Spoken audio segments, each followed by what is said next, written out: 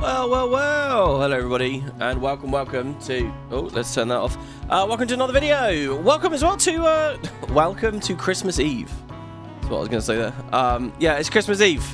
Hello, anyone watching live? Hope you're having a good day. Anyone off in the future? You know, Christmas Eve is kind of Christmas to some people. For me, it just always reminds me of working shitty jobs where it was always so busy on Christmas Eve. It's unreal. But yeah, a very busy day for me. Been scrambling around doing all sorts of stuff. You know, because we did such a long episode on the last one. You know, I had a little bit to drink last night. Watched a terrible movie, 65, with Adam Driver. Do not recommend it. Well, I do to watch it as like a laugh. Went to bed, and I mean, I've done some things today, I guess. I've worked out, showered, got some food, but then the rest of it's just been wrapping and packing, and all of a sudden it's like, oh, back to FFX. So we're actually starting an hour later today than normal. It's 6:15 already. But yeah, today I'm quite excited about today. I feel like, look, since we're not going to do like half an hour to 45 minutes just on overdrives at the start, and also, there's only like one boss really that I think will be fine today. You never know, we might make really rapid progress. I know it feels like we just kind of left the Mihen Highroad, but obviously I've titled this video and I've got the thumbnail. My goal today, guys, is to do 2 regions again. So last time we did Mihen Highroad and we did Djose. This time I'm thinking we'll do, we did Mihen Highroad and Mushroom Rock. This time I'm thinking we'll do Djose and the Moonflow, at least, with the Thunder Plains as a stretch goal. If we can end up doing the Thunder Plains today as well, that'll be really good. But look, guys, so just a quick note. I've had a couple of comments about it. The episode length, obviously not... What's it been? It's been like 6 hours, 6 hours, 8 hours. My plan has been to do 3 hours a pop. If we were playing vanilla, we'd get through these at about 3 hours. So I don't know. What I can say, right, is if you want to keep up... you know, just watch the video on 1.5 times speed. Don't be scared to skip around, you know. Definitely keep an eye on the bosses and when we clear them, because they're real highlights. And obviously there's cutscenes and stuff throughout. I don't know what else to say, really. Sorry, it's a lot to watch, but I want to keep champion on through it. It is a long game. It's funny, but that's kind of what I love about it. But what the section we're going to play here today kind of feels like it's a huge amount. But actually, if you really boil it down, it's like 4 screens. And in fact, when it comes to the Moonflow, you only really have the South Moonflow that's kind of like a long walk. The North is really short. It's a very, very, very little bit. And probably with some cut content. In fact, this section of the game I think is really interesting and weird in terms of like how the content is spaced out, and I feel like it got chopped and changed a lot, like with where the Thunder Plains are narratively and all that. We'll deal with that in a second. So yeah, that's it really. Let's jump in now. We're back very early on the Moonflow here at the start. You might be wondering yourself why. The reason why is I've come here on no encounters because we missed this Luzu conversation and Gata conversation. I want to know what they said. You run past. Remember, I was desperate. This is such a long road. They called to you. Hey! You're supposed to turn around. I didn't, remember? So let's just do that now, just for my own peace of mind and to enjoy it. I want to see what they say, or if they give us anything, indeed, as well. Hey, we saw the game! You guys were great! Thanks, guys. It was close, Waka. Oh yeah, this one changes based on whether you won or lost. Yeah. Hey, stop loafing around. The Lady Summoner and her guardians... This mission requires our full attention. We've no time to waste. Understood? Yes, ma'am. Apologies, ma'am. Carry on.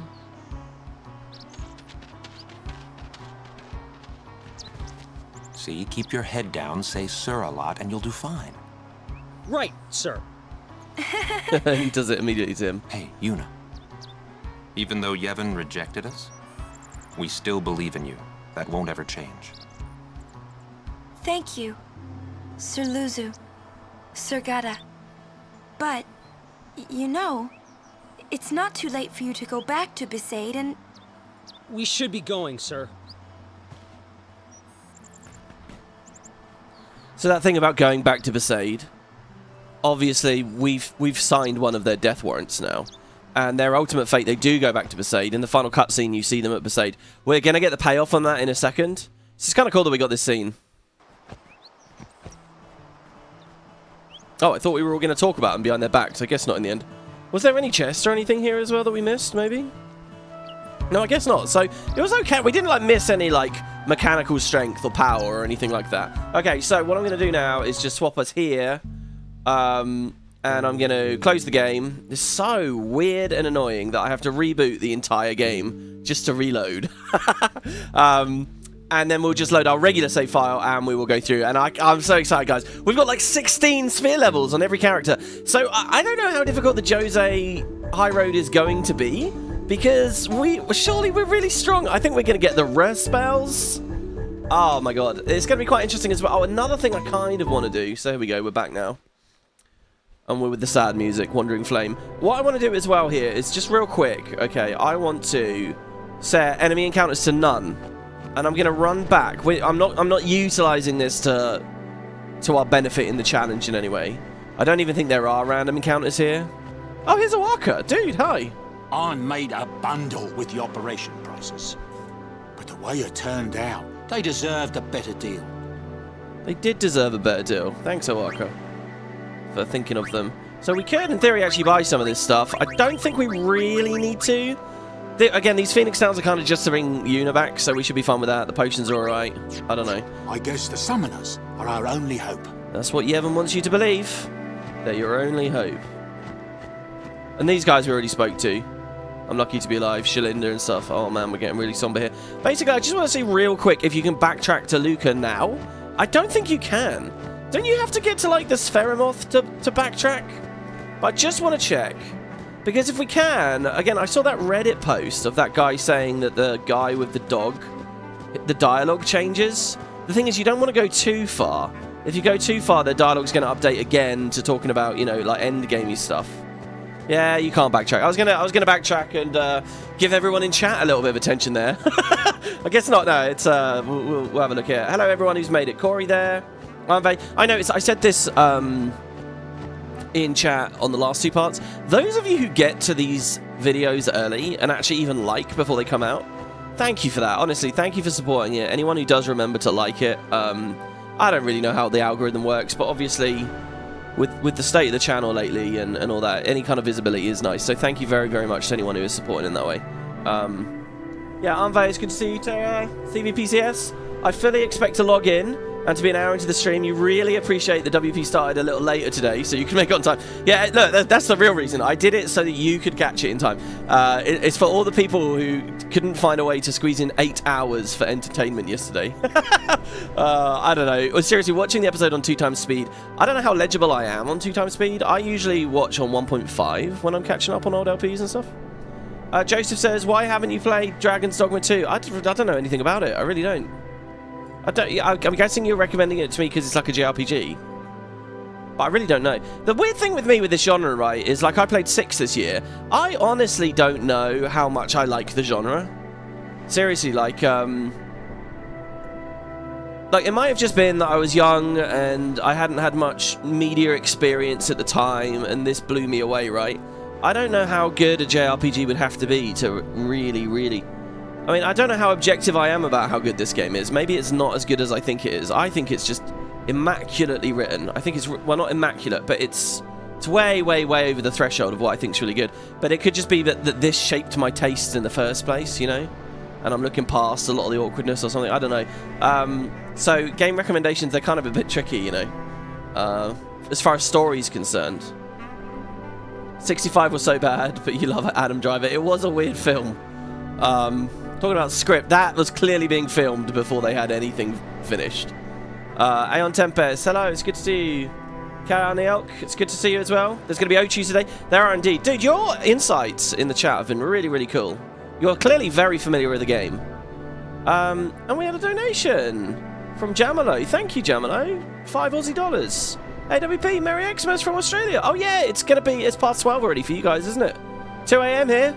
So you can't stick around and watch live, but you've been loving the VODs. Have a great Christmas yourself. Thank you very much. And yeah, to all you late present wrappers, hopefully this will be some nice entertainment for you all. Wrap your presents as we walk through here. Given how tightly tuned the game's been thus far, I'm sure it'll find a way to screw me over. Oh, I'm sure it will.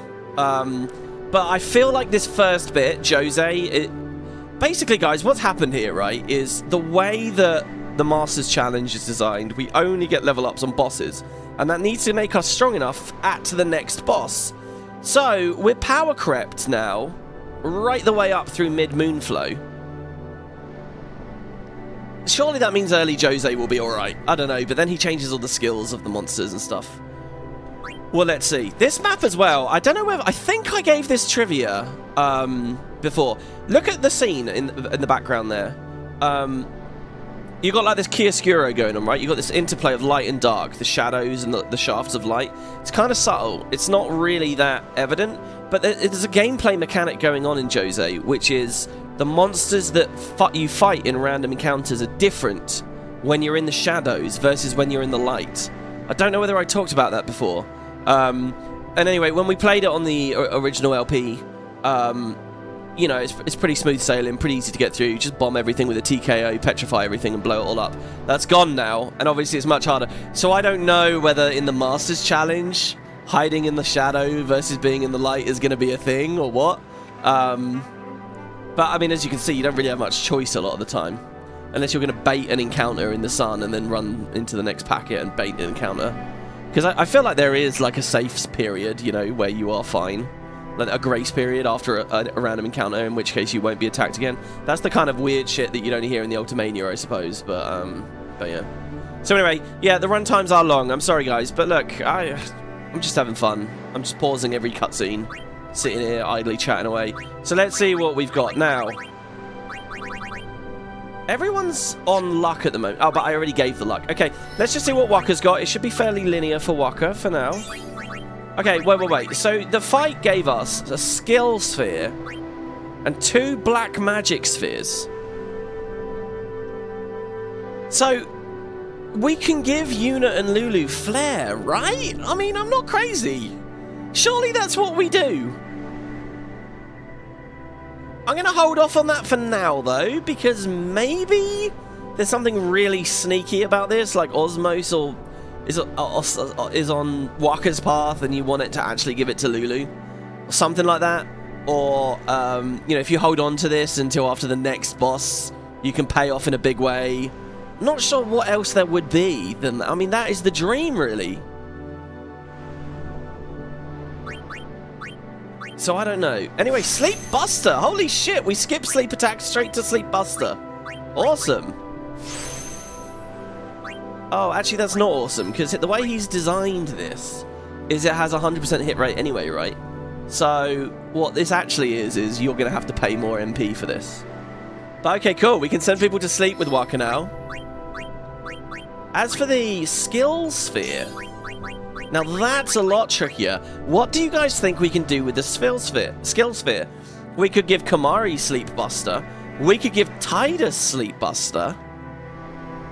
This is so much more fun than vanilla. We can do so many cool things. Give Tidus Sleep Buster so he has first strike, immediately send the thing to sleep. It's kind of cool. We get some accuracy so we can hit the next tier of birds. Some strength so we can kill them in one hit. Some HP so that we can tank their extra damage. Some defense. Some more accuracy just to absolutely ensure. Some more strength to just absolutely ensure. I'm very disappointed. Kerry was saying this to me last night. Waka is like doing so little damage. He seems really crap in this. And I agree, to be honest. So Waka, like the 100 damage against the Sin Spawn earlier, it felt pretty lame. I hope I didn't miss out in some way by not killing the head. But I don't think we needed to. A bit of speed to keep up with the new enemies. This is really just maintenance, to be honest. And now he stops here. Okay.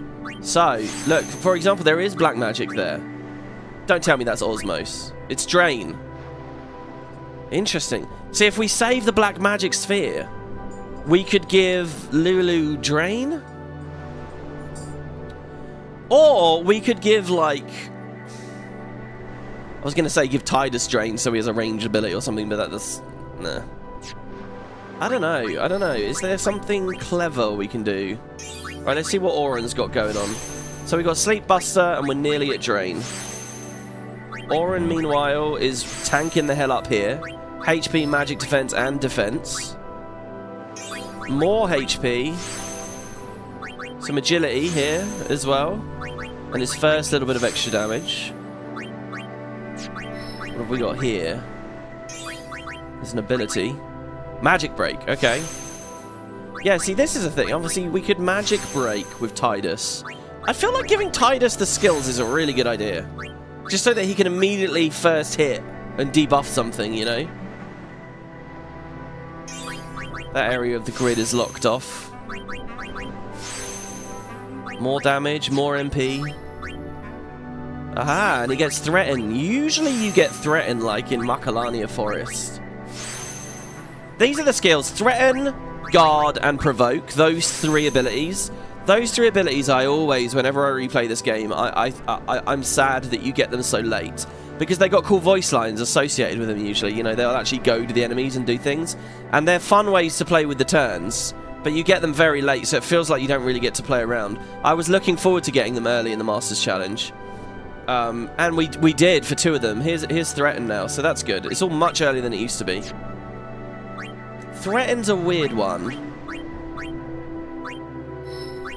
Because I'm pretty sure it does fuck with their speed in some way. But it will mean that the thing all... Wait, no. What's the difference between Threaten and... What the hell does Threaten do? Abilities. Auron. Immobilize an enemy with fear. Fuck! I don't think I remember what Threaten does. It doesn't apply Stop, does it? I was getting Threaten confused with Provoke for a second. Threaten? What can we threaten? We'll have to try that in the fights in a second. Oh god, I should be taking notes. I'm going to forget all the abilities we've got. I'm going to forget. Okay, a little bit of strength, a little bit of defense, and a little bit of speed. Over to Tidus, more MP. Very happy with that. I should be able to haste fairly liberally as we go up the high road here now. I don't think Djose's that long. We've got plenty more MP now. On the Mihen High Road, it really was like a gauntlet of like, okay, manage your resources very well. Up here, I think some of that stuff's going to relax a little bit. Hopefully. Hopefully not entirely, because it's a fun element of the challenge. But if Mihen was like the most acute thing of resource management, you know, I'm not going to be sad about that. I think we've had our fill of that. With Tidus, will Tidus have the MP to use so many skills? His MP might go up with these levels? Yeah, well, yeah, I mean, so that's the thing. We are probably... I don't know, I just feel like haste is so good, but maybe... Oh my god, we got Entrust! See, now that's sick. Entrust, if I remember rightly, doesn't cost any MP. Entrust is we can give his overdrive to anyone else that we like. Entrust, I actually wouldn't have mind getting back in Besaid or some shit. I know that sounds crazy, but like... That would have been fun to play with through all these earlier regions. And I don't think overpowered either. It just would have been more interesting strategies and things that we could have done. Maybe a little... Obviously, it would be slightly more power to us. But Entrust is... If I could be entrusting on just one... I mean, it's only one character. Like the whole game, I feel like that would be fine. Anyway, Entrust, and then there's White Magic. Is that gonna... That is not going to be Hastesia. Oh, but... Oh, God. What is that? It's slow. Okay. Slow is White Magic in this, is it? It's a White Magic icon, right? Hmm. Oh, man. Okay. Oh, my God. My coffee's hitting just right here today. Holy shit, I've made this well. I've done like the... Instead of going black, I've done like the tiniest, weeniest little splash of milk. Hmm. And I think because of that, it's still nice and really hot for longer. Sorry, look in here. Hey, Merry Christmas, says Road Warrior. You have to walk up to the boxes to backtrack, but there's a corpse blocking it for now. Yeah, it's something like that, climbing the boxes for sure. FFX get a full 40 out of 40 in Famitsu and was voted their best game of all time, I think. It is very highly regarded. See, I remember, you know, there's this thing, gamers, it's not gamers, it's people, it's human nature. There's this thing where a new thing comes out in a franchise, there's a honeymoon period where people like it. And then very quickly, on the tail end of that honeymoon period, very quickly, people will realize where it's different and unfamiliar with previous franchise entries. And they'll be nostalgic and longing for the old ones, and they'll confuse that for quality. And they'll immediately say, oh, the old ones were better. So it's, you know, oh, Oblivion came out, Morrowind was better. When Morrowind came out, Daggerfall was better. When Skyrim came out, for Skyrim, to be fair, actually, I think it took a bit longer for people to be like, okay, and now everyone's like, oh, Oblivion's better. It was happening with Final Fantasy 2. I remember when this came out. This was not treated as like hot shit. It was with the honeymoon period, but then very quickly people were like, oh no, 6 is the best or 7's the best. To this day, you know, there are some arguments about that. But so I get really heartened when I see people are being nice about this game. Oh god, Kamari, we'll do it in a second. But it's probably just that the honeymoon period has ended. Sorry, the counterculture period has ended. I don't know. How do we phrase that? Right, Yuna, come on up. What's she got? I'm honestly not going to remember all these abilities now. Guess that's the one downside here, a little. Reflex. Yuna gets reflex. Really now? Yuna gets reflex. Usually that's Waka, right? I love that this isn't... This is the rules. This is the same game, the same abilities. Nothing's like fundamentally different or fucked up. It's the game as we know it, you know? And it's awesome. It's funny we always get +4 points of evasion. And all the stats for evasion are power creep. Couldn't the accuracy of the mobs just be reduced? I guess that's more work, though. You only need as much evasion as they are building accuracy, right? Yuna's accuracy goes up. I mean, this is useless. Why would I want this?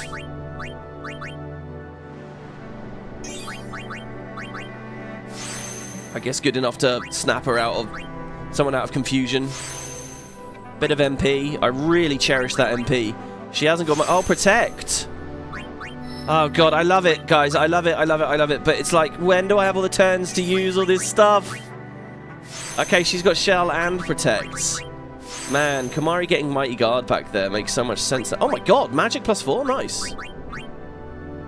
You know what would have improved the sphere grid slightly? If the spheres themselves had a slight art difference depending on their potency. You know, so you could see at a glance whether it was just a +1 or a +4 or something. You know, whether that's they shine or twinkle or the rings around them are more ornate, you get more or something. Okay, a level 1 lock is blocking this. And Quick Pockets is there. It's only a level 1 lock. What are you telling me here? Are you telling me to wait? Because I might get a level 1 key sphere? There are key spheres in vanilla around the Moonflow. And she would break into what I presume is Riku's area. Oh my god, it's just all stats there. Everywhere. Stats, stats, stats. And then there's spare change. It's totally Riku's area. The thing is, I remember he has that tutorial saying you won't get key spheres for a long time. But why is that level 1, not level 3? That tells me there really is an interaction there. Lulu with Quick Pockets. That's essentially going to be Lulu will still feel a bit... I mean, I was going to say like a black mage, but not entirely. Well, because right now we've got Arctic winds and stuff, right? Dare I hold Lulu here for a minute?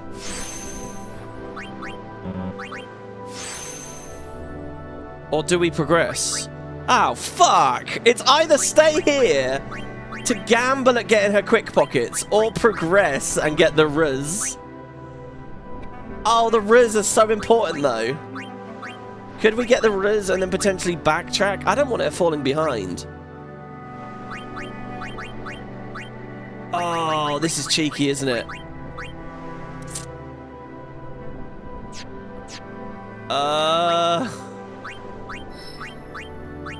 Alright, let's progress.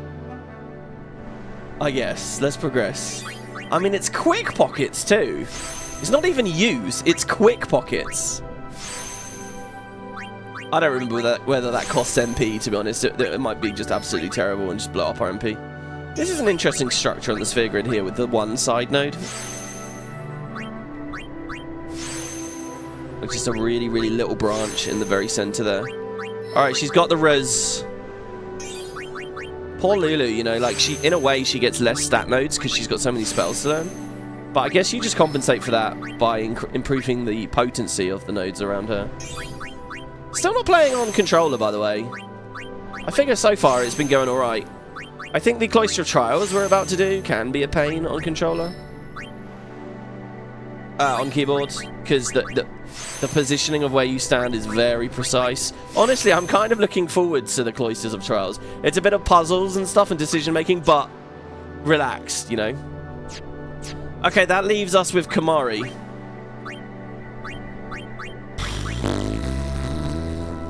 God. So he could just get epic evasion down here.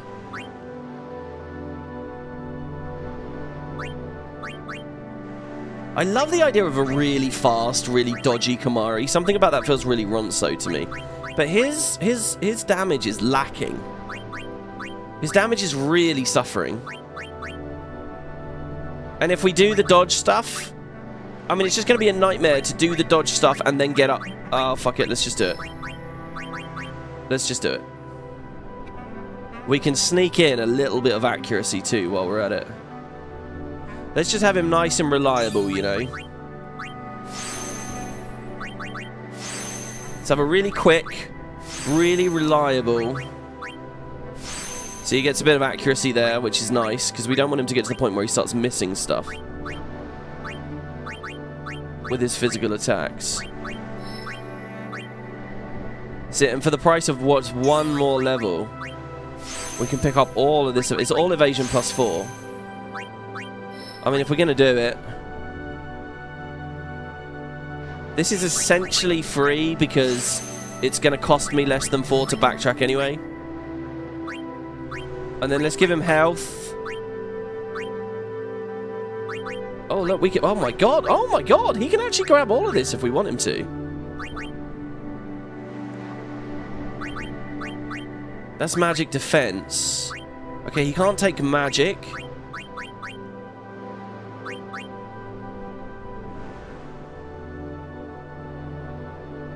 I think let's loop him around here. Let's give him this health.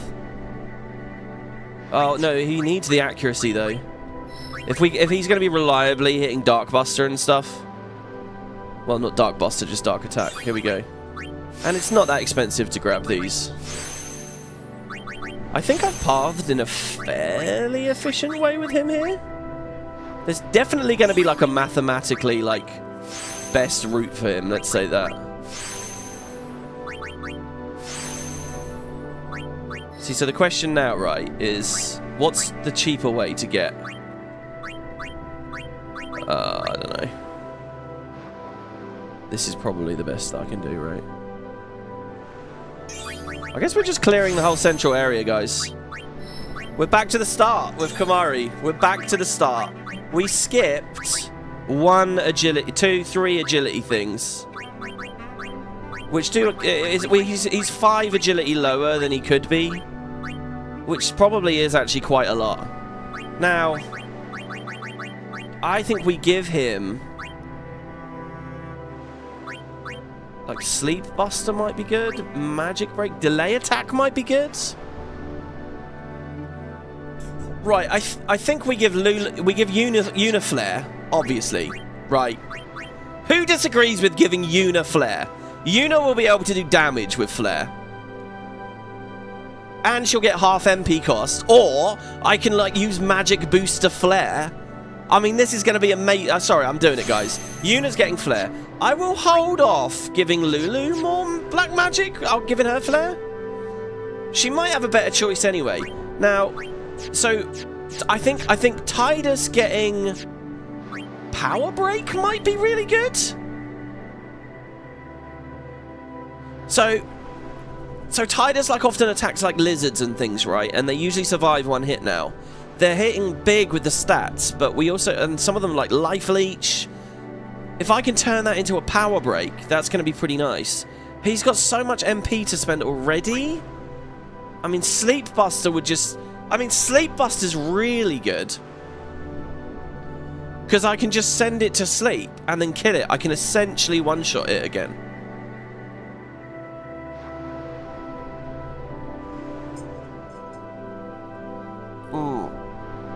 I'm going to go for Sleep Buster.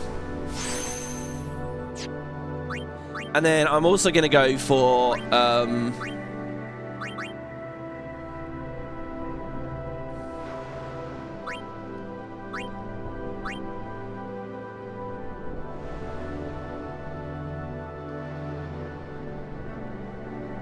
I shouldn't have done Sleep Buster. I'm just thinking ahead. The next boss fight, right, is Tidus underwater. And sleep ain't going to work down there. But I bet Power Break would have worked down there.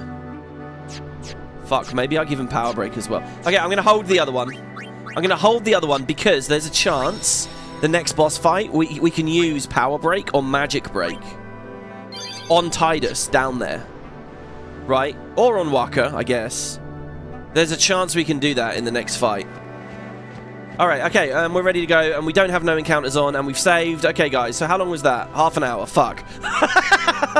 Alright, well, whatever. Oh, we get lots of fun things to use. I'm going to immediately bring Lulu out. Let's go. And we'll just see what we have. Flare Fury. Oh, shit. Yeah, but I'm not going to be able to charge that.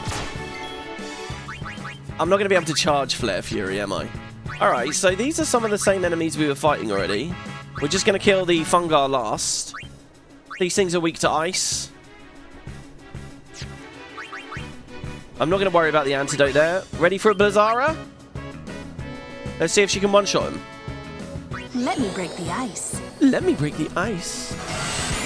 Ah, oh, come on. 16 health? What I need is an AoE. So I can just clap that and hit something else as well.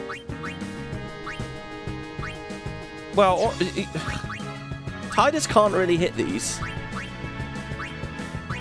We could haste Lulu.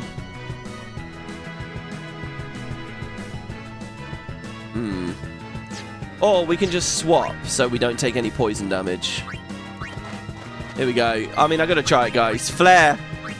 Wait, which staff has she got on? Okay, this is a half MP cost flare. So it's a big refund we're getting here. Can Yuna one-shot the bug?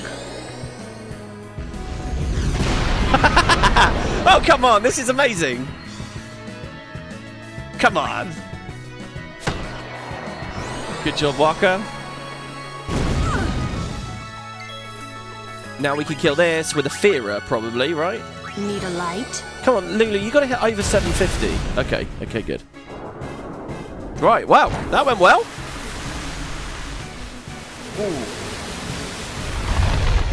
You're seeing a new fondness for FF13?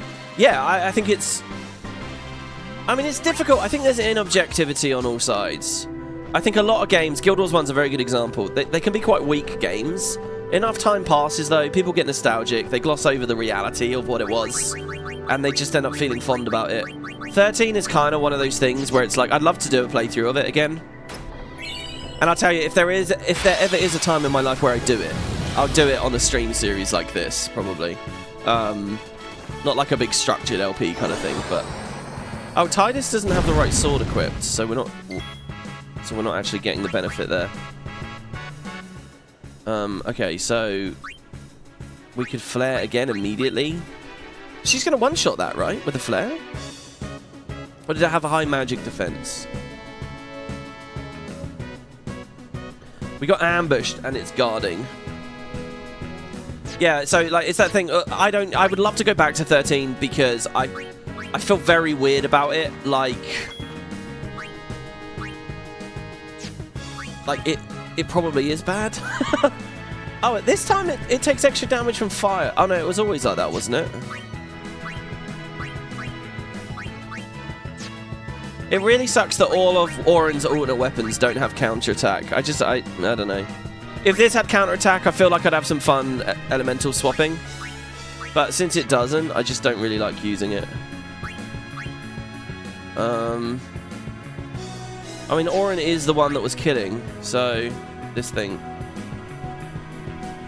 I'm just really scared of getting put to sleep. No, I'll tell you what, guys. We're going to flare this thing. If I remember rightly, this has really high magic defense, but I don't want that on the field. Okay, good. Well done,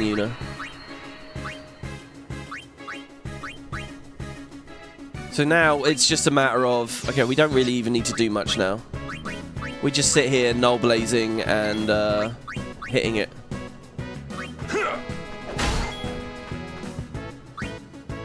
What element doesn't it like? It doesn't like fire. You got anything, Waka, with fire?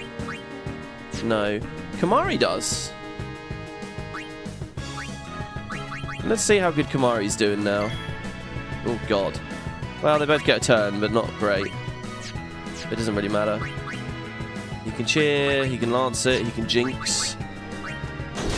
Oh, fucking hell, Kamari. Oh, that's not with the right. Oh dear, I've made Kamari really weak here by not aiming on pressure for ages. I mean, he could flare.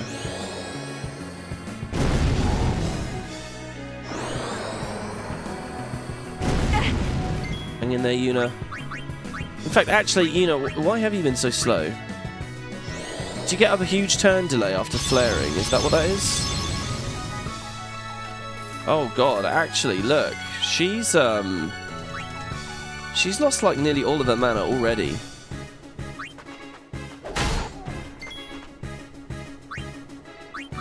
Lulu, finish this off, will you? Not with a Fira. Just with a regular spell. Actually, I think... What's cheaper, 2 fires or 1 Fira? It's the same. Alright, hold on. If I weapon swap with her... maybe I can just defend, hold on. Then I can attack on Kamari. And he did like perfect amount of damage there. Oh, you're using water now. Great. She didn't have defense anyway. And now I can Fira. The idea was to give her a turn first. And she'll one-shot it. Think I'll go with some potions on healing here.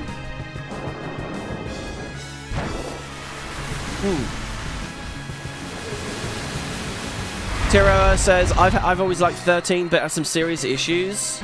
That's how it's done. Oh, Yuna's bonking stick never misses. Oh, will never miss. Hell yeah. Okay.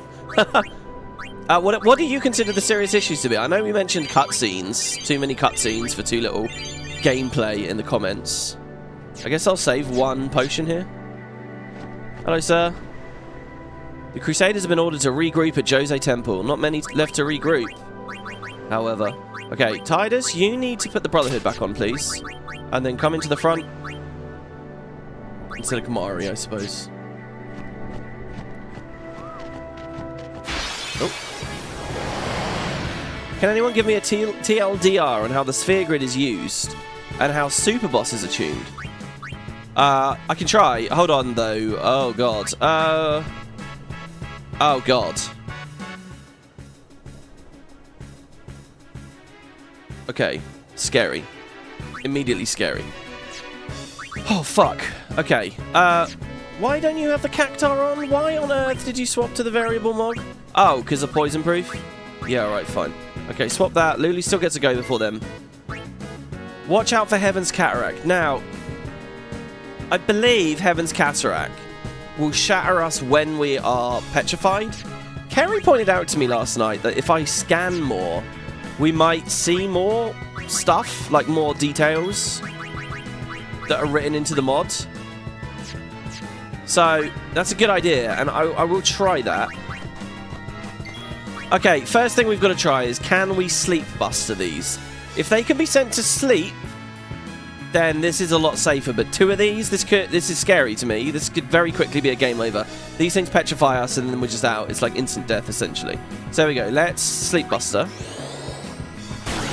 Okay, they can be sent to sleep. Perfect. So Waka. So Sleep Buster almost always put an enemy to sleep for... Oh, yeah! Sleep Buster is only 1 turn as well. It's not an MP thing. It's only 1 turn. So the question is it better to do this, or is it better to silence them? Silence might be the right way to go. Sleep is best if it's going for 3 turns, but we don't have that. Right, they don't like ice. So let's Blizzara the one on the left since it's lower. Oh, it nearly died. Oh, Lulu had a huge power spike there. Fucking hell, they have 6k health though. This is good, except it's going to kill all of our MP. So let's try something else. Let's try... I mean, delay attack ain't going to do much. What if I provoke them? Entrust isn't going to do much. What if I slow them? We have slow as well now. Okay, what if we slow the healthy one? Oh, but this is all MP too. And then we sleep the healthy one. And then we try to kill it. We could use the other black magic sphere on Yuna to get another Blizzara. Oh man, if we got quick pockets for Lulu, she could just throw those Arctic winds as well. Right, so we really need to kill this now. There's a chance that Auron can fucking nuke it. This ends now. With an attack.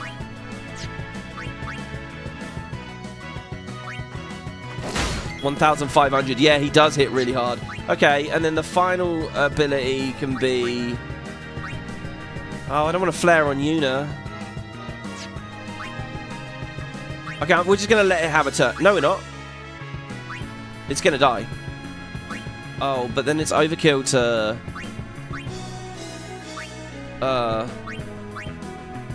Right, let's send that to sleep. Waka's out of MP. We've spent it all on this one fight. Oh, no. Oh, no. Okay, well, look. So the idea here is she kills it. I think she kills it with just Blizzard, so we can save MP on that. I'm kind of risking it a little bit here, but I don't want her to completely die on MP immediately. Okay, good. It's dead. Now, Tidus. If you delay attack it, they both get a bunch of turns. Delay attack is 8. Sleep Buster is 10. But delay attack will work with Auron. Alright, fuck it. Let's do this. I love how every enemy in this game as well has a sleep animation, and you usually don't see any of them.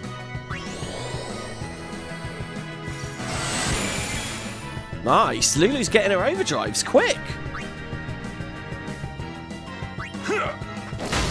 We might have this. Question is, do I do... I think... Oh, but it's an MP saving. It's an MP saving to use Fury. Alright, here we go. I don't know if I'll get 6 here because it's Blizzara. Okay, we got 6. That's alright. Woohoo! That was loud. Nice. Right. Tidus is still on the front. Lulu's there. Now, who have I destroyed? Waka is essentially useless now.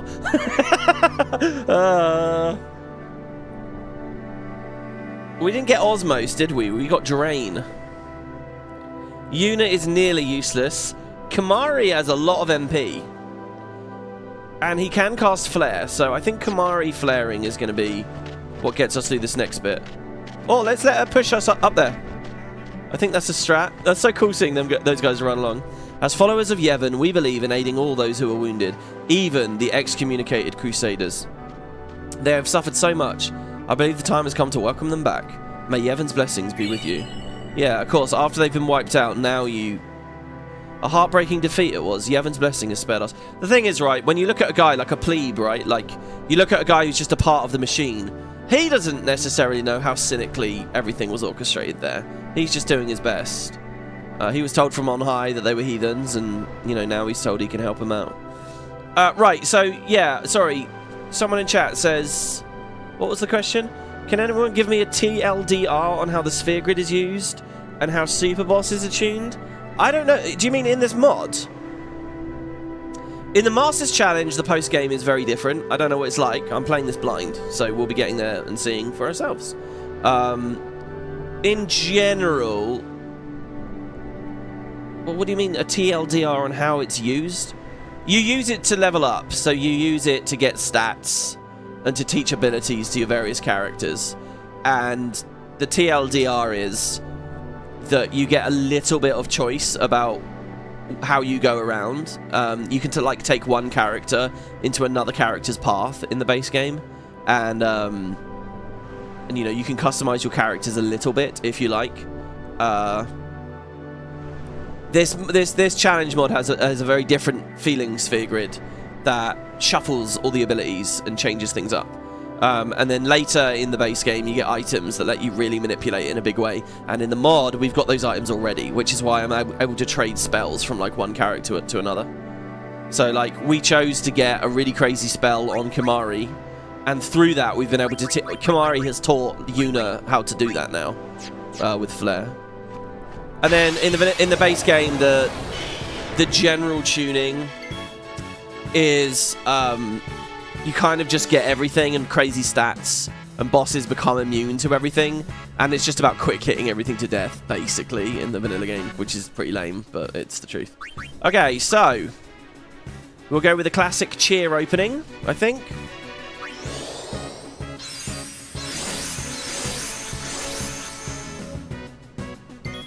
These, by the way, these Simurgs, those are really annoying when you're monster capturing in the vanilla game.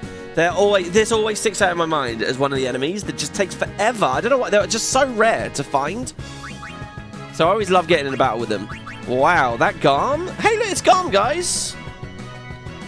Garm is very tanky, weak to water, uses elemental fang attacks that inflict darkness and silence. So it's probably null shock to stop ourselves getting hit with that. And the Bunyip is also a delay attacker, same as normal. I see sort of the new format. Tidus's targets do stats. Auron's targets do delays. This bird is AoEing, actually. I seem to remember in the base game they inflict blind or something, don't they? I don't think Tidus is going to kill that in one. I think Kimahri can, though. As long as it doesn't have too high magic defense. Let's flare it and see what happens. Do you know what? I'd love a special sphere. It's got high magic defense. Oh, good. He's very evasive. Nice. I would love a special sphere. We could put Provoke on Kimahri. Look at, he's really evasive. And he's got health. Oh my god. So much went down there. It attacked the entire team. Auron dodged. It queued the counter at the end.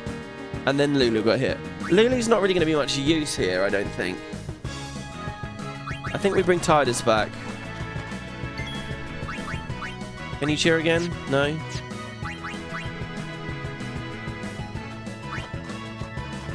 $900 damage. It's okay, actually. 2 hits. It is 2 hit. Fucking Auron with counter-attack is so cool. I'm loving this mod, okay? And I know he said he's not really looking for feedback or whatever, and that's fine. I feel like items and gear, I wish I had more to trade around so far. Enough. I wish I could swap my... I mean, I guess I can swap my weapons, and there's been a bit. I'm not saying there's been none. But like Dark Touch and stuff, I guess let's think about that a bit more. Let's go back to the... I want to use these things. Let's do the Rule Breaker again, because if we get poison on stuff, that'll be fun, right? Actually, the Blind Pass would be fun as well. It's just I lose Sensor when I equip these, so they kind of feel a bit unfun to swap around.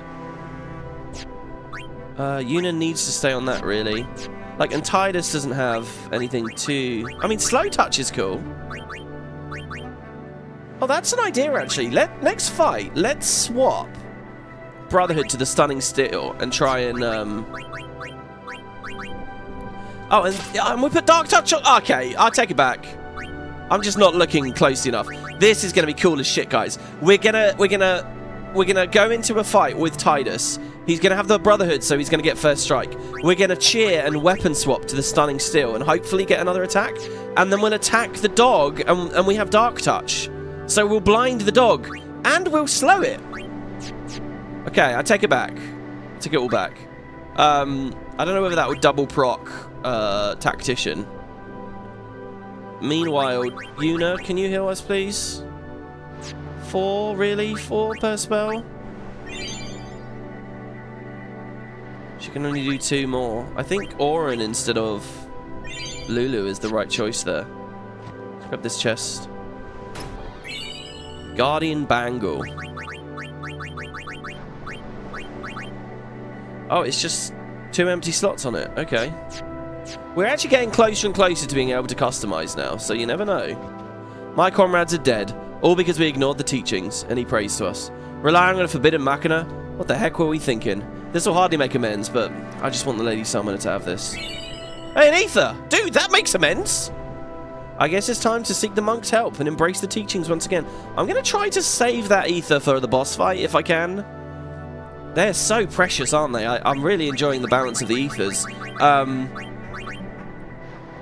Because the Sin Spawn we fought, if we had 1 ether, Kimahri could have double flared the arms, and the whole thing would have been so much easier. But because we didn't have that 1 ether, the whole fight was really hard. So I wanna see if I can, because I'm scared of this Moonflow boss. In some ways, I'm not scared of the Moonflow boss, because I've seen in the documentation he's removed a few cutscenes, right? Where there's long cutscenes before a hard boss. There's really long cutscenes before this boss coming up, really long. But he didn't remove it. That says to me it might not be that challenging, and there might be a little bit more of an expectation we'll one-shot the next one. We incurred heavy casualties in last year's Djose coast defense operation, but even those losses don't compare to this. I found this line on the battlefield. Maybe it'll be of some use to you? A mega potion. All I can offer now are my prayers. Oh, and they pray to each other. As followers of Yevon, we believe in aiding all those who are wounded, even the excommunicated Crusaders. They've suffered so much. I believe the time's come to welcome them back. A heartbreaking defeat it was. Yevon's blessing has spared us. Oren said something really fucked up to Tidus there, saying that it was just so that Jack could get a look at him. Like, that's fucked up. That is so sad, you know. Oh, sorry. Messing with something IRL here. Can you guys hear my mic arm squeaking away there? Alright, there we go. We are set for the next fight, aren't we? I think we are. Oops. It's coming quick. Alright, what do we got here? Flan, Armit, Dingo. I'm glad we got the Basilisks early when I had a bunch of like MP to spend on them. If we get more in a minute when we have no MP, it's going to be pretty scary. Okay, so look, here's the idea, guys. Okay, first the idea is this. I'm going to cheer and then try to weapon swap. Can we get 2 moves? No, we can't. Alright, but still. So, we're not going to inflict slow, but we are going to inflict blind. Or we should, right? No, we don't. See? Okay, well, whatever. That Flan is gonna... It counterattacks with Blizzard. What does it do when I leave it alone? Well, let's bring Yuna in. Well... 600 health.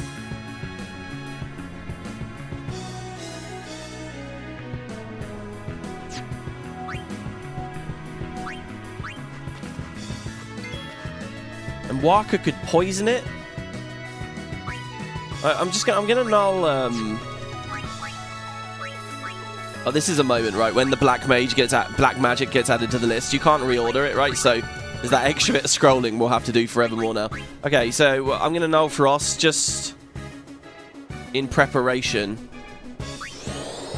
See, if Waka had the blind passed on, I would throw it at the delay attack guy.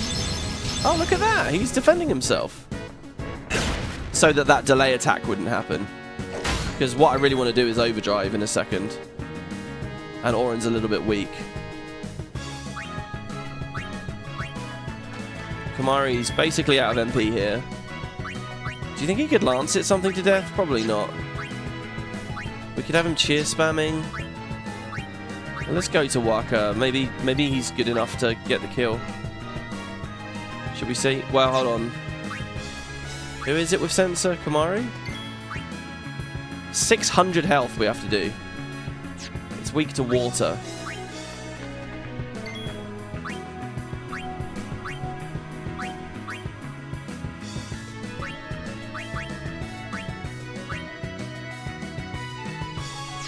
We can't really weapon swap. Let's just try...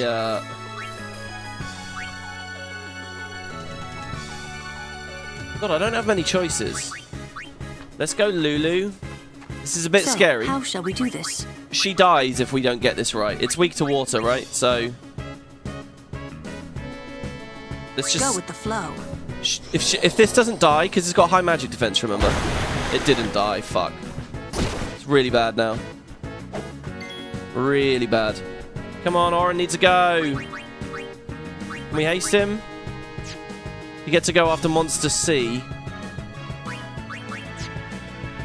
Yeah, Titus is okay on MP.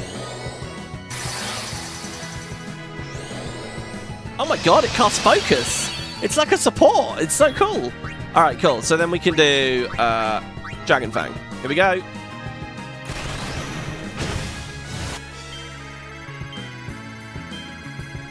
Alright, nice. Now, it's going to count with Blizzard, but we have no Frost. Okay, excellent. And now we need to get rid of Null Blaze, really, before Lulu can go again. Oh, I see the trick here, actually. This is going to suck. If I pop the Null Blaze right now with Lulu, it's just going to recast it on the next turn, and then she's not going to be able to pay off again. No, I pressed the wrong button. No, I didn't want to do that with a cactus. Oh, no, that's so... oh, for fuck. What the...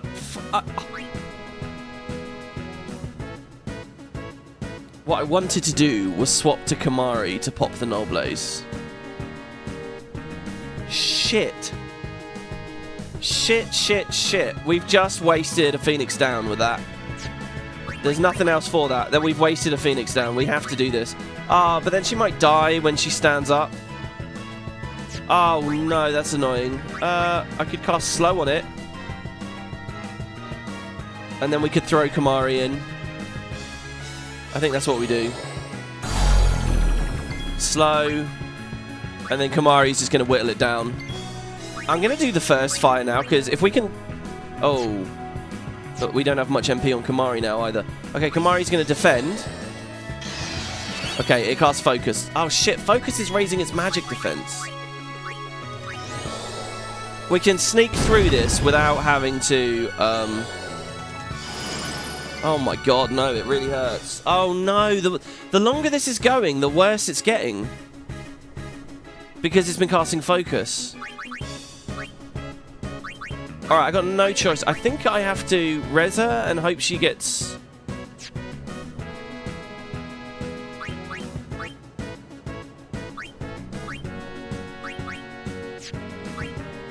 Can we do it on Waka? We can. Okay, equip the comeback. I can't believe it. We have to do it this way because Yuna doesn't have the MP to res because we flared with her. Okay, now Lulu's up with 1,000 health. Now we can swap. Now we can Null Frost again. Nearly there, guys. Oh my god, this should have been such a simple fight. And... I don't know, skip, I guess. Right, so now Lulu has to do 2 flares, fires.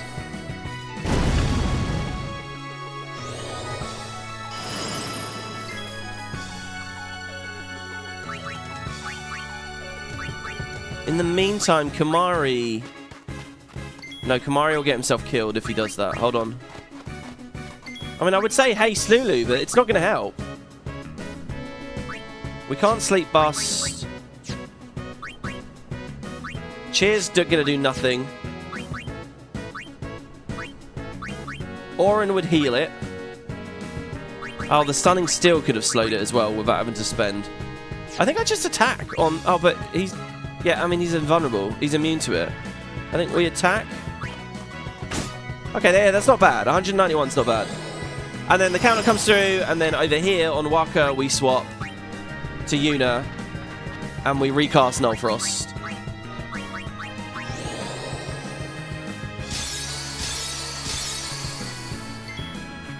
And then we Fear the fucking thing. And I think Fear kills it. If it doesn't, Tidus's next attack will. Oh god, okay, it didn't. It's got 200 health. I think Waka needs to contribute. Well, actually, Kamari. No, Kamari will die. Holy shit, this thing's insane! Okay, Waka's gonna get hit really hard in exchange for this. Oh no, he's not, because he has that. And then Tidus kills it. Holy fuck! Okay, next time we find that formation, we have to aim the flans quickly. Sorry, I'm not looking at chat at all here. What's going on? Where's Air? Yeah, I don't know. Somewhere. Look at Kamari go. I don't know. Is Kamari doing much? Happy holidays. Yeah, Laurie. Happy holidays. Hello, Kerry. Happy holidays indeed. Happy holidays. Slimes have to be your favorite video game monster type. Yeah, I like the flans in this. I do think they're cool. And they look good in 10 with like the different like elemental effects touching on them. Later, you get the dark flans. I don't know if you remember that from our playthrough. You probably don't, do you? But they're massive. And they're all like black and ultimary and creepy and really cool. I'm going to lose to Slimy Boy. No, we made it, but I may as well be dead. I'm kind of a dead man walking right now. I don't want an X potion. I'm going to use a regular potion. I spent too much MP too quick. Do you know what I've noticed? Auron still has all of his MP. We're not using abilities on Auron. Auron has Power Break. God. Oh yeah, Threaten. Yeah, hold on. We need to learn what we can threaten. Okay, let's try this. Next fight, I'm going to threaten something. Well, I'd rather get through the fucking end of the map. We're right there.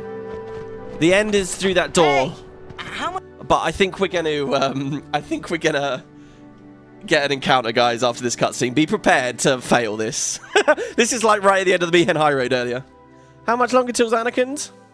much longer till Zanarkand? Still a ways. Tidus is such an idiot here, you know, like, look at, how long till Zanarkand? Actually, is he? It's funny, I think, you know how some lines, you know, some things age like milk, some things age like wine. If you were, you know, if you were like 13, 14, 15 today, and you'd spent your whole life playing AAA story games, do you think you'd be expecting it to end sometime soon? Because a lot of games feel very short, right? This shaped my expectation of, like, the length of an RPG. This game did for me. Well, a few games around that period. You know, if you're watching my Zeus playthrough, and hats off to anyone, by the way, who's kept up with all this X stuff, all this PoE stuff, and the Zeus stuff. I mean, it's just so much, right?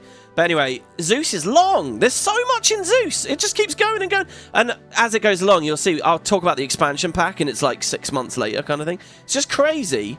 I feel like games were longer. There are a lot of very bite-sized little games. Like, I got Kerry the Wolf Among Us the other day. I don't know if you guys remember my playthrough of the Wolf Among Us, but, you know, they're not that long.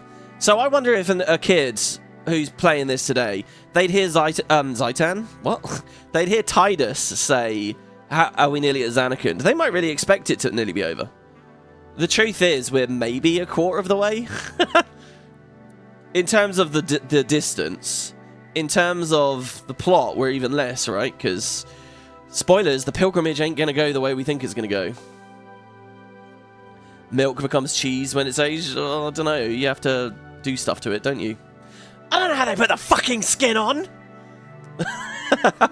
You bet black flans take, like, licorice. Maybe, yeah.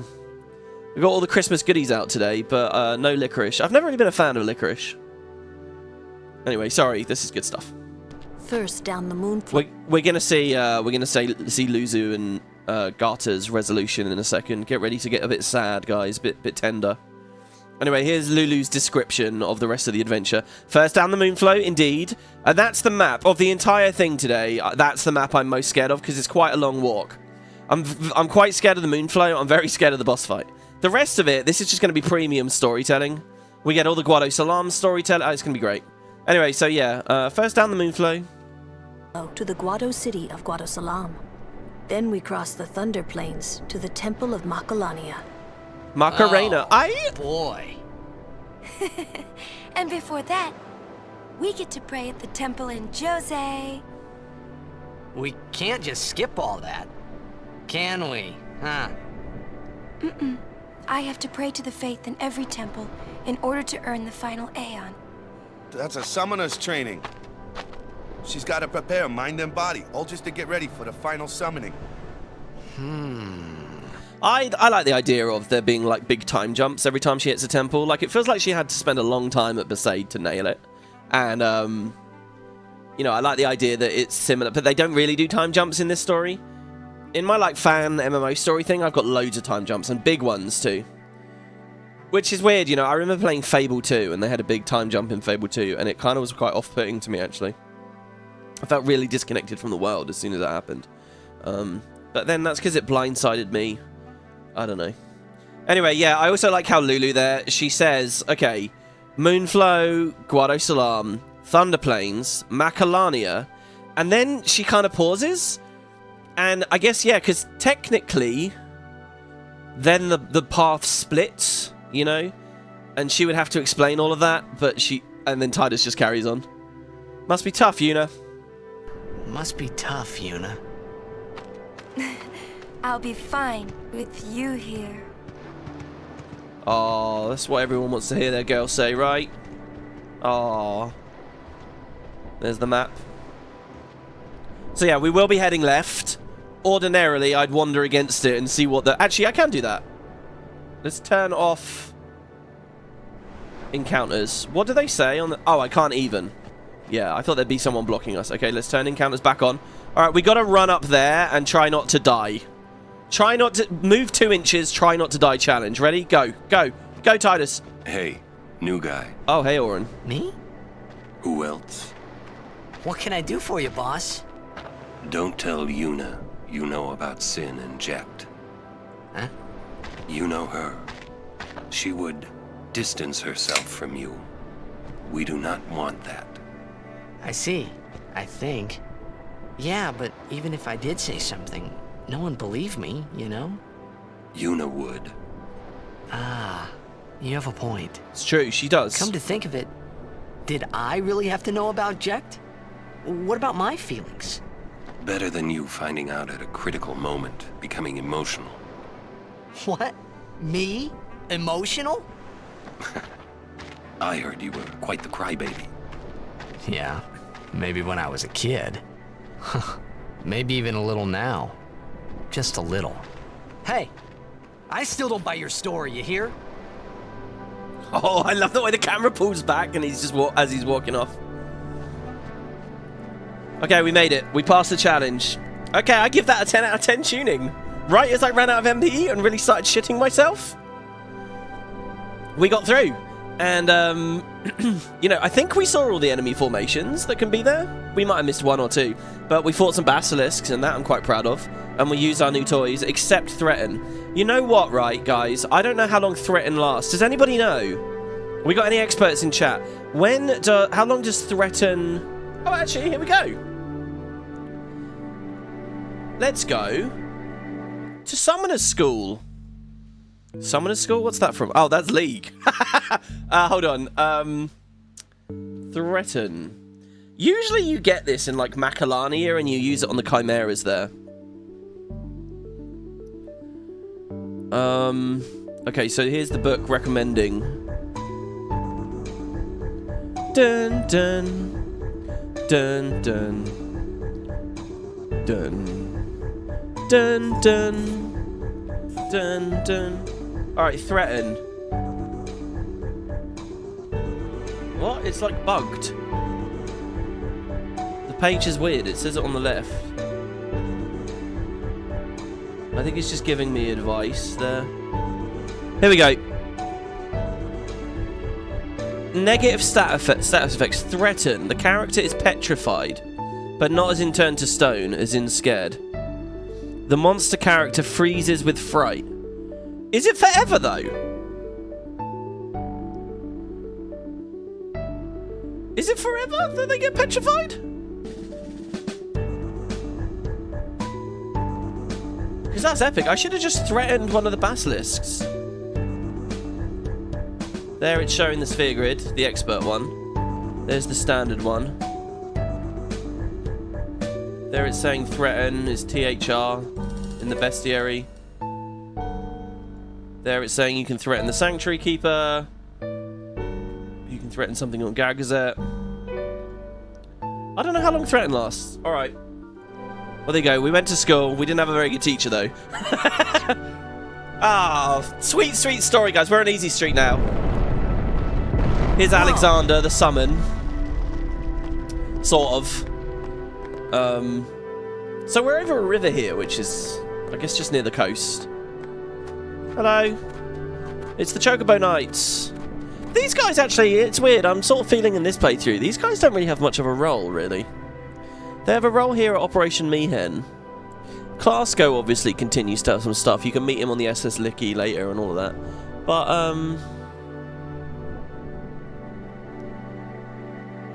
I don't know.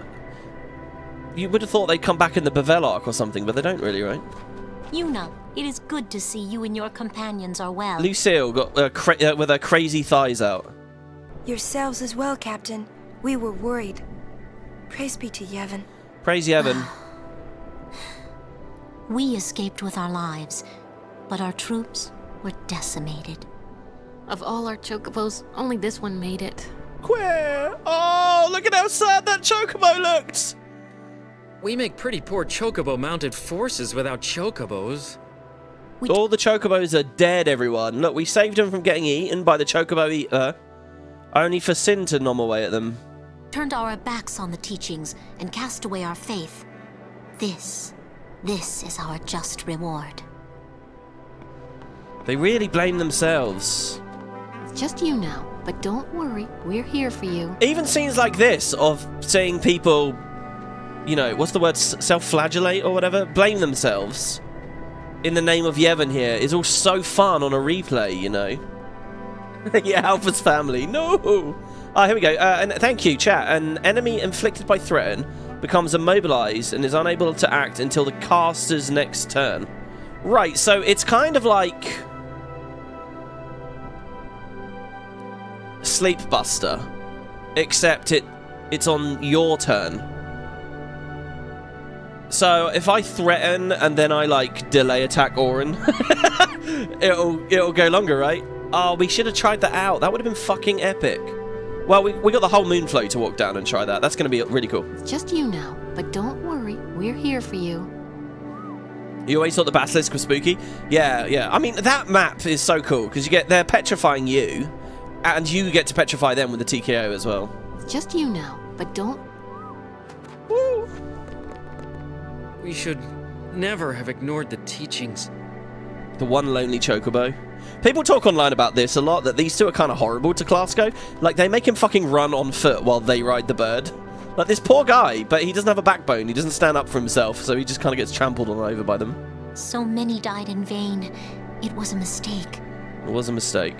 So many died. This is why Sin has been allowed to exist for 1,000 years. People try, it doesn't succeed straight away, and they get so battered back, they get so punched down, that they can never get any movement for true revolution or change. Bye-bye. So here's the temple, and again... Is that the Djose temple?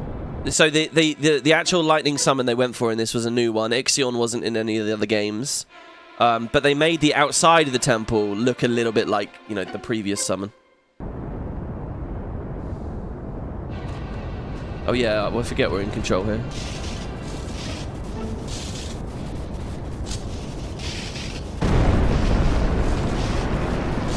Awesome!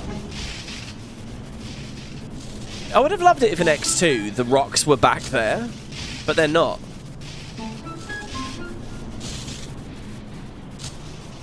The Lightning Mushroom Rock. It only opens when a summoner is addressing the faith. That means another summoner's already in there. Another summoner?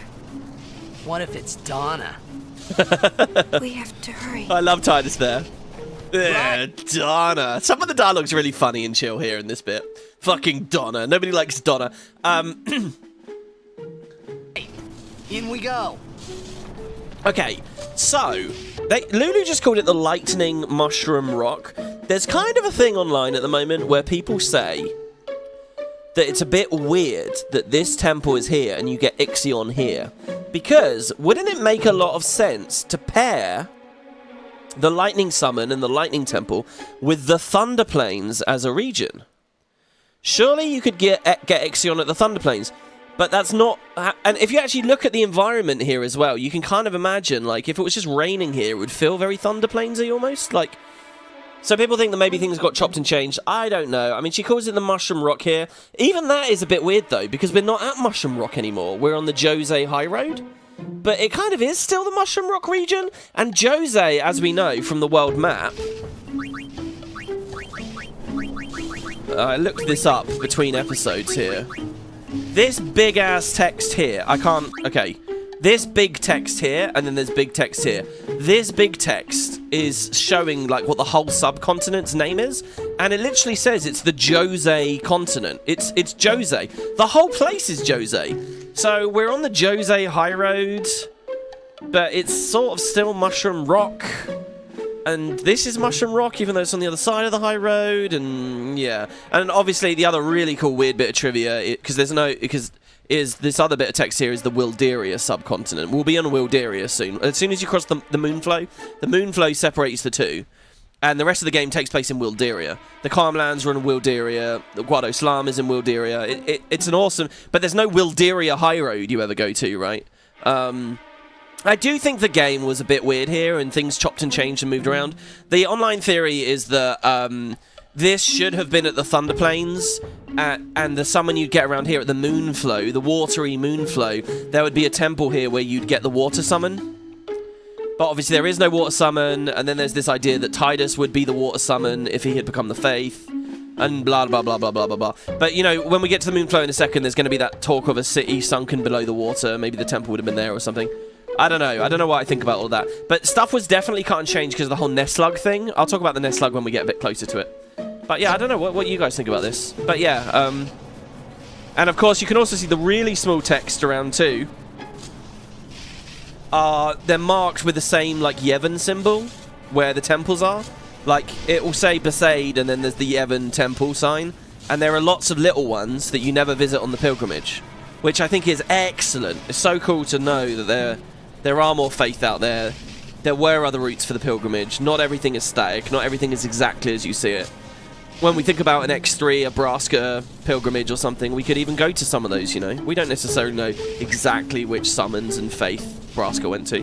There's so much that they could expand on. Also, there's kind of a watery monster in the world map there that I hadn't noticed before. Anyway. Right, save crystal. So, this is a bit weird. I found some trivia online.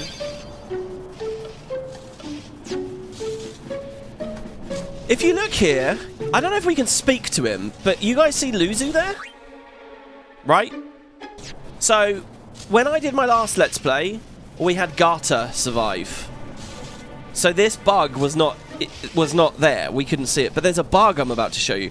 What's going to happen, guys, is we're going to go in the temple, and Luzu is injured and in pain on the floor in the temple in one of the beds, suffering. He's injured. He's alive but injured. Luzu is in the temple. But also, Luzu's right there, standing up, looking at the temple. He's in two places at once, and it's a little bit clunky and a bit awkward. And not quite perfectly implemented. I guess because, you know, if it's Gata that's alive, everything is perfect, but this bug, like, snuck through. I guess this wasn't quite play-tested enough or as much. It is the more obscure outcome, to be honest, to have Luzu alive. I'm surprised I didn't do the more obscure outcome, but there you have it. Alright, we get a chest. Keep an eye on what we're getting here. More gil, thank you. I would pray for those fallen in battle. But how? How can I enter the temple after what we have done? Don't worry, it'll be a place filled with our Bhed in the second game.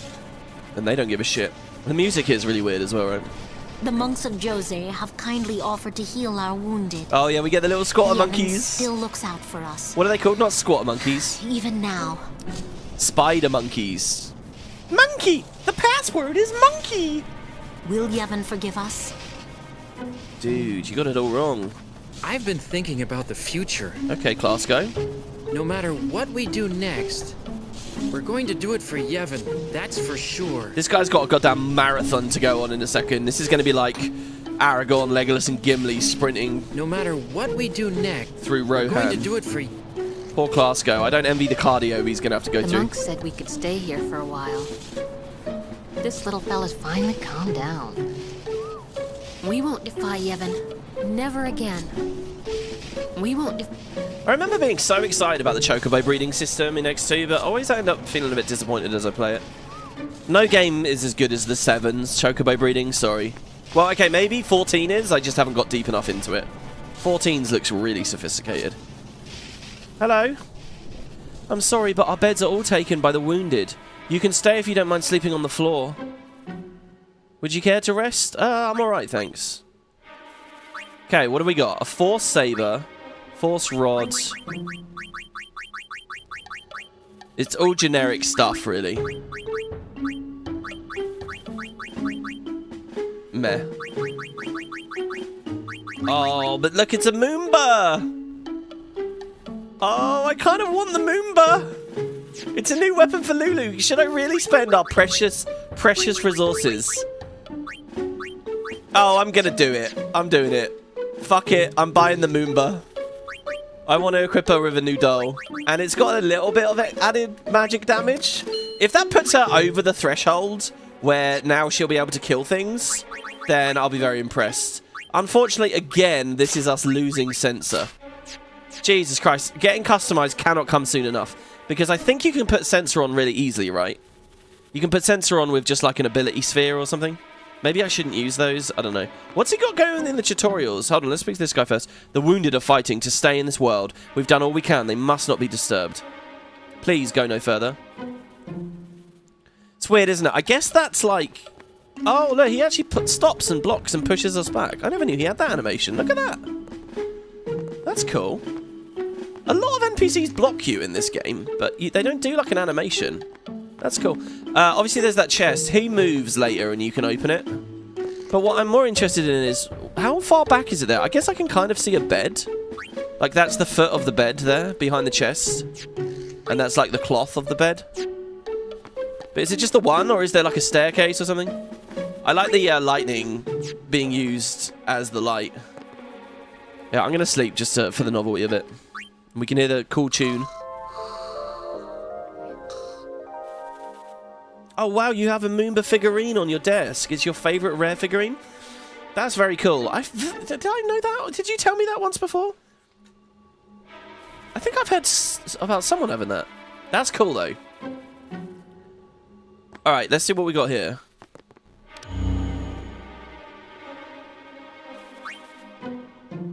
Opening locks on the sphere grid, using the sphere grid, fiend. Oh, he's got Ochu. It uses Ochu Dance exactly once on its next turn when it drops below half health. Inflicts silence to avoid its Wartara counter against every other attack. Fuck. Okay. Every other counter is water. And Ochu Dance sends us all to sleep, doesn't it? This ain't going to be as dangerous as the one in Kilika. This is cool, by the way. I like how you have this as a boss early in the game, and now you've got to the point where you're just killing them regularly. It feels cool. Right, first thing I want to do is we're going to go on to Kamari, and we're going to scan.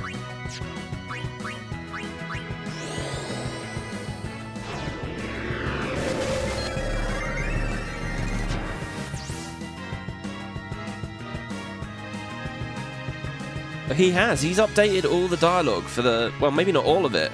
Attacks with a poisonous claw, counters every other attack with Wartara, uses Ochu Dance on its first turn below half HP, so be prepared. Okay, wow. So wait, all the enemies in the game have new scan data. Oh, I feel awful that we haven't scanned more things, but it's really hard to get that into... Like, do I actually spend a turn on that? It's not a thing where the gauge shows it as costly, but it's not actually, is it? Right, well, They're weak to fire, aren't they, usually? Fire and thunder. Vulnerable to having its senses taken by darkness and silence. Well, the other thing I want to do is provoke. Oh, threaten, sorry. Threaten. Go. Oh, it works. It works. You can threaten it. Nice. So we're just free, right? So all I have to do is bring Yuna in and Wartara. Sorry, Null Tide.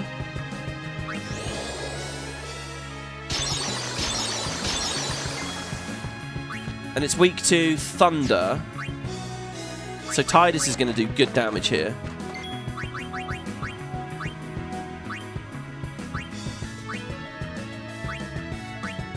So can't Orin just spam it?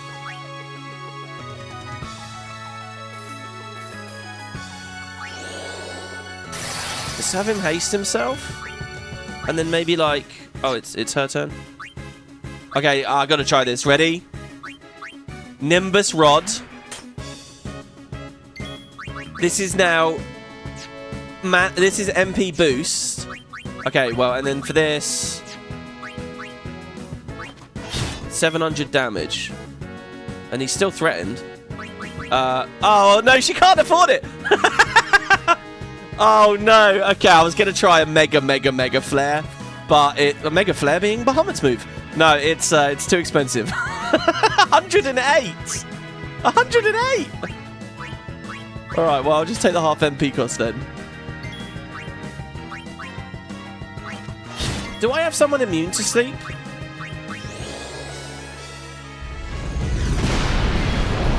Okay, like, can I just threaten again?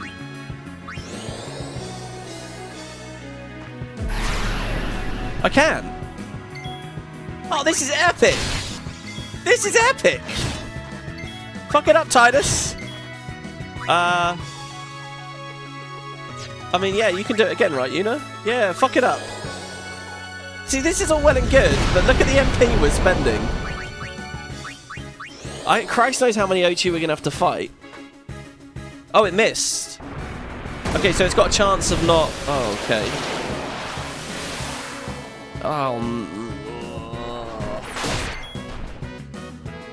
Oh my god, that is ugly. What is the way we deal with this? It's got 12 HP. But I'm blind. Oh, easy then.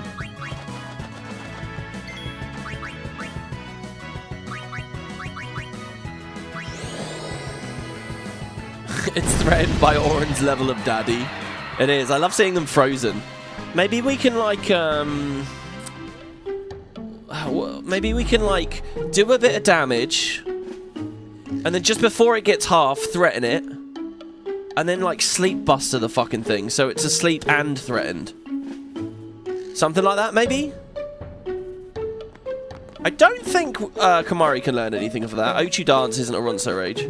Well, there you go. That was all just bonus for funsies. Right, let's see what Luzu says. Hi, Luzu. Hey. Hey.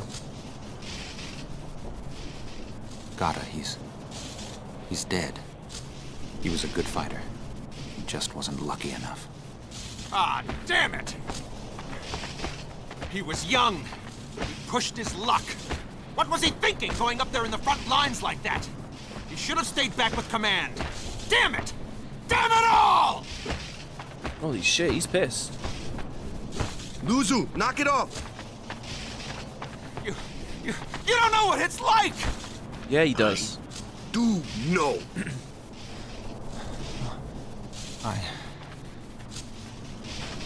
I'm sorry. Why don't you go home now? To be safe. Take it easy a while. Rest, yeah? Rest? You need some R&R. You're hurt, yeah? I guess so. Get better. I can't beat up on you when you all depressed, huh? Right. That was a weird one. Very different to the other scene. This is all punishment for turning from Yevon. It's like he was in a daze, you know. At the second half of that. This is all punishment. It's all punishment. So when we go inside, do we see him injured on the floor in there as well? Let's see. Yeah, I know you told me I should scan. I've mentioned that already.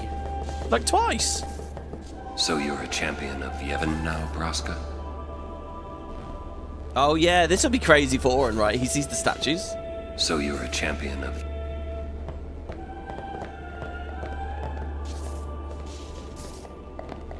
Ah, so here's our final summoners. It's Isaaru and co.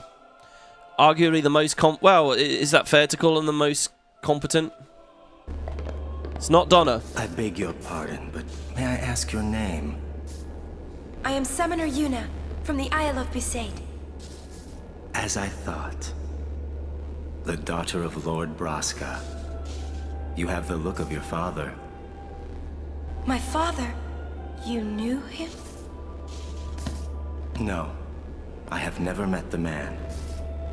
Ah, my apologies. I am Isaaru. I am a summoner, like you. I'm Bussy. Pleased to meet you.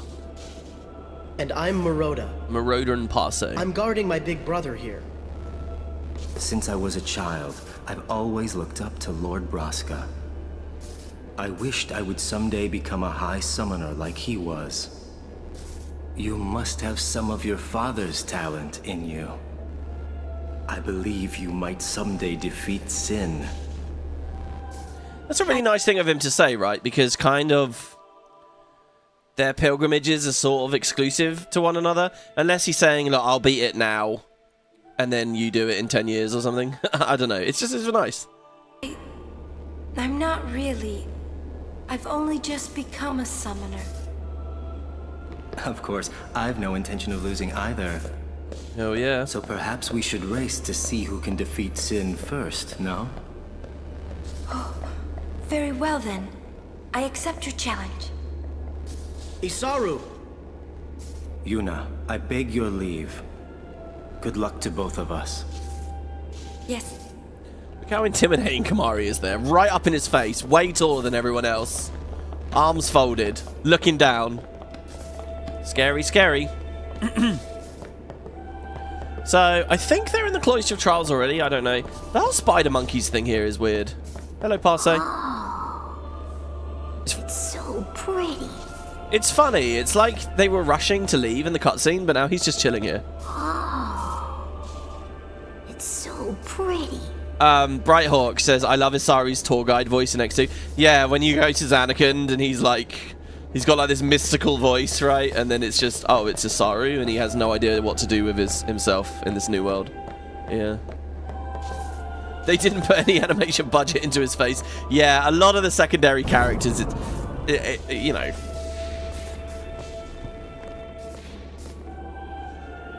So what, is that meant to be? That's not him on the floor there. It just says rest in peace. Oh my god. You're not going to take him out? He's just like slothed over on the floor there. Oh my. We're out of funeral shrouds. Oh, I see. Wow, they explain it. All I have to offer are my prayers. The temple should have been ready for this, but they kept a lot of the Operation Hush Hush, right? And they were ultimately excommunicated. Hey, a remedy. Oh, our first remedy? Nice. That'll be good for the Ochu dance. I'm sure that's what that's for. Ochu dance is kind of like a slightly less scary bad breath. Yevon's blessing has saved many Crusaders from Sin's onslaught. Yet they have disobeyed the teachings. Yes, they have disobeyed the teachings. But we cannot turn our backs on them. Do you know what I love Let's Playing this game as well? It's got such a good balance of shit I voice versus shit they voice. Busy, busy! I love this. You can just, like, split these two up if you stand in the right place.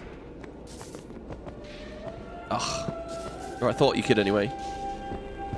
So she's just kind of playing with the kid, I think, is the idea. The captain saved my life and got hurt. I'm so worthless. You're not worthless. It's ugly stuff. We can't even interact with the captain.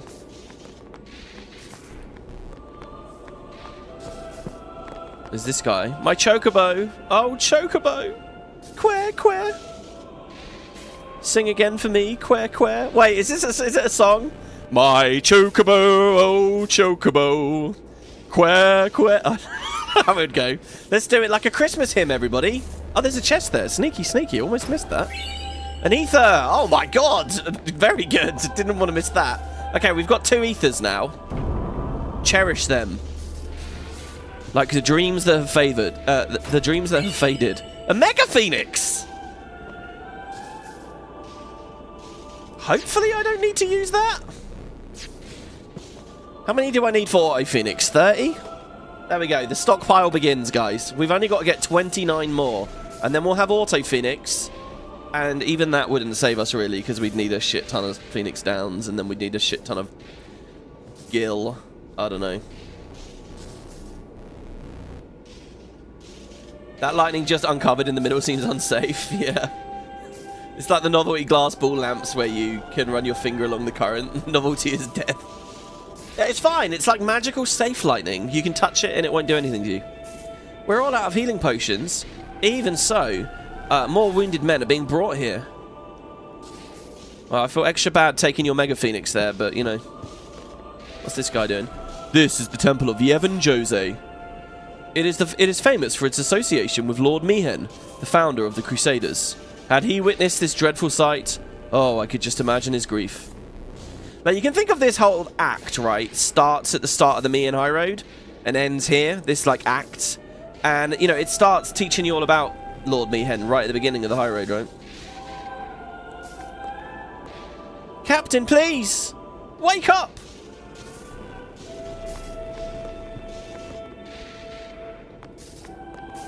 You were the best, Captain. We'll never forget you. So, yeah, see, I don't know what they're talking about with Luzu's body being on the floor here somewhere. I didn't see him in either of those side chambers. Maybe later when we go back. Unless it was one of those, like, laying down models. But it would be subtle if it was. Hey, you. Oh, hey, Isaaru. Me? You are Yuna's guardian, no? Oh, yeah. The fact that Parsay is running around in here does make sense. Because he leaves now after this. Yeah, we're Yuna's guardian. This is where we first hear about the Al Bhed kidnappings, but if you speak their language, as you've seen, most Al Bhed most times there have been Al Bhed around and we've spoken to them, we've heard that they're talking about reporting summoners. Moroda's heard a curious rumor. I thought you should know. Okay. I heard it from those Crusaders. Seems that summoners have been going out on pilgrimage and just disappearing. It could just be the fiends got them, but not so many so quickly. Sorry I don't know more, but watch your back. Ain't much future for a guardian without a summoner, eh? What? What y'all talking about? We're talking about doing your job as a guardian. Hey, I'm doing good. Right, big brother? Please be careful. Will do. This whole thing of them getting kidnapped, it just feels very LBA2 to me. Oh, what? We're leaving! Be right there. In LBA2, the wizards are they're all being kidnapped. Yeah, I don't know. I like to think of their pilgrimage. I think a lot of players will play this game and they'll immediately think, oh, they're on their way to Besaid or Kilika. Because later, when you fight Isaaru and stuff, he has Valifor, he has Ifrit, so he's clearly been to those temples. So it's easy to think, okay, he came from Bavel, he's going all the way down to Besaid, then all the way back up. And you might think it's kind of annoying for him to have a pilgrimage like that, because, like, Yuna's very fortunate to live in Besaid, because that's where the pilgrimage begins, so to speak. She can do it really linear and easy. But I don't like thinking of the game that way. I really don't. I like to think that he's going to a myriad different temples. You don't have to go in the same order. You don't have to end at the same place. It's not like the same simple power progression that we experience in-game. Bahamut isn't necessarily more deadly than Valifor. We experience that through mechanics and the order that Yuna goes. But I like to think it's a bit more flexible than that, and that Spear is a bit more, you know, expansive than that. And maybe he could be going anywhere, you know. Because you got to think, if Besaid was so brilliant, it would be a little bit more than a ramshackle, shitty little village, right? I feel like a lot of summoners probably opt to skip Besaid, you know? And it just so happens the ones we meet in-game didn't. And the only reason that Valifor appears as a function of what they have is because, you know, they've only got a limited number of Aeons and monster models and stuff and blah, blah, blah. Anyway. Can I go in now without, you know, violating the teachings? The Cloister of Trials lies within. Are you prepared? Yeah, I am. I enjoy the way this is structured as well. Early in the game, you're a fish out of water, and you don't really give a fuck about violating the teachings. Doesn't really matter to you, you know. But now, right here at this point in the story, you're very acutely aware that these people think they failed for violating the teachings, and you've seen a huge cost to human life and injury and suffering. And the player probably would feel extra awkward if you did it again. Not that you intentionally did at Killiker, but you get what I mean. Like, it's easy to breeze over. But it's well done. It's very tightly done, because now we're a full-time Guardian anyway, so it doesn't matter, you know? And we're not violating the teachings by going in. I like that. All right, Guardians, at attention. We are ready. All right, let's do it. Yeah, I remember that trivia. Isaru's name includes the Japanese word for monkey. So you see all the little spider monkeys here where you meet Isaaru, and he's around Zanarkand with all the monkeys again with Isaaru. Alright, guys. Cloister of Trials. Let's chill. And I'll see as I play through if I can remember how the destruction sphere goes. I'm pretty sure it's not that bad. This is one where you go to the second floor and you push all the pedestals in the second floor. But I think the destruction sphere is before that, isn't it? The destruction sphere is blowing open that wall on the left there. Okay, we put in 2 spheres. They went into the wall. We can't reclaim them. Okay. We probably want both spheres. We end up opening this door. The destruction treasure goes here. That resets the pedestal. The pedestal has a sphere on it already. I think we want a sphere in it. Oh, I remember. We need to light the whole place up. Okay, let's just put these in.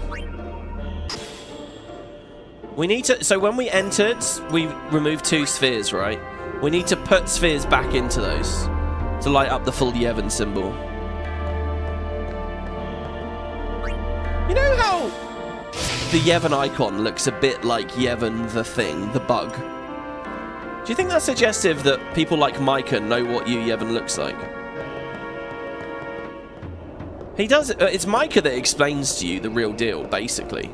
Sort of after Unalesca. That's a weird scene. A very expository and sudden moment. Okay, so now we have the Super Sphere. And the Super Sphere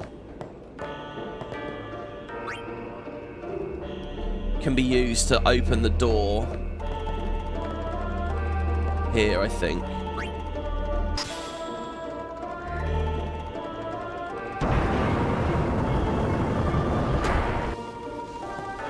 And I think it lights up multiple things as well, like the eye and everything. But hold on. So then we have to put the spheres back in the pedestal. Maybe even both. This one's really linear. And then you push it into the lightning and it will float in the lightning and we can jump across. Which is crazy, by the way. I can't imagine Lulu doing this. This is so deadly and insane. But we'll just hand wave it. This is, like, look at it. Look how bonkers this is. This is probably the most ridiculous death trappy thing in any of the Cloisters of Trials. Look at this.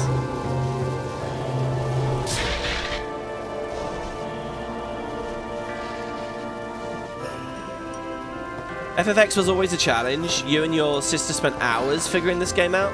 Yeah, I mean, it's so fun, right? That's what was beautiful about it. Are the Cloisters of Trials also harder in this mod, or is it just combat? No, I mean, you gotta understand. It's not like they can rebuild the maps and stuff or create new art or anything. It's not like there's official tools for modding. Frankly, it's a miracle. As far as I'm concerned, it's a miracle you can change anything. The guy that's made this mod in the so now we retrieve the pillar. The guy who made the mod explained that he did a lot of it through like hex editing. I don't even know. Like when I was modding 12, people had started to make tools for it, and you could do some fancy stuff. But yeah, the idea of like remaking the Cloister of Trials puzzles, like look at this. There's so much like in the animations and the movement and the art and everything. Like it would be modifying the Cloisters of Trials to make them harder would be very hard to do. So yeah, no, it's nothing like that. It's like sphere grids, AI, enemy moves, items, some vendor lists, I think, maybe drops, shit like that.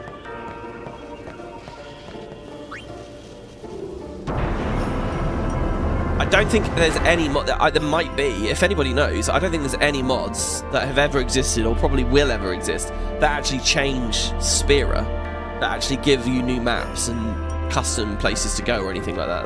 That's just wild. I don't think we'll ever see that. Okay, and then finally we put the eye back on.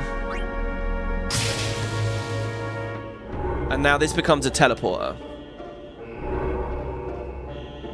And if you notice on the left there, that wall is flickering randomly now. Why is it flickering? I don't know.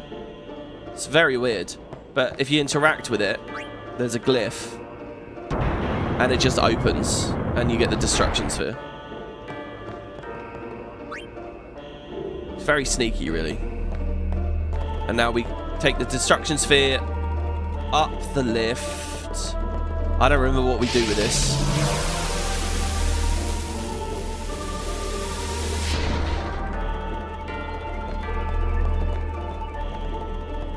And then we bring the pillar up somehow, don't we? What do we do with the destruction sphere?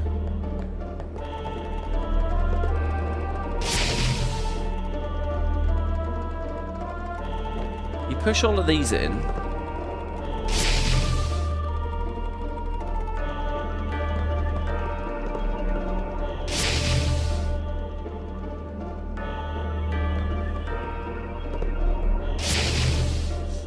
And this is going to open the door to the exit.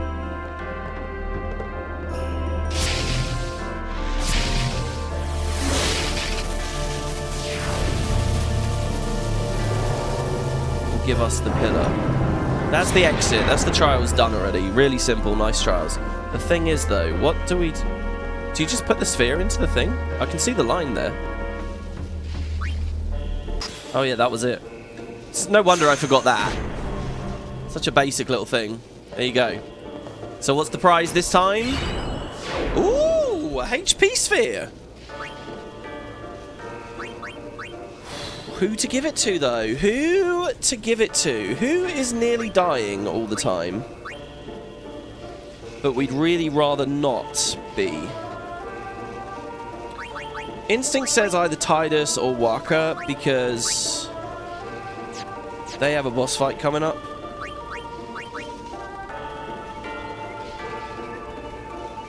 Lulu is really suffering on the health. Look how clever the sphere grid is set up. He gives me like a slot to put the HP sphere in, no matter who it is. Yuna would make it an Aeon a bit tankier, but the Aeons are very binary in this mod so far for me. They're just summon, grand summon, overdrive and die.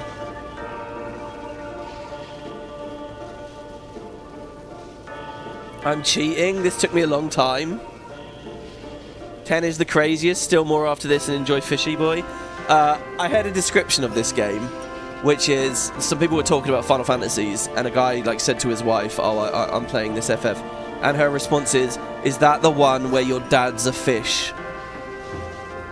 The reality is the puzzles are all skippable, they just don't tell Tidus to get a break for him. Yeah, they're all just chilling. They have a nice bit of peace and quiet in the Cloister of Trials, listening to the music. And they're worried about when he gets there in a second, he's going to come bombing in. I don't know, guys. What do you think? The thing is with this mod that they're not really in... Oh, I don't know. I would say Auron, because if he's going to keep threatening and provoking things for the counter-attacks... Fuck it, we're loading Tidus up. Oh yeah, and it's a strong one as well. It's plus 300 HP. There you go. Tidus gets another 300 HP there. So he's up to 1,820. This is all prep for the next boss. After that boss, most of them are full party bosses for like a long time. Obviously, we're going to lose Yuna, but let's not think about that.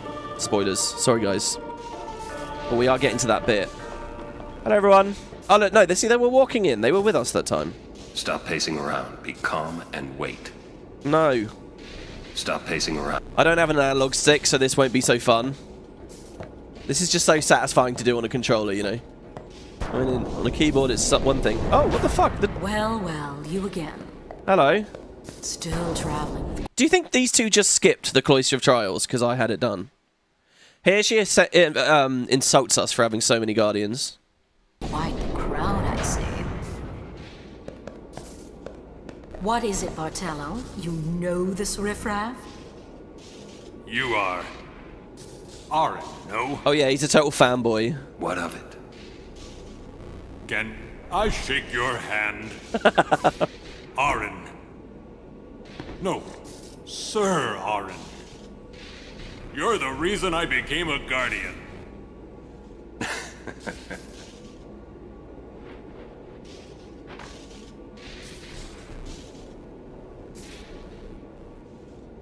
Thank you, sir. This means so much to me. Calling the personal guardian the Lord Braska riffraff? And you call yourself a summoner? Oh dear, Donna, so ignorant. Bartello, enough. Get back here. Hang in there, buddy. Hey. I love that. Tidus like feels bad for him. Don't forget, Bartello picked us up and threw us on the lift before. Hang in there, buddy. Oh my god. Actually, whales are mammals. Yeah, the Reddit thread that I saw that comment in, that's what everyone started going on about. And then people were asking if, I guess if Sin is a whale, does that mean you can milk him? Can you drink like Sin milk?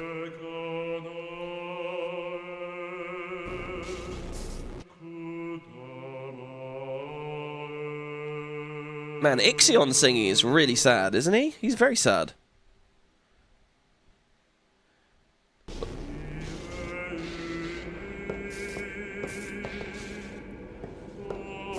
Stop pacing around. Be calm and wait. I swear, I'll never wash this hand again. Please, touch me with that hand and I'll remove it. I met Sir Aren. The Sir Aren. I met Sir... How much longer? She sure is taking her sweet time. We've got places to go. We can't be kept waiting like this. We've got places...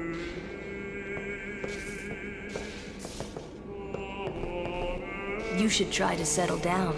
Yuna will be blamed if anything happens. Now we wait. This is also a guardian's duty. They don't even put chairs in here. Now we wait. Quite the show, yeah? Not so good on the heart, though. Not all summoners are like Yuna, I guess. I like how he's doing the like spying, peeking animation. Not all Kamari taking his spot, making sure nobody disturbs her. I didn't talk about it yet, but the doors into the actual faith rooms are so cool. Obviously, you don't actually get to go in and speak with the spirits until the post-game, when they tell you all about Zanarkand and stuff. But, yeah, the way they're like leaves or like flower petals that like fold away. Pick spot. Shut up. Wait. Okay, he speaks to us now, but he says stuff like that. You grow stronger, but are still a pup. You grow... So is this the same as before we tried to leave?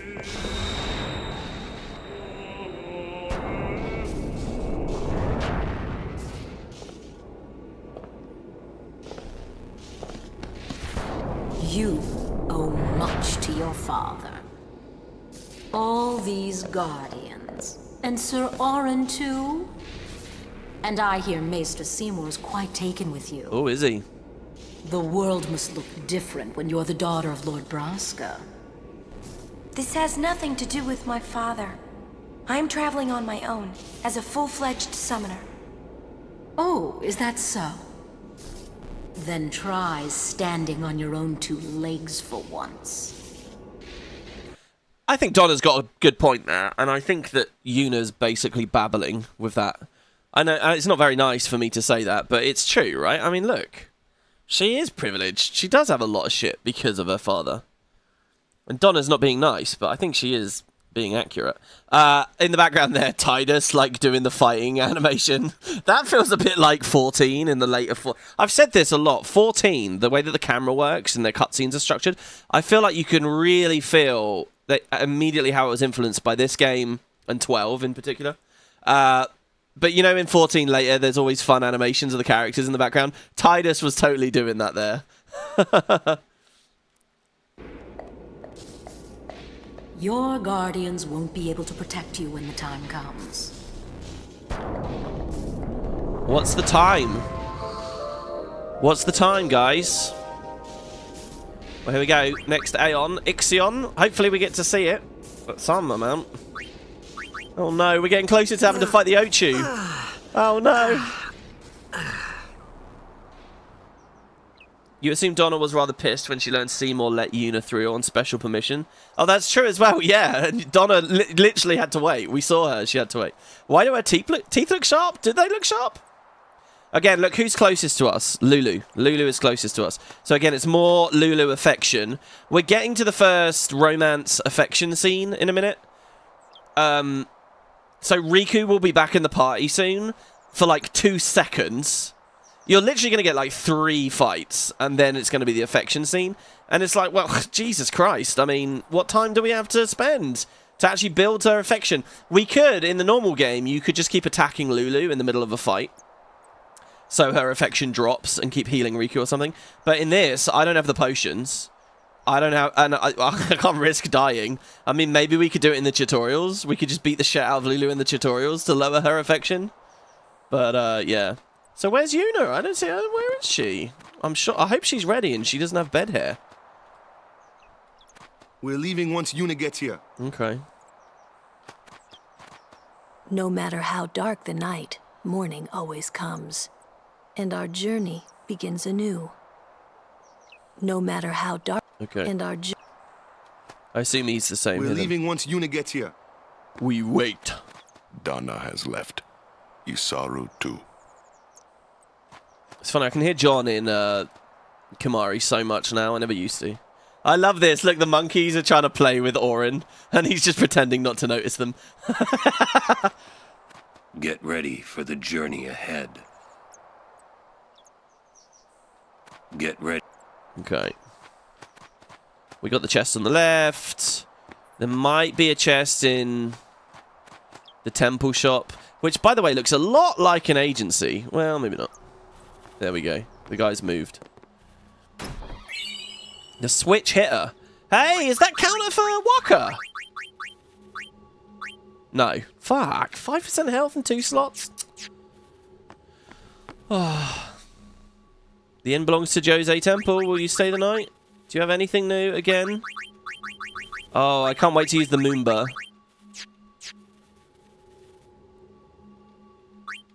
Anything from the item shop? We can buy Phoenix Downs now. Again, I think I'm going to buy a few potions. The softs... So, the Petrify Cure from the softs is really important. But we've kind of passed the basilisks now, so we'll be okay. I don't remember any basilisks being in the Moonflow. Where are you, Yuna? Come on now. We're ready to get out of here. We got Ixion. Oh, here we go. We got one more Luzu scene, I guess. I suppose this is farewell, then. Is it? Huh? I'm leaving. Back to Besaid. I can't stay here eating the temple's bread forever. I'm one of the only Crusaders still here. You're leaving, I hear. Farewell. I hope we meet again. I hope so too, Luzu. You're leaving, I hear. So Yuna's in this side chamber. I remember on PS2, she's actually really hard to spot. Over on that bed. Oh, he's still going crazy. Has he got like Sin's toxin and he thinks he's a chocobo? Is that what it is? Does this lady tell us about it? She was working until dawn. Healing the wounded, sending the fallen. Okay. I guess I'll just let her sleep for now then. Rough day. Do all the praying, get an A on, and then just fucking healing. Ah. Morning. What? Morning? Don't worry. But it's morning. I'm so sorry. I'll get ready right away. Just a moment. Don't worry. It's okay. I think the way they script her to run around and like keep interacting with all the stuff there is really good. And again, you see here what they do, right, is they have Donna make a bunch of like fairly accurate points, but then immediately show you that Yuna is earnest and she is trying, and she's not like, she's got these privileges, but she's still working really hard and she still really cares about what she's doing, and you know, she deserves them. And they sort of tell you that implicitly there through that, I think. And this is her theme, is it? Well, she's coming, Oren. Yo, sleepyhead. Sorry, I'm so sorry. Please forgive me. Really, there's no rush. Here, your hair. A summoner with bad hair. What's the world coming to? You could have woken me up. We called to you, but with all that snoring. What is it today? Everyone's picking on me.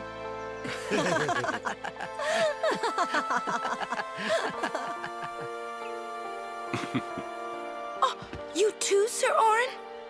Once Lady Yuna fixes her hair, we leave.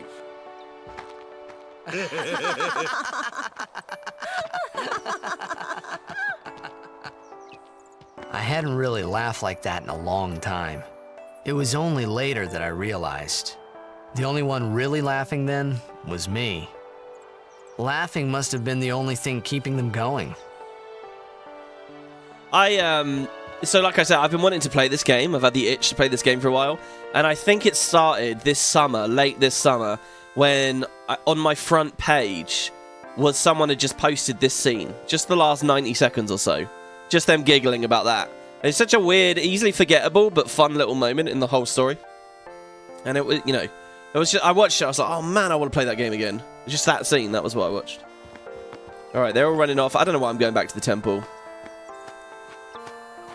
Farewell. Well, let's save, I guess. Back to the grind, guys.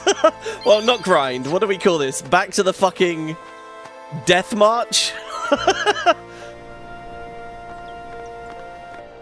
She won't speak to us. Alright, off you go. Bye-bye, Chocobo Knights. You can't defeat sin with Makina. The summoners are our only hope. Yevon's teachings are the way. The Crusaders were fools for defying them. Here, take this. I don't need it anymore. A halberd for Kamari. Anything good on it? Piercing and magic +5. Big fat meh. The Crusaders have fallen apart, so I'm going to help out with guard duty here at the temple for a while. It's the least I can do to repay them for taking us in. Maybe I should quit the Crusaders and become a warrior monk. They're the actual armed forces of Yevon. The Crusaders have fallen apart. Yeah. We should live according to the teachings. I learned that the hard way. Well, the little monkeys don't know or get it. I beat myself up all night for taking part in the disastrous operation. Then a monk told me that if I had time for remorse, I should spend it praying. He's right. It's my duty to pray for my departed men. The monk gave me this, but I think you should have it. Thank you. 10 potions. Useful. I'll pray for all my lost comrades.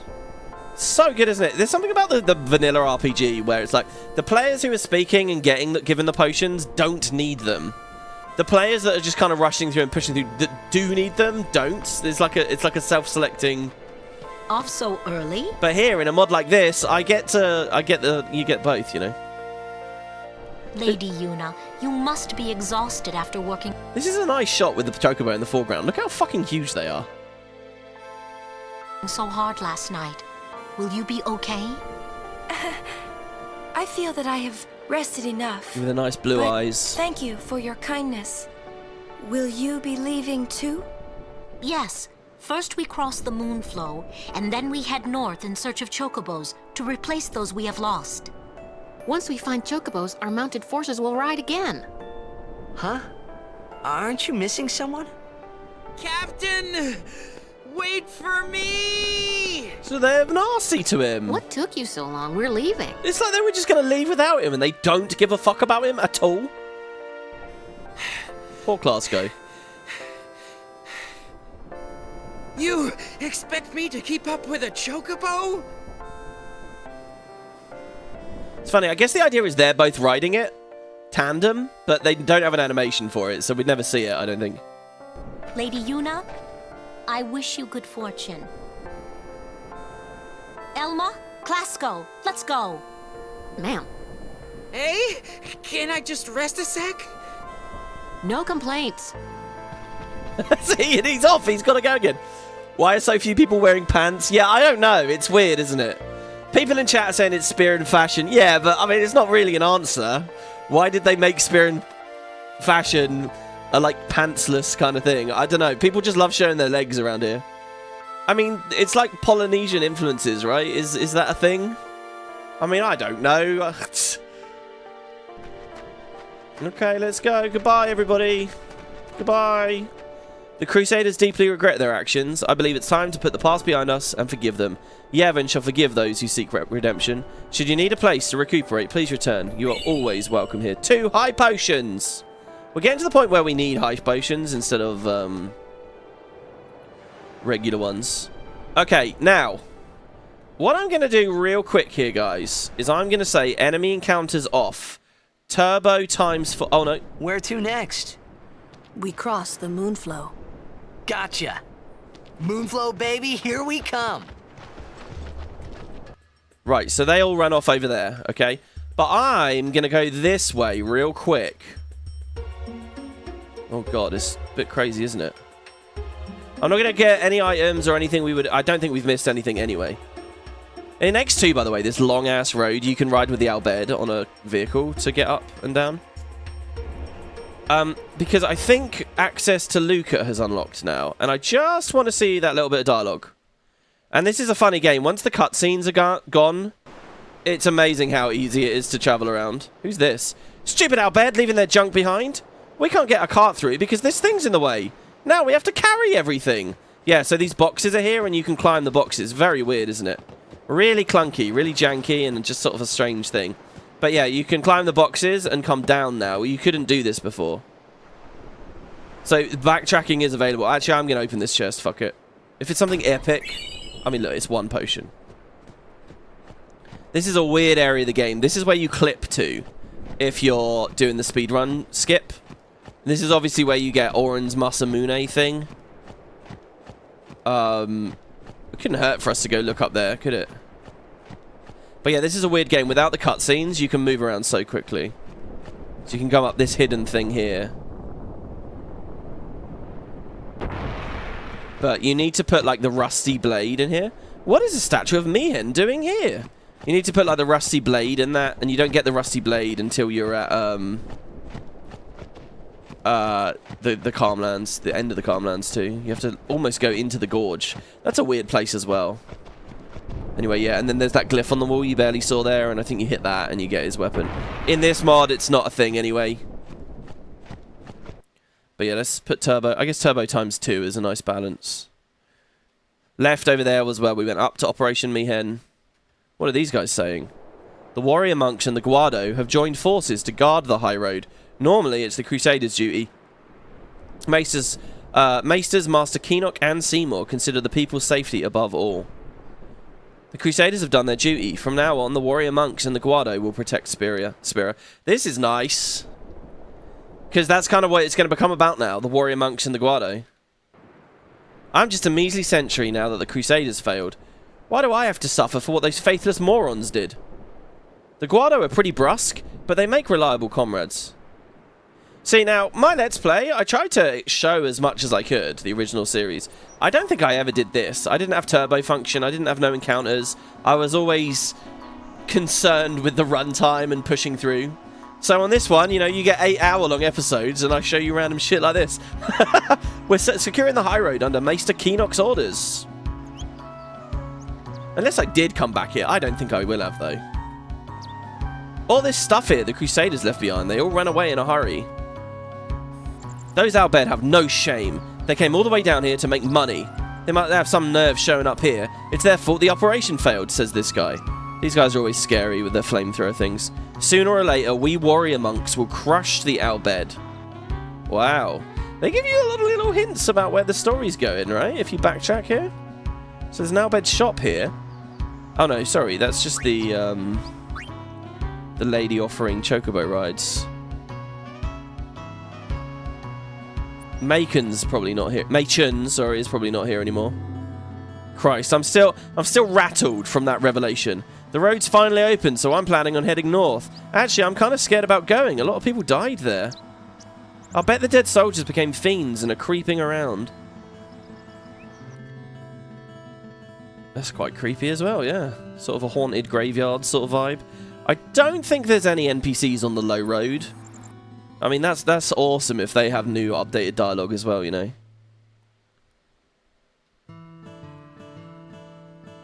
Look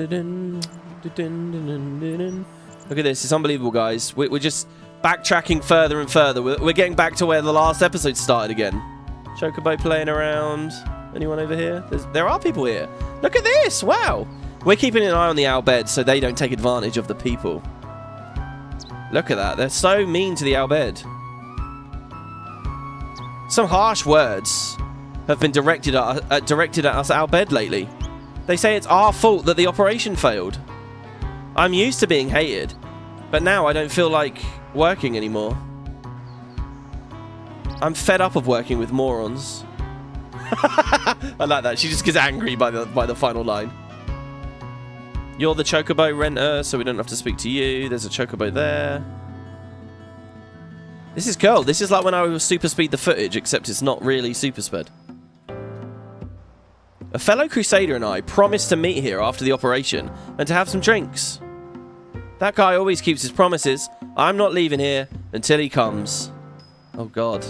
I've got bad news for you, mate. I know what happened to his friend, but I just can't tell him. Oh dear. Welcome to Rin's Travel Agency. You got any weapons?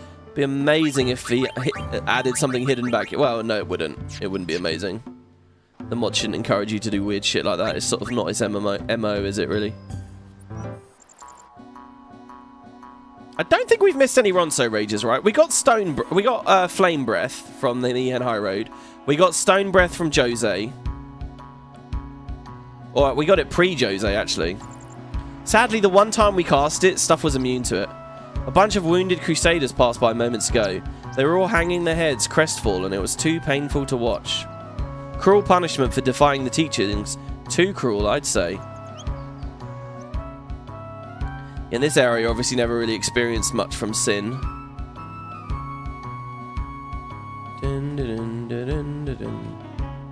What do you have? I thought about joining the Crusaders, but maybe I should join the Warrior Monks instead. Didn't we hear that guy say that already? Just the other day the Crusaders marched through here? Sure is quiet now. I suppose only a summoner can defeat Sin. The teachings are right after all. I mean, it's good. It's crazy, isn't it? Like, how few players are going to do this? In the modern remaster, fine. You got some psycho like me that really wants to just see all this stuff. And I have, like, no encounters in Turbo. Fiends stalk the area, but people just stroll through anyway. It doesn't make our job any easier. Look, these guys are all defending now. Wow. Don't stray off the road. Make our job a little easier. This is really cool. It's a very weird game. If you don't do this right now, guys, seriously, if you don't do it right now, you're not going to see this dialogue or these NPCs here. Because I think it all changes after the Spheramorph. Which is relatively soon. And then it definitely changes after Lake Makalania, obviously. In fact, okay, I should say actually after Bevel. You don't. It's after Spheramorph. You can sphere him off. You can go back and get a bunch of ore and stuff. You can get all the way to Besaid right now, by the way. All the way to Besaid. The warrior monks are the real stiffs, really unapproachable. But I'm grateful to them for guarding the high road. In fact, maybe we can get... Maybe the dog will dig the thing up now? A warrior monk got mad at me. He said I can't play anymore because there are fiends here.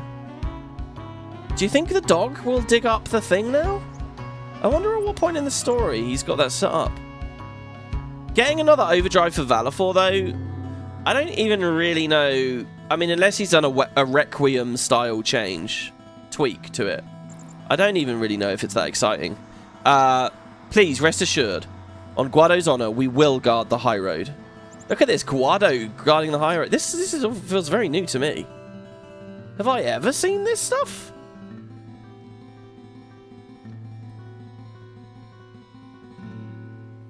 I really don't think I did an episode where I... Oh, here we go. And we're at the start. We're at Luca now. This is a statue of Lord Mihen, who founded the Crusaders several hundred years ago. Lord Mihen passed along this very road on his way to St. Bevel. Ever since then, it's been known as the Mihen High Road.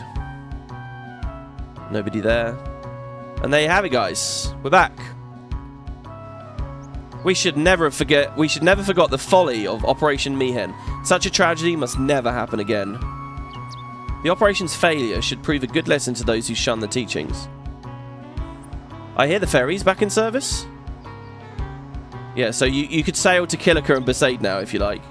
You can get the Ace Wizard at this point, right? The Waka thing from the Birds minigame. Oh, here, look. Oh, here they are. Oh, no, the dogs are just sitting there looking at the stair. And the dog and the cat, they're just waiting for their owner. Oh.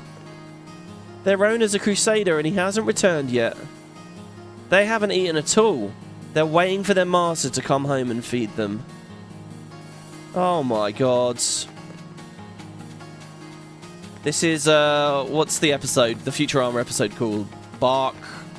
Jurassic Bark? Is that what they call it? That's so sad. I hope the surviving Crusaders rest well and recover quickly. Yeah, I'm sure we could go to the SS Licky right now. And count the seagulls and get an item. The warrior monks will defend Luca and keep the stadium secure. You can count on it.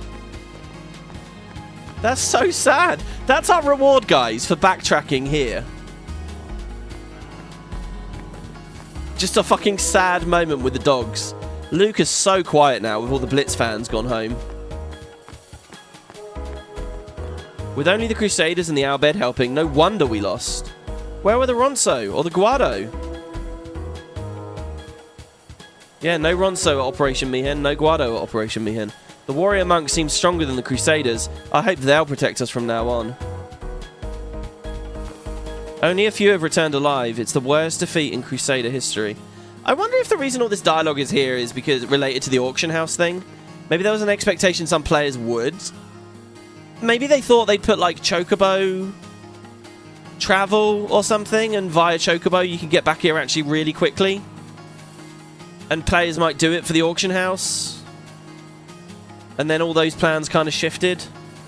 It could also be related to just the fact that, I don't know, just things seem lined up a bit weird around here. I'm all for the Crusaders and the Bhed. Heck, even the stadium using Machina. This guy just came out of the bar. I saw the Luca goers were back at dock number 3. Man, those guys were something else. Are the goers are at dock 3? Holy shit, it's still busy in here. Seems the summoners are disappearing from all over Spira, huh? They do seem to be. There are warrior monks everywhere. You look, I think it's an occupation. So, shall we start a Blitzball tournament to console the defeated Crusaders? It may take a while for the Crusaders to recover. I wonder what they're going to do now. With Operation Mihen a failure, it's over for the Crusaders.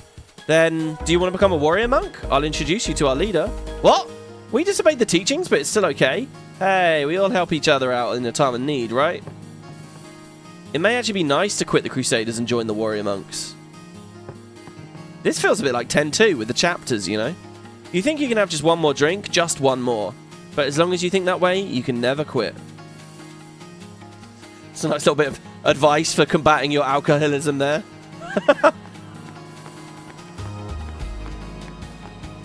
What if the Crusaders just angered Sin? What would we do then? The ship at dock number 3 brought lots of warrior monks to Luca. I feel much safer now. Really? I asked a warrior monk out to the cafe, but she called me a spoony bard. Unbelievable! I'm thinking of a new business that will cater to warrior monks. Wonder what they'll like. I feel sorry for the Crusaders. Everyone's so gloomy. I'm not going to speak to her. Oh, I wonder what this Guado lady thinks at this point. My brother's very strong. That's why Seymour depends on him. This is amazing, guys. Do you think they even have updated dialogue in the Sphere Theatre? If they do, then my theory kind of tracks. We can finally make it back to Killica now that the ferries are running again. I knew the Crusaders wouldn't win. Stop bothering us! You've already proven your point at the tournament! Yeah, they're constantly reporting here. As you all know, Operation Meeting ended in utter failure. With the Crusaders annihilated, the warrior monks and the Guado have been assigned to take up security posts in various locales. This dispatch was ordered by Maester Keenock and Maester Seymour as they... Hey! Would you stop interrupting my broadcast? You get enough attention already. I pray that the fallen Crusaders may rest peacefully on the Farplane. Ah, we'll be going there soon, guys, to the Farplane. Let me check. I'm going to do it. The Sphere's Theatre is up ahead. It is indeed. Cough auction house. Cough. Sin attacks unexpectedly. I'm through with life at sea. That guy's dialogue's not different, right? I asked a monk to buy me a sphere, but we didn't have need for the luxuries. No, this guy's new. The Crusaders were humiliated. They defied the precepts for their operation and it blew up in their faces.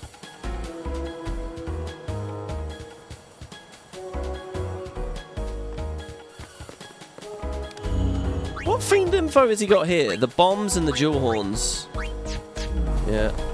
You should check the sphere monitor before you set out. You'll find useful information in there. I suggest you proceed to the rear for a thorough explanation. Enjoy the beautiful music! Yeah, we read all of that. I admire that young Crusader's dedication. I must recruit him into the warrior monks. What young Crusader? Also, who's this statue of in front of us?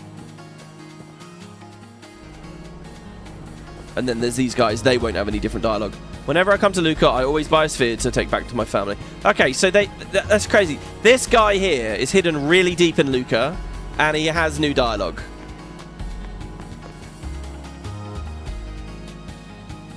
Let's do ×2 turbo here. I'm not going to go mad in this next screen. What about Tobley here? Does he say anything? The warrior monks want it all. They're asking for VIP seats in the stadium now. Who do they think they are anyway? So I am interested in the Luca go. It said that they're at dock 3. That's just their changing rooms, and it's empty. Are the Aurochs in their room?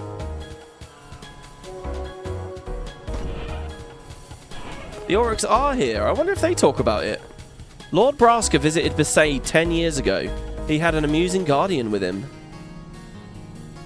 Wow, you mean Jekt? That's Keeper talking about Jekt? Botta says, we're going to keep at it even if Waka retires. Good job, Botta. So, you are Yuna's guardian too. Luca's pretty strict, yeah? So, Operation Mihen failed. Reminds me of when Chapu died. Wow, look! Letty talks about Operation Mihen failing. See, and the crazy thing is, right, you have to do the whole... You have to get Ixion before those crates appear, before you can do this. So it's not even the failing of Operation Mihen. It's like Operation Mihen and the next zone, and then you're allowed to come back. Don't worry about the Aurochs. We're still in high spirits.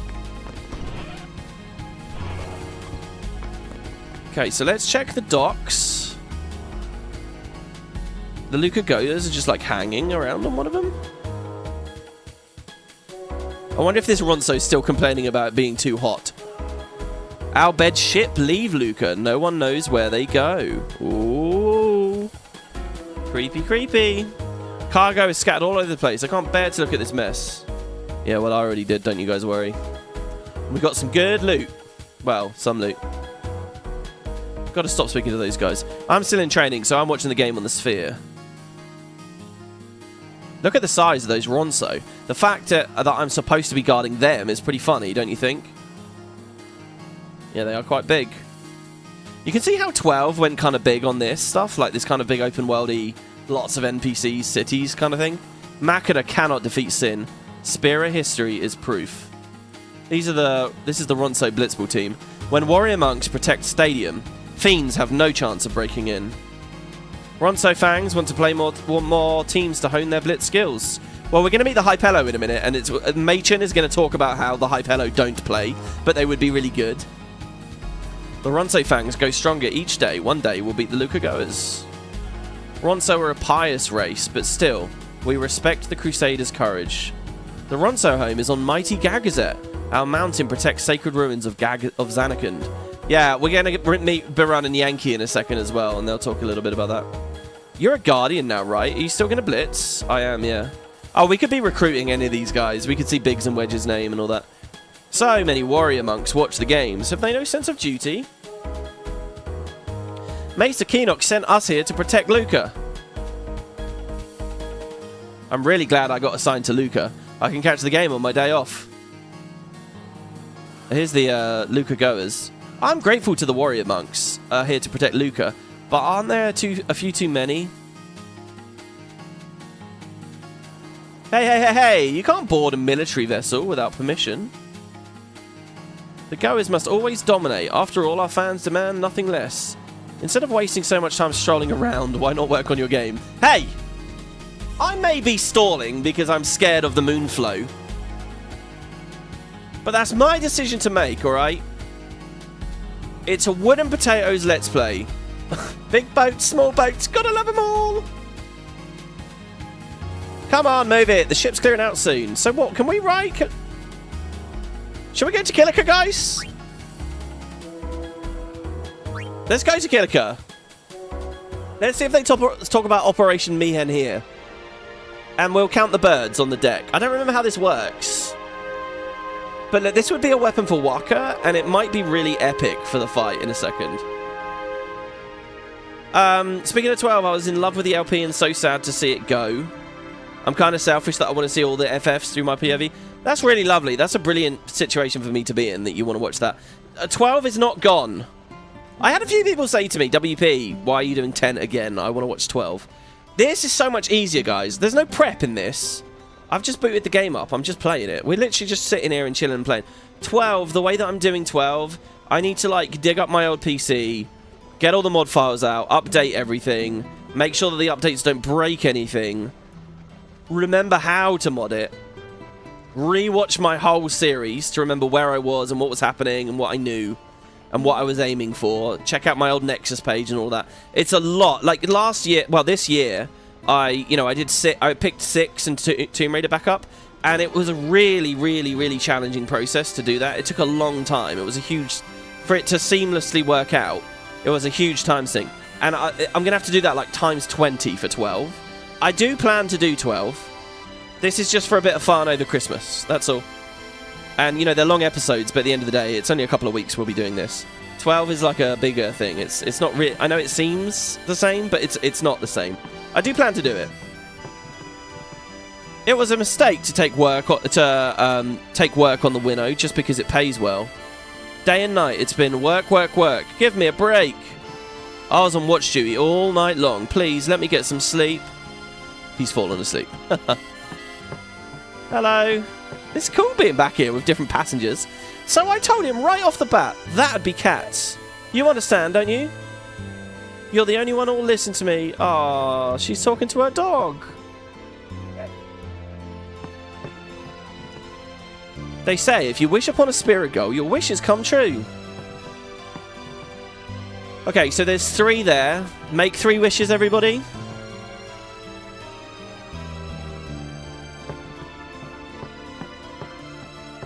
Okay.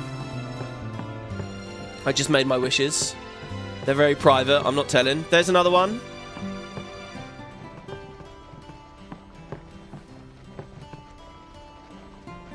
Both Licky and Winnow were... Let's just say, let's continue this later. What do you mean?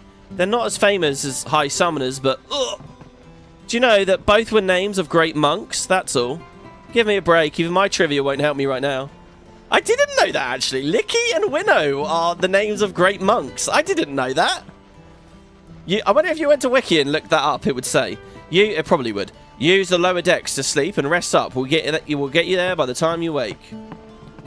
Okay, so we've seen 4, 5, 6, 7.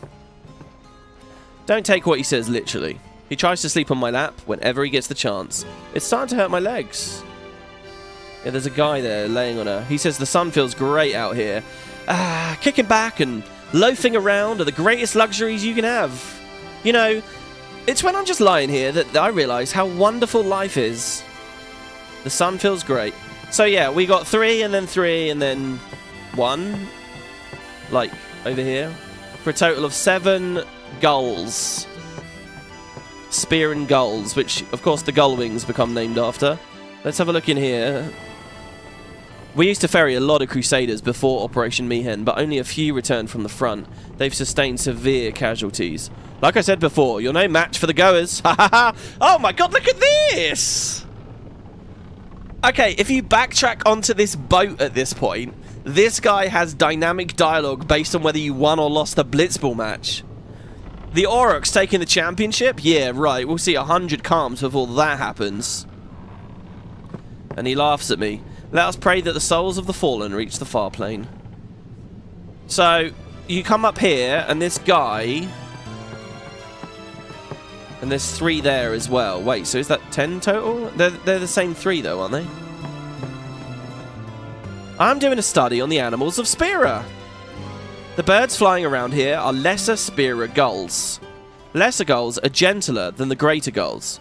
You can tell by the way that they fly. I wonder how many of them are flying around this ship. I'm curious. You've counted the number of seagulls around the ship? I've counted. So, how many were there? Now, I'm going to cheat here. I can't remember. What do you guys think? Get your comments in now, because I'm looking it up. I'm going to type seagull. And just see if it pops something up for me. No matches were found for the word seagull. I'm just going to type gull then. Yeah, here we go. Sightseeing tour, bottom right. The inhabitants of Spira are currently discussing blah, blah, blah, blah, blah, blah, blah, blah. Okay, it says you'll find a young man sitting on the upper deck. Keep talking to him and he'll ask you to count the gulls. If you reply 11, he'll present you with the Ace Wizard, which is like, it's like magic plus 20, magic plus 10, magic plus 5 kind of thing. It's like really big. Oh yeah, in Luca, could we have gone into Waka's locker and got the Jupiter crest as well already? We might have been able to. So the answer's 11, apparently. There's 11. That's about what I thought. It's the same as I counted earlier.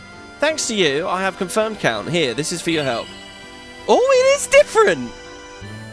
It is different. Okay, how do we handle this, though? Because I know encountered my ways back here. Does that invalidate the challenge if this is really good? The all-rounder. He's changed it. Okay, it's magic plus 20 with 3 empty slots. So... not actually that good at all, really, for now. That's not going to change. I'm not going to use that in the fight. If I gave Waka Flare now... but at the end of the day, he doesn't really have that much... he doesn't really have many spells. Care to rest? Yeah, so you can't go... you can't see the lower decks area anymore. So now we're at Kilika. And they're still repairing. I tried to dismantle that wrecked ship over there and haul it away, but she's so sturdy I can get as much of a deckboard off of her. Hats off to that shipbuilder. Reconstruction of the town is nearly complete. All that's left is to fix that road over there. And there's another warrior monk patrolling here, isn't there? Just between us, these Kilika Island folk are crazy. Living this close to the sea is like asking Sin to attack. The temple's fully supporting our restoration of Kilika. And there's the guy swimming. Kilika's not really that big. There's only the other screen. Well, we lost the tournament, but no point dwelling on the past. Better to practice harder than mope around. Next time I'll show him the Kilika spirit we inherited from Lord Holland. And these guys are ultimately the best team. I like how everyone has something notable. The Aurochs, you know, have all the story focus, and they have weird gimmicky, like trivia, weird stats at level 100. The Outbeg Sykes are absolute menaces if you properly play Blitzball in the early game. The Luca Goers are really horrible in the tournament at the start. The Killer Beasts are ultimately the best. I guess the Guado Glories and the Ronso Fangs don't really have that much going on with him. He's been like that ever since he returned from Operation Mihen. I went to practice for the upcoming tournament, but I've been so busy that I haven't had any time. What? Here to laugh at me again? Fine, go ahead. Laugh at the Crusaders, why don't you? Yevon knows we deserve it. Thinking we could beat Sin, that we were better than the Summoners? That's why everyone died, damn it. Forget about it, just leave me alone.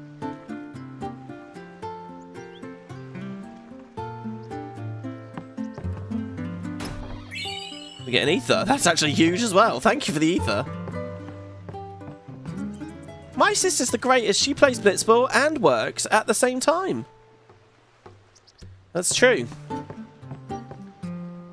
People mostly just moonlight at Blitzball, right? I did not think this was going to be like a world tour today on this episode. I pray each day for a future where my grandchildren can sleep in peace. Well, look at the time. I'd be better on my way to pray at the temple. Oh, wow, he's actually going.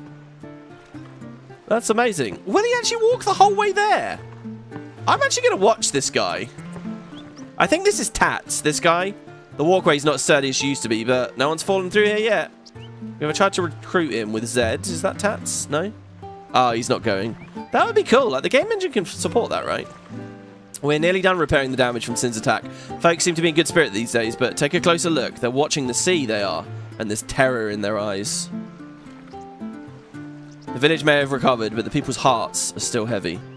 Well, the Crusaders' operation ended in failure. I knew it would.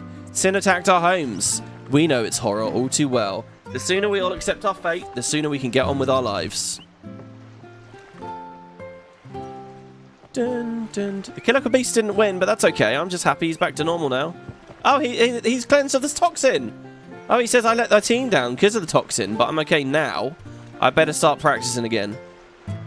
I let my teammates down twice. If I let my teammates down, so I've got to work twice as hard to make up for it, he says. All right, yeah, this is going to be... I've got to see it, guys. I've got to see it. Does the temple have Operation Mihen? Oh, fuck, the Ochu. I don't want to die to the Ochu. Careful. Careful. Does the temple have Operation Mihen dialogue? That's going to be crazy.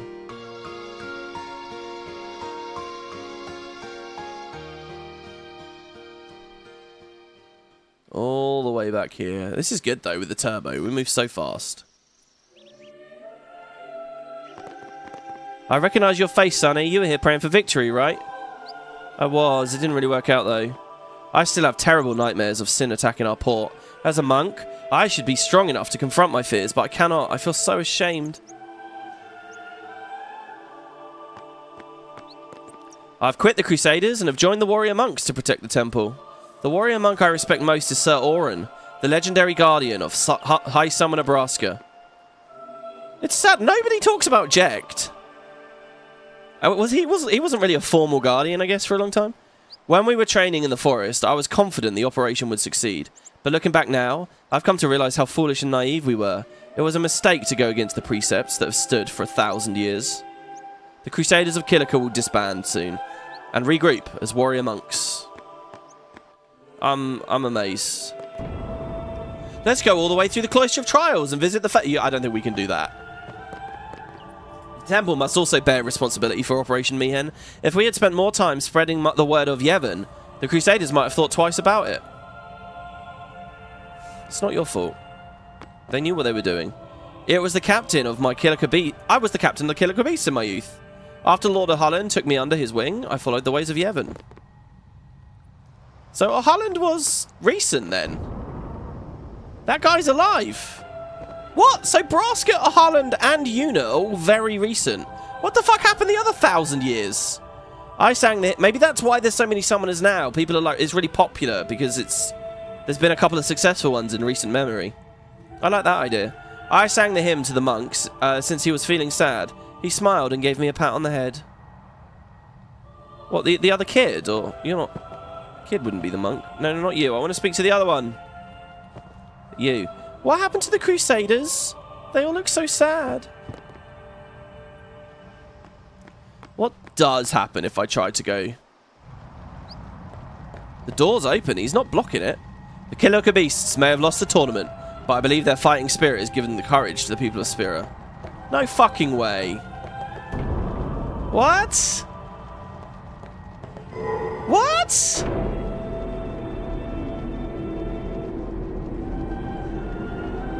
No way can we do this. You can't revisit the faith at this point. You just can't. What?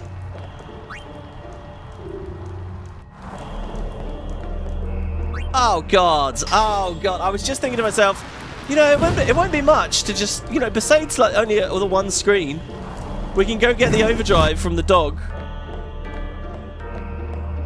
Hold on, we burn the glyph into this and touch it. Why are they letting me do this? Put this to this side here, I think, for now.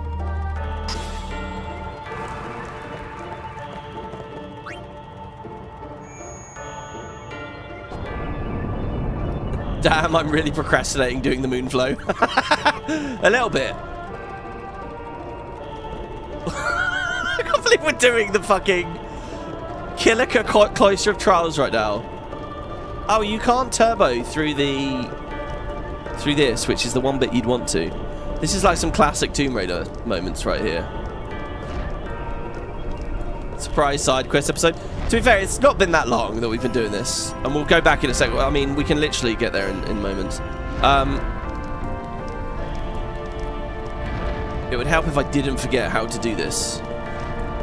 What are we trying to do? We don't want to put the glyph sphere down there, do we? We want to put a Kilica sphere down there. Or maybe not. Oh, don't step on it accidentally. See, you see how fiddly this is?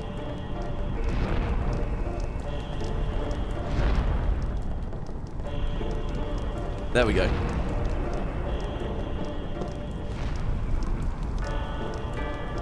Alright, so now if we take the glyph sphere out and swap it, but Titus doesn't know how to hold a sphere in two hands, so we come all the way back. Plug that in there. Oh, and then remove that. It won't take much time to let that phrase never again. Let that phrase never again Besaid. For every time it is, 2 hours are guaranteed to go by in menus or in a side quest. Oh, come on, that's excessive. That's not the case at all. Let's put that in there. What's the point? We need the glyphs. Okay, now that goes down. And it turns the fire off. No. How do we turn the fire off? Do I put the glyph sphere in there to turn the fire off? 2 cloisters in one episode. It's true, yeah, and you don't actually do a Cloister of Trials again. Or we shouldn't have had to do another Cloister of Trials for ages. Oh yeah, you open the door. Yeah. Alright, well, let's see. They're not going to let me in. I'm sure they won't let me in. I like how the Destruction Sphere wall is magically rebuilt. Oh, fuck. Yeah, and now we have to do this. We can find some ultimate secret treasure. Yeah, and I kind of like that idea. Oh, we don't have to do much, though. Because, you know, it's modded. I mean, he tweaked the Ace Wizard.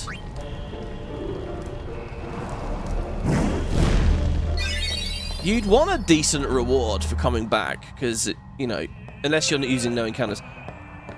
Okay, the door just doesn't open. All right, there we go. Curiosity satisfied. The door just won't open. We're not allowed in. Titus is not brave enough to go in there. All the other Guardians are looking at us right now, thinking to themselves, what the fuck are you doing?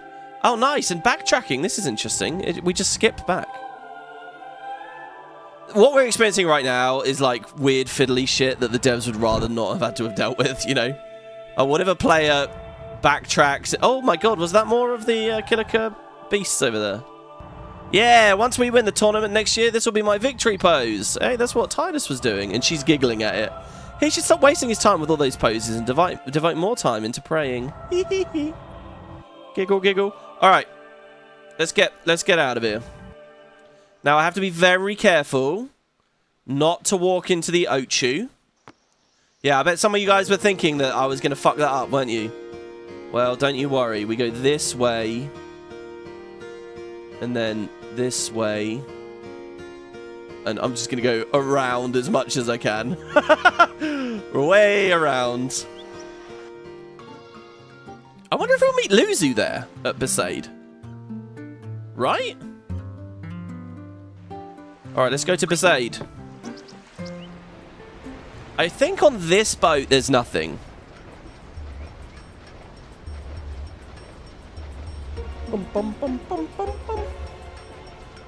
I mean, there's probably a bit of dialogue with people, but I don't think there's any, like, there's no items to claim. I wonder if they're related. Are they related or married? One of them's really old and one of them's really young. I don't know. I haven't. I'd say they're married. Don't give me such nonsense, she says. What do you mean? When I die, I'd want to have a grand sending to the Farplane. I'll ask them to reserve the Luca Stadium for the ceremony. Really, will you? I wouldn't mind having a bevy of young maidens crying their hearts out for me either. Well, it'll probably be a long time before I'm sent to the Farplane, though. My husband used to be a pro blitzer, and I was his goalie. Whether in a tournament or in life, we're the best of partners. My husband... Oh, okay. It's interesting. That's a very weird little moment. The SS Licky is funded by Yevon. It doesn't cost a single gil, even when I take my dogs on board with me. Do you like dogs? I just adore them. Good boy. Good boy. I think the idea is he's sitting, but he's actually doing some epic squat. Ever since Sin got to him, my partner has turned into a gutless wonder. He used to be so dependable, but now he just stares into the sea with terror in his eyes. Sin's toxin probably got to him. I hope the cool sea breeze cures him soon. Wow. Oh, and there's a little cat here. Nice. Oh, let's follow the doggy. Here, doggy, doggy, doggy. Is the dog just running in big circles and wagging? It is! And it just ran off over there. Oh my god, these kids. Yay! They just shoved me out of the way. I like that. Oh, and he's looking at one of the spider monkeys on the thing. Hey, come down here. What are you so happy about? Oh, alright. Happy, happy. Goody, goody. Why are we so quiet all of a sudden? Hey, you. You were on the ship when Sin attacked us, right? I've been afraid of the sea ever since then. I'm so afraid it will come back. I can't even concentrate on my work. I should probably find a new job on land somewhere. They put me on watch duty since I can't handle my own old post anymore. Whenever I'm on watch, I keep thinking that Sin's going to come back for us. I can't stop shaking. I'm so pathetic. Dude, these guys are like loaded with dialogue. It's not like one brief little thing in which they say some variety of the Crusaders deserved it, they should have followed the teachings. No, they're saying loads of stuff. Just watch what your big sis is doing and learn. What is she doing? What are you doing? I brought these children along to teach them how to become merchants, but all they do is play.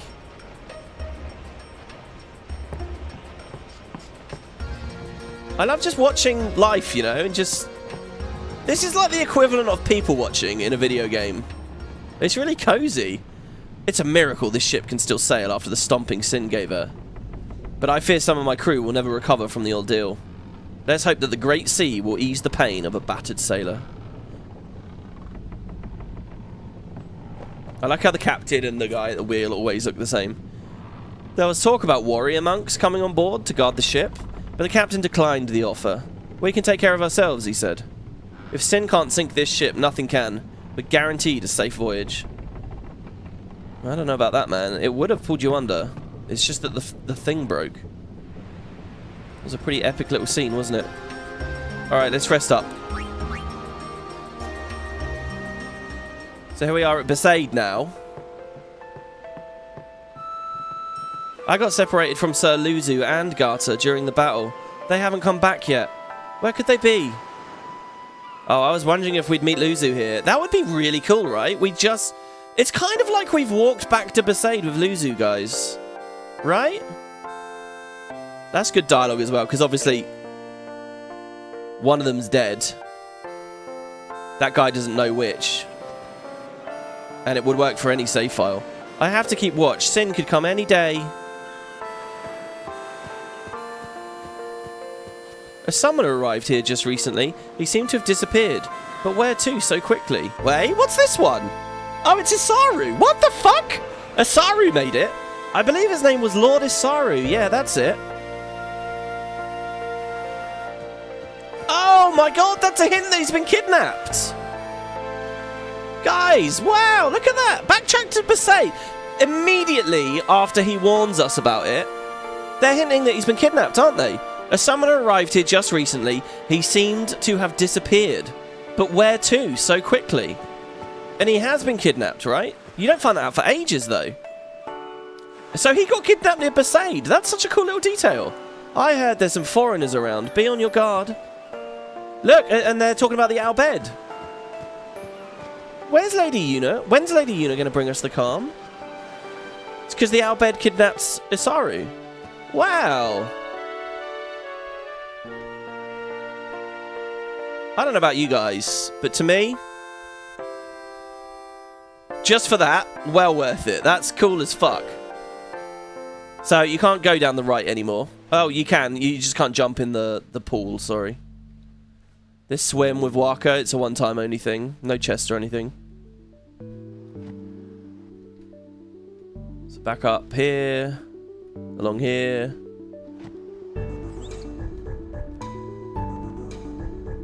Four times turbo all the way along.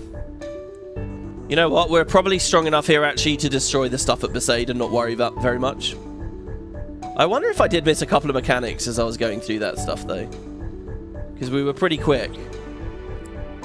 Okay, question is, can we get Valor 4's second overdrive now? The mod disabled it before on first visit. So is it now? Okay, do not disturb our prayers, heathen.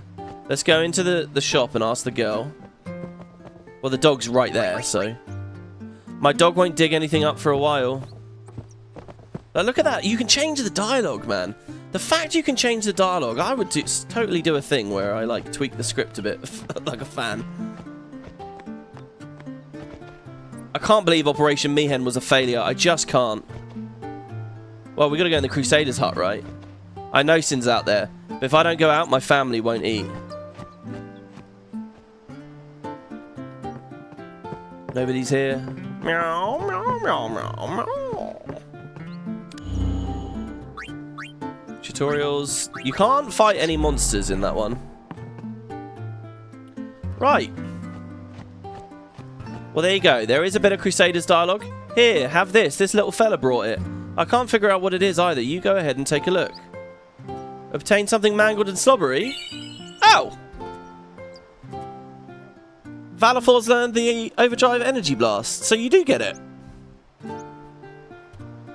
Okay. I can't believe Waka's back on the team, did she say? He's not, though.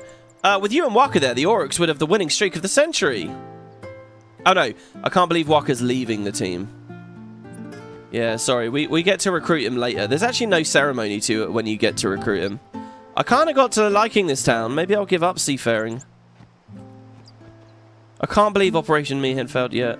Trying to get all the dialogue in Besaid is brutal because everyone moves so much. I'm sure Lady Yuna will have lots of stories when she gets back. So she's not here. Looks like you've got the toxin, yeah? She's not here. This is just Tidus and WB running off on their own here. It's the Machina's fault that that so many of our Crusaders died. So many lives wasted, and for what gain? Wouldn't it be just fucking epic if there was an Bhed hiding somewhere around here? Wouldn't that just be the coolest thing? You just saw one, like, all sneaky somewhere? Seems the fiends have increased with the Crusaders gone. Right. let's walk back now, guys. So someone start the timer. Okay, I will actually. Okay, in 3, 2, 1, go. Okay, so on my my thing, the minute there was 55. Okay, so we will see until I get back to where I need to be. Like, it's mind-blowing how little explorable terrain there actually is. But on your first adventure, with all the cutscenes and everything, you know, as soon as you can equip a bit of no encounters gear, it's so fast. Let alone with this turbo.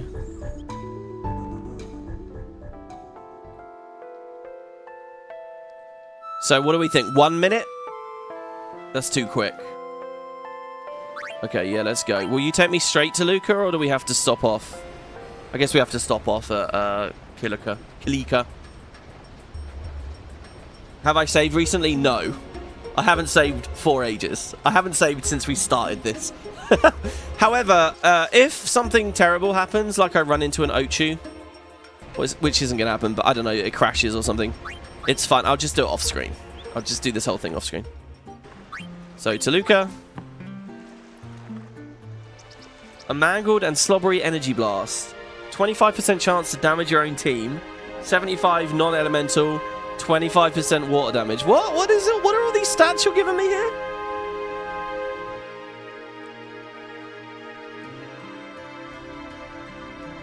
Hold on. Not yet. Do they have different dialogue on the way back? No. It's the same. I was going to say, if the dialogue changes depending on the route. Right, so now we're at Luca. Look at how quick it is. Oh, she's got balloon.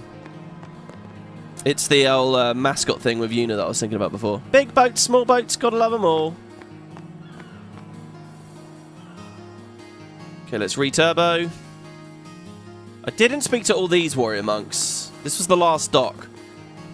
Many Al Bhed lost their lives in the operation. Yeah, okay. And let me guess, these guys are talking shit about him over here. Luca is such a strange place. The Al Bhed are wandering around freely. Yeah, what's wrong with that, dick? Okay. So that it was 55. We're now on 57. So it's been 2 minutes.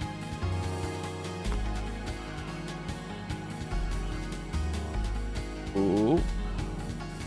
I kind of adore that we just spoke to almost every NPC in the... Oh, the pets. Oh, that's so sad. We spoke to nearly every NPC available in the game there. How long was that detour? Seriously, how long was that? It was a half an hour? Should have been a bonus episode, shouldn't it? Look, people have got lives. They've got families. It's Christmas. I'm sure people... I feel a bit dodgy about this, by the way, guys. Like, I'm bombing out a lot of content here, and it is Christmas, and people do have lives to live. And I feel like people are going to miss bits, and then they're not going to be able to catch up or whatever, but, you know... It is what it is. I think it'd be even quicker if we hired a chocobo here, but if you hire a chocobo, you're forced to dismount it at the end of the high road anyway. If I could take that same chocobo all the way along Djose, I mean, yeah, it'd be brilliant. It's been half an hour to 50 minutes. You did 3 to 4 maps in PoE. See, all of that was just a couple of PoE maps. Oh, I gotta get back into that game. I'm still reading the Discord channel a lot with it, and like looking at what people are talking about with Reddit and the discovery of the power of Magic Find and all that stuff. But I just haven't played. I'm getting all my satisfaction from this at the moment. So I'm gonna save at this crystal, and the reason I'm saving at this one is because it saves us having to save in the other one and the temple.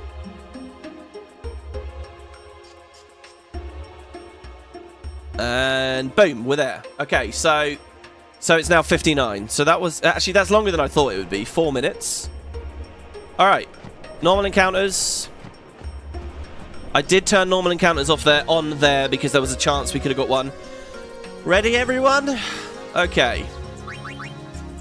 It's been at least an hour since we did any fighting. I think. Right, Tidus on the front. What were some of the cool abilities? We were going to try out Threaten. Right, we've got these horrifying Ochu to deal with. I think we can deal with it. With with sleep and threaten, I hope we'll be able to get through this.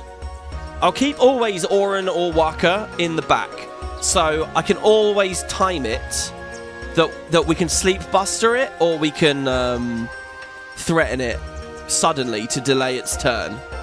It's not much of a wound, but I should be able to go on, but I can't. We've always fought side by side. Now we go home together. We're leaving the Crusaders. Why fight? We know we can't win. You gonna become a warrior monk, maybe? Oh, here we go. Nice. Oh, fuck me. Okay, preemptive strike. Right, this is okay because we can... So he's gonna cast water on us, right? So it's obviously null tide. Every other counter is water. Now, what about these little bugs? Why don't you have... Oh, yeah, she's got her new thing. Her new weapon. The Moomba. We don't really have a very good camera angle of it. Does Waka have scan on scout? Go, go, go! No, he doesn't. Fuck. I can't remember. What are they weak to?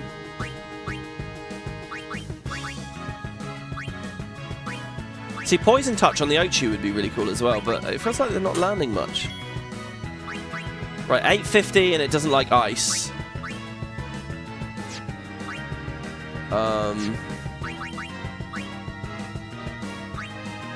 think I might slow it as well. Well, okay, we gotta try to not...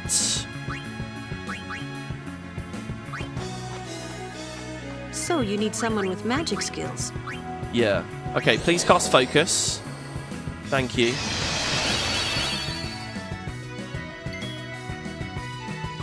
And so we'll see if Waka, how much Waka does, right, with a regular attack. Well, no, actually, let's try and send one to sleep. Let's send a bug to sleep. This is always cool. If it works. See, it falls on the floor. Look at that. That's so cool. You know, the fact that some of them have different, like, animations for when they're asleep that you so rarely see. Okay, we sent that one to sleep. That's good.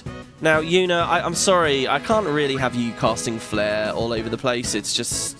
It's a bit mad. In the meantime... So, that thing's resistant to frost. So, I think, to be honest, guys, finally... Let's see. I'm going to get rid of...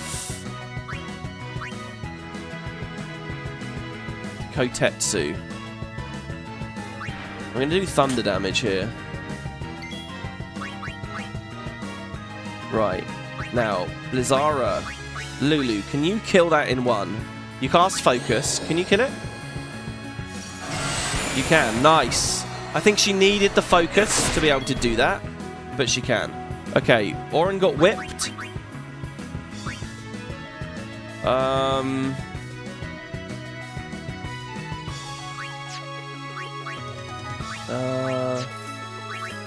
I guess I just attack. Well, hold on. What if I swap Tidus and I haste Lulu? Yes, she'll get a go. Perfect. And now she can Blizzara that one. Oh, it's already low, actually. Okay, fine. Fear this thing. Please. Excellent. Now, Waka, you can kill that. Holy shit! The 1k crit, that's really good. Right, now, Lulu gets 2 goes. So, what did it say? Vulnerable to having its senses taken by darkness and silence. Right. So if I go Feara. Oh, shit. Oh, my God. Okay. Okay, good. So it won't do it again now, right? But it will Ochu dance. Well, no, in a minute it'll Ochu dance. Okay, okay, so now I attack with Tidus. It will counter with water, and it will be fine because I have Null Tide. But we have poison, so we can try to cure with an antidote, but we can't. Okay, so I'm just going to eat the poison damage. Okay, now it's still over half health, so it's not going to Ochu dance. So we go back to Waka. It's blinded! The blind touch worked out! Ready. Good! Tidus blinded it. That's perfect. So the whip won't do anything now. So that's good. So now we can, with Yuna, cure Tidus, because he's kind of weak there. And she dodges. Perfect. Now, Lulu can absolutely spank it here now. 1. Oh, wait. Yeah, okay, wait. Oh, she has her overdrive. Lulu's starting to, she's starting to go a bit heavy here. Okay, let's swap her to the Cactar scope for a second. Which means that Yuna can null tide in time.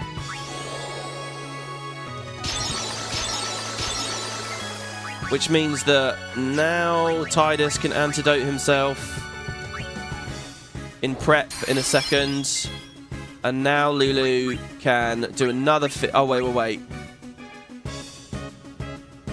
Okay, no. Now we swap to Auron, who threatens it, and it doesn't miss because it's... Do not move. I don't know whether this is like a chance to miss, or in the tutorial it just didn't like that I'd spammed it as much as I did. Now Lulu's back. It's too much MP though. So there's Fira. I mean, she's losing all of her MP in one fight. It's really good. I mean, I'm destroying it. It's really good. But hasting Lulu is just bad. Like, she can kill it now. I'm going to just use Fira Fury because it's free. Magic has no limits. Oh, yeah. Lulu's really improved this episode. Okay, that's 2,400. Nice. Lulu learned Hero. Oh, shit. You get Hero from the Ochu. I've been stalling out of fear. I have. It's true. Okay, so... one encounter and Lulu is, like, desperately low on MP. I think speed on Lulu is just a bad idea in general. So let's not do that again. But we did just, guys, we might have just had the hardest... that might have been the hardest fight available in the Moonflow immediately. Right, like Anna Ochu plus 2 mobs. That's scary stuff. Good day, everyone. Everyone, we can all learn a lesson from what has happened to the Crusaders. Only the truly faithful have a hope of defeating sin. Yeah, alright, Shalinda. I'm thinking of going to Guado Salam. I have not spoken with a Guado for some time. See here, she says she's going to Guado Salam. I don't remember her there. Does anyone in chat remember if you meet Shalinda at Guado Salam? We'll see it soon. Once we cross the Moonflow, we'll be there, basically. I don't remember her there. And she has kind of a weird story. It just sort of fizzles out, so... I'm thinking of going to Guado... Okay. I have not spoken... Okay, also, I'm going to try and bait a really cool battle dialogue here. I'm going to have Waka in the front, Yuna in the front, and Lulu in the front, okay? Like the Besaid crew, if you will. I mean, Kamari's kind of Besaid crew as well. Anyway, if you have these 3 in the front here, this is where Yuna has that really cute line where she does an impression of Waka.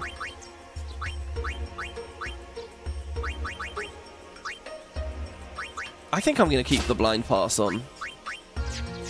I think what's missing, what I would like to see more of in this mod, is more armor that gives me either status resists or status inflicts. I guess it depends what Coryphean's priority is. If he just wants it to be really grueling and difficult the whole time, or if he wants to just let people play with more tools and things. Personally, I lean more on the latter, but he might prefer the former, so... But yeah, I feel like having just a couple more... Like, I love this thing with Tidus right now, where I can do slow touch and dark touch together. Like, that's epic. And by the way, if we're not taking advantage of first strike, because we're trying to bait this thing, I'm going to do that. Okay, let's go for that chest off on the side. Do I need to heal? No. In fact, did we do that whole fight there without getting hit? High potion. I think walking... Oh, here you go. Listen up. Listen. Ah, they didn't do it. We got a preemptive strike, though. Oh, God. 2 imps. They're both quite weak, though. We could raise our evasion, but they cast magic. 2 imps, though. That's a bit scary. What are they weak to? Water.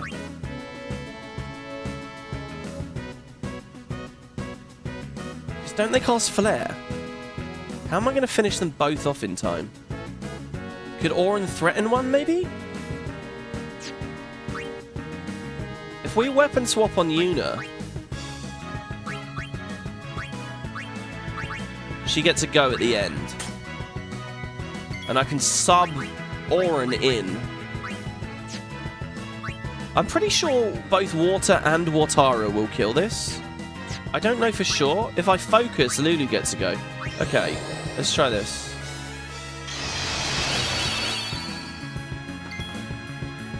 And then you can send this one to sleep. Or maybe kill it. Will this kill it? No, but it did send it to sleep. Okay, good. The game's so much more engaging like this. Look at that! Look, it's sitting on the floor now. Okay, so Auron comes in and threatens this. Calm down. Oh, this is great. That should fall on the floor as well because it can't move now. Now that it's threatened, Lulu can kill or aim an attack, I guess, at least. Oh, it only has 15 health. Ah, Waka's close to killing it. If I put water on... Okay, this thing doesn't counter anymore, but it does pollen. I mean, fuck it. Maybe she just tries to kill this. Can you get it, Lulu, in one? No. Alright, Waka just kills this then.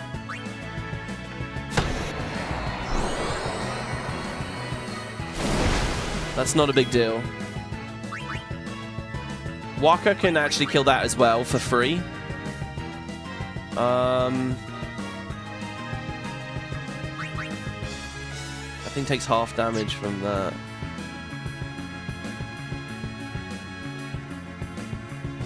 Oh, but it's gonna... I'm just trying to save a bit of MP. It's only 4, whatever.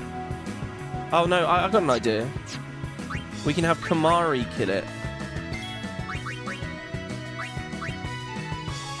With just fire. His damage is really low. Oh my god, Kamari! Oh, his damage is so low! Well, now what? Okay, now I'm going to hope that Tidus can kill Training, it. huh? Go on. Oh, nice. Holy shit, his sword looks fucking epic. The stunning steel looks so cool. Okay, now we have this thing. And I think we just throw a quick little cheeky attack on it.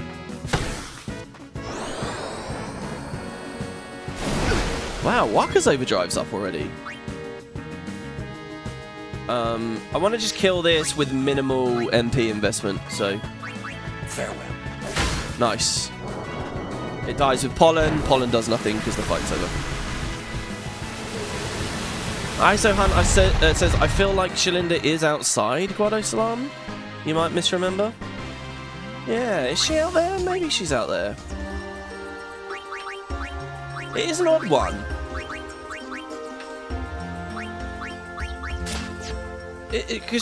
Don't you meet her briefly in the Thunder Plains, maybe? Or in Makalani Forest? Oh, thank God for Yuna. She's got big heals here. Okay. I can't believe how healthy we've got, guys. Look at our HP! Waka's up to 1,900. Tidus is really up there as well. 1,800? That's because we gave him that sphere. Okay, so far so good. I'm going to stay with the funny formation again. I'd love to hear them say it.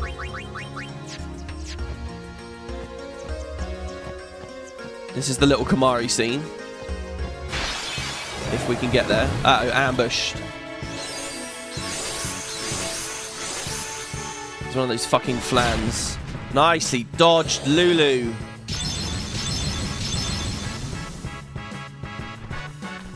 Oh my god, we got a lot of dodges there. Okay. I have to kill that flan before it starts casting focus.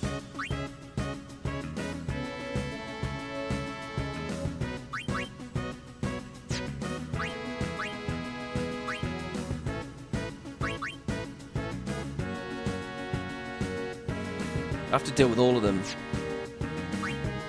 Right, I'm going to do it this way. I'm going to say Tidus attacks Garm. Because he can blind and slow Garm. I think it's a bit of RNG on that. If we can do that, we can kind of get rid of it quick. And then what I'm going to do is I'm going to have... Oh! Tidus can Sleep Buster the Flan. Let's try that. Aha! It's asleep. And it will wake up, but it lost its turn. And now... I mean, we've got to kill some shit here, really. Let's have Kamari. Flare. The Flan? No. Kamari might be able to just immediately kill Garm. No. Doesn't he have really high magic defense? It's Dark and Silence, which I can throw on that. I'm going to flare the Flan. Yes! Oh no, it didn't die. It's close to being dead. 500 health left. We can Aurochs Reels. Right, here we go. Now I'm mad.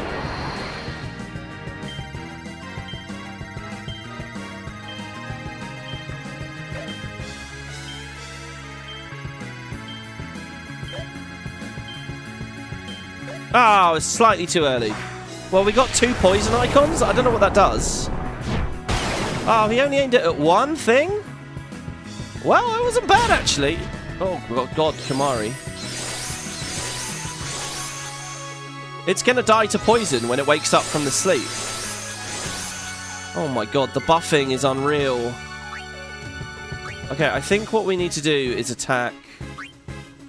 I mean, either of them. We've got to get blind on either of them. They're both going.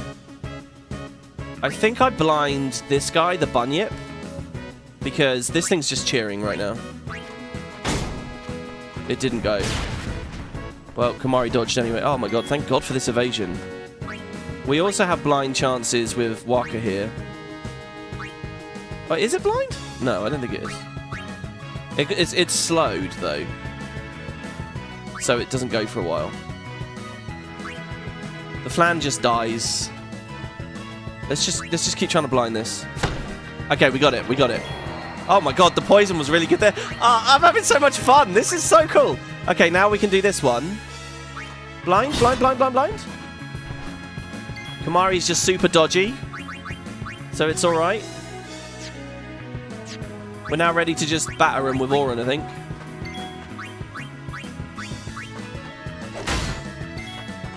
Keep trying to get the blind going.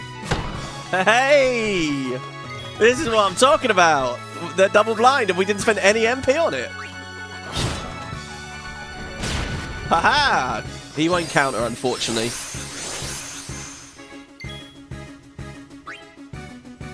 They're tanky, but physical attacks will get us through this. Auron just stays on that one. Okay, good, it's dead. Oh my god, Waka doesn't hit hard. Oh, what can it do? It can try to delay attack. It's just spam our way through it now. Oh my god, it's so tanky. I wonder what its weakness is. It cannot do anything though. If that blind drops even for a second, it has both Tidus and Waka just constantly refreshing on it. Dude, I like that sword. That's like one of my favorite Tidus swords, actually. Now that I'm looking at it, that looks fucking awesome. Okay, Yuna, Tidus, Waka. Abilities. You're still on half MP, right? Yes. This has been one of my favorite things about the mods. The equipment choices that they gave Yuna early on. It's felt really cool, like flitting back between the two of them. Hello, Ronso. Look! One of Kimari's friends looks just like him. What? both follow summoners on all fours. Hornless goatlings. Hornless! Hornless! You come to insult Kimari? Wrong. We come to warn little Kimari. Warn. Summoners disappear. Never return. Next will be Kimari's summoner. Poor Kimari lost his horn. Next lose his summoner. Pitiful Kimari. Howl alone. Howl alone. Howl alone. Howl alone.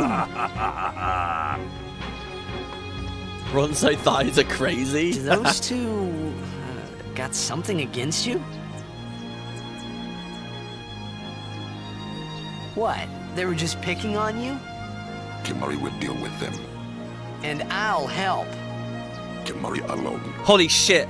But, Kimari alone. We can use Loner overdrive mode on them. Problem. You can't interfere. It's a rule. I'm worried. Let the Ronso deal with Ronso problems, yeah? That's how it's always been. I mean, I'm worried about those summoners disappearing. They aren't just disappearing into thin air. hey, if we Guardians do our job, no problem, right? Oh. Confident. Yeah. It's weird. They put the Gagazette music there because, you know, the Ronso and all that. It sort of doesn't fit with the rest of the scene. I love thinking about it. Oren probably, like, totally gets why they're being abducted and all that. But he knows for now he has to protect Yuna from it anyway. Alright. There's something else I was going to say in there. Ambushed by these guys. Okay, Waka's berserked. That's really bad. Okay, Reflex and Water is okay from them. Actually, no, Reflex is fucking hideous. Oh, no. What? What? What? This is like game over out of the gate. Seriously? No, she got berserked into attacking, and that's an Osmos there. How the fuck do I deal with this? By the way, oh, we were ambushed, but we don't have the Brotherhood on.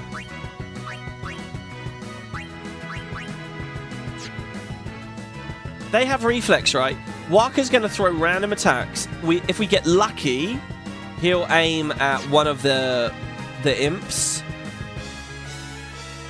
But he might miss because they've cast Reflex.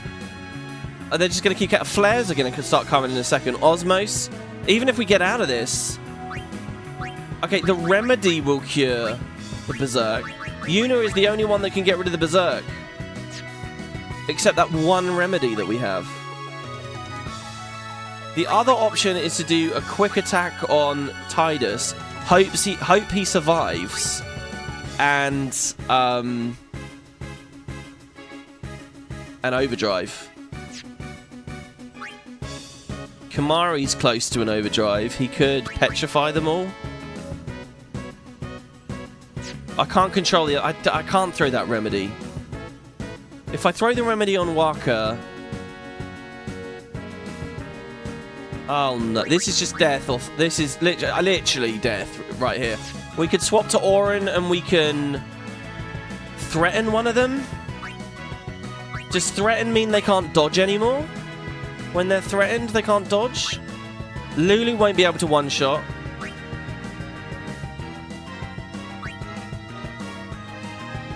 As amazing as giving Flare to Yuna is, her MP's so low, you're limited on when and where you can cast it. All the other fights went really well, but this is... What the fuck is the best move? But you know what? I'm going to gamble on the overdrive idea. And while I'm at it, I'm going to sleep.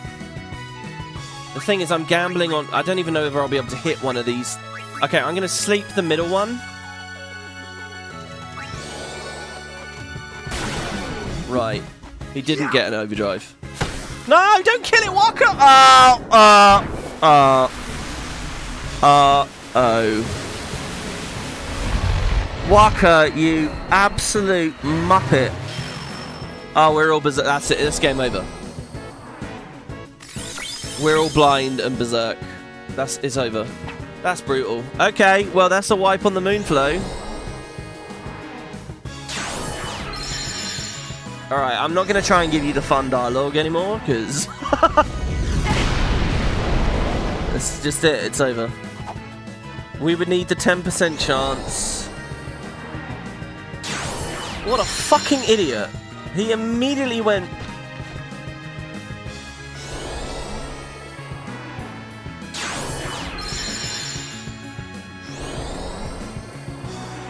Yeah, and the more they just reflex up. That turned really fast. Oof. Yeah, I knew. The second we got ambushed in that first round, I knew that was over. I didn't know. Okay, fair enough, but like... The turn was the ambush. When this fight started, I was like, this is like game over. If I had done... If I had like threatened one with Orin maybe or something, or tried to... Like, I wouldn't have even been able to kill one with Lulu. I really don't think there was anything I could do. We just have to wait for it to end now. Ow! That's a really scary monster layout. And the ambush rate. I'll tell you, the ambush rate feels really high in this mod. It feels like you have to have Brotherhoods every zone so far. It's felt like... Yeah, no way, Waka, you fucking muppet. No way. It feels like you have to have Brotherhood, Tidus in the front, always. Because ambush, it's just over. Alright, let's try that again. So it auto-saved here, which is at the start. We've got to get back up there now, guys. We've learned a thing or two, maybe. Okay, Tidus... Which makes Stunning Steel kind of annoying to use because, you know... I think that's a good setup there. And then let's equip. Oh, and he's still got it. Alright. Wait, and has Waka got... No. I kind of like the rule breaker on Waka. I mean, the Blind Pass was also epically good. I think Blind Pass is better. It's more defensive. Now, what did we get? We got a high potion from this guy. Did we?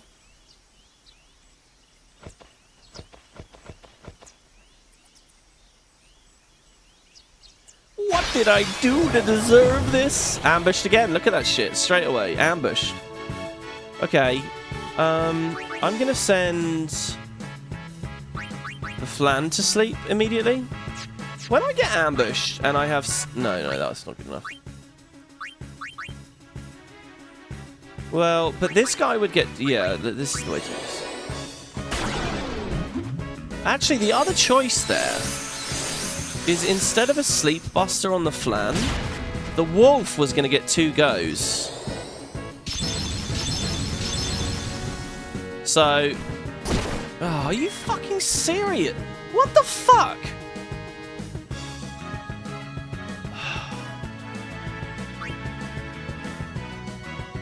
Right, let's just try and blind this. If the blind goes through, good. And now let's try and blind this. The blind goes through, please, please. No.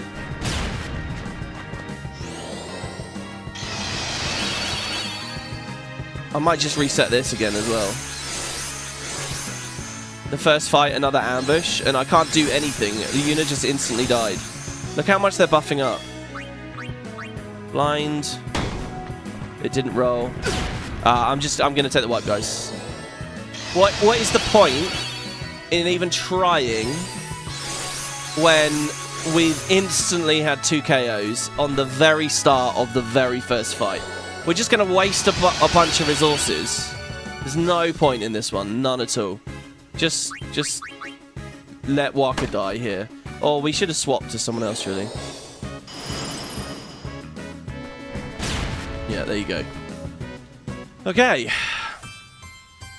I don't like that about it. I don't like the ambush thing. I guess it's a bit of tension.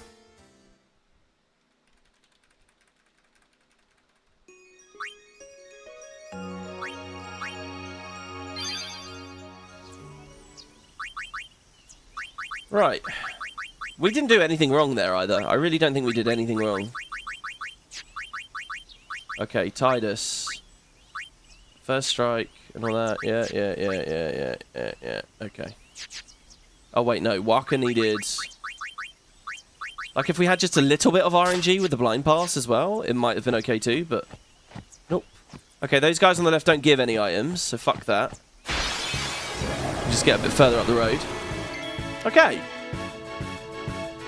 We haven't been ambushed, but they are coming at us. Okay, I think this time... I'm going to send the Bunyip to sleep. The delay attacks from the Bunyip are nasty. So maybe that was a mistake, actually. I don't know. Oh, shit. That thing hasted itself? Don't like that. Okay. Bring Lulu in. So, you need someone with magic skills. Yep. And then let's... Well... It's weak to ice. She could use focus. No, she won't get it in time. Well... Okay, what we do is we do Blizzard. Not Blizzara. No, I'm doing Blizzara. Blizzara.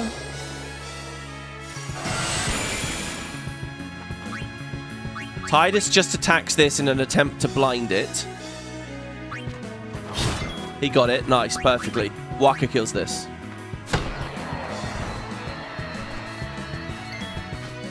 Okay, now Lulu swaps for Oren. Let's see. Who threatens the no, the Bunyip's blind. We just kill him now. Okay, so this went so clean. This was beautiful. Look at how good that went. And he's got counter. Oh, look. Oh, beautiful. No time to waste. Let's go. Okay. So Shalinda, she says her shit. Good day. Good day, everyone. We can all learn a lesson from the Crusaders. Only the truly faithful are able to defeat sin. I'm thinking of going to Guado Salam. I have not spoken with the Guado for some time. I have not spoken. Okay. Grab our high potion. Again, not sure this is worth it. It might be really good to have in hand in the boss, though, in a minute. Okay, it's no chew. Immediate sleep, I think. Or we could try to darkness it. Ah, I have an idea. Kamari. This is cheaper. Darkness. Fuck's sake, you've got to dodge it though, mate. What the fuck? It just did that through. Well then, what next? Okay. So Lulu. Okay, you skip over to Yuna. And then Nulltide.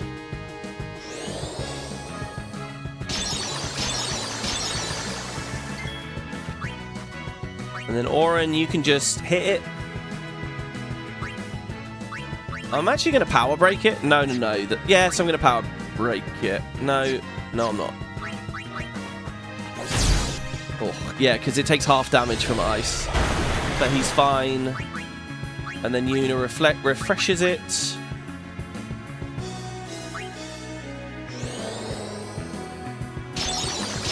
Sleep might be the best way to go. Wait, for which fight do you refer to there? And he won't counter this one anyway, but whatever. It's a big old Fira from Lulu there. Oh, when I passed her turn earlier, I should have just focused. See, he does less damage, but the counters are so much. Overall, he ends up hitting at least the same, even against things he's not really matched up well against. Why'd I do that?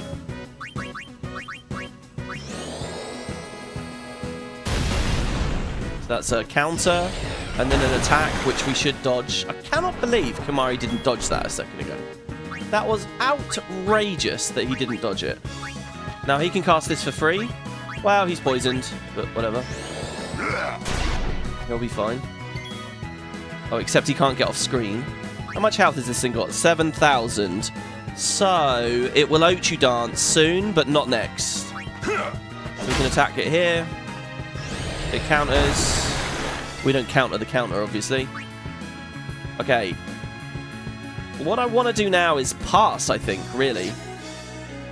So, well, not pass. We can focus.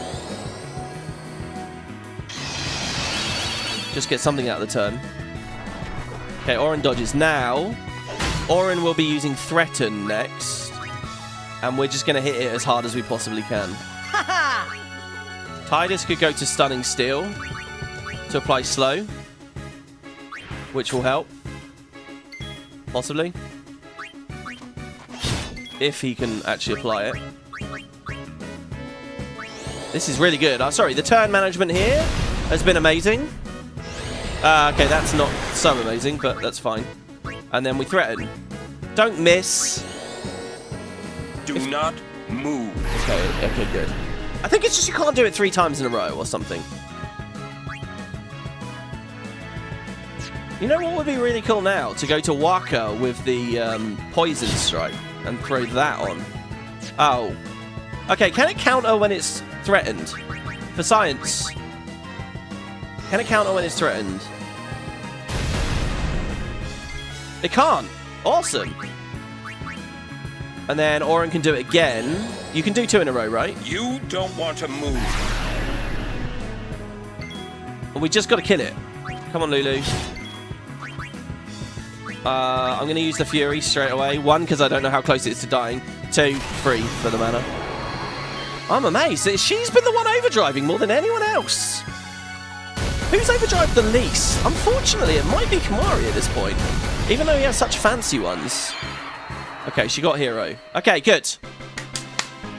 I wish I could say we're back to where we were a second ago, but we're not. But I think we are doing it. We've got a lot more MP this time. Alright. So, equip, Tidus, weapon, brotherhoods, formation, Yuna. Yuna, Tidus, and Waka on the front. Go. If I can get to that cutscene without a fight, it would be amazing. I don't think we're going to, but... Oh, yeah. Okay, it's not an ambush. I'm going to do the same thing as I did before. I'm going to throw a Sleep Buster on this thing. I think that was a really good way through this.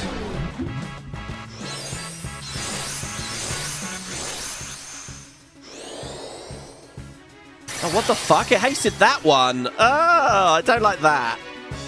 We could Stunning Strike to finish that off, though. Okay. So, Lulu just one-shot it with a Blizzara, right? I'm right about that, aren't I?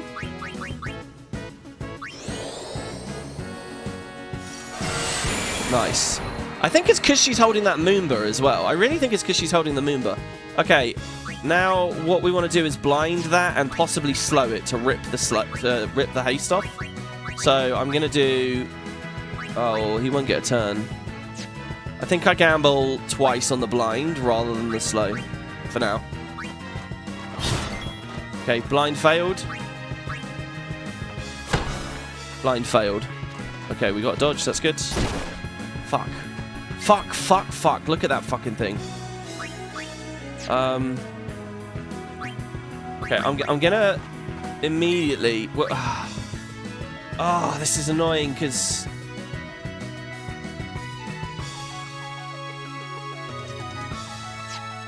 What's... This is super... Oh, I don't want to... Okay, I think Orin eye drops Waka. Waka... I know I have the overdrive. Yeah, maybe we just energy rain here. And hope to kill it. Slice and dice might be better. What's the safest thing? Actually, I think blitz acing this is the safest thing. This is cool. When Titus gets some overdrive stuff, you get some fun decisions here. I don't think me playing the minigame here matters. Really?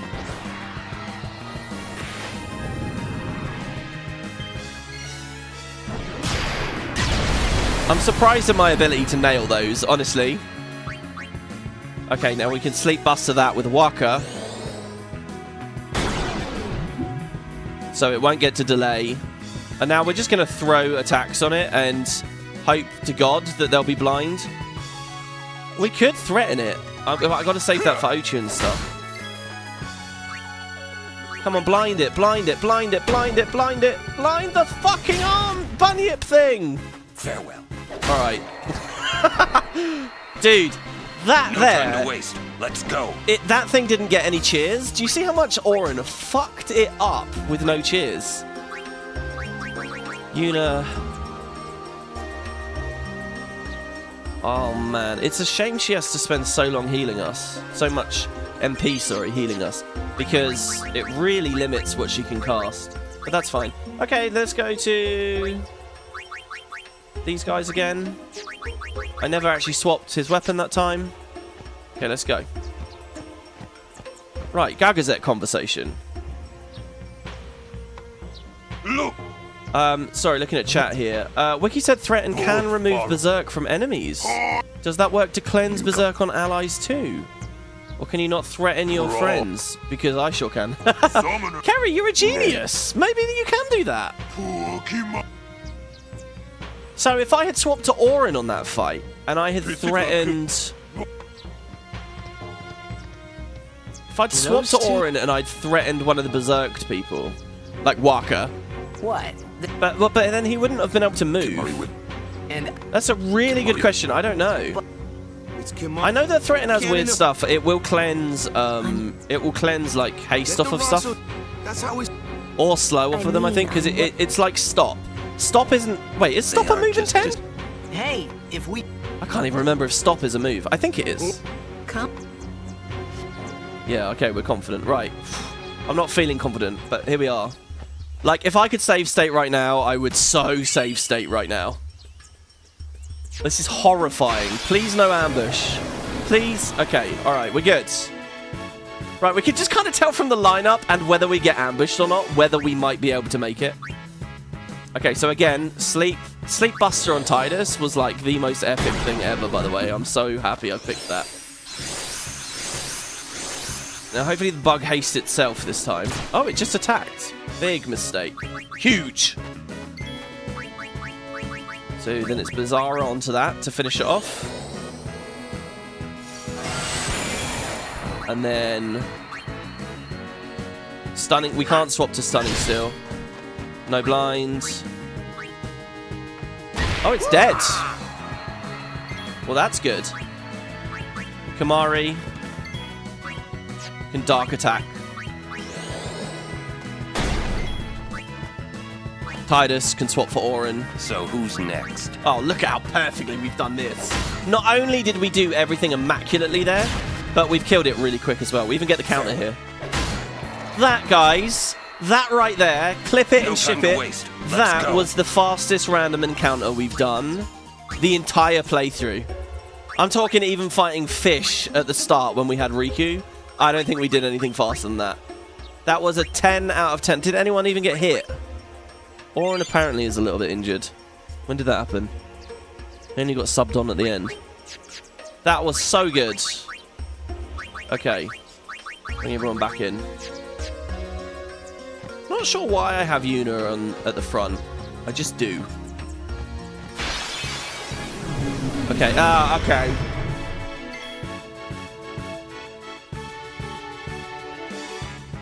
Right, we've been ambushed. This is what gave us an instant game over before.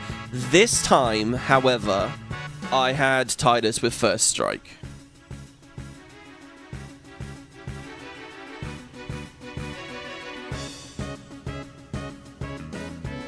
So the question is, how do we ensure we don't get fucked here? Here's my reading of the situation. My reading of the situation is that I could throw an attack from Tidus at one of the imps. 1, it could dodge it. 2, I don't know whether he does enough. Killing an imp is probably the best thing. The Fungar thing, it's not even a big deal. It's just some damage, right? The imps have to go. So what I think I do is I swap to Kimahri and I flare one of the imps, which is the most guaranteed way of flaring an imp, of killing an imp.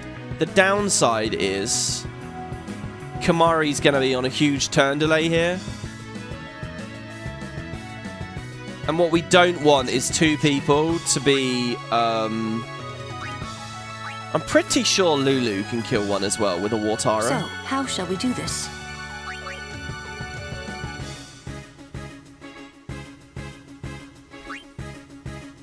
But it's extremely bad if Lulu gets berserked.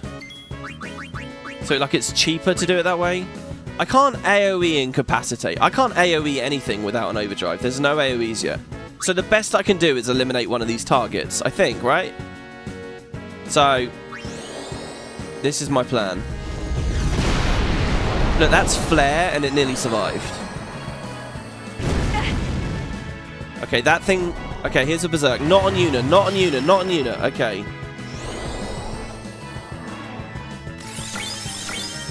Now, Yuna gets to go, and she can cleanse that Berserk immediately.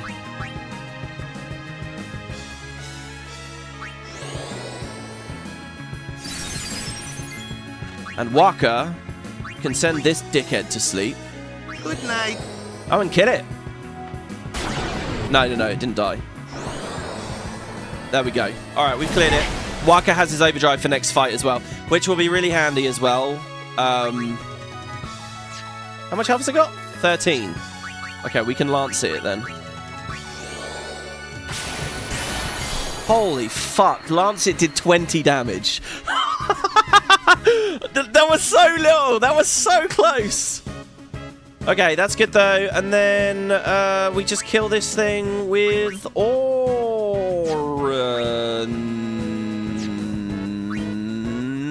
Lulu. Oh, no. I think actually we save Lulu's MP. I think we kill it just with attacks. I think I swap to the Stunning Steel.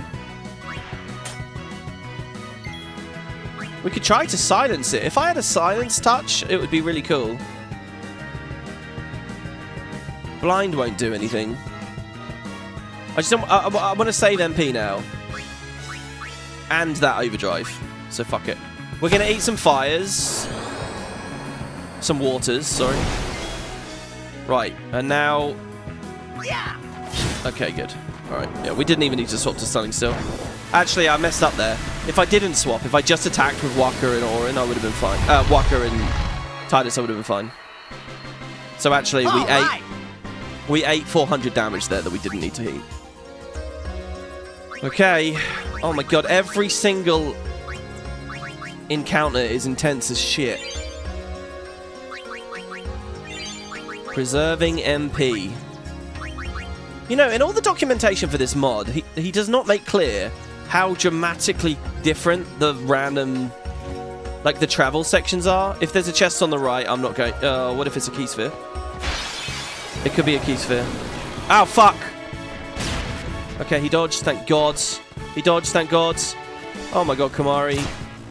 Fucking dodge tank.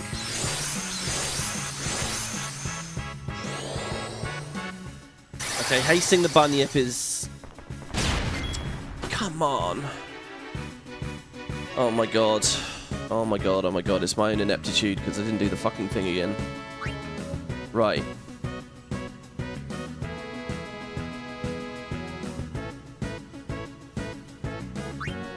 I think I sleep buster the bunyip.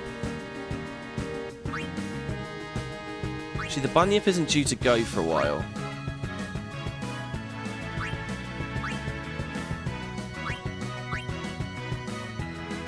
Orin could threaten it. Send that to sleep.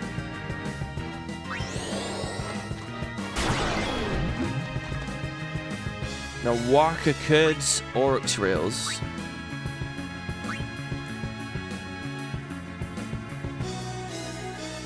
Or he could swap. Oryx Reels might wake the thing up. I don't want that. Okay, let's swap to Lulu and kill the bug. So, how shall we do this?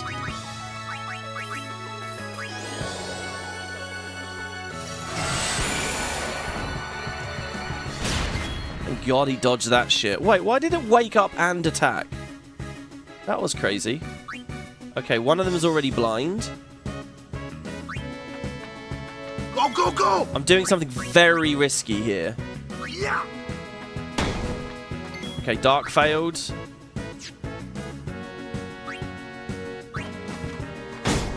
If I got slow on it or Dark on it, it's really good. You fucking dickhead. Why is nothing procking? Proc something! For the love of God, proc something! Okay, there we go. We got it. Oh my God. Okay, now that they're blind, Tidus has to finish this off. Okay, it's slow as well. Okay, alright, we're okay. It's a bit of extra the Una healing, but we're okay. Orin will just make mincemeat of these things now. If they swing at Orin, they're dead. Alright, he's dead. Orin's so good in this. Oh look, he gets the other one as well. Oh, I'm so angry though that it just survived fucking slow and 2 blinds. Poor Lulu. Sorry, Lulu, that you died there. Okay, come on, Una. Keep us in it. Keep us in it, Una. You got 21 MP. We need you to keep us healthy. Please be something good in this. This is usually a key sphere, I think. It's a high potion. Alright, next run I know to dodge some of these chests. The exit is in that tree line over there. I reckon we've got 3 more fights to do. I haven't learned my lesson! Oh. Jesus. Okay, she needs to immediately kill the quick bug. And now she's out of MP. I think Lulu's going to have to eat an ether on this. I think she's going to have to, guys. There is very, very, very, very little that I can do to avoid that. Waka doing Oryx Reels here looks pretty good to me right now. Go, go, go! Shall we go for the Oryx symbols?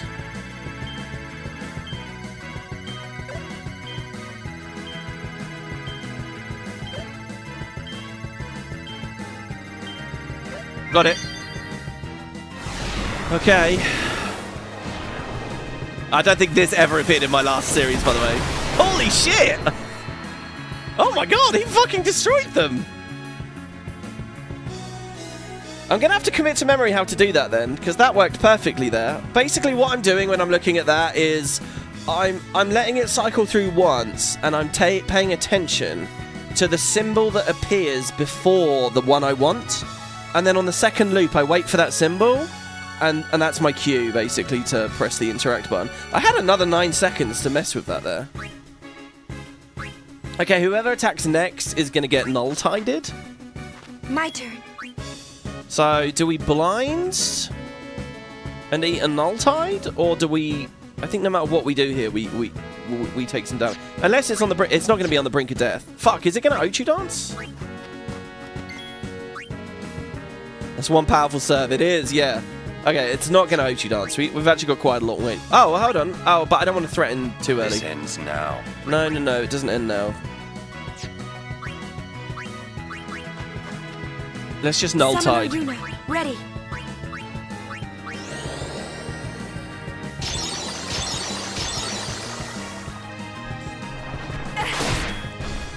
Okay. She got absolutely battered there. That's really horrifying. Oh yeah, Lulu can't even do anything now.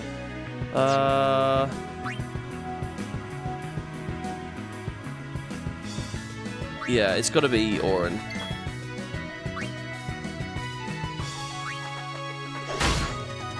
Oh god, it's so low. It's so little damage. What? Oh, and he didn't even have the fucking... Oh. Okay, antidote yourself.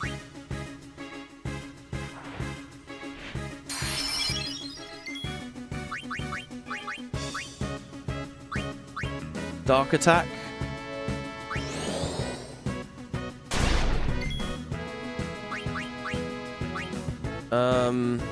And null tide again. Okay, so we're clean here. The Ochus are not bad. A little bit of a grind. As soon as Auron's threatening,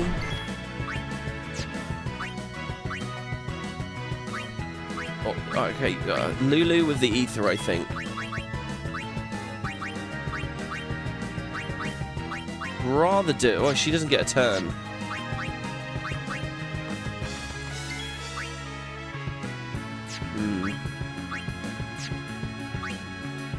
Then we just start attacking with... Can we slow it? Miss me?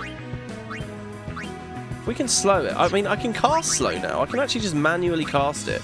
It costs all of my MP, though, so I'd rather conserve mana. Wait, is it going to null tie? Is it going to Watara counter? Oh, I don't even know. Alright, let me skip. Oh, fuck! He had fucking poison on him!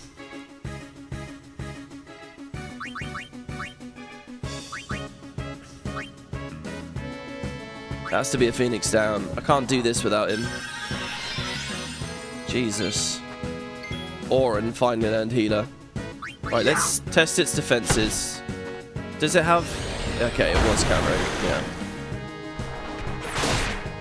Auron, you should be avoiding those. There's no excuse for getting hit while that is dark.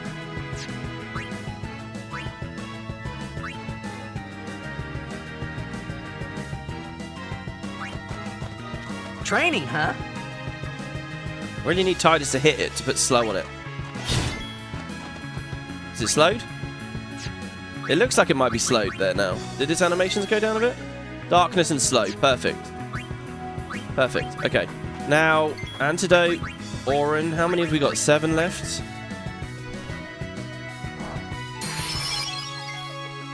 Waka, you don't need to do anything just yet. Bring Yuna back. I'm here. God. I think it's safer for me to cure herself.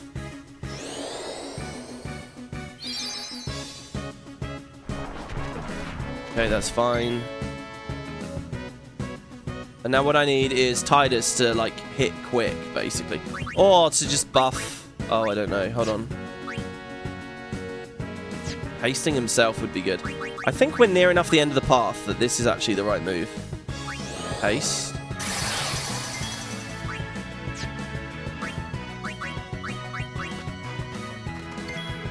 It has 8,000 health. It's still very... Without Lulu to do this, it's fucking healthy.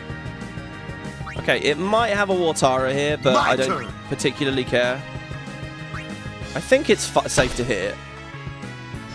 No, it does. Auron is just not lining up. Okay, is it... Wait, where are we? It's got 7,000. Okay, so... This ends now. No, it has to be...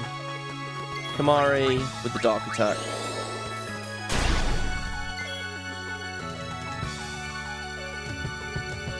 I've lost count again! I've lost count... No, I haven't lost count. It's a Watara coming up next. So we go back to Yuna. I'm here.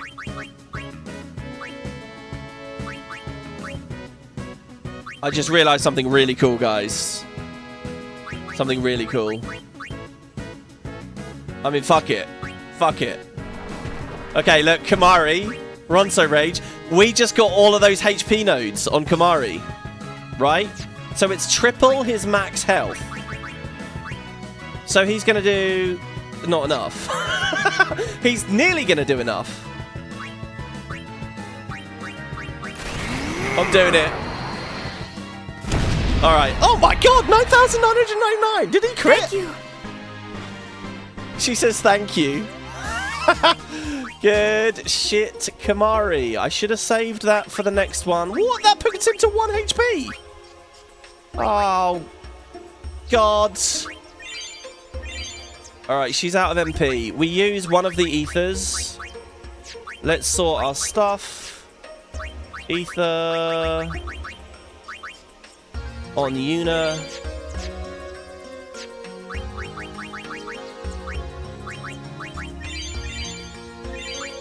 Healing Kamari that much is really not a good idea, but we've spent the item now, so fuck it. Nice. Okay, sorry, let me look at chat here. Welcome back, Caribbean. I don't know if you caught a bunch of the comments and stuff as it's gone along.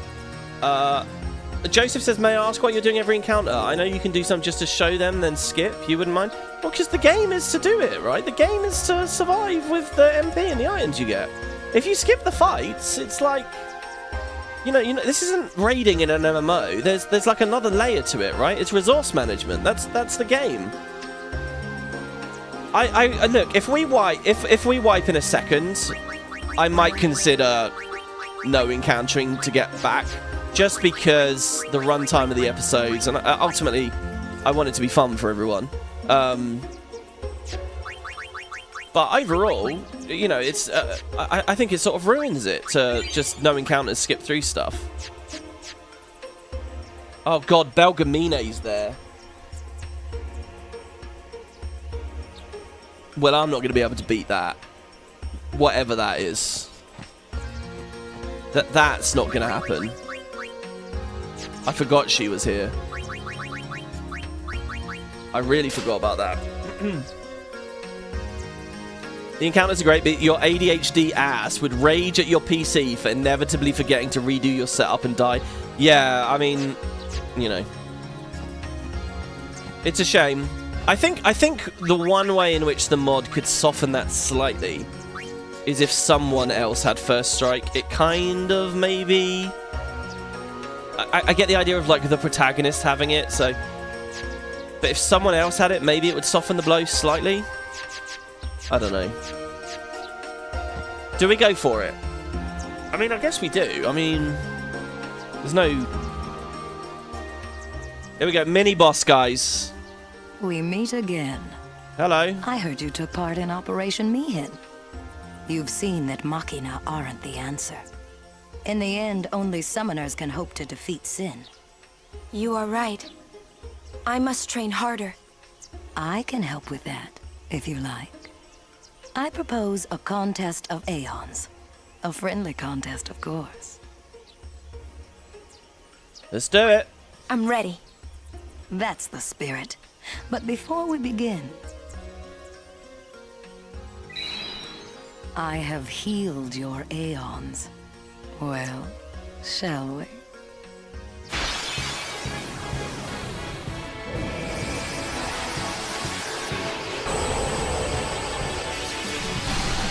So she's summoning Valor. I thought she used Ixion here. I guess she doesn't. Call whichever Aeon you want. Oh god, okay, right. So, I get the choice of who to summon. Ifrit or Ixion? Surely Ixion, right? Why does Ixion have a little bit of overdrive already? That's weird. It's really weird, actually, isn't it? Why does Ixion have a little bit? It's got to be Ixion first. Surely, I mean, Ixion's the new hotness. Ifrit has Meteor Strike. Is the clever trick that Ifrit is actually the way through this? I'm going to guess Ixion.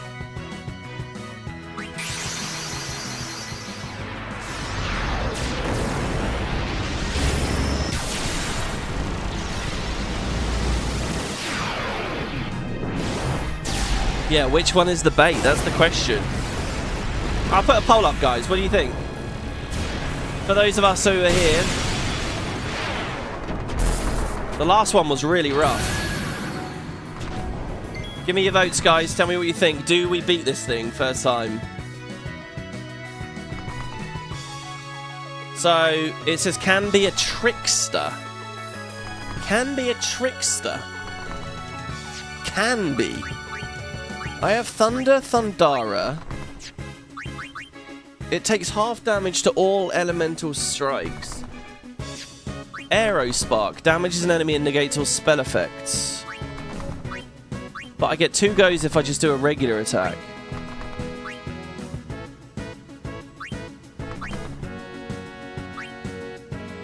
if I Thor's Hammer, Valifor gets 2 goes.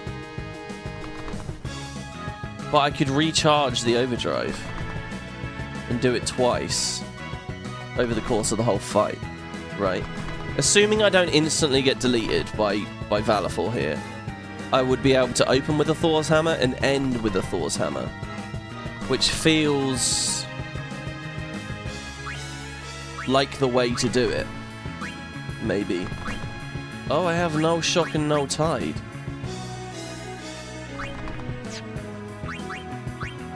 God, what if Valifor's gonna do black magic against me?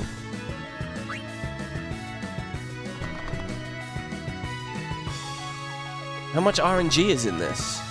I can't scan. So let's just remember, Aerospark has Despell on it. So if it buffs itself in any way, we can Despell. Meanwhile, I will do these? No shock. No tide. Okay, she's cast no shock. Wow, this Valifor used a null spell. How is it that it may use magic that Yuna's Valifor cannot? Select abilities in the Aeons menu to find a list of new abilities your Aeons can learn. For example, if you teach Valifor the ability Cure, it can heal as well as fight. I understand that. Well, that's not a vanilla tutorial message, is it? They don't say wow. Well, isn't that where you learn that off of her? What's this? It heals from shock. What? Oh shit! Yeah. Oh fuck! Ixion heals from shock. We don't want to use no shock. We absorb. Oh, we can heal ourselves with Thundara. Oh shit! I think we just failed then. If this is every single turn counts, like the last one was, we just failed. Because we now just ageist our own Thundara healing. Oh man. Hello John, it's good to see you. Tiroa says she usually does use Ixion here, according to the wiki. Wow, yeah, this is cool. Okay, let's dispel it, I guess. I don't plan on casting lightning shit against it, though. But if I dispel it, maybe it'll get in a loop of just constantly null-shocking.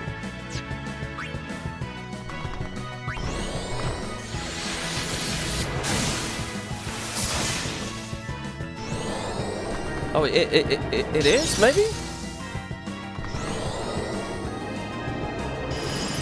Okay, it cast Frost, it cast Blizzard on me. Hold on, it had 2 goes though there. Aerospark again.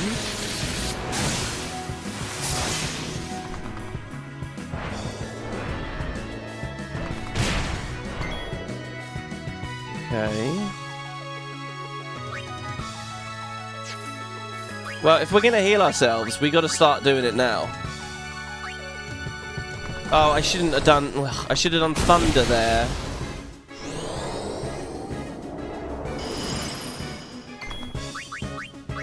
Because we're gonna have to preserve our MP.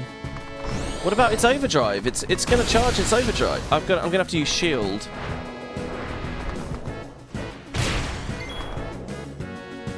It's gonna overdrive next turn. So we have to use shield.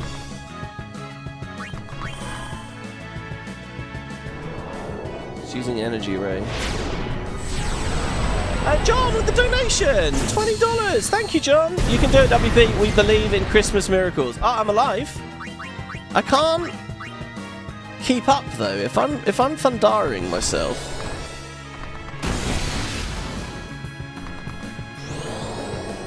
There's no shock again. I'm just gonna go with some attacks, I think. 600. Oh, Sonic Wings. Uh-oh, that's delay though, right? Aren't I fucked? Oh no, Sonic Wings, that's fine. How much damage will Thor's Hammer do you think? If I can get another attack in or so, I'll try Thor's Hammer.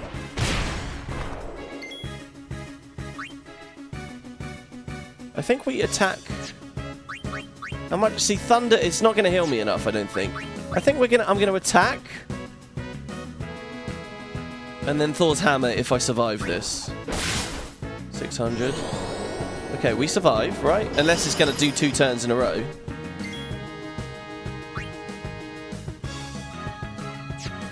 It feels like Thor's hammer might kill it now, maybe? But it might not. And, oh no, we are! It has null shock on it! I can't Thor's hammer it, because null shock... Wait, it's an overdrive, though. It's a thunder overdrive? Is it going to say immune? I think it might be immune. It's immune, yeah, fuck. Sneaky. Okay, so we have to find a way to... You have to Aero Spark. I know how to do that now. You have to Aero Spark to, like, cleanse the null shock. Or throw a thunder at it to cleanse the null shock. And get one of those turns where... But Aero Spark is MP3. Oh, you have a lot to learn. And then you can throw it. I've got an idea, guys. What I'm going to say is we'll try to get to the end of the road here. Still wet behind the ears. And then we'll reload and no encounters and Here, run back and do your it. prize. Go on, take it. 20 ability distillers. And the Summoner's Soul. And the Summoner's Soul allows us, yeah, to teach Aeon's abilities. Which I'm not really that excited about in this mod, because I'm not ever really summoning. You know, there's not... I don't know, maybe there's something really good that I can do at some point. But as it's going right now, I don't really use Yuna too much. And then, again, thank you, John, for that. $20 is really, really nice. Thank you. And then Yuna's going to leave Study soon. Yuna and grow strong. That seems quite fun. I want to go back and do that, but so let's just run ahead here and see if we can get out of the map. That's priority numero uno right now.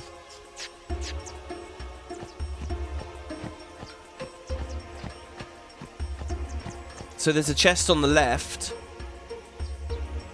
We could come back for it after saving. I'm gonna go for it. Okay. This one was very doable, right? It was... Oh, but we can't Sleep Buster anymore. That's okay, though, because Auron can threaten, and it's essentially the same outcome. I foresee no difficulty. So Auron can threaten the Bunyip.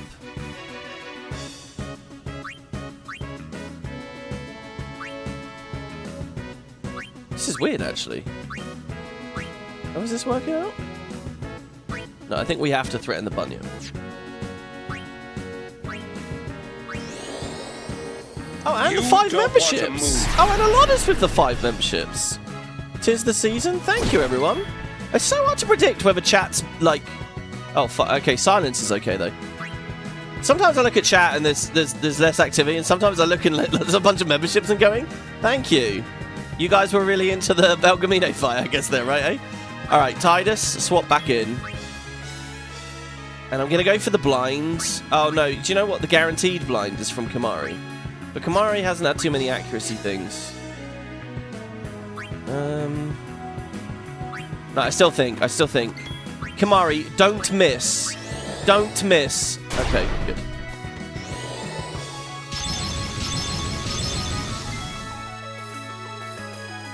And now we can silence the Flan so it can't counter with Blizzard. How was I killing the Flan before? Oh, I was using Lulu to just nuke it, wasn't I? And we don't have that MP on her anymore. But we do on Yuna. Yuna here! That's right, I'm flaring. I'm flaring, once again. Let's flare this fucking thing. Oh, look at how fancy this is. And now we can swap for Waka. You called? To Dark Attack this one. We are seriously out of MP here, though. We are really out of MP and really need to be very careful. If I weapon swap, do I get another turn? I do. Nice. Stunning Steel. Oh, I'm really starting to get a lot out of this. Okay. I like the idea of Auron, Waka, and Tidus, and Riku in a second. All of them having at least like one weapon to swap to for different stats. I think that shit's amazing. Auron right now... As you wish. Weapon swapping on him is not fun because I lose Counter-Strike and it's just like, ugh. Alright, let's finish this.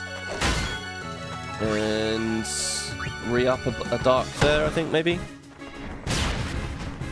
There's the counter. Okay, this last fight, whatever it's going to be, is going to be a real risk. Yeah! I'm assuming we get the chest, and then we get an encounter. And if I didn't go for this chest, we'd be out. Whatever this next one is a real risk, because we are very low on MP on pretty much everyone. And I want to save the ethers for the boss fight.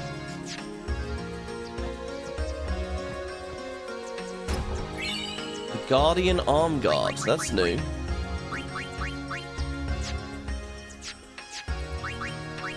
Oh, it's just got nothing on it. Oh, when's customization unlocks, guys, on the other bank? Oh, God, give it to me. Oh, fuck. I'll take you all on. Of course it's an Ochu. Okay.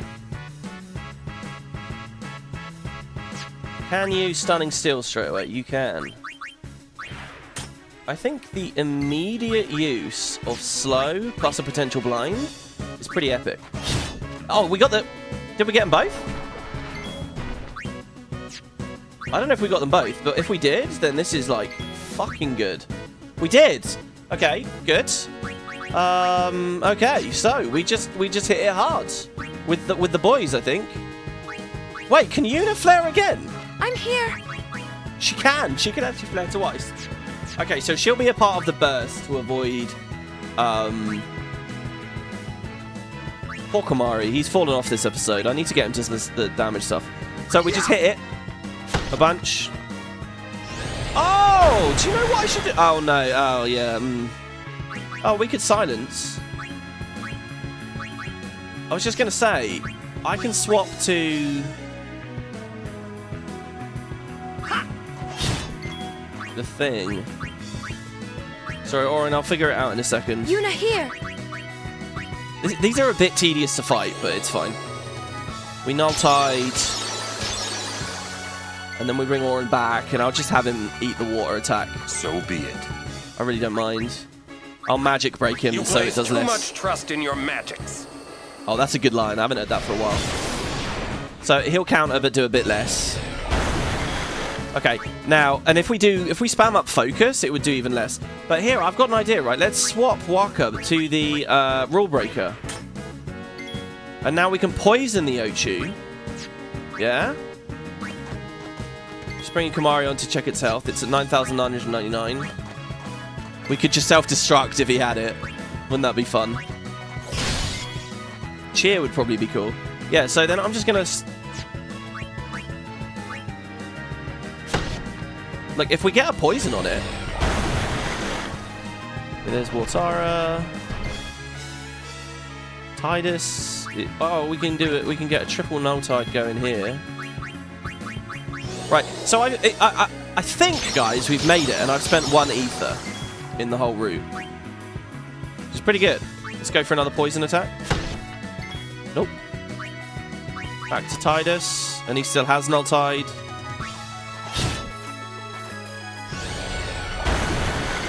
Let's check its health. I think it's... Yeah, it's good for... Auron can attack.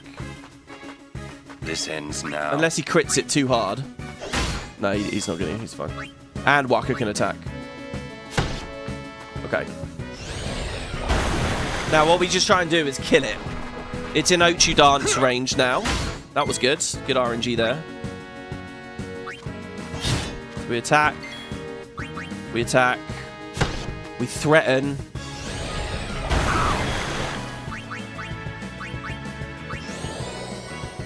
You don't want to move. Okay. This is really good. The design, the Ochu thing has been really fun in here. The Ochu thing's been so fun. Okay, it's got 5k health. So how many ghosts does Tidus get? 2. So we go 1, Waka can't really attack right now. Wait, how much damage was he taking? Okay, no, I got an idea. Yuna. Flare. 3k!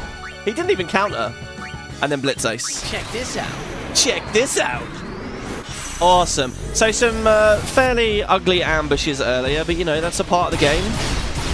Oh god, oh god. 100 damage a hit. That's not very good. Tidus, what the fuck's going on? Lulu's our friend, as you can see there. That means we're going to get the Lulu scene in Guado Salam. Tidus learned hero. Waha. Brilliant. And there's no way we'll get another encounter there. We made it, everybody. There's no encounters in this screen, if I remember rightly. Aha! We're at the Moonflow!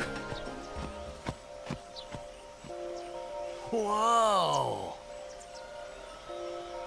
So, the Moonflow's lovely. One of the things that's a bit sad about the sequel is they talk here about how amazing it looks at night with all the fireflies everywhere, but we're in a rush to just move on, and you don't see it. And you'd think with X2 they'd do a scene where you get to see it, right? But they don't. It does appear in the novel, by the way. In the novel, there's like a story about how a Shoopuf, like the last of its kind, dies, but like something that survives, like it was its mate or something, beckons it back to life. It's kind of like the Farplane beckoning. We're going to see it in a bit, and it might be how Tidus basically come back in X2. So the novel does talk a bit about this place, but yeah, this is a lovely, lovely bit. GG, we made it through. We did indeed. That was good. I like that place. This is the Moonflow. That's a wolf whistle, really. These are moon lilies. They say that clouds of fireflies gather here when night falls. The entire river glows like a sea of stars. Really? Hey, I got an idea! We're not waiting till nightfall. Oh.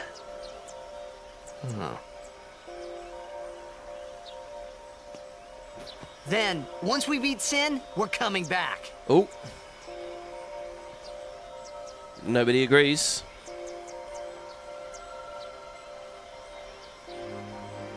It's like it's now got to the point where they know that they're like it's gone too long, you know, and nobody really wants to break the break, because this could be an I'll bed home moment here, really, right? But they just let it pass. We keep putting our foot in our mouth.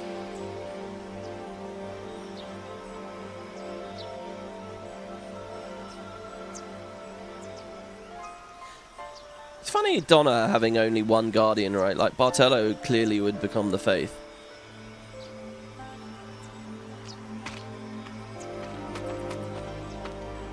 Hey, we better hurry or we'll miss the Shoopuf. Shoopuf? That's some kind of boat? Oh, look at that, guys. 4 hours, 20 minutes, and the title of the episode is finally happening. Shoopuf! I was going to reload to beat Belgamine and see what we get, but the reward wasn't that major last time. And it would be quite a lot of cutscenes to watch. Whoa! What the? Whoa! So maybe we don't. Maybe we just play ahead.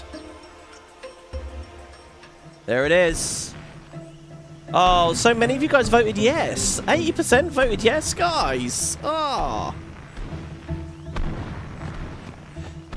Yeah, no, wait. You gotta wait for the line. This is a Shoopuf. Whoa! Let's ride! Come on, let's go! All right. We board soon as we're ready, huh? In so many ways, this is exactly what I want from the game. I have a bit of insecurity about the videos being really long, but like, I always want to really get into the meat of each zone, and this mod lets me do that. It's so good. Phoenix down ×2. Oh, do you know what, guys? I want to beat her. I want to beat her.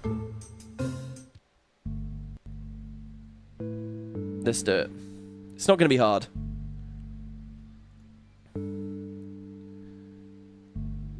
Let me just reboot. It's not going to take long. We'll just have no encounters in Turbo 1. I mean, we've proved we can beat the zone now. So, it doesn't really matter. We just rush up to her. All I have to do is just skip through a couple of conversations. I want to do it. I want to beat Belgamine. Oh my god, look at this. Look at where we are. Look at this. Oh no, guys. It's alright though, honestly. We'll be there in mere moments. Impossible! Yeah, that's a great line as well. Small sailing! So, Shalinda again. Good. We can all learn. Only the truly... You know, guys, there's only one... Here's a bit of daily Hypello facts. If you follow me on Blue Sky, open up the description. You can check out my socials there. Blue Sky's on there. And on Blue Sky, I give you daily Hypello facts. Daily Hypello trivia. I'm all about that Hypello life. There's years, you know, there's that guy that tweeted events of World War II daily for like 4 years. I've been doing that for about 14 years. Just Hypello stuff, relentless Hypello facts. That's how layered and detailed the world building is here. And today's daily Hypello fact, if you don't want to follow me on Blue Sky, I'll give you the privilege of just saying it out loud, all right? And it's this: there's only one female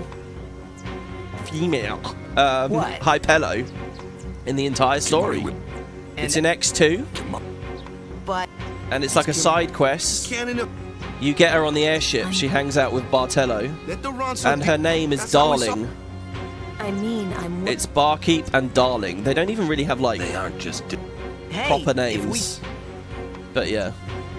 So there you go. That's Hypello facts for Christmas Eve, 2024. Oh my God! Tidus like warped through the chest there. So we get the X potion, and I didn't even have to use this stuff. We have a high potion, and here's Belgamine. Okay. Right. I heard you took part. You've seen that. In the end, only... You are right. I can help. I propose a call. I'm ready. That's the spirit. Okay, how hard is this going to be, though? I feel like I figured it out. It depends how much damage Thor's hammer does. Oh, wow, that turbo even works in fights. Well, that's even handier. Oh, my God. I'm going to summon Ixion.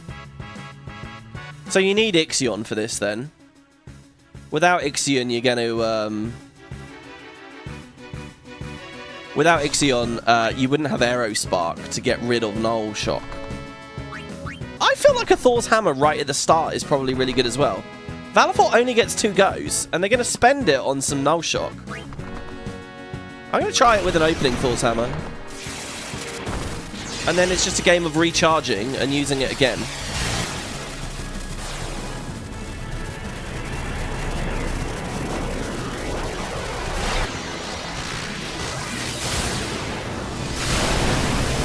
This has to do more than 1,200 damage to be worth it. Oh, fuck, but it fully charged hers.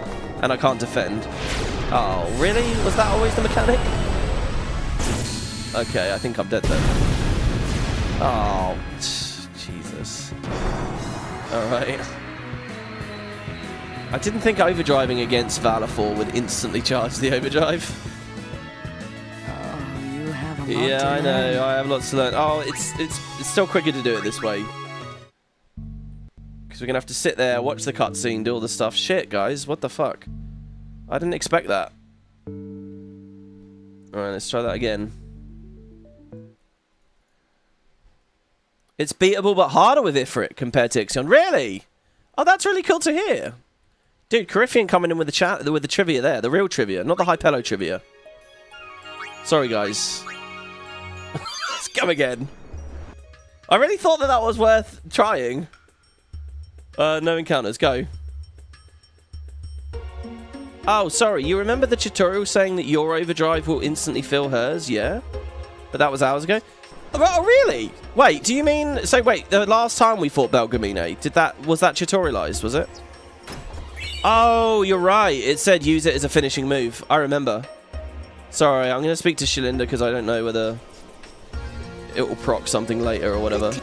We can all learn. By the way, I still haven't talked about the fact that this region, doesn't the Moonflow feel exactly like the Calmlands? Like, yeah, there's more rocks and hills, but look over there in the background over there. By the way, I love with Turbo, the clouds moving. It just feels like more... I almost wonder if this was the Calmlands, and then as development proceeded, they realised they weren't quite going to get, you know... they weren't going to get it all in or something, and they just decided, okay, well, let's repurpose some Calmlands areas for Moonflow areas. Just this whole area feels very... like things got chopped and changed and moved around. Yeah, this isn't a very distinct biome, let me put it that way. Beautiful. Do those two... What? Another idea here, by the way, would be to go all the way through, hit the save crystal on the far side, and then keep re-challenging Belgamine so we wouldn't have to watch this. But I don't know if she leaves. I mean, I'm worried. So there's no skippability here. Hey, if we... Come. Okay, we're confident, yeah. Okay, let's give it a shot.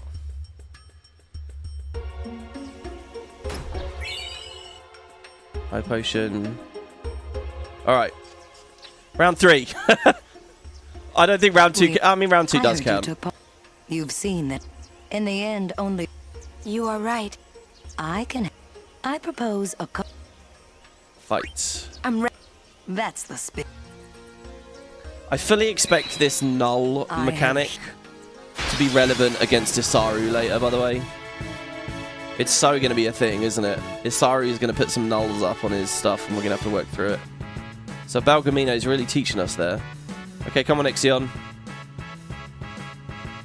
With your sliver of overdrive, that then obviously fills from the Grand Summon. Okay. Right, so first move. So, to me, it felt like Null Tide... Oh, no, Null Tide is important because we're weak to water, right? We absorb lightning, we're probably weak to water.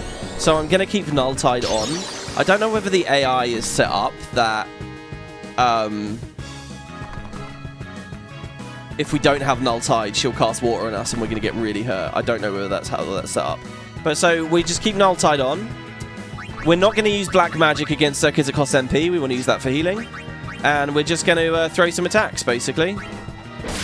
We don't need to Aero Spark until...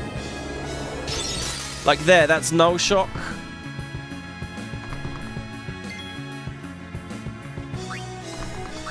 Like, in terms of speed, I think just attacks is the right way to go here. Sonic Winds, I think I'm immune to that delay. I sort of don't mind. Oh, maybe I'm not immune to that delay. Oh, nice. We got a dodge. That's very good. So we just keep doing it until Valafor's Overdrive is charged, and then we defend. That's the main thing to focus on right now.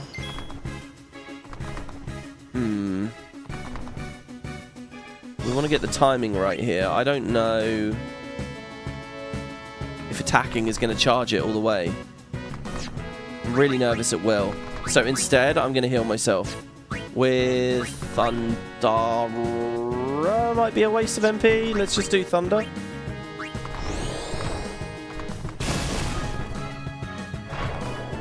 See what Valafor's Overdrive is like now. Still not charged. I think I fucked up there. I think I should have attacked. Let's just Thunder again. Oh, we're stuck in a loop now of doing this like... well, no, we're not really... hold on, let me... ah, fuck. This is annoying. If I shield, she doesn't do much damage. I'm just going to shield.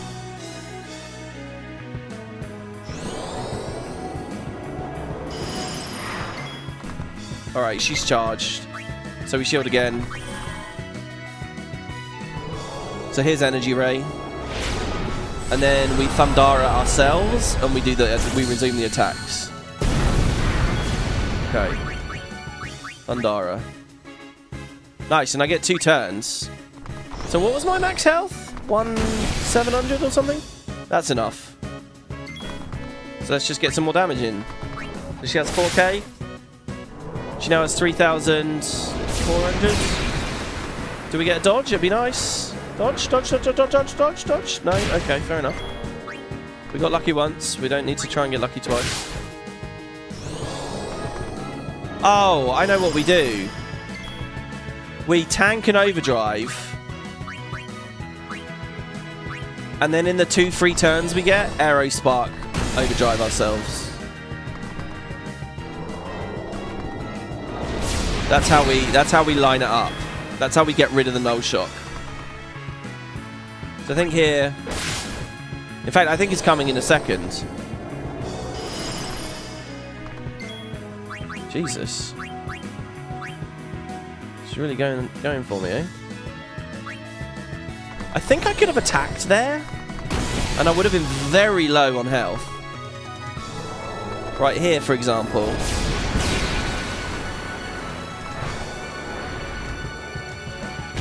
I might have needed to squeeze... Okay. So what we do, right, is we shield. We have to shield here. Fuck. Oh, we didn't. Fuck, I've got 2 turns in a row. I didn't spot that. I didn't spot that I had 2 turns.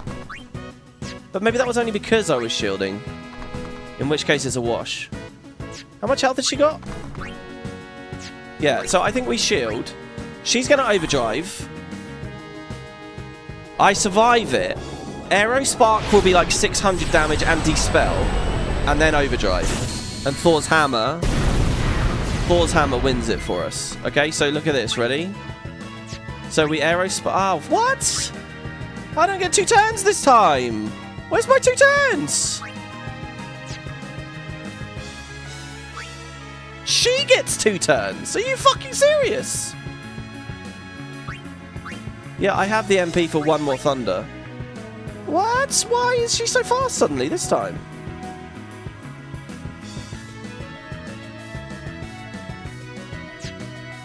So I have to do it on that... I have to do it immediately on that middle one?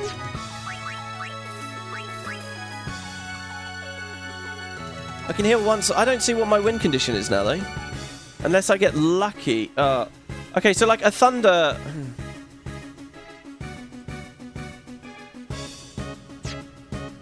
I think I have to... No, Ares...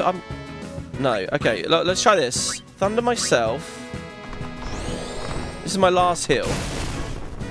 The heal's not very good. Ah, she's doing a lot of blizzards.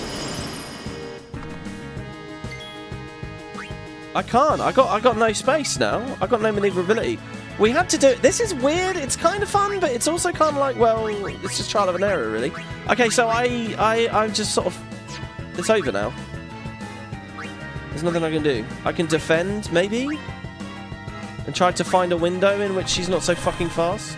Like, I buffer a bit of speed when I defend. I think it's this Sonic Wind delay stuff that's... Like, there she just had a double turn. Do I get a double turn now?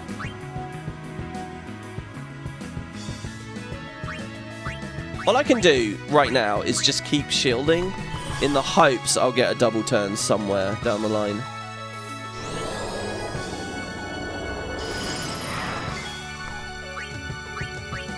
I do get one eventually, see? 3 turns away. Can we tank 2 more? Can you do it, Ixion? See, not if Sonic Wings is happening. That delay, I think the delay is actually hitting me. Yeah, if it's Sonic Wings the delay is stopping me getting my double. And we're out now. We're out of time.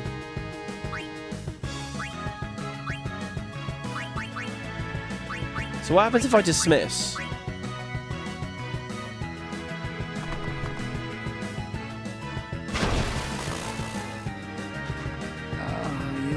Oh, she just immediately says, boo-boo. Okay. Round 4. I guess we find that double. Yeah, Aero Spark delays us or something, maybe?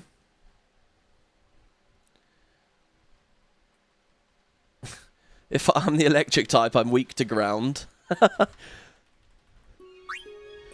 There is ground in some Final Fantasies. Not this one, though. Okay, let's go.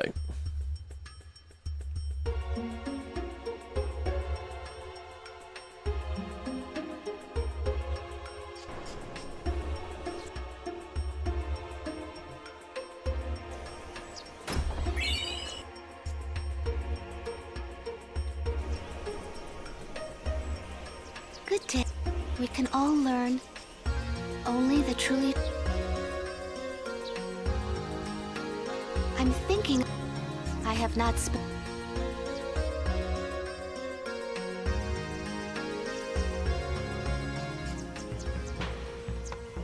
Look! Both follow. You come. Raw.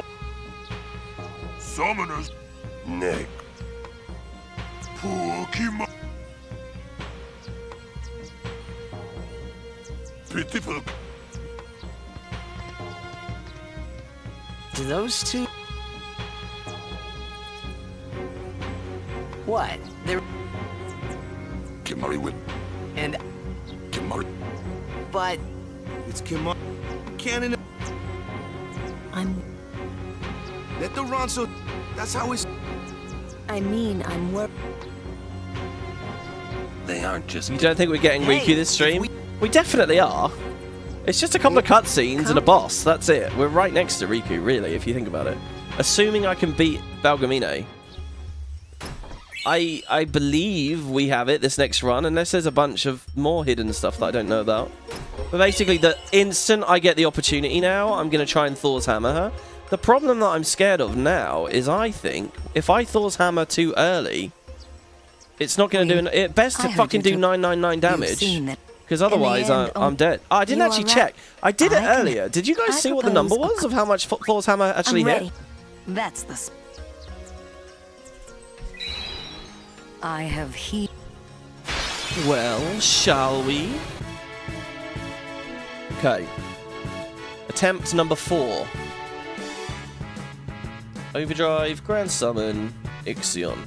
I mean, the fact it's possible with Ifrit...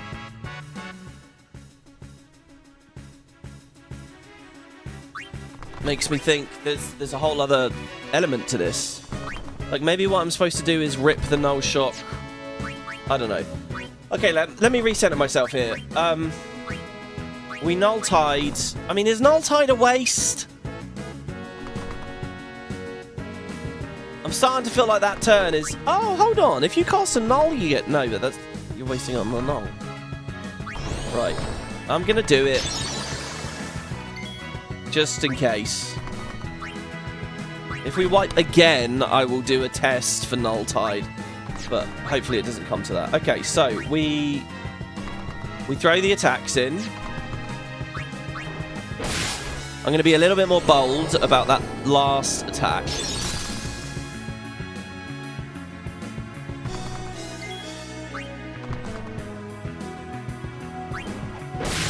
Oh, nice. We got a crit. That's very good. Okay, there's Sonic Wings into Blizzard.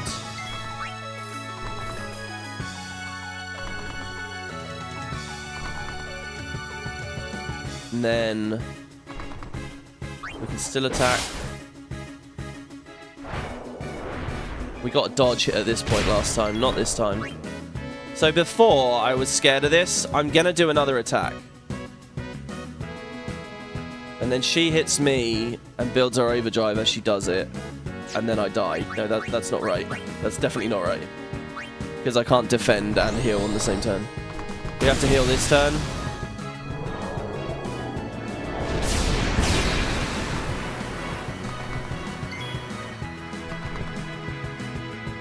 However, here we can attack. No, but that will charge our overdrive.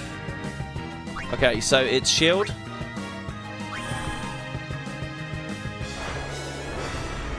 And shield again.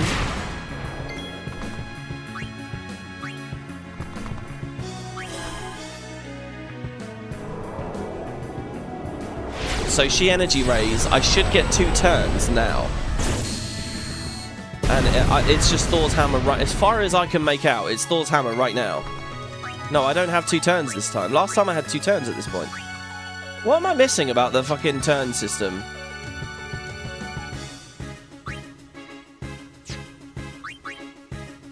What am I missing?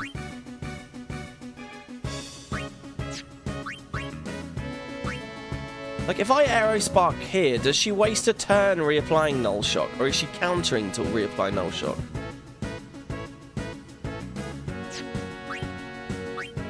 Like, how long till I get a double? I don't get a single double. Well, they're all the way down there!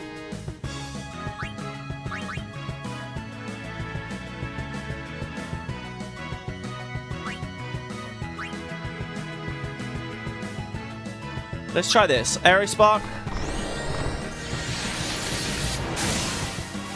She doesn't have Null on her now.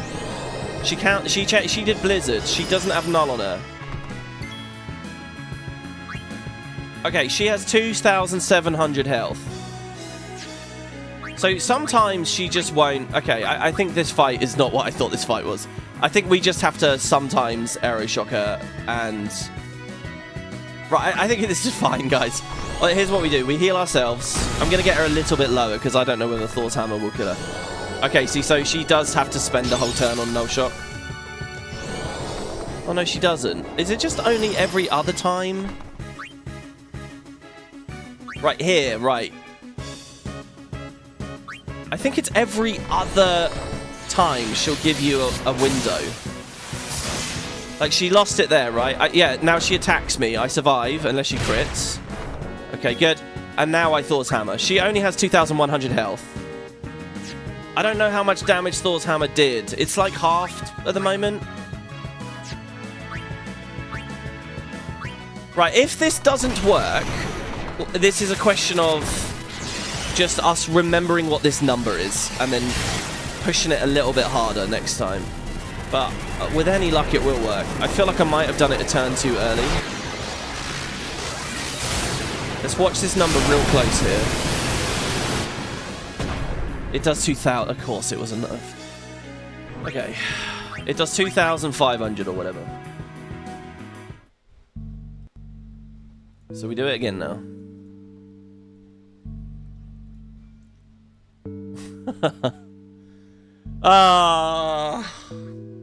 If only there weren't all the cutscenes. Alright. It only does 2,000. So it's fine, though. It's really fine. I'll just... we have it like 100% this next time. We know how to beat it now. No encounters. Okay, go. Oh, it's sad. I'm seeing people in chat saying they believe. No, guys. It did not work out. Sorry, we have to watch these fucking convos again. If we lose her again now. Oh, man. Man.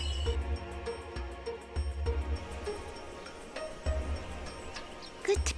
I think, look, we will be getting Riku, but I can tell you this. The stretch goal of the Thunder Plains, that ain't happening. Wait, sorry. I'm thinking. This really doesn't matter, but you know, whatever. Okay, let's go. Did you see the guy there? Oh, by the way, how many times have we watched this? That's once, isn't it? Isn't that once running off?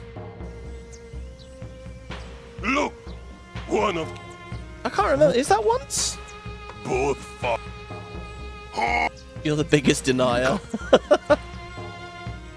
Okay. It only does 2k. Summoner. Next. That's a shame, because that run we had a crit, which kind of put us ahead of the curve. What I was hoping there was that because we were slightly ahead of the curve, the crit would mean that we could trigger that there.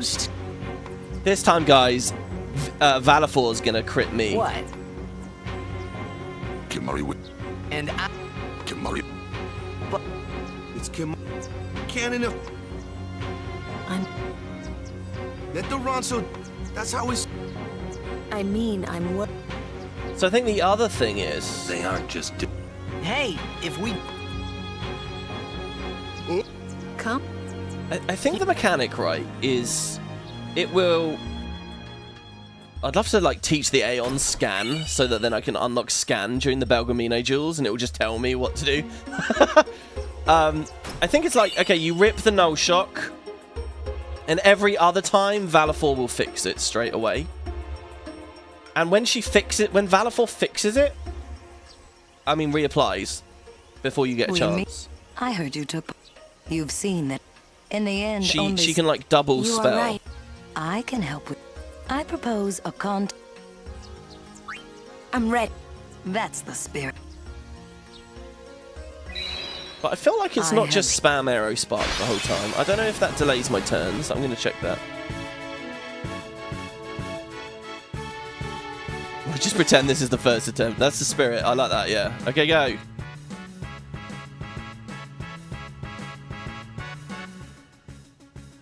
Okay. Turbo off. Right, we're back. Null Tides, just in case. I had plenty of MP on the last run to keep pushing it. So we've got to get her below 2k. So let's do it. So there's an attack. It's 620.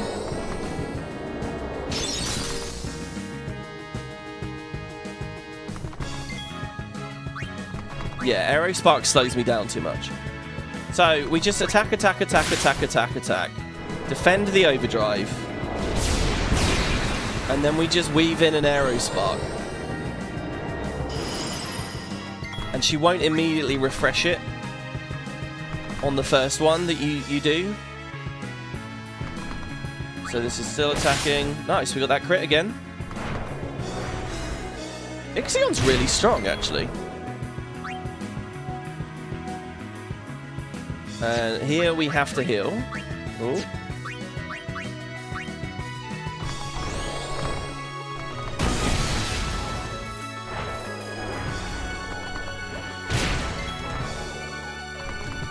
And defend. And then defend again, I think, probably. Oh, no, because that's a blizzard, and I think that was enough to charge it, wasn't it? Yeah, okay. And then we defend again. To survive Energy Ray.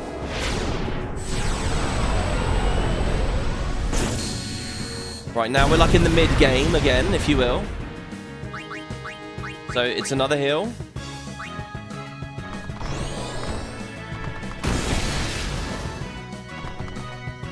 Look how overcast and rainy it is in this map. Okay, and then it's an attack.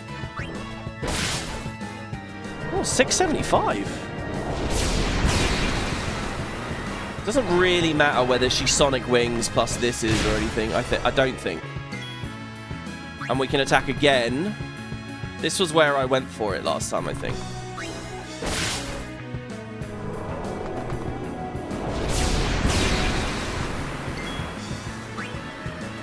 Oh, 2077. I think the overdrive last time did 2000 and like 44 or something.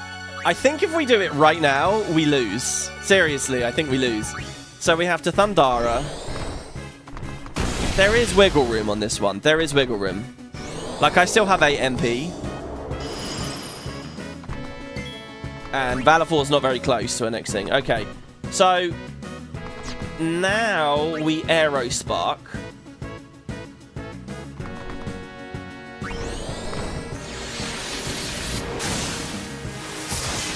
And she's below 2k now. She doesn't immediately reapply it. She used Blizzard. So she's naked. She only has 1,400 health. Thor's Hammer. Et voila. Good job, Ixion. Nice. I like these. It's just getting back to them. I like them a lot. It is just the running back. There you go, guys. I don't know about you. I'm very satisfied with this. Sorry for people who are like desperate to see the Shoopuf. Boys will be boys. We can go see the Shoopuf now, everybody. There you go. Go, go, go! Yeah. Imagine one-shotting some of these. You just stop. That is enough. That is enough. It is enough. Hell yeah! First try. It's a Christmas miracle. All right, now we go one-shot the Machina. Here, your prize. Go on, take it. What's our goal? Okay, we got like 5 more things. I like this. Coryphean's done this quite well. You don't really get that much better of a reward. You can skip them if you want. It's not about the reward. It's, you know, it's your choice as a player. Do you want the challenge? Do you want to figure the little puzzle out? And the answer for me is yes, I do. Thank God for no encounters in Turbo, though. I'll tell you that. Imagine fucking doing this. No handlebars. So you have to redo the whole Moonflow every time. Imagine beating her and then you die in the forest down here. I look forward to meeting you again. Till next time, Yuna. Goodbye, Balgamine. Good job, Yuna. Okay. So then we just turbo. We grab this chest. My temptation here to rewatch these cutscenes is so high. But, I'll skip through. We did see it already. Whoa.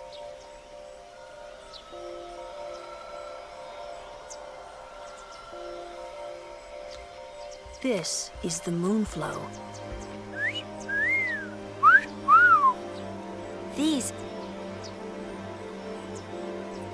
These are moon lilies. No, I'll They do it with my say dub. that clouds- They say that clouds of The entire firefly come in the sky. The entire river glows. Really? Wow. At night. It's so pretty. And look at them bobbing around there. Really weirdly.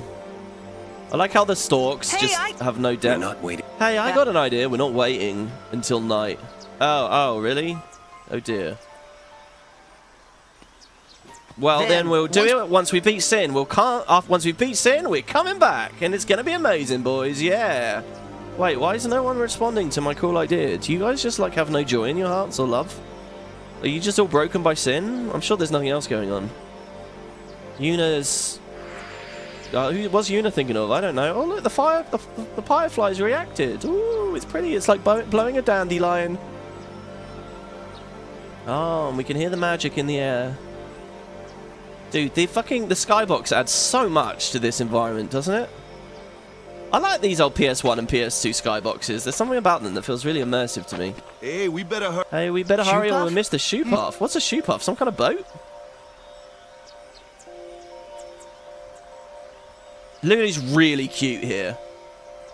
She's very cute. She like giggles like boys will be boys or whatever the line is. Kimari doesn't give a shit. Alright, no encounters is back to normal. Normal encounters. I think technically, guys, we're up 1 ether. I have just cheated a single ether. And that actually is kind of significant. I don't know. Whoa!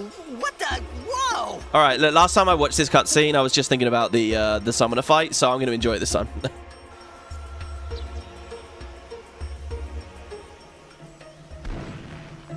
There's still the opportunity to die if you get ambushed by an Ochu and it insta-sleeps you.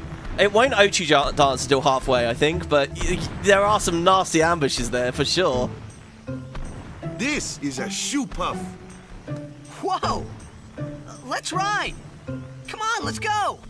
Guys, look, it's the Eye of Janthir. What is that doing in the game? Oh, okay, sorry. All right, we board soon as we ready, huh? Yeah! Okay. 2 Phoenix Downs, brilliant. Probably be using those. At your service. Hello, Awaka. Do you sell me anything? Oh shit, you sell me some stuff. There's lots of wards. And that's when we're on low health, right? What we want is proof, really. What does the boss do? Well, he's not going to have gear in a shop that you're required to buy to clear the stuff, because he can't guarantee you have the guild, right? Probably?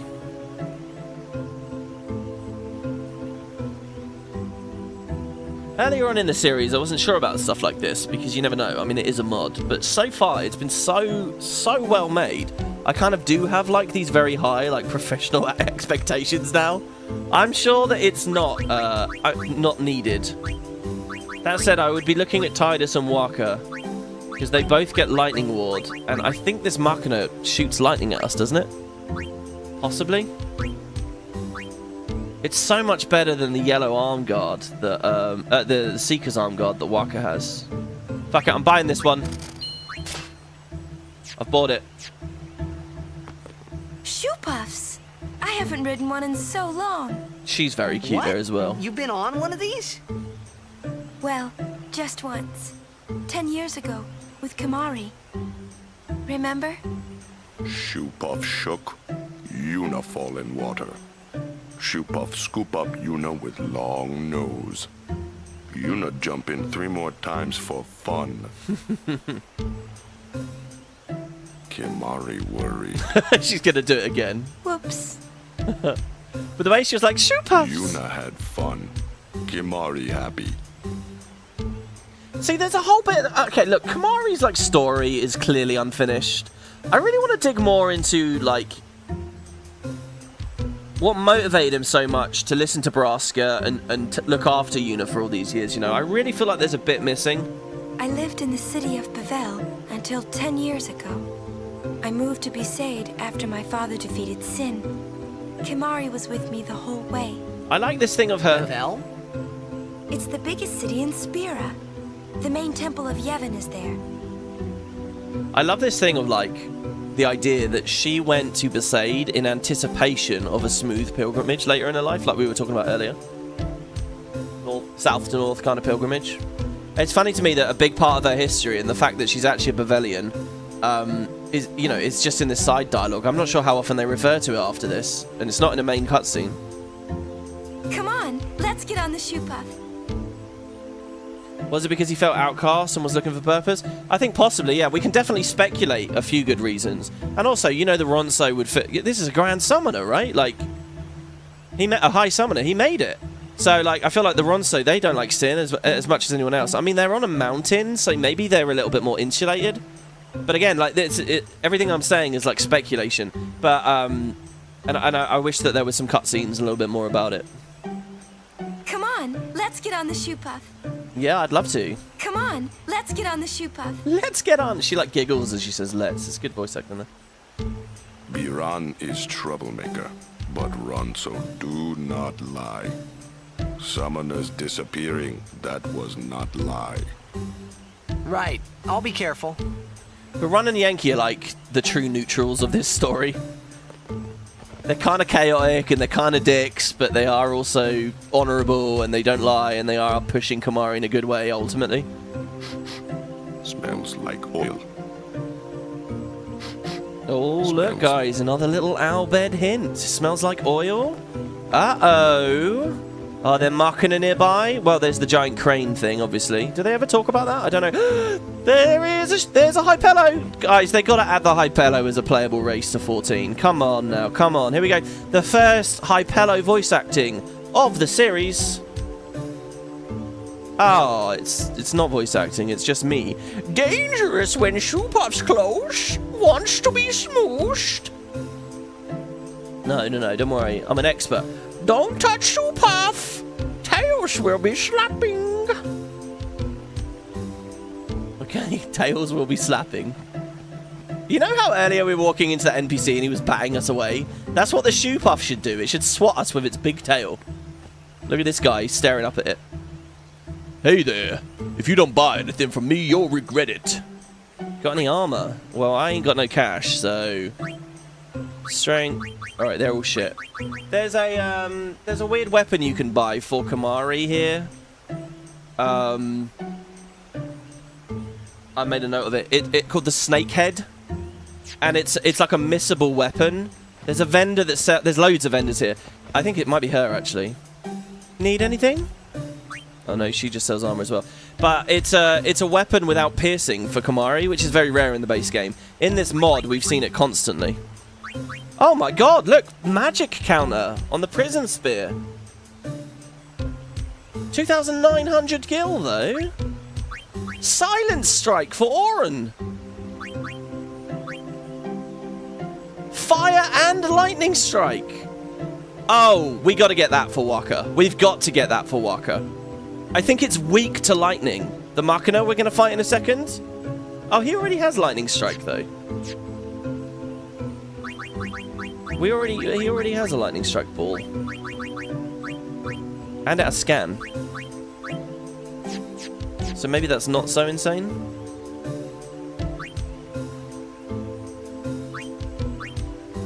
Ice and Lightning Ward for... Oh, wow. On a weapon. Again, look. Ice and Lightning Ward on a weapon for Yuna there. Is Yuna in the fight? She's not, is she? She's there. She's, like, contained within the mech. But she's not actually... Lightning Ward might be nice for the Thunderplanes soon. Piercing for Tidus. Wow, is that always it? Piercing for Tidus?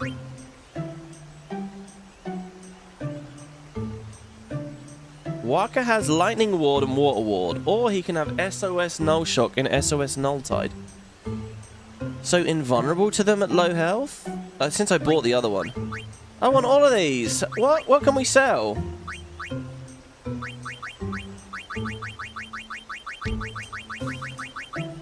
Okay, I'm nervous with this. It's like we're making real decisions here.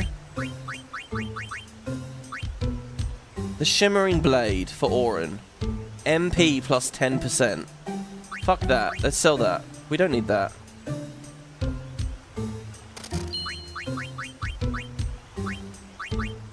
The All-Rounder for Waka would give us 4k gil. I'm doing it. I honestly can't imagine what I'd want that for. Magic plus 20%. What spells is he going to be casting? Wait, does he have drain? No, whatever. I'm selling it. It's a lot of money. Okay, so we can buy the Prism Spear. Silence. Oh, I want all. Oh no! That want too many things. Piercing for Tidus seems interesting. Magic counter for Kamari.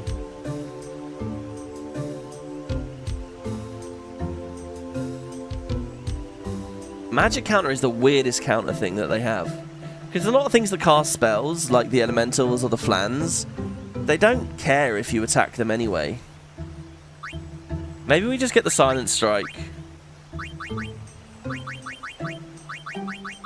For Auron.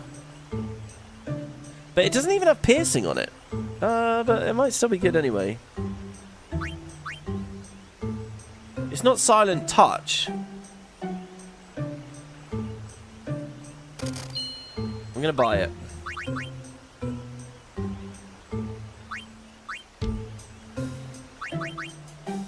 Okay, and we'll save the rest. Thank you for that lovely thing. There are reports of Bhed sightings in this area. Stay alert and keep up your guard at all times. The Bhed have green eyes with a swirl pattern. Report any signs immediately. You say our Machina violate the teachings, eh? Nonsense. These Machina have Yevon's approval.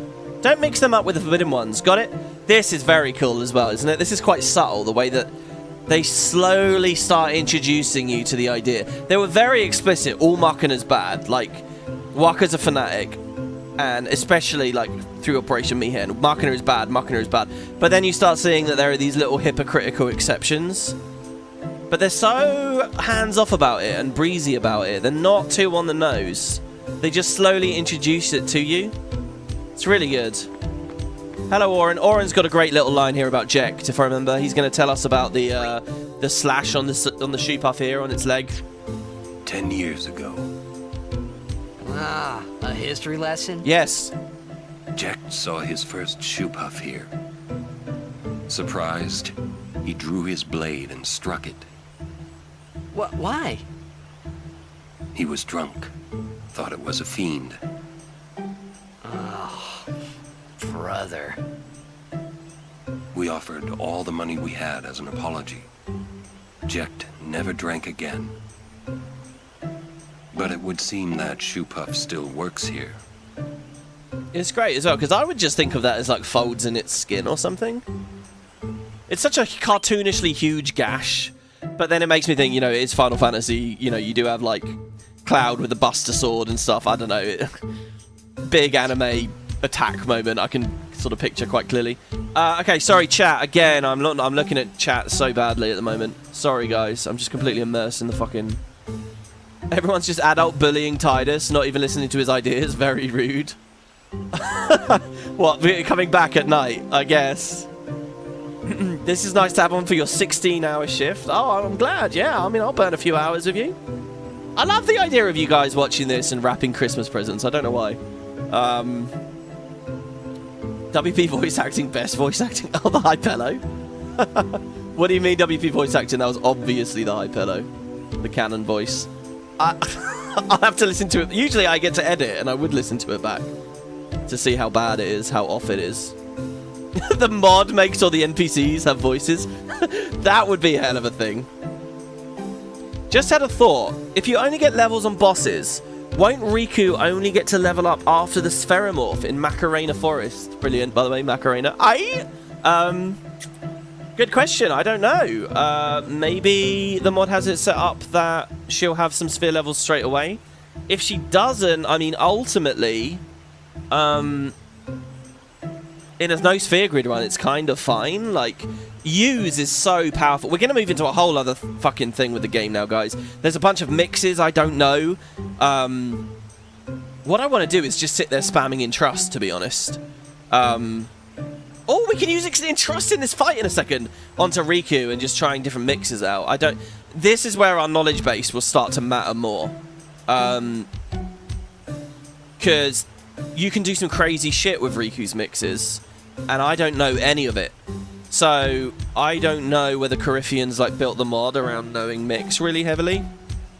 I think a lot of nerds that have stuck with FF10 for 2 decades, they know all that mix shit. And if his expectation of my knowledge base is anywhere near on that level, I think I'm going to really struggle. But I will do my best to like research or figure out. There's only so many items we have to throw. There's only so many times that overdrive comes up. But if we need something like that, like to be Evray or whatever, like mixing null all and shit like that to get all of our defenses up quickly. I mean, I'm sure he won't give us Trio of 999 anytime soon, but there is a lot more to it, and it's fun and it's really cool. It's just overdrives do charge a bit slow. Lulu's kind of coming into her own there in that place we were just in. You never know, maybe he'll give Riku some like double overdrive thing really early. That would be sick. Because I'd love to play with more mixes. If Riku comes out of the gate with like triple overdrive, so you can just mix a ton of stuff and have fun, I would fucking love that. In a format where it's actually meaningful too. I'd also love Kamari to get that. I want to be using Stone Breath, and I want to be using Seed Cannon, and I want to be jumping on things.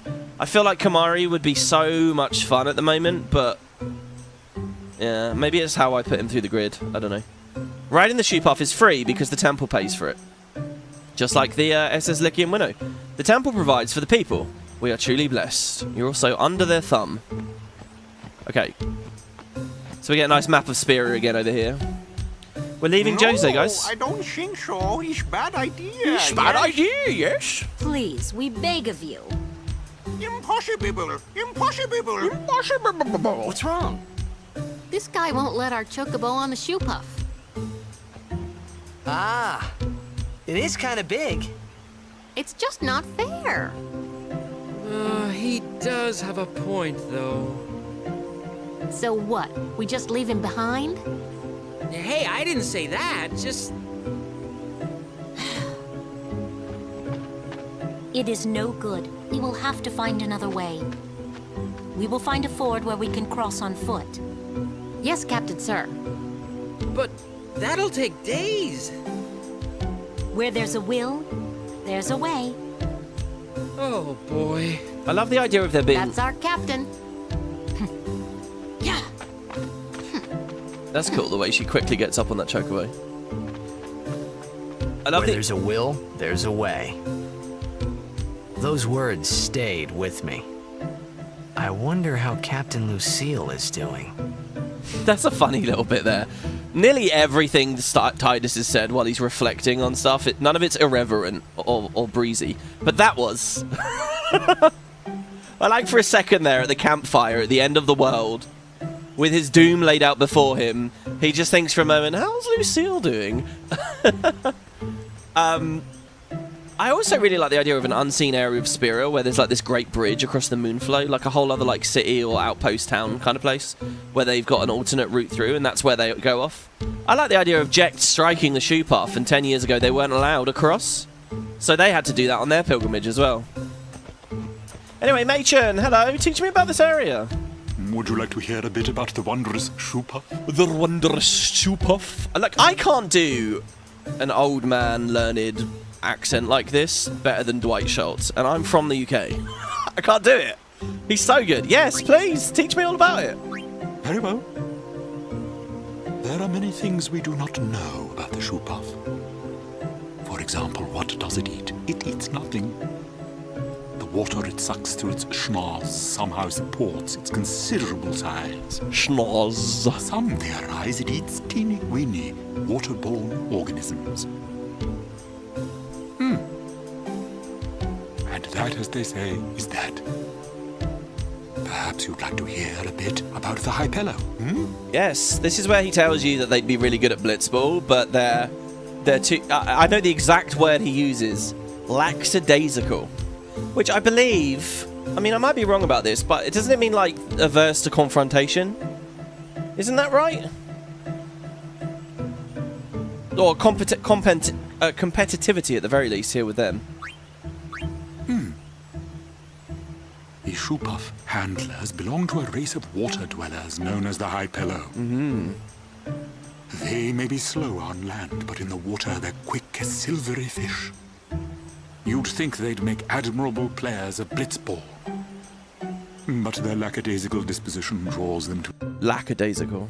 ...less strenuous pastimes. And that, as they say, is that. Down... Machen is not my Macon. Down with Machen. Oh, that's great. So yeah, sorry guys, we're moving into the Machen timeline here. It's Machen. I believe I've said all there is to say. No, say a little bit more. Teach me about... I believe I've said all there is to... Teach me about that tree on the top left up there. Say. Alright. Another vendor I think this guy is. There's a long wait to ride the Shoopuf since space is limited, but summoners get priority since they need to get on their way to Zanarkand. Careful where you shop, this area is full of cunning merchants. Oh god, it's like an airport. You sit around waiting, you end up spending money. I was going to return to Bhed after the tournament in Luca, but the Crusaders blocked the roads, and I couldn't get through. My plans are ruined. Now what am I supposed to do? It's cool that you get a bit of the influence of Bhed here. I'll tell you another thing, right, about that's weird about the structure of the maps and stuff. We can talk about how Djose Temple probably would have been a bit better fitting at the Thunder Plains, but think about this as well. Wouldn't Guado Salam be better fitting right up against Makalania Woods? Like, the Guado have a lot of influence in Makalania Temple and in the forest, and in X2 you hear that, like, they flee Guado Salam to go live in the forest. It feels like Guado Salam should be abutting the forest, but instead the Thunder Plains are awkwardly between Guado Salam and Makalania. So it's like it really feels like the Thunder Plains were originally going to be like up around Djose or something, and I don't know. And they reshuffled it at somewhere along the way. Welcome. You seem to have fine taste, sir. Listen, buy from me and you won't have any problems down the line. Really. Well, I can't afford any of this. Twilight Steel, Dark Touch for Tidus. We already have that on his shield. The Entangling Rod, Slow Touch for Yuna? There's no way I would use that. Yuna is sorted for weapons for the whole playthrough as far as I'm concerned. And she had it coming out of Besaid. The Noise Breaker, Silence Touch for Waka. Now that one is interesting. It's not Silence Strike, but Silence Touch. Dark Touch for Kamari. Oh, Poison Touch for Auron. But I can't buy half of this shit. Silence Touch for Waka. This I like the thought of.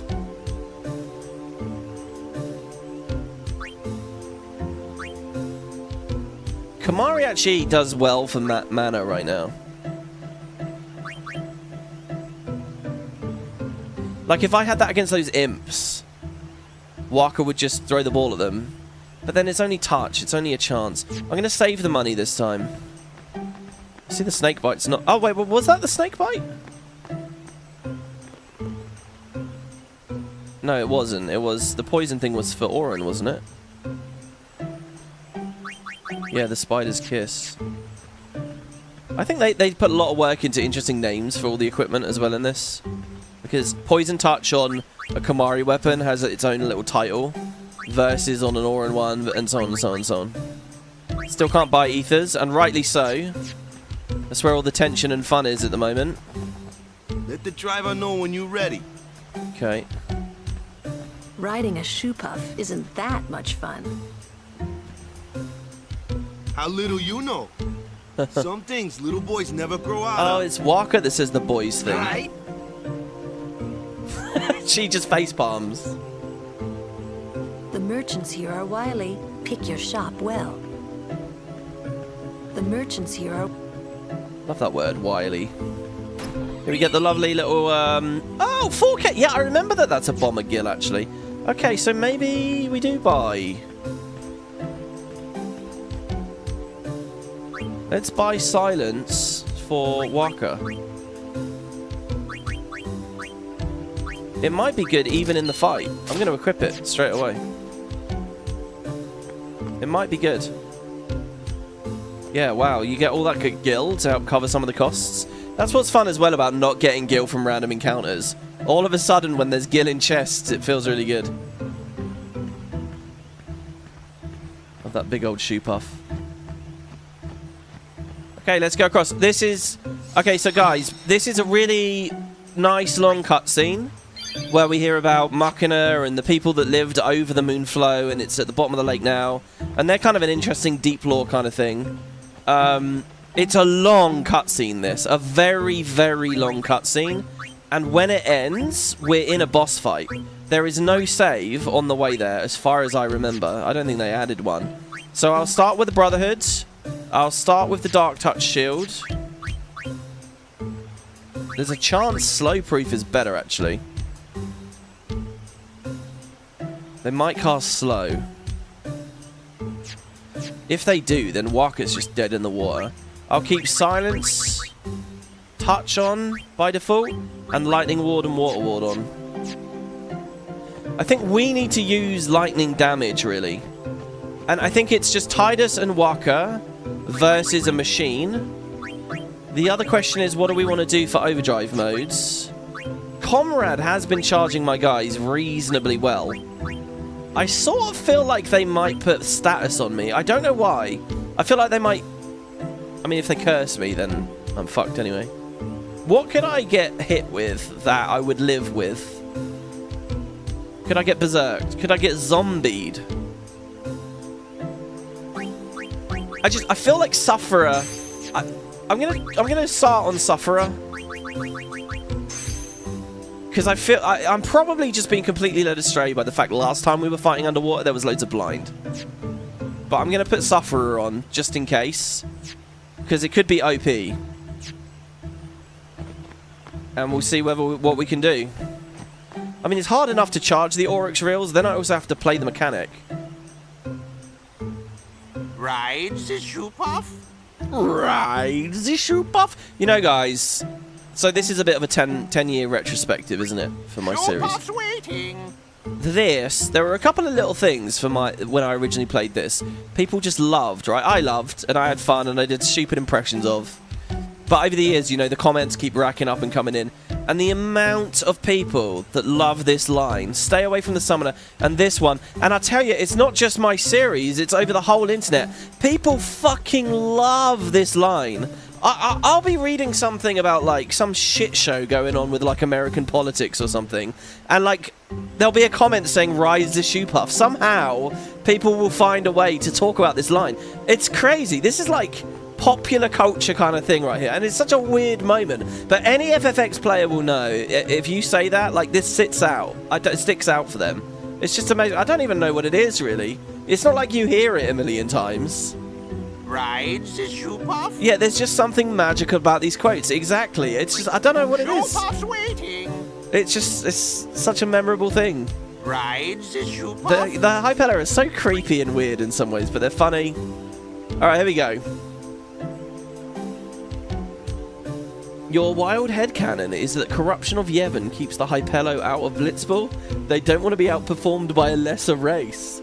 Oh my god, Spellblade. I like that a lot. I like that a lot. Between this and Waka talking about our beds. I mean, people do go on about that, but not in such a loving way. Anyway, here we go. All aboard! This is just another comfy kind of cutscene moment. I'm sure it won't be cute and comfy if we're replaying it like 50 times. So enjoy it the first time, guys. But the fact... Again, as I said earlier, he removes long cutscenes before really hard fights. So, surely this is not that bad.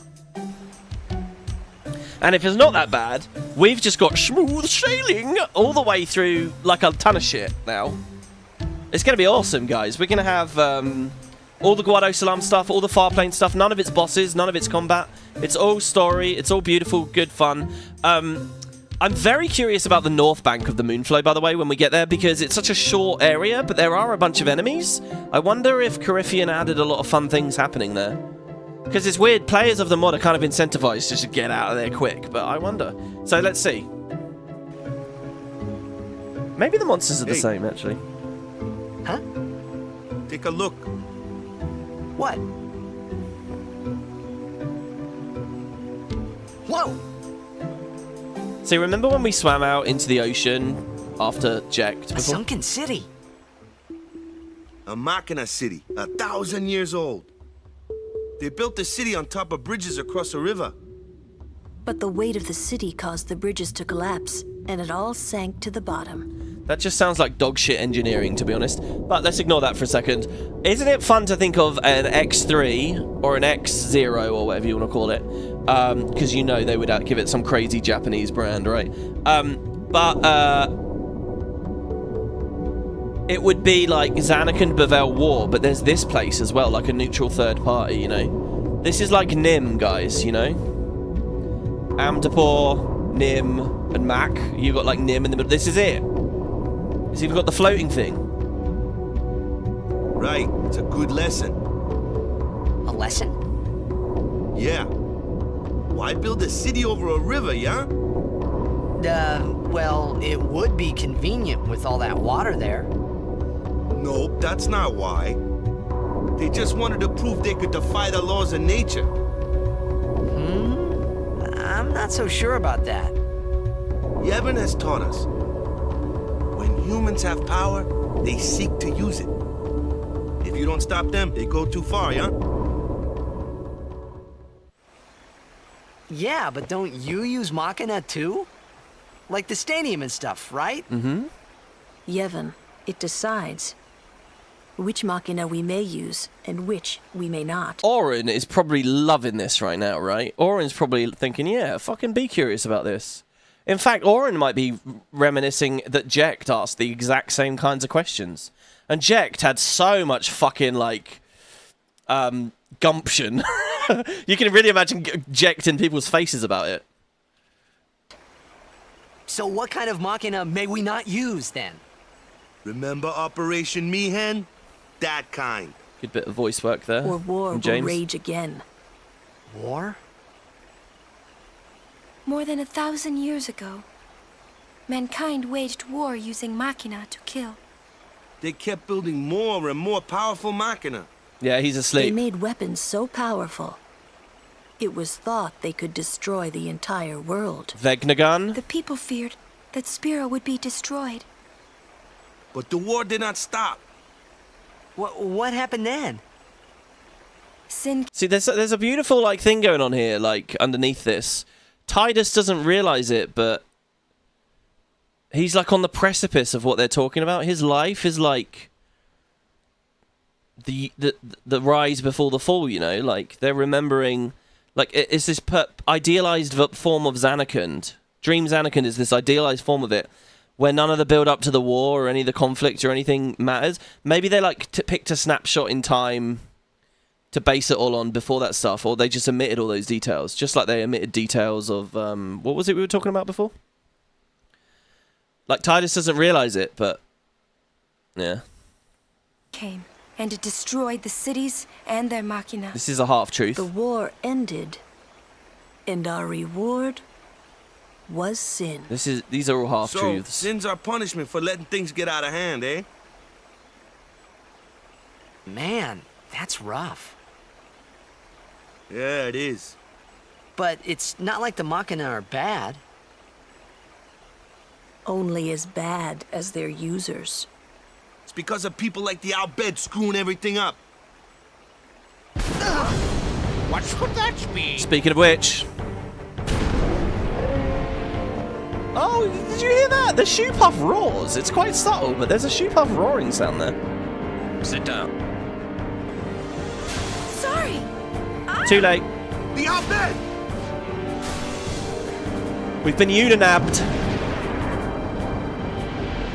Oh man, oh man, oh man. Well, how does this go? Luna, we'll save you! That's a good little attempt at someone speaking underwater, but, you know, you can't really.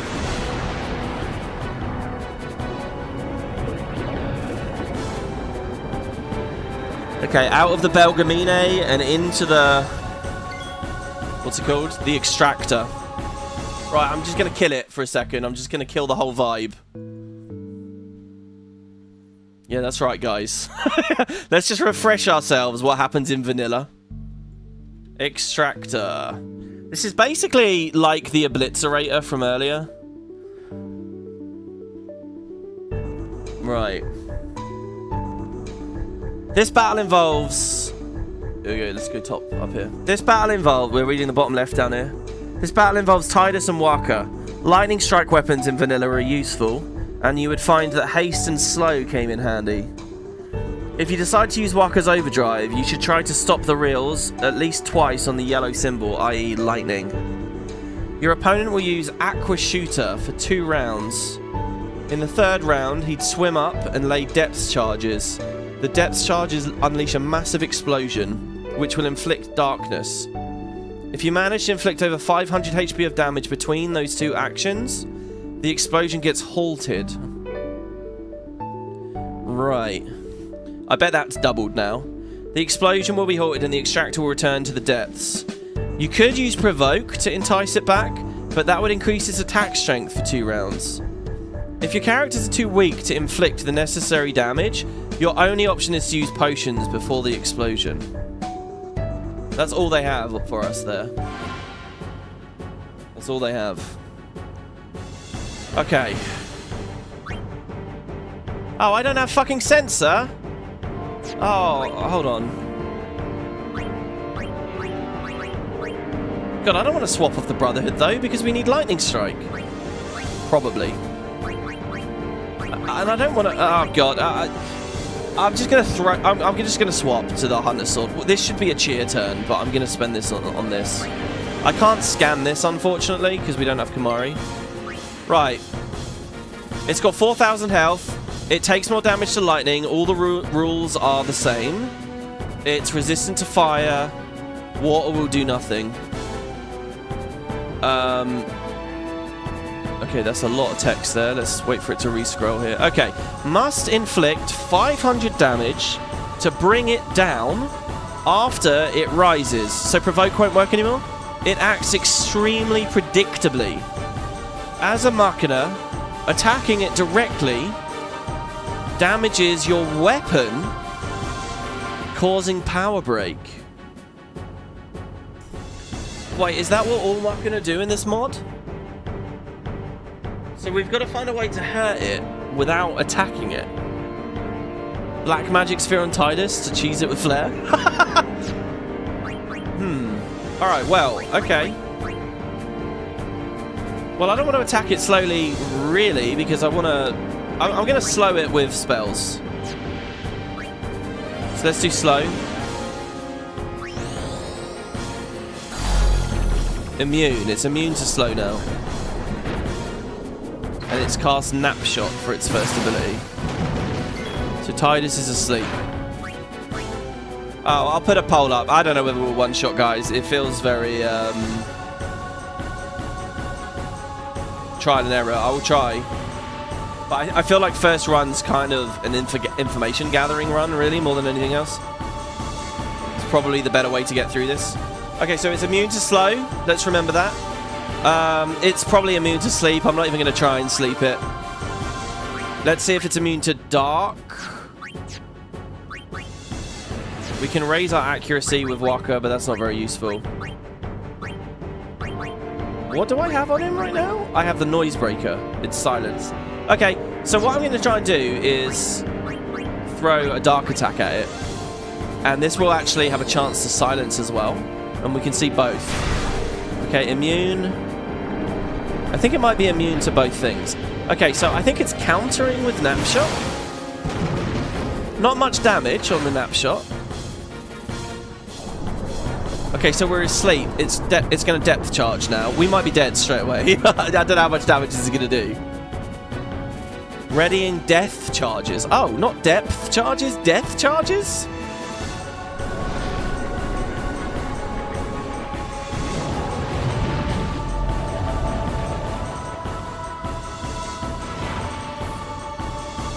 So it drops the barrels on us, and it kills us. Okay. Right, well. Well.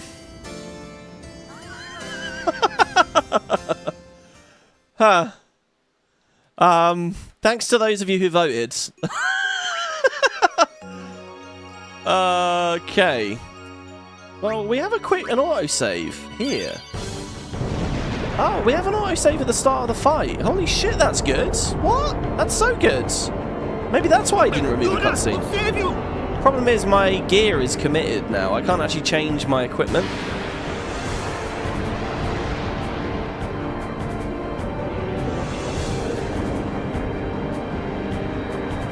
Voting yes at this stage is so trusting, yeah. Okay, alright, right. Well, let's see if delay attack works. I can cheer before that. As far as I've seen, there's no vendors or anything throughout the whole show so far, the whole game so far, that has been like sleep prevention. So we're just gonna have to eat these snapshots, I think. Okay, delay doesn't work. It was immune to the delay there as well. I think it was. So it doesn't care about dark, silence. So this ball I bought was worthless. That wasn't useful for anything. It's not going to get poisoned. I think we go back to the scout.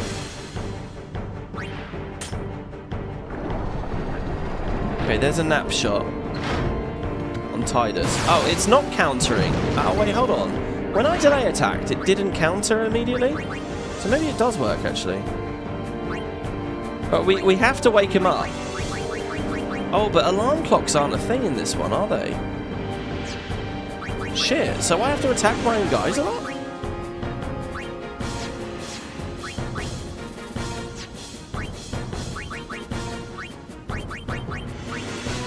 Yeah, I didn't think about that.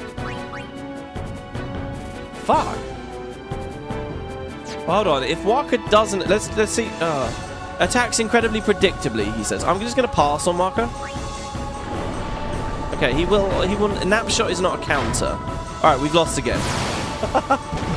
Right, it's over. But... Okay, so also Sufferer is not necessarily very good, because...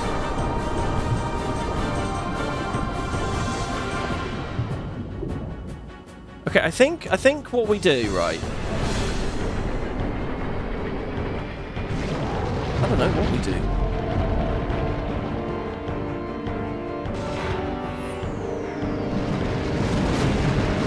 If Tidus wasn't asleep... Okay, Waka was defending, but the defense turns off when you get slept. Okay, let's try this again. This is cool. I quite like this fight right now, because what this is doing is it's saying, okay, here's the dev's idea, the depth charge thing. Let's make it work, right? What the mod has done is it said, right, let's run with the gimmick that the devs have invented, but let's do it in a way that it's more threatening. Like, I couldn't even really remember what the mechanic of this was.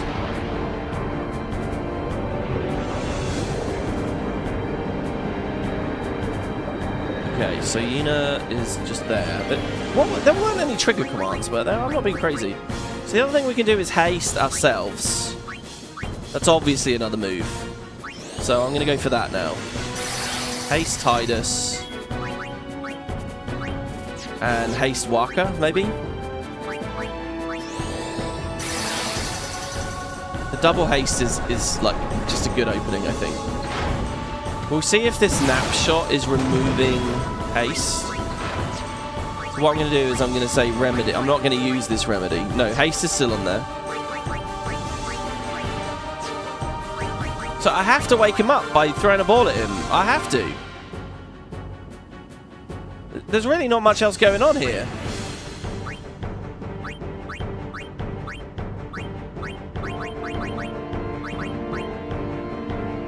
Oh!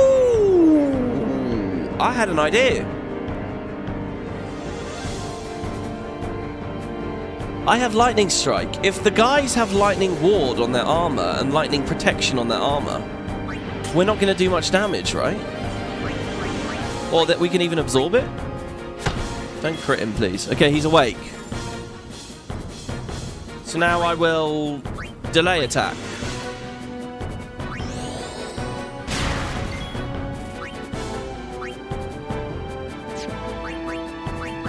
To be honest, I mean, Waka really can't do much. We just gotta hit it, I think. Jesus Christ, so little damage. Okay, there's the nap shot on Waka.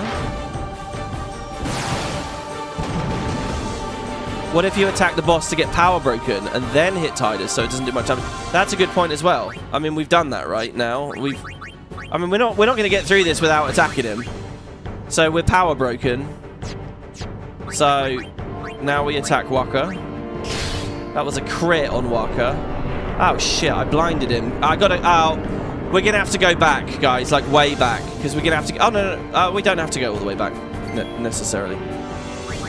Okay, we gotta... Oh, fuck. Okay, well, it's alright. Wait, they want me to do so much damage, though. Eye drops.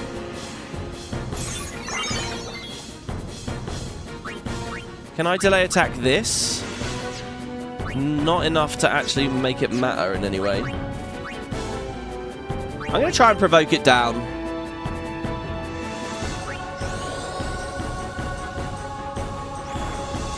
No, he's immune now. Okay, he's just removed that mechanic. Okay, so we lose. Unless defending now helps.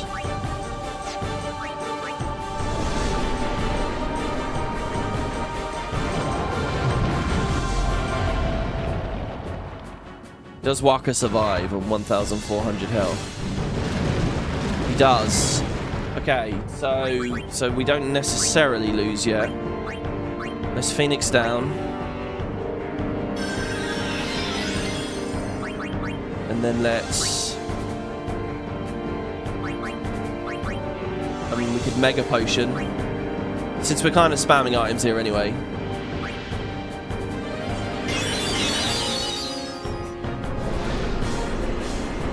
Wait, he's doing it again!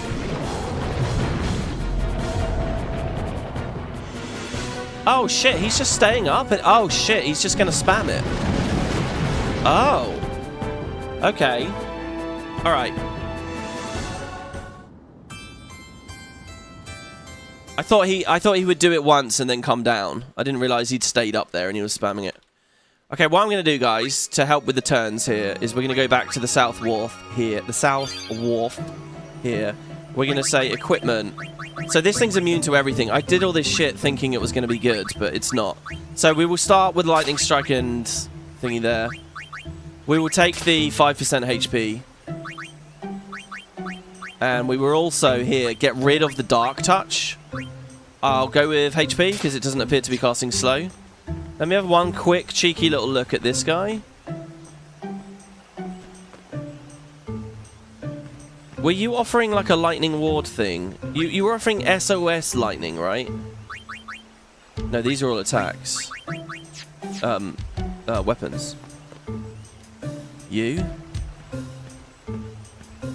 The thing is, will I wake up if that works? Will I wake up if I'm yellow health, thus immune to lightning damage, and my friend attacks me with lightning damage? Do I wake up? Does it cleanse the sleep? Do you see what I mean?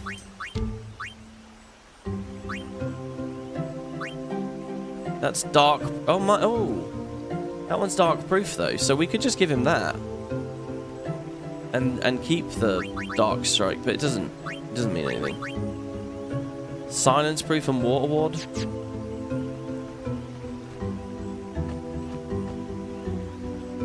It's funny, I could have Waka inflicting silence attacks, but Tidus is immune to it because of his armor.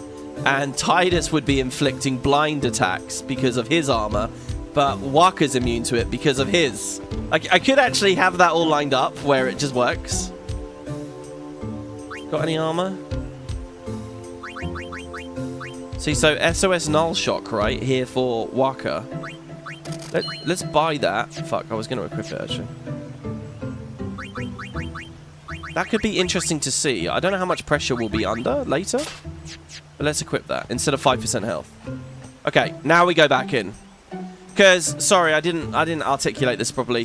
The main issue I had just now was we went into the fight with Tidus with a dark touch shield on him. So he was going to keep blinding Waka. Every time I needed to wake Waka up, I was going to blind him. So I could fix that just by swapping the armor in battle. It wouldn't have been a big deal. I could have just swapped the armor in battle and there you go. But since this might be several attempts, I'll just watch the cutscene once more and proc a new autosave where we've got good gear straight away. And you know, I'll just get this done early now for the peace of mind, because if it ends up really tightly tuned and very difficult, I'm going to keep wiping and thinking to myself, it's annoying that I'm burning a turn or two. Like, think about the Sinspawn that we were fighting earlier. That was a brutal fight. I don't think they'll all be that crazy. But the Belgamine Aeon fight today as well was pretty brutal as well. They built the city on but I mean, that's side content. I don't know. Let's just watch the cutscene and we get those turns and it's handy in some way, right? Why build this? Well... Nope. They just wanted to prove they... What's this? You're underwater, you can try Lightning Strike? Yeah, Lightning Strike's definitely the thing. Definitely. Also try Dark Strike, so that hits miss. But don't you... Like Remedy should get rid of sleep. Yevon. Well, I think he's immune to Dark Strike. I think he's immune to Dark and Silence. Or what? I think the Machina is immune to all of that. I have tried that. Mankind wait. I haven't explicitly tried it. I've thrown a Silence and Blind attack at it at once, and I've seen the immune pyramid prism come up. Not stop. Which bit it was actually... There's a chance that it was immune to one half and the other half just didn't proc. There's a chance. So if this ends up like impossibly difficult, I will go back to testing that. But for now, I think it's immune to those things. Man. And if you think about it, it's pretty fair for it to be really immune to that stuff, because... It's because of people like...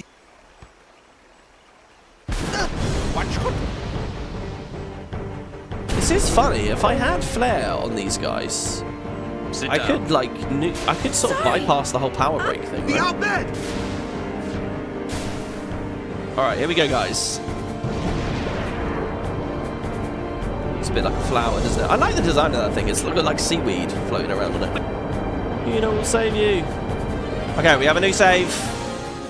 Wait, is Tidus on the left this time? Oh, that's weird. In the cutscene, they're swimming down one way, and in the battle, they're the other.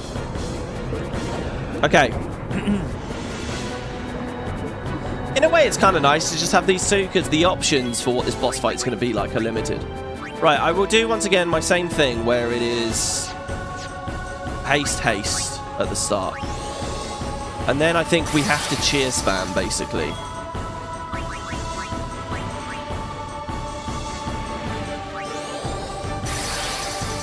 Unfortunately, Waka won't get to go regardless.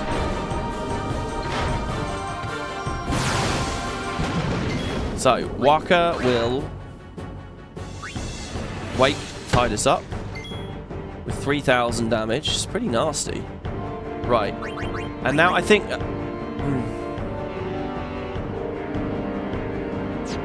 Do we cheer spam? No, we do. We do cheer spam. Cheer makes us more defensive against ourselves. It's elemental, but it's still physical, right? And it gives us the DPS we need to pull the machine down after we've been power broken. The order might be a bit fucked here. Like, I might need to attack first to power break myself. No, I'll take the damage. I'll take the damage. I was thinking I got 2 Tidus turns here. I could have attacked and then whatever. We'll do it this way. Sorry, Waka, I know that hurts. Okay, we gotta hit it now. And we're not power broken right now, so we should be able to pull it down pretty well here. Readying death charges. I'm gonna delay attack it as well. Waka will get 2 goes if this works. It does work. Delay attack is big. Really big. Now, I think if I go for a dark attack or a silence attack, it won't actually lower my damage. It will just cost a bit of MP. And Waka has nothing else to spend MP on in this fight. So I'll just try it. Okay, so here's a dark attack. If it says immune, it's definitely immune. And I think it is. Yes, it is. Right, that's already the 500 damage, so it can come back down. We're both power broken now, so the next time it does it, though, we've got a much trickier challenge. Oh, shit. Null shock? Oh, are you going to make me, like, weapon swap off of lightning now? No, I think we just have to break the null shock here, right? Just to be clear here as well, let's make sure silence, it's immune, and I think it is. Yep. Null shock is gone.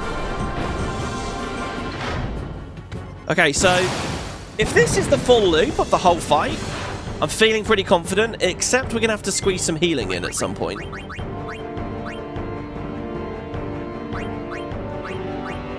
Okay, so we target Tidus. Couldn't really see from the camera angle there, but the gorge on the top left always helps with that. Oh, I should have changed that overdrive modes. We're not going to be overdriving here because I fucked this up. Right, we wake Waka up first. Dude, careful now.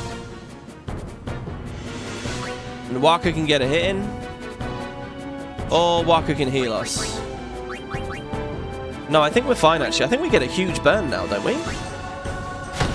If it's going to fly back up, we're about to get a huge burn. I'm just going to go for the big damage here. Well, another cheer, I think.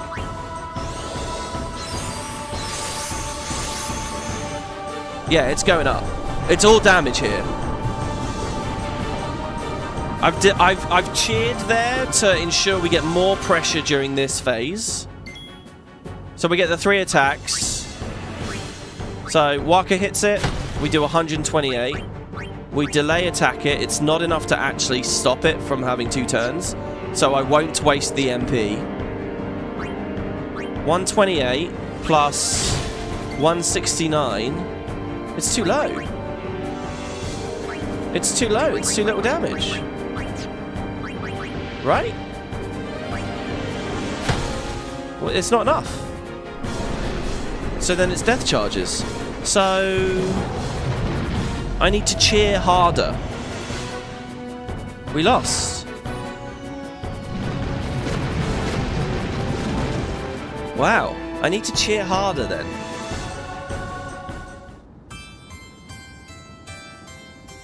Or I need to get it in such a way that the delay attack will work. So I can squeeze another delay attack in before. So that on cumulatively, he's a bit slower.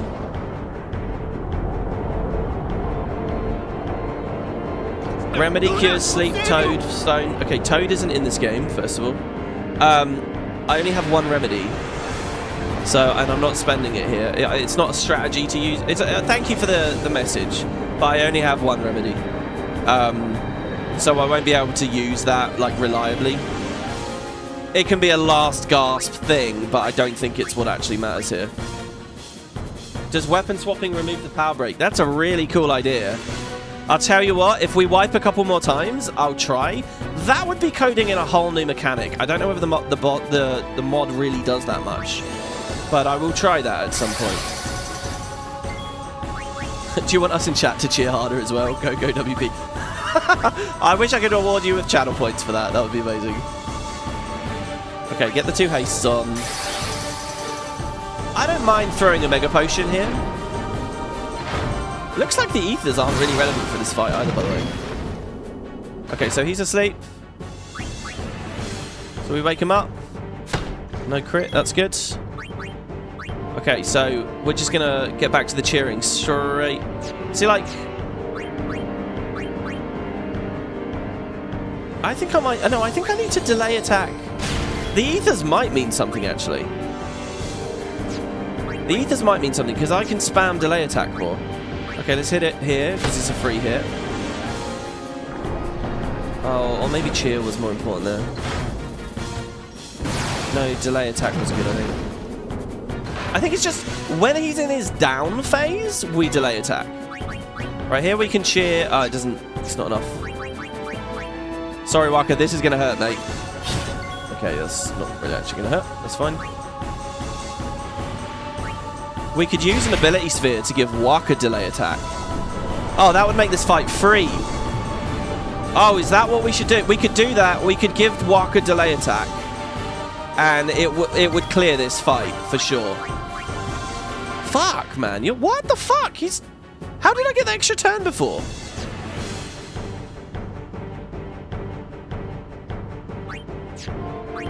Wait, I'm already power broken this time too, aren't I?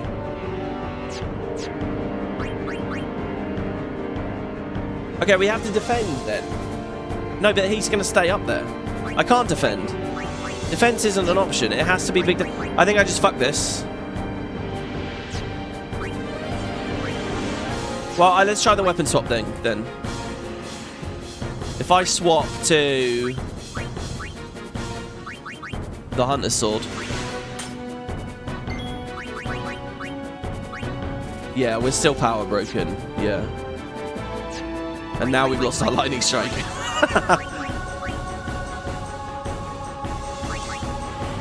Alright. Fuck. I'd love to get through this without giving Waka delay attack though. Because I feel like it must be doable. WP, I think you should set up the overdrive modes. If power break is additive, then you're definitely going to need an overdrive for one of the later damage phases. Thanks for trying. His wording made me think it could work. Yeah, it was a good idea. Alright, and good point about the overdrive. Okay. Let's give Waka delay attack. And let's set up the overdrive modes. We'll watch the cutscene again, guys. Sorry about this.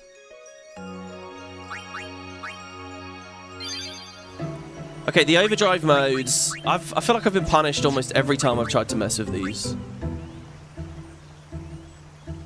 Charges when character damages enemy, or charges on a turn. Or when we take damage. What's the fastest charging on this?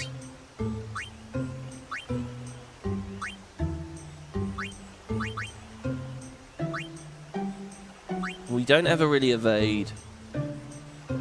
We don't status it. Warrior or Comrade? I think Comrade is the quickest, is the best charging on this. Because I think we don't do much damage. But then also I think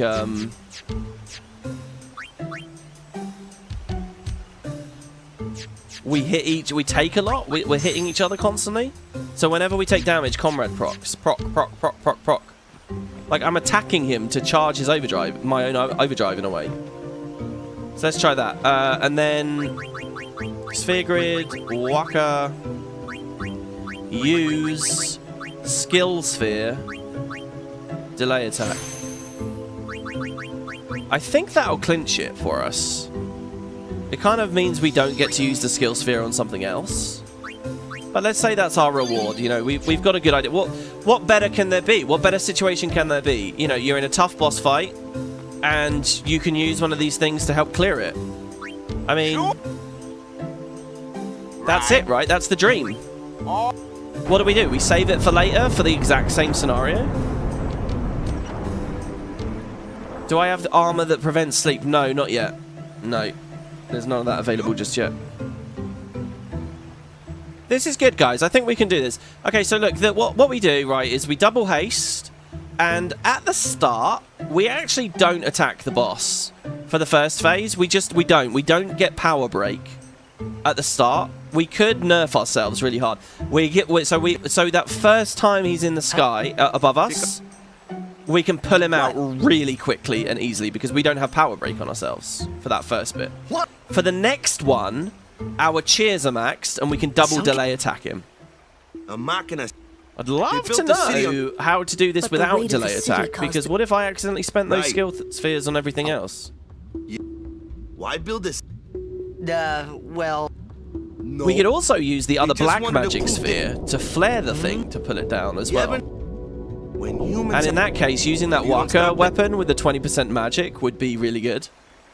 Well, yeah, a bit good. Like the standing... Yevon, which machina we... So what kind of... Okay, sorry, you looked it up on Google to see if I have to keep it in my players. Yeah, that's definitely the mechanic there. More than 1,000 mankind wait. They kept building. They made weapons. It was thought they... The people feared. Okay, hopefully this is it, guys. I'm feeling pretty confident. It might be one of those things where halfway through there's some new shit that happens. Like there's a new phase or whatever. Sin came. And there's a whole other side to the boss fight. So, I'm just thinking about the Chocobo Eater casting haste on itself. Or the Sin Spawn regrowing its arms. Yeah. What other examples are there? Only it. He's like added phases into fights. It's quite cool. Alright, here we go. What could that be? There, you hear the Shoopuf roar? Sit down. Sorry. The out bed.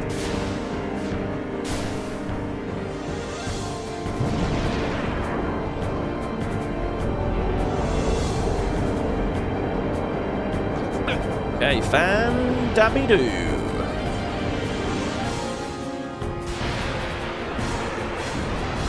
Okay. Haste, haste. Cheer, cheer, cheer, cheer, cheer, cheer, cheer. That's basically all it is for now. We'll get you, Yuna. We'll save you. Here we go. Haste.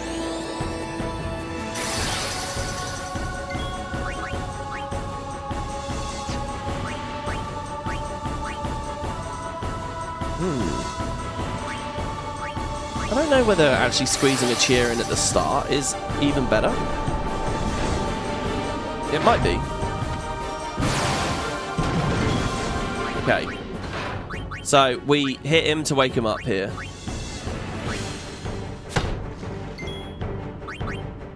Now, it's cheer. And passing the turns, believe it or not. We just defend here. We could aim. I don't think that really means anything, though.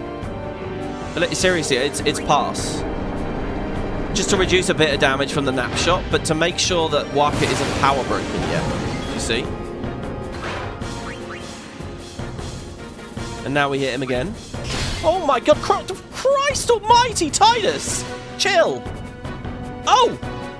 Oh, it could be good, though. Hello. Yellow health. He's immune. We don't hurt him now. Waka doesn't... Oh my god, what if... What, guys? If Death Charge is fire damage, and that Fire Ward will just say... What if Waka is essentially invulnerable now? But mind you, he'll need Titus to wake him up. Okay,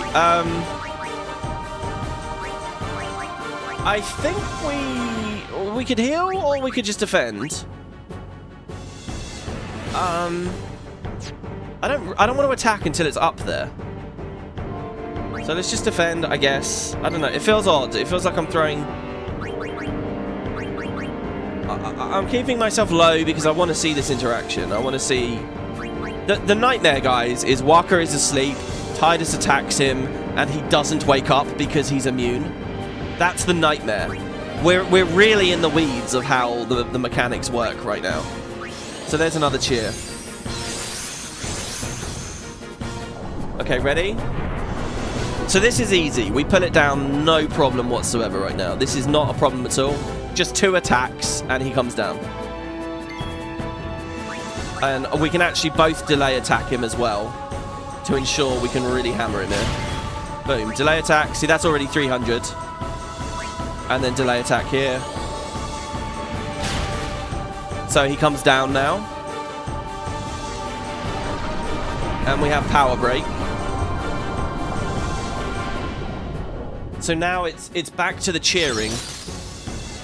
Oh yeah, we gotta hit that as well. But it's back to the cheering in general. We need this high. We need lots and lots and lots of damage here now. So Tidus goes to sleep now. Waka wakes him up. Tidus cheers.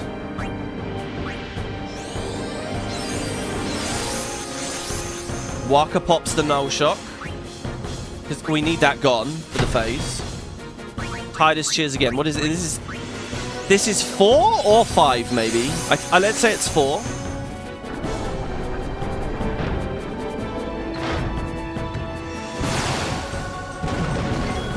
Tidus wakes. Here's the moment. Ready? This could be game over if this doesn't work right. Ready? It doesn't work. Shit!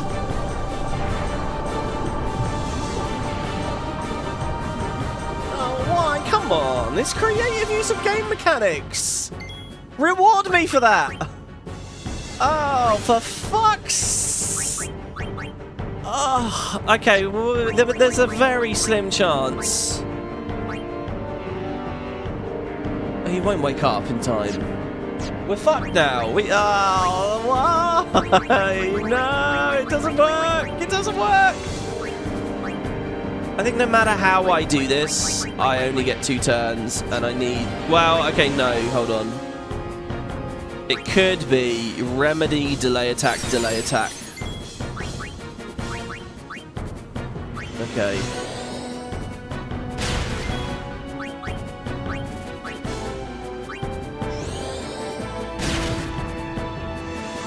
Alright, he's going to come down now. 390, that was massive. It'd be cool if this worked, but such is FFX's engine. Yeah, I mean, it's amazing to me that you know these things. It's so cool. I mean, obviously, that's what's cool about this game. You know, I don't know, because I'm years out of touch with it. But at the end of the day, it's really cool. The weird little mechanical things that can go on with this combat engine. Okay, this is a mega potion, because we've got to... We've got to get back to vulnerable to lightning. I could have delayed it for a moment.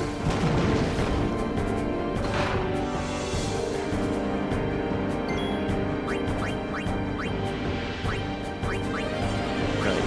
Throw the ball, wake him up. Okay. I think this is the last cheer that's necessary. So I'm going to throw a cheer out. And then we have to break null shock and wake Waka up. That might have been one extra thing too slow, but I think we'll be alright. Don't crit him. Thank you. Oh, look, we're experiencing the problem of making Tidus lucky. Okay, you have to break null shock now.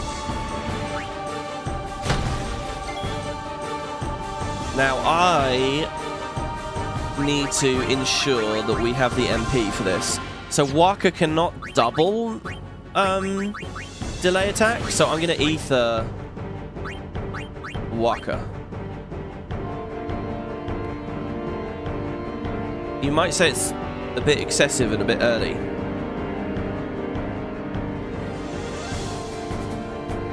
But I'm going to do it anyway. I don't really have a good answer to that. I think this is what we do. Okay, he's up. Readying death charges. So, delay attack. Fuck me, he's hitting really hard. We didn't need to do this. Look how much damage we're doing. Once the cheers have gone in.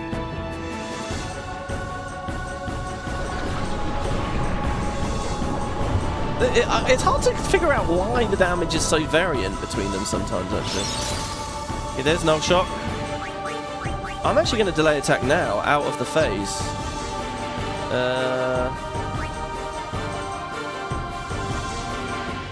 Maybe that's a bad idea, actually. I think we just break no shock here.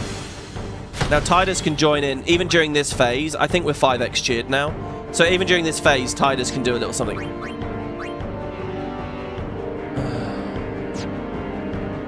I mean, delay is delay, right? It all builds up. Whatever, just hit him. Nice with the crit. He's really getting quite low, guys. About 1,000 health? 1,900. Okay. Quite a bit. Feeling good, though. We're back to range where that would be good. 190. We're going to need 3 hits while he's up there. Thankfully, we've got some good items for healing and things here, that because Coryphean can't guarantee what we have, we've slightly curved slightly ahead against the fight, basically, I think, in terms of like the resources we have available. And that might happen more and more as the game goes along. That's usually how RPGs go. And I'm fine with that. Assuming we're conservative as we continue to play. So then, just a free hit, I think this is, right? The pattern might change soon?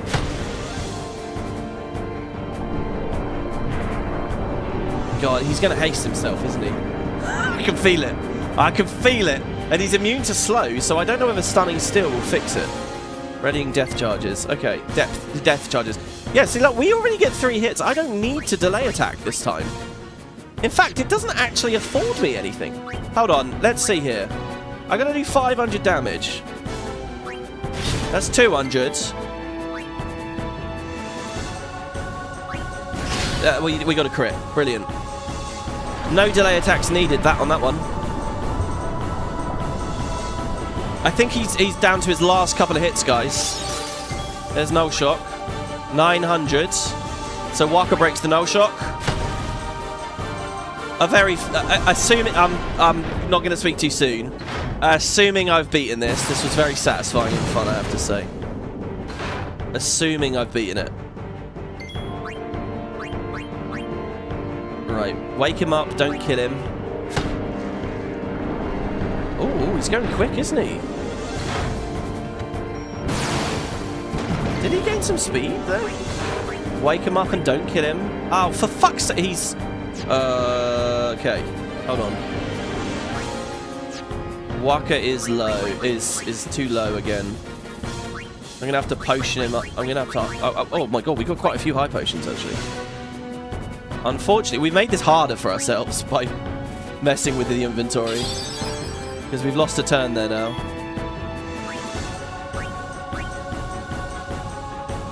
Okay, wake him up. Okay, up he goes.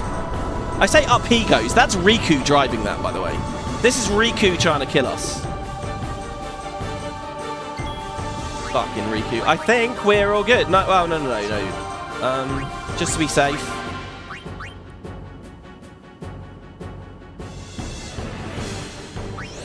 Throw that on it. And that on it.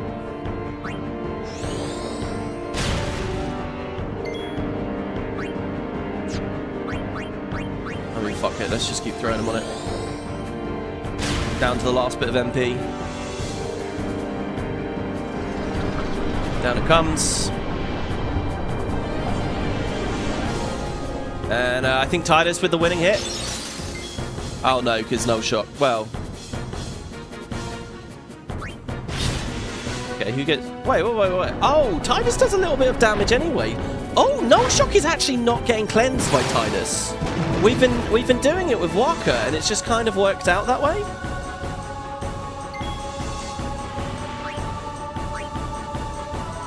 Don't kill him, Waka. Okay. Because I'm pretty sure if we got crit there, it would have killed him. If we crit ourselves, it would have killed him. Oh, very grueling, isn't it? Okay, let's wake Walker up. Or... No, because we're out of MP. Oh, shit. We're actually out of MP. This is kind of scary. All right, wake him up. 200 damage. All right, we got it. Because he flies up now, and we do 2 hits. And we don't even need to hit the 500. To tell you the truth, we wouldn't hit the 500 here, I think. Because I don't have the MP, and I'd have to ether and stuff. Because I played a little bit aggressively there. But here we go. Walker with the last hit. 11 health. Oh, he gets a crit. G. Fun one. I like that one. Hell yeah. And we get our final party member, everyone.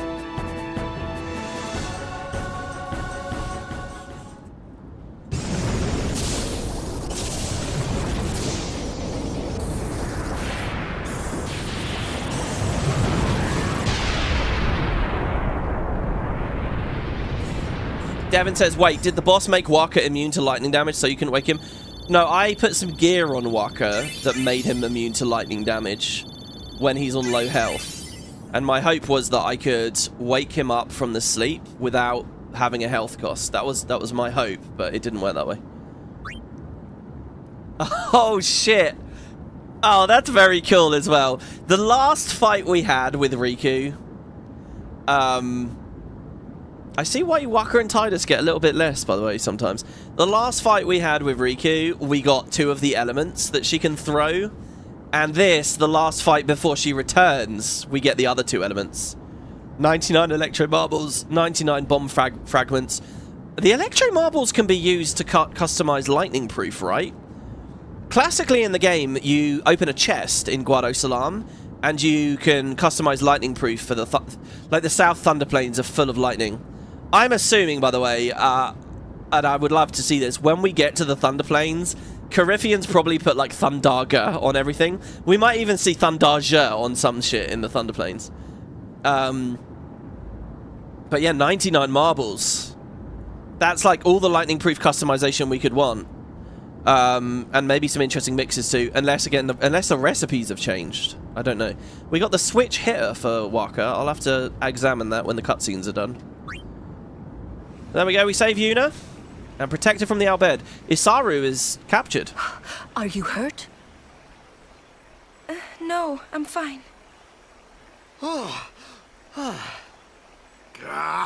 Those Bhed. Is everybody okay? We are, yeah. I'm sorry, we're all okay now. Yuna. Shoopuf full speed ahead. I love the way the music kicks in there. Dun dun dun dun dun dun dun. Damn the Bhed! What do they want from us?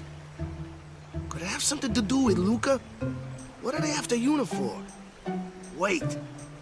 He's so fucking stupid, to be honest. Like, you know what they're after. He's so, like, blinded by Yevon. Okay, he's not stupid, but he's got such horse blinders on about what he sees and what he thinks about the world. He's genuinely asking this question. Everyone else on this Shoopuf knows. Everyone gets it, but Walker doesn't. Mad they lost the tournament. Oh wait! They're mad about Operation Mihen! I wonder. Didn't Kamari's clansmen say something about summoners disappearing? Ah, so the Bhed are behind that. Those sand-blasted grease monkeys. Ooh.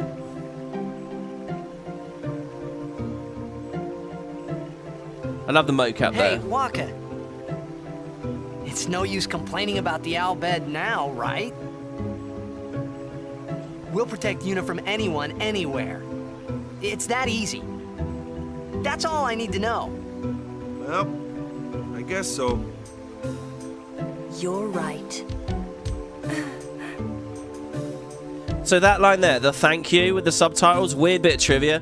Don't know if I gave this to you last time, but she mouths thank you to us. Because obviously what's going on in here is we know about Yuna's heritage, and Tidus is stepping in to shut Walker up, because, you know, Yuna's gone through 2 moments here where someone said something offensive to her without that person knowing. Walker just rambled about shit about the Bhed, upsetting her without knowing. And moments ago, Tidus on the South Shore went on about, oh, let's come back, upsetting her without knowing. She's kind of had to go through that twice. It's quite sad, isn't it? Anyway, here, when she mouths thank you, apparently Squaresoft had a thing where they didn't want to put that subtitle there. They just wanted it to be, you see her mouthing thank you. But people thought it was like a bug. They thought it was a voice acting bug, that they'd forgotten to voice act the line or whatever. So they relented and put the subtitles there. And I think that's just one of those things, you know, like there's a lot of very cool things going on with this game. The whistling, like characters like climbing on each other and there's a lot like kind of subtle storytelling stuff visually. That was just a huge acceleration of what we'd seen in the media before like fucking 2000. And this is the same sort of thing, you know, it's all the same conversation. What can we do convincingly enough with the character animations and people will just get it? And this was one where they couldn't do it good enough, so the subtitles there. All aboard! I think, guys, there should be a mod that adds new characters to the game. I think there should be a whole branch where you get Seymour. It's like getting Minratha or whatever her name is in Baldur's Gate 3. Seymour should be recruitable. Add all that content, and in that fight, we should have the Hypello fighting alongside us. Just like the Guild Wars 2, the FFX2 creature creator. Let's just get a Hypello with us in that fight. It's me, Waka, and a Hypello.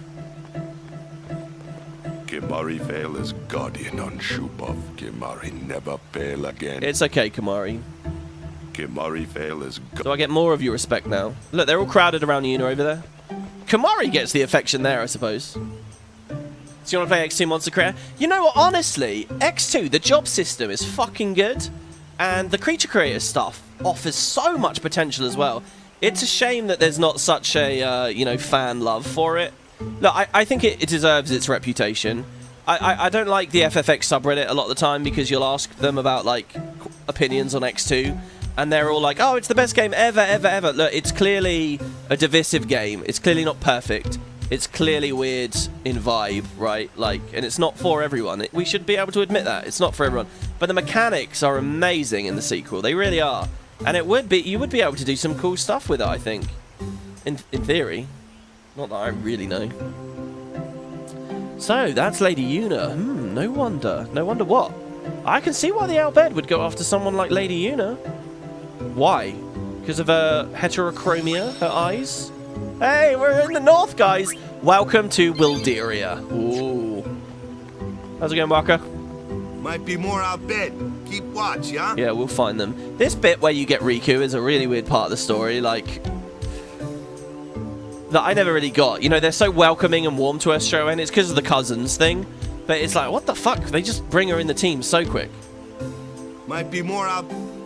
In a way, it makes Spirit feel very small that we just happen to run into another cousin or something here. But I don't know. Looks like we're stuck here for a while. You guys okay? How about seeing Lord Braska in Guado Salam? I heard that Bhed attacked you. Are you okay? With a summoner like you at our side, we've no need to fear for sin. How about seeing Lord Braska in Guado Salam? So that's cool, the way they just suddenly throw that thing. Lord Braska must be bursting with pride up on the Farplane, having such a daughter as you.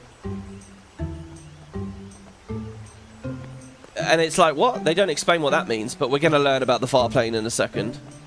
Having such a fine daughter was the line. I hope to celebrate Lady Yuna's calm while I'm alive. Good job, everybody. There is another shop on this bank, isn't there? Another warrior monk. Seems you destroyed the Bhed's Machina. That's some dedication. You'll receive a blessing from Yevon. It'll be necessary to strengthen security so that the Bhed won't get their way anymore. Shoopuf sleeping? Wait until Shoopuf wake up. Oh, Waka, at your service. Waka, I'm tapped, man. I really don't have any money left. Yeah, sorry, bro. I mean, just items. I'm happy to see that. I thought I was lucky not to run into any wily merchants on this side of the shore, but I ended up buying something from that man over there. His goods are cheaper than the other merchants, but he seems kind of suspicious. Yeah, who supplies a Waka? Is it once? Guard Yuna. Jesus, Ori. He's not very conversational, is he? Sin took my daughter, but I just saw her again for the first time in 5 years. That Guado Salam place was amazing. The FFX wiki has like a section breaking down the etymology of Guado Salam. And it goes into like a bit too much detail that I don't really buy about how it really means step over the threshold of death or something. I don't know. I sense that Lady Yuna was here. I can feel the warmth of the people. The descendant of a high summoner, and loved by everyone, Yuna embodies perfection. This is the situation at hand. You shall understand soon. I like the Guado. They're really weird. They got like a bit of that Sylvari empathy going on, don't they, too? Should I stay a Crusader or follow a different path? I wanted to discuss this with someone on the Farplane, but maybe I shouldn't. It's my future, so I need to make my own decisions. Well, you can't discuss on the Farplane, can you? They don't talk to you. When you beckon on the Farplane, you don't... Basically, the novel at the very end kind of suggests what you do on the Farplane can be done anywhere on Spira. Especially as Guado Salam is like all fucked and the Farplane's breaking down. Guado Salam is up ahead, but the path is infested with fiends. Make all necessary preparations before departing. Yeah, I mean, it really seems to me like they look at the Farplane and the idea that there's chaos on Spira because people can beckon from anywhere. That's where they're going to take the story for an X3. Which I think's a fine idea. Okay, we're back to random encounters, right? But about 3 steps to the left, we get Riku on the team. And an FMV, by the way. In fact, guys, the first FMV of the whole episode. We've been playing 6 hours now, and there's been no FMVs yet. There's not a single FMV at the Moonflow. Wouldn't it have been cool to have had a Shoopuf one? Well, anyway, yeah, so we'll see Riku. And then it's a very short little road. I'll tell you this again. I said this on the previous LP. I'll say it again. At the end of the game, guys, when you're in the monster arena, there's an original... When you capture one of everything across the whole world, he creates a monster called the Nesslug. And most of the enemies you fight at the monster arena are bosses, just like reskinned or just returning bosses, but with new abilities and things. The Nesslug, though, out of all... And there's like 20 things.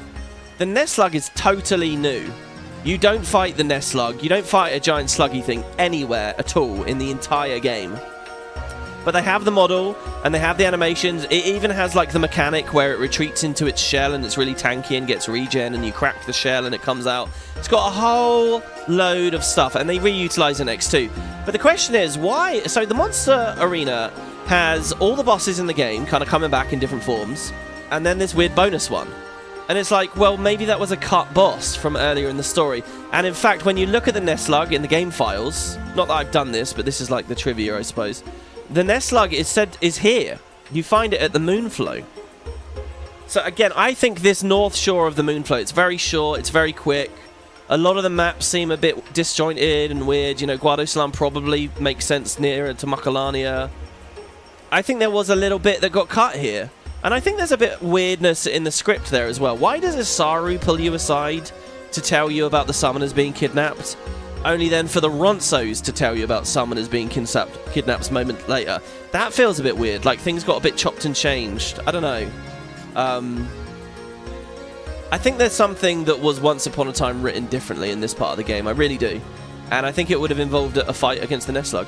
And I think actually Riku's reintroduction to the story here is a bit clunky, and might have been a casualty of it. I don't know. Am I being a bit crazy? So you can get a fight before you find her. I don't know whether we will. No, we didn't. I think you can. Oh, look who it is! You're not dead? Huh?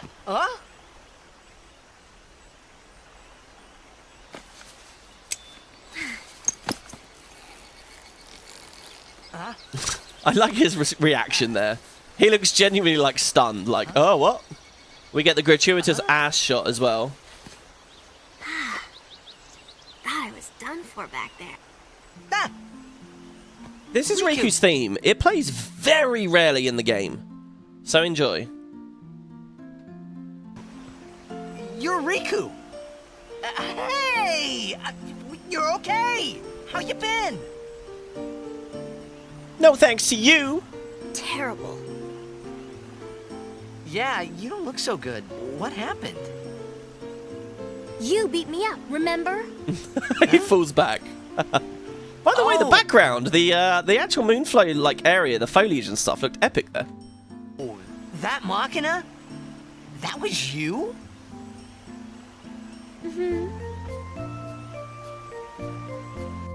Since Riku is actively seeking Yuna out, you don't think it makes Spear feel smaller? Yeah, I did think that as I said that out loud a second ago. But at the same time, was she actively seeking specifically Yuna? Or was she just seeking summoners? I mean, it makes... We can presume that she would want to go for Yuna if Albed are trying to secure all of them, sequester them all away. But, you know, again, it's a lot... I don't like these moments where I have to imagine it to fix the thing, you know? Because there's not a line that actually substantiates that anywhere, is there? Or was she looking for Yuna? Did they clarify that anywhere? Oh, that really hurt, you know. You big meanie. Well, you were hitting us before. Wait, but you attacked us. Nuh-uh. It's not exactly what you think. Yo! Friend of yours. You could say that. Pleased to meet ya. I'm Riku. Yuna? Lulu? I told you about her, remember? So, Waka, hold on. Isn't it a reveal that Waka finds out she's in Albed later? Shouldn't he figure it out from the eyes straight away? She was the one who helped me before I was washed up on Besaid. She's in Albed. Like, he should know, right? Wow, so you like all your life. What luck meeting here, huh? Praise be to Yevon. What a dope. So, Riku, you look a little beat up. You okay? What? Yeah, the thing about Spira, Devin says she might have been stationed here. She's on the path of the pilgrimage for summoners, so it's likely a bit of luck. You're right, and it's one of the only crossings across the Moonflow, so yeah. The thing about Spira feeling small really is more of an X2 thing than an X1 thing. Huh? Maybe the swirlies are too small, yeah. Oh, we only know about the eyes from guidebooks. It doesn't seem to be common knowledge. You're right, is that an Ultimania thing? What? Because I guess Yuna has one swirly eye, or slightly swirly eye. Yeah. There's something we need to discuss. Oh, go ahead. Girls only. Boys, please wait over there. Right. Sorry, Waka. Huh? What? There could not be 3 more different characters, you know. Shame Lulu didn't get a spot in the Trinity. We had Pain. Actually, it's not a shame. I think Pain's cool. It's nice that X2 has a whole new character, you know.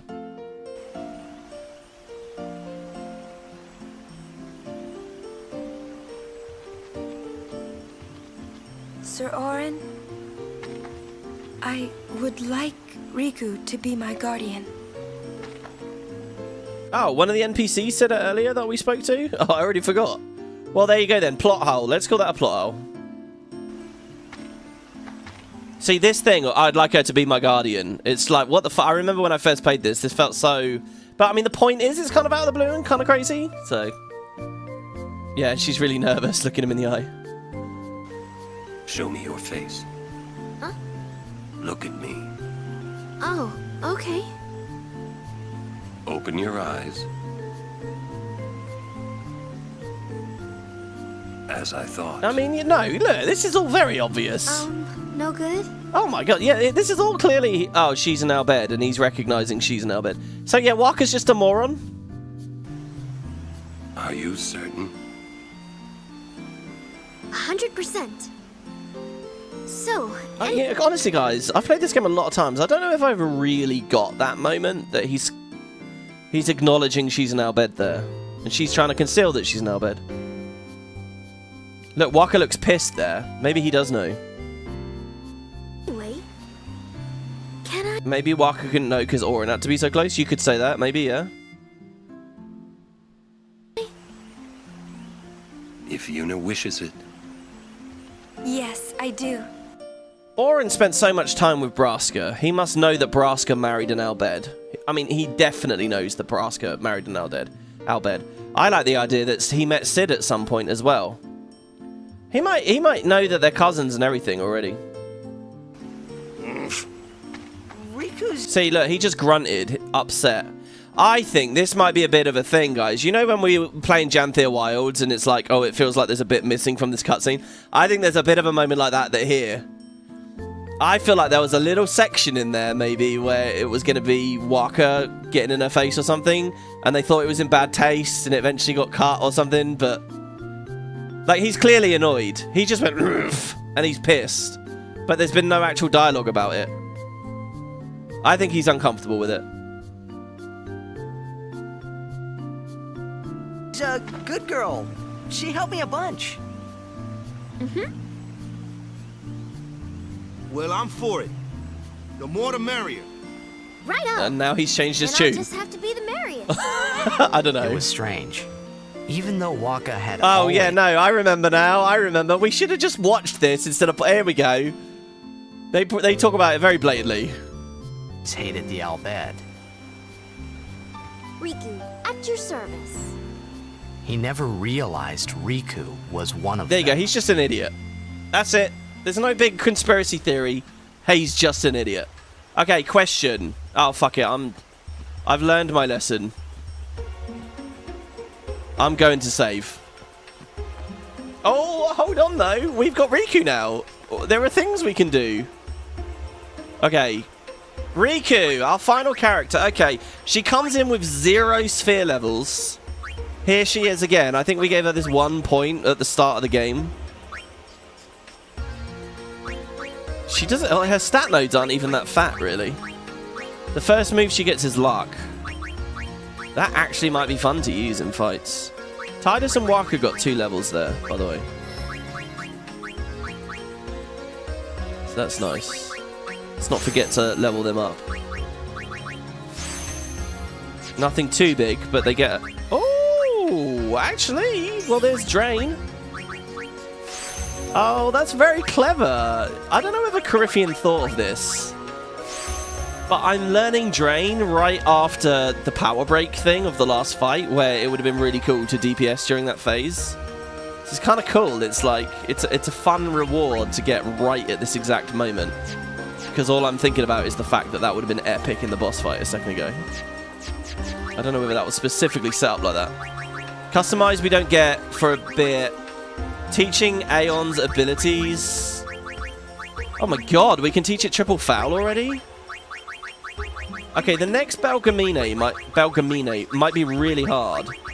Because there's so much we could do with the Aeons now. Don't know whether it's going to be balanced around that. Anyway, this is the save so that we can... because you never know, we might get just absolutely ambushed and destroyed. Genuinely, this is a very short little area. It's probably like 3 fights, maybe 4. So the game is just... Oh yeah, I think this little bit before the bridge doesn't have any. Oh, the chest is over there. I was thinking there for a second, how do I get to that chest? The question is, are there any really interesting new mobs here? Oh my god, what if he's put nest slugs around? Oh, a treasure chest. Oh yeah, and then we get this as well. I wonder what's inside. Stacking luck might be amazing. Yeah, I mean, it's a lot of cast. It's like 5 turns.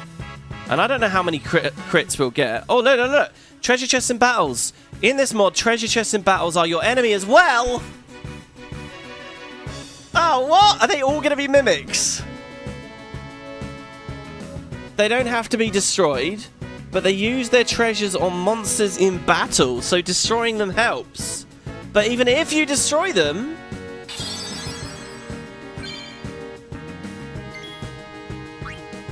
It has 1 HP. Hyplosion. What the fuck? You're gonna make me backtrack to the goddamn thing now. No, it's okay. I'll just heal her. Hyplosion. What is that? The high potion kind of thing? Let me check her equipment, by the way. Oh, this is cool. I like it. You're doing fancy stuff. Okay, she has Poison Touch. And she's equipped with Tactician. Which I gave her like ages ago. I think we do Warrior.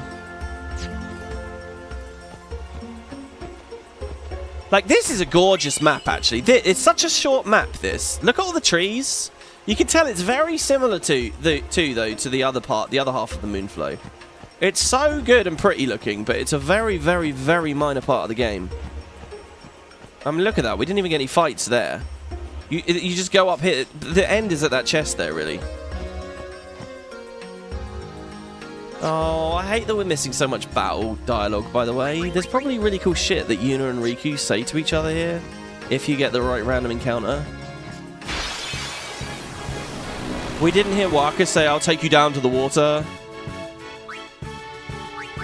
Alright, well, we're more than familiar with all of these, aren't we? Okay, should we try and use her? I'll do my best. Should we try and use her? When did we get the chocobo feathers? Can I grenade and kill everything? Will a grenade kill them all? I feel like that would be amazing. The grenade will break the chest. Oh, we finally have AoE! Riku has AoE, guys! Finally! We could do... So, the Antarctic wind is ice to one enemy. It will probably kill it. A grenade... Well, I mean, we're going to have to learn. Let's see how much... It's going to blow up the chest. Oh, yeah, alright, I'm just doing it. Here we go. I like her glasses, goggles wobbling. Okay, it's only 300 damage. It's not very good. Okay, she's dead. Waka got an overdrive off of that.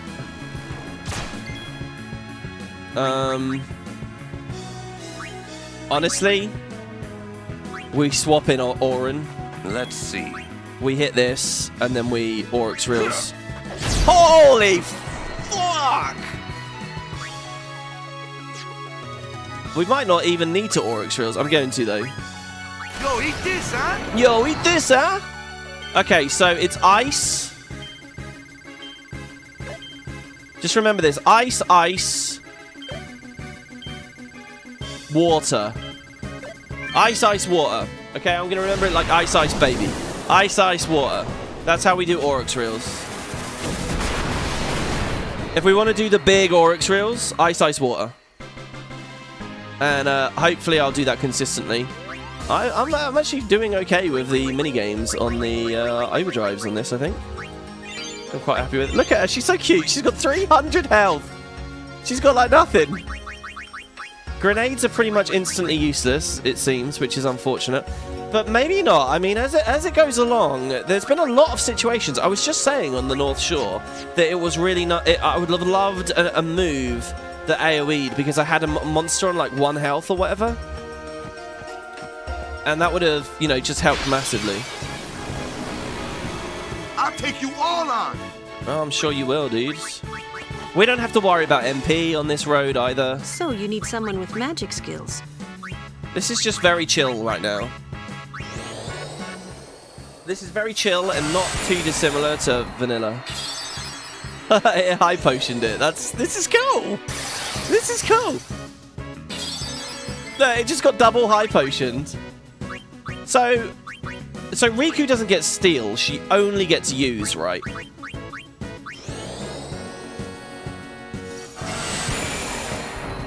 I hope I don't discover in a minute that I've been punished for throwing that grenade because now I can't customize something. I don't think it will work that way. Sorry, as chill as this is, I'm not risking it. We have first strike every fight. Without a doubt. Like, look at this here. Okay, I don't have Dark Touch on anymore. If I delay attack it, the Ochu will go. And I'm fine with the Ochu going. Maybe next time. Maybe next time. Oh my god, Tidus is like bombing damage out now. Did you see that? Okay, Lulu, wow. I was going to use you to finish that off, but no, I guess not. How much health has it got?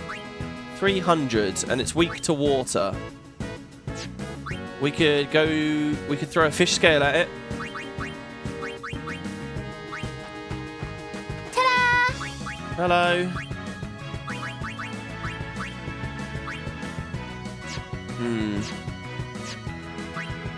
No, I'm not going to throw a fish scale at it. I'm going to cast Flare on it.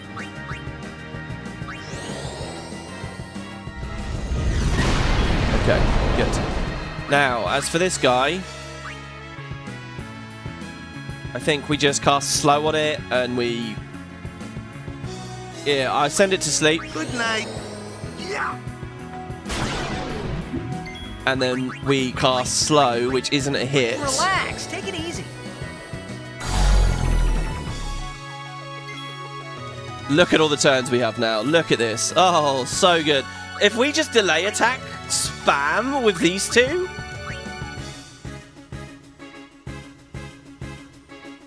It's weak to lightning as well. Oh, this is so good. You can leave. She's got poison, Oren. So who's next? Oh, yeah, and then Oren, you threaten it, so it can't even counter. It can't counter while threatened, right? Move. We might have done this a bit early. Just knowing I don't have to panic about... Yeah, look, it can't do it. Oh, okay, it's... Right, threaten again. Calm down. Oh, I think I should have let it had a turn there, actually. Uh-oh. We best fucking kill it, then. 9k damage. Delay attack. It's not... Delay attack's not actually helping me. Yeah.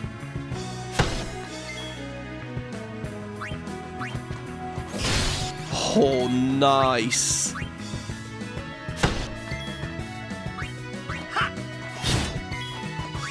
Okay, 4,000 damage.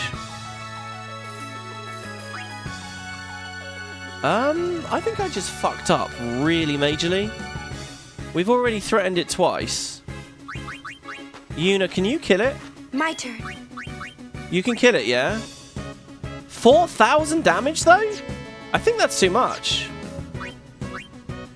Oh, no. Okay, what else can I do? I could go for the third.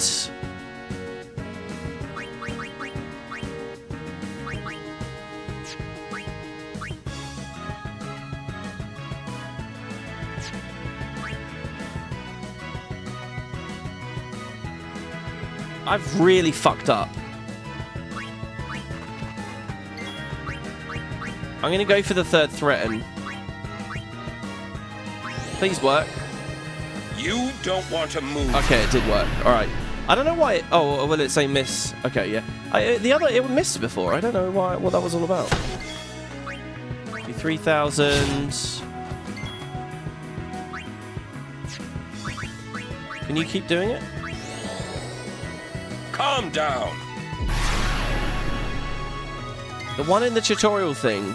Oh, this. You know what? The South Shore was not as bad as I thought it was then. See ya. This poor thing. We just ruined it. We just wrecked it. You like that? The Riku nerfs are in and it's not looking good. Yeah, well, the grenades. Well, I don't know. We'll see about the mixes. I can just entrust to her and stuff, right?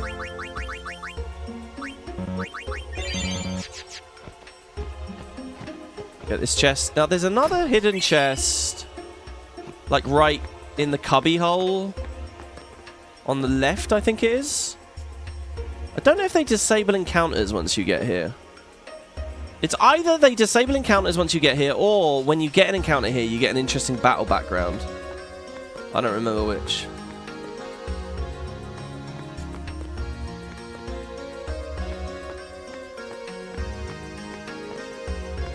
I really thought there was a chest here. I really thought there was a chest in one of those hidden areas. I guess they're disabled. They feel pretty disabled right now. Lovely pattern on the floor here, isn't there? Again, this is a weird bit of the world. This is just such a strange room. No cutscenes here. Nothing to do here. I think this is where you fight the Nestlug, guys. I mean, look, even like the sort of vibe, the pattern. It feels like we're in a boss room, doesn't it? I really feel like the Nestlug was going to fight us here and it was defending that hole or something. Right? I refuse to believe that there wasn't going to be something specifically here. Anyway, down we go. Maybe they felt it was too many bosses too quick. And into Guado Slum. It's all story from here on now, everybody.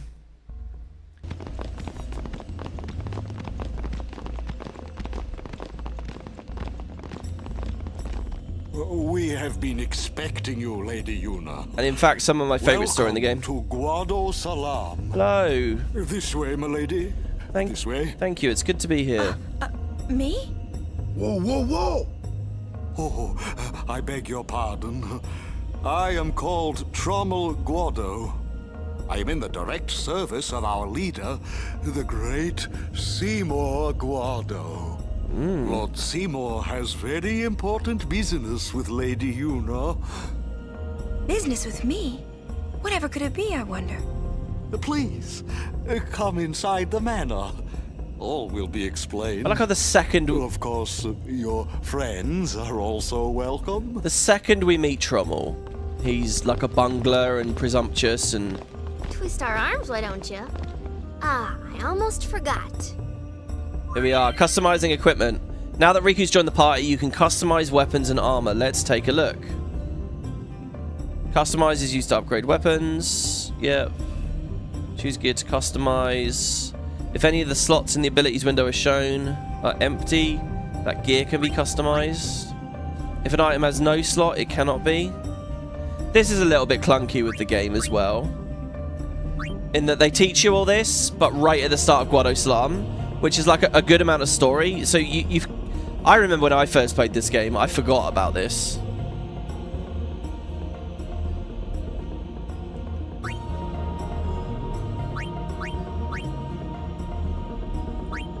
Like, it's really handy to do this for the Thunder Plains, but it's very, very easy to forget. Like, you got this whole new gameplay mechanic. Also, you only get Riku for 2 seconds. I wonder if the Nestlug... What would you do without me? The Nestlug fight would have been a bit more of a moment to show Riku off.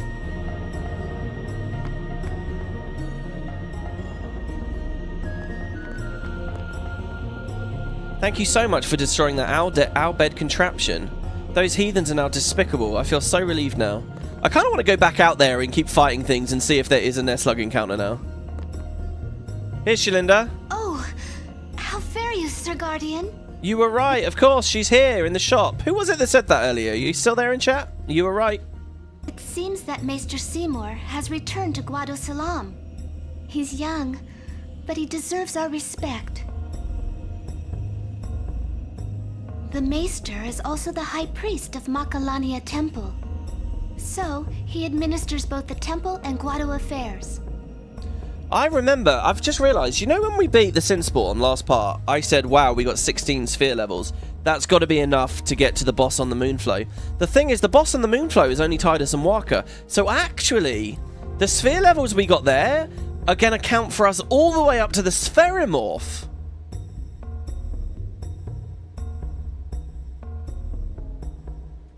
That's crazy. I hope to get an audience with Maester Seymour myself. Do you? I hope to get an audience with... Man, imagine a fucking Final Fantasy X uncut. Well, you get the extra shit there. Care to hear about the Farplane or the Fireflies? Also, like, you get chests and random encounters in that bit of the map, but it's such a small bit of the map you barely see them. And I don't remember, there's not many in the Thunder Plains, are there? And then it like disappears as a mechanic again for like ages. And then they sort of remember, oh shit, that's a thing, isn't it? And it's there at the Omega Ruins again. Okay, this is the best, guys. Not only do we have Machen, or Macon, whichever camp you're in. But we get to hear like some of the deeper phenomenon of the world. Tell me about the Farplane. The Farplane's the place where fireflies born from ascending gather. They appear in the shape of people who've died and gone to the Farplane. Quite the phenomenon. How I wish I understood it more fully.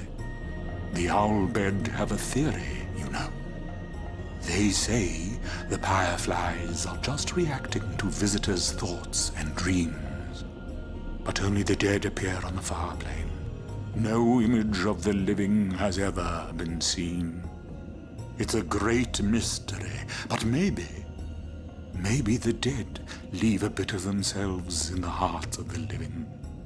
And that little bit borrows the fireflies' power for their paranormal performance. Or maybe not, who knows? And that, as they say, is that. I love how they leave this as a bit of a mystery. You know, is it really the dead? Some people are willing to believe it is. It's so cool. It's such a genius idea. Care to hear about the Farplane? I love how he says also it's just the fireflies reflecting upon people's thoughts and dreams. Then again, they keep going over this theme of dreams. So tell me about the Farplane capitalized. Tell me about the fireflies lowercase. They may be called fireflies, but they aren't really flies, you see. They're those lights you see whenever a fiend dies. It's not just a fancy game animation. Responsible for a few fantastic phenomena. Visions of the past, spheres, fiends. These are all the fireflies doing. In fact, fireflies have something to do with aeons, too. The dreams of the faith reach through the spirit of the summoner. And that which is unreal becomes real for all to see. Or maybe not, who knows? And that, as they say, is that. Very much like FF14's Aether, right, really, right? Or 7's Mako Energy? No, not really, right? Just trying to find a way to shoehorn in the Shinra thing, where they basically say Shinra from X2 is the founder of the Shinra Corp in 7, and they go to Midgard. We Guado help the warrior monks patrol the roads beyond. Why wouldn't we do all we can for the good of Spira? Someday, when the Crusaders regroup, we'll want them to help us too. I love the Guado. They're so fucked up and they are the villains. This guy's Noi Guado. He's on the Guado Glories for the next 18 games. He's getting paid 80 gil for that. They are the villains, but they are so tragic. And again, it's another real high point of X2 for me, seeing how they just all get wiped out, you know, like... Guado Salam is really sad in X2. If you see any more of those out, Bhed, you go right ahead and beat them up. The Guado welcome all guests. Would you like to rest here? Yeah, okay. Then let me show you a Guado's hospitality. What do you guys think is like staying at a Guado inn?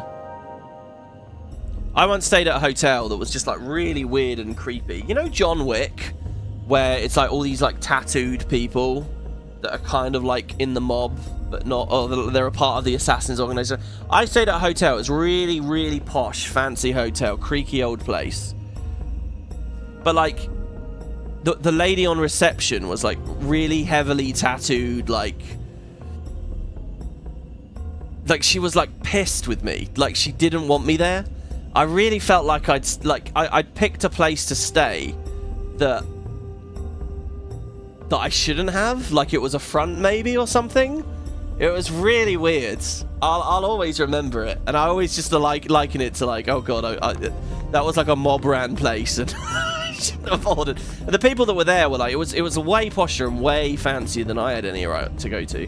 So here's the Thunder Plains down here, by the way. And again, take note of the fact that the exit here, like, there's no hint of the Thunder Plains there or anything.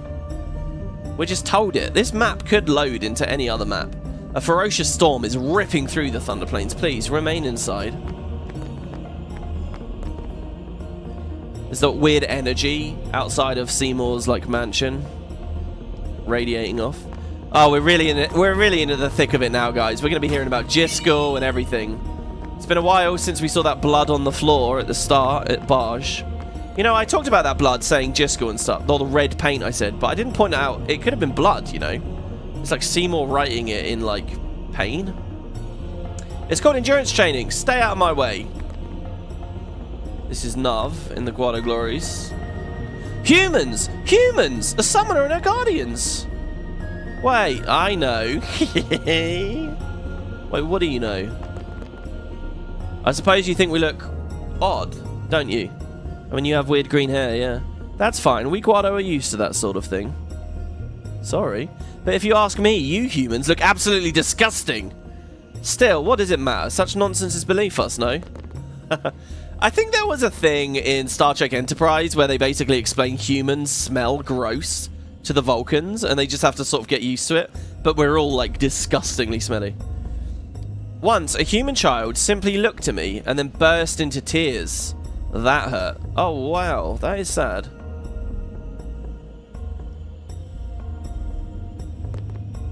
Since embracing Yevon, we Guado have learned the joy that is Blitzball. I hope that the people of Spira will find peace through Blitzball. Listen to that, guys. Look at that. The Guado only recently joined Yevon. Was it with Jiskel that they joined Yevon? These people get fucked by Yevon. Yevon, like, destroys these people and tosses them aside. It's Yevon's fault for everything that's going to happen to them. The poor Guado, defenders and mystics of the Farplane, and what will happen to Spira without them, right? That's X3. That's the pitch for beckoning in X3. That's what it is. Obtained elixir. Nice. The real theme of X is not dreams. It's clearly balls. The name of the world is a corruption of sphere. There are a billion things called spheres. Blitzball is played in a giant watery ball. And your encounters often go balls up. I like that.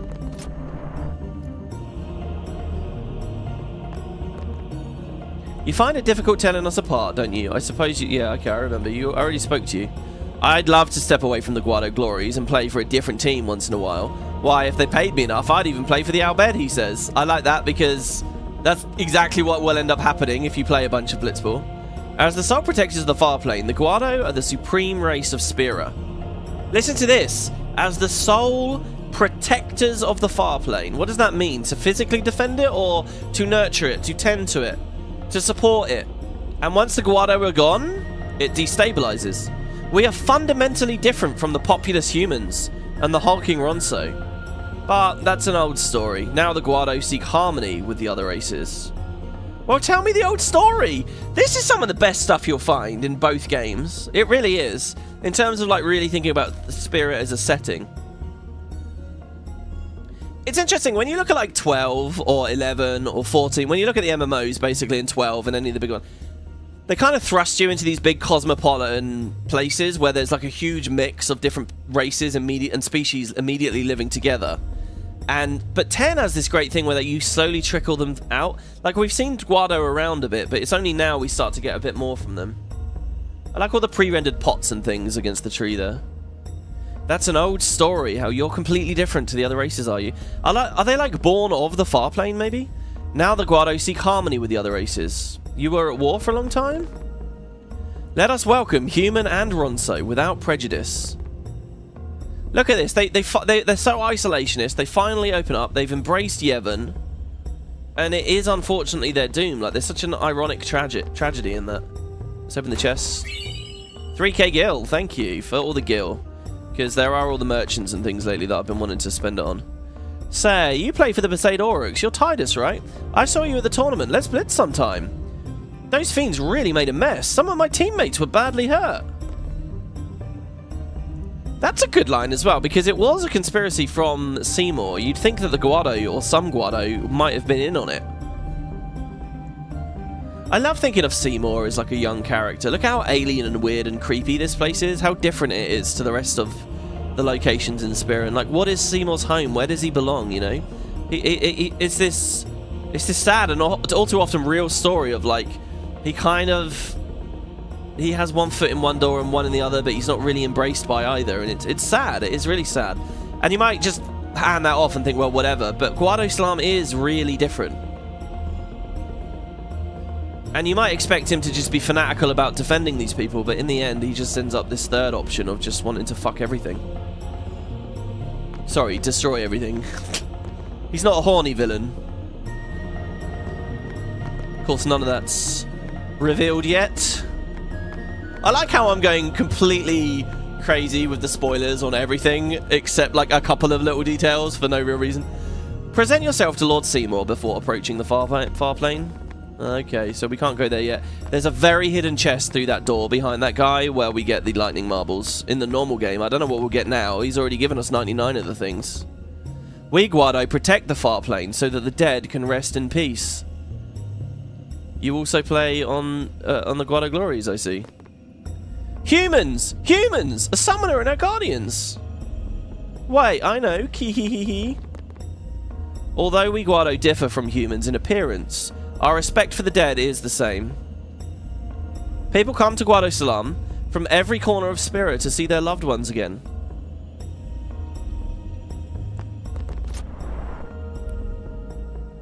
This is a nice little house. I think you get a cool item in Arenanet too. But it's like locked for a long time or something. Lord Seymour instructs the Guado youth on numerous subjects. Thanks to him, I learned about Yevon's teachings and the history of Spira. Like, look at that. He instructs the youth. It's fun to think of him in that context, right? Seymour is a great teacher. He explains everything quite clearly. But is he actually indoctrinating them and teaching them falsehoods? The elders just won't give up the old tongue. I keep telling them how unseemly it is, babbling like that to guests. It's just that it's just what old folks do, I guess. Please take no offense. See, that's it. I forgot so many of these details. Even the fact that the Guado are new to, like, society, if you will, broader society, is a detail that I'd forgotten. And the fact all the old ones are, like, speaking weird language and stuff. Good traveller, I prithee forgive us our antiquated prattling. Oh god, they're Urianges. Thou seemst weary, good traveller. Wouldst thou sit and rest thy feet awhile? Ah, belike my speech perplexes thee. 'Tis old Guado I speak, a tongue seldom heard within even Guado Salam now. A dying breed we are, speakers of the old tongue. I fear this precious legacy hath but little time remaining. Yeah, in more ways than one, mate. Many Guado shun the old tongue, favouring instead the speech of foreign tribes. 'Tis a pity, verily.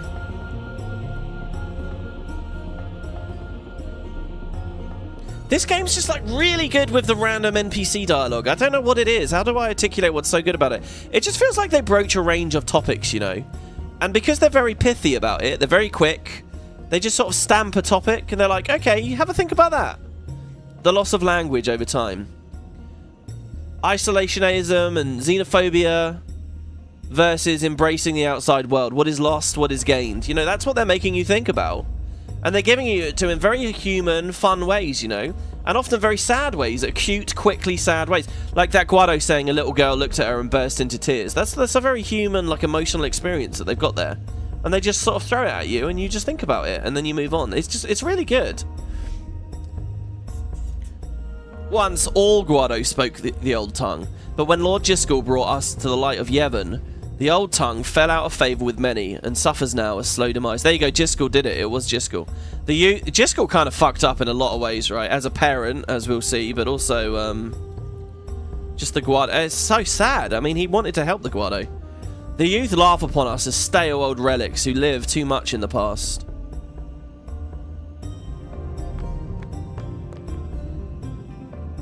It's good world building, and you know what, guys? This is their 10th game.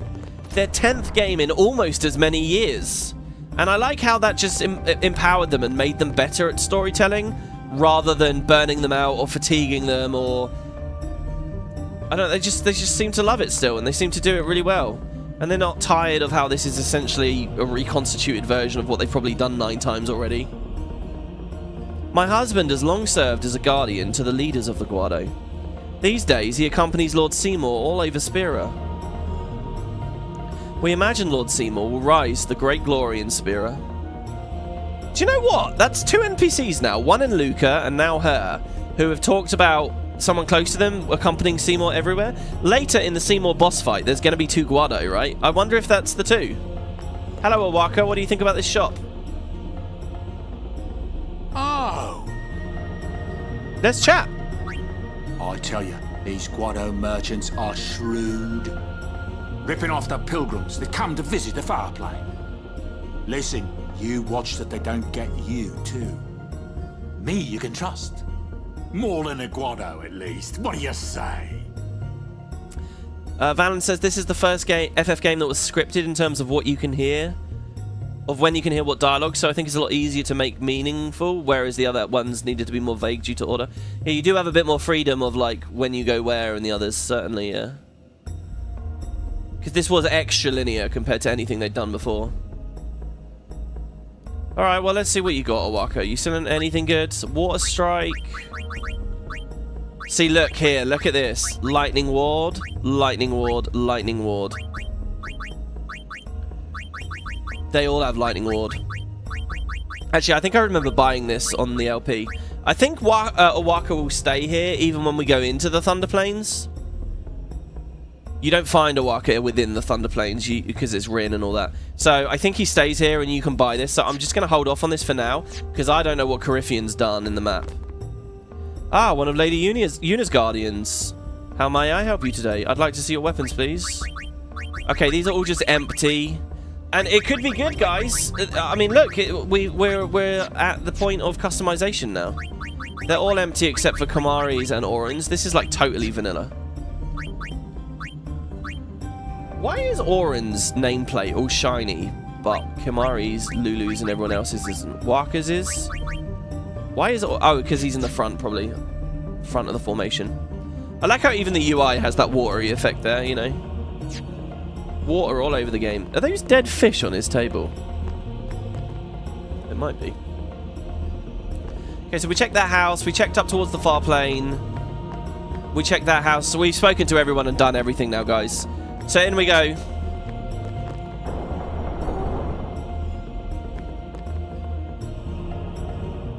This is a great creepy scene. This is excellent. Do you guys remember? You get all the portraits here of the Guado leaders. Seymour's down here. In X2, there's that amazing creature creator story where you find like more information out with these, with Jiskel's ghosts and all that. So good. I always think about that when I think about this mausoleum mansion. Of course, the LeBlanc Syndicate take it over eventually. Right, our last chance for a little bit of affection. I'll go for Riku. I don't know where Lulu is right now, even.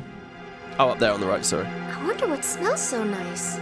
It's like fruit. There's a Reddit thread at the moment where people are like, why does he have 20 tons of fruit for like 6 guests?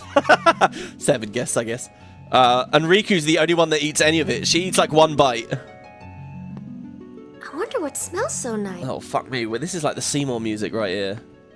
Stay close to Yuna. All the paintings, all the portraits. I don't like the smell of this one, eh? We're getting very near the end of the episode, guys. I know it's been another fairly long one, but we're very close. I just want to get through these cutscenes, see the Farplane bits. I think it's all really fun, and then when we're ready to go to the Thunder Plains, we'll close it out. I don't like the smell of this. And we can all go and enjoy our Christmas Eves, if we haven't already. I hope you guys have been. Oh, hello, Lulu. These are the past leaders of the Guado. They all look the same. Maester Seymour doesn't look like them, no. Don't you know? The last leader, Maester Jiskel, wed a human woman. This is a scene that the remaster really benefits from, right? Because you can clearly see that the textures are way up-resed. She was Seymour's... They look a bit soft, though, a bit waifu 2X. You know, maybe there was an AI upscaler on them. Mother. Oh. So yeah, we hear a little bit about his heritage. The last leader, Maester Jiskel, wed a human woman. She was Seymour's mother. I fucking love how big the scope of this game is. Again, like, at the start, you're talking to fangirls, you're a sports player, you're in a city, there's a commentator, you know, a sports commentator on the radio, and, like, I just love imagining being at the studio, being the writers, being the devs, just before that game releases, you know, like, look at the breadth of subjects that you've covered, you know? I don't know. Knowing it's all in there. Seeing the players experiencing, like, that early story, no idea what they're in for, right? Are you okay, Yuna? Kimari not like Mr. Seymour. No. I think in X2 that hatch opens, doesn't it? Can't you? Isn't there a shop in there or something? There's a moment with that hatch. You know, in X2, there's a dungeon here. And for some reason, I don't know why, guys, but as far as my Let's Play was concerned of X2, that scene where I'm in the dungeon at Guado Slum near here, you know, you run through those corridors, it's like a giant horseshoe shape, there's a big jump, there's like, you jump up a side and press a button. I'm imagining it as a bit of an orange room for something. Anyway, that specific bit there, that bit is the bit that I remember Let's Playing more than anything else. Like, that's just permanently, like, that could have been yesterday for me. So much of the rest of the show is like a blur, and, you know, I'd have to really think to remember. But that just really sticks out in my mind. So I don't know if you guys are ever going to rewatch that, but if and when you do, when I'm in that room, just know that I'm still there, you know, like, in my head, like, Even years later. Anyway, it's okay. We won't talk shit about Seymour. Why does he want to see me?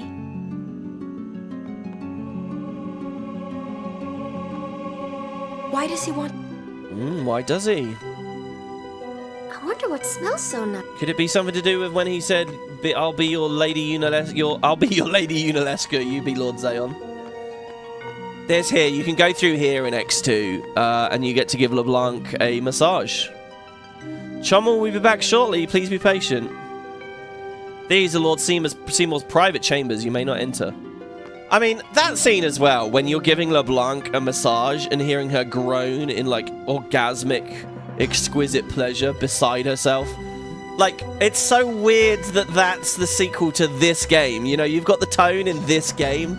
There would never be a scene like that. And they were like, okay, make a new one. You've got a year. And they just went crazy. They just went crazy in X2. Totally different vibe.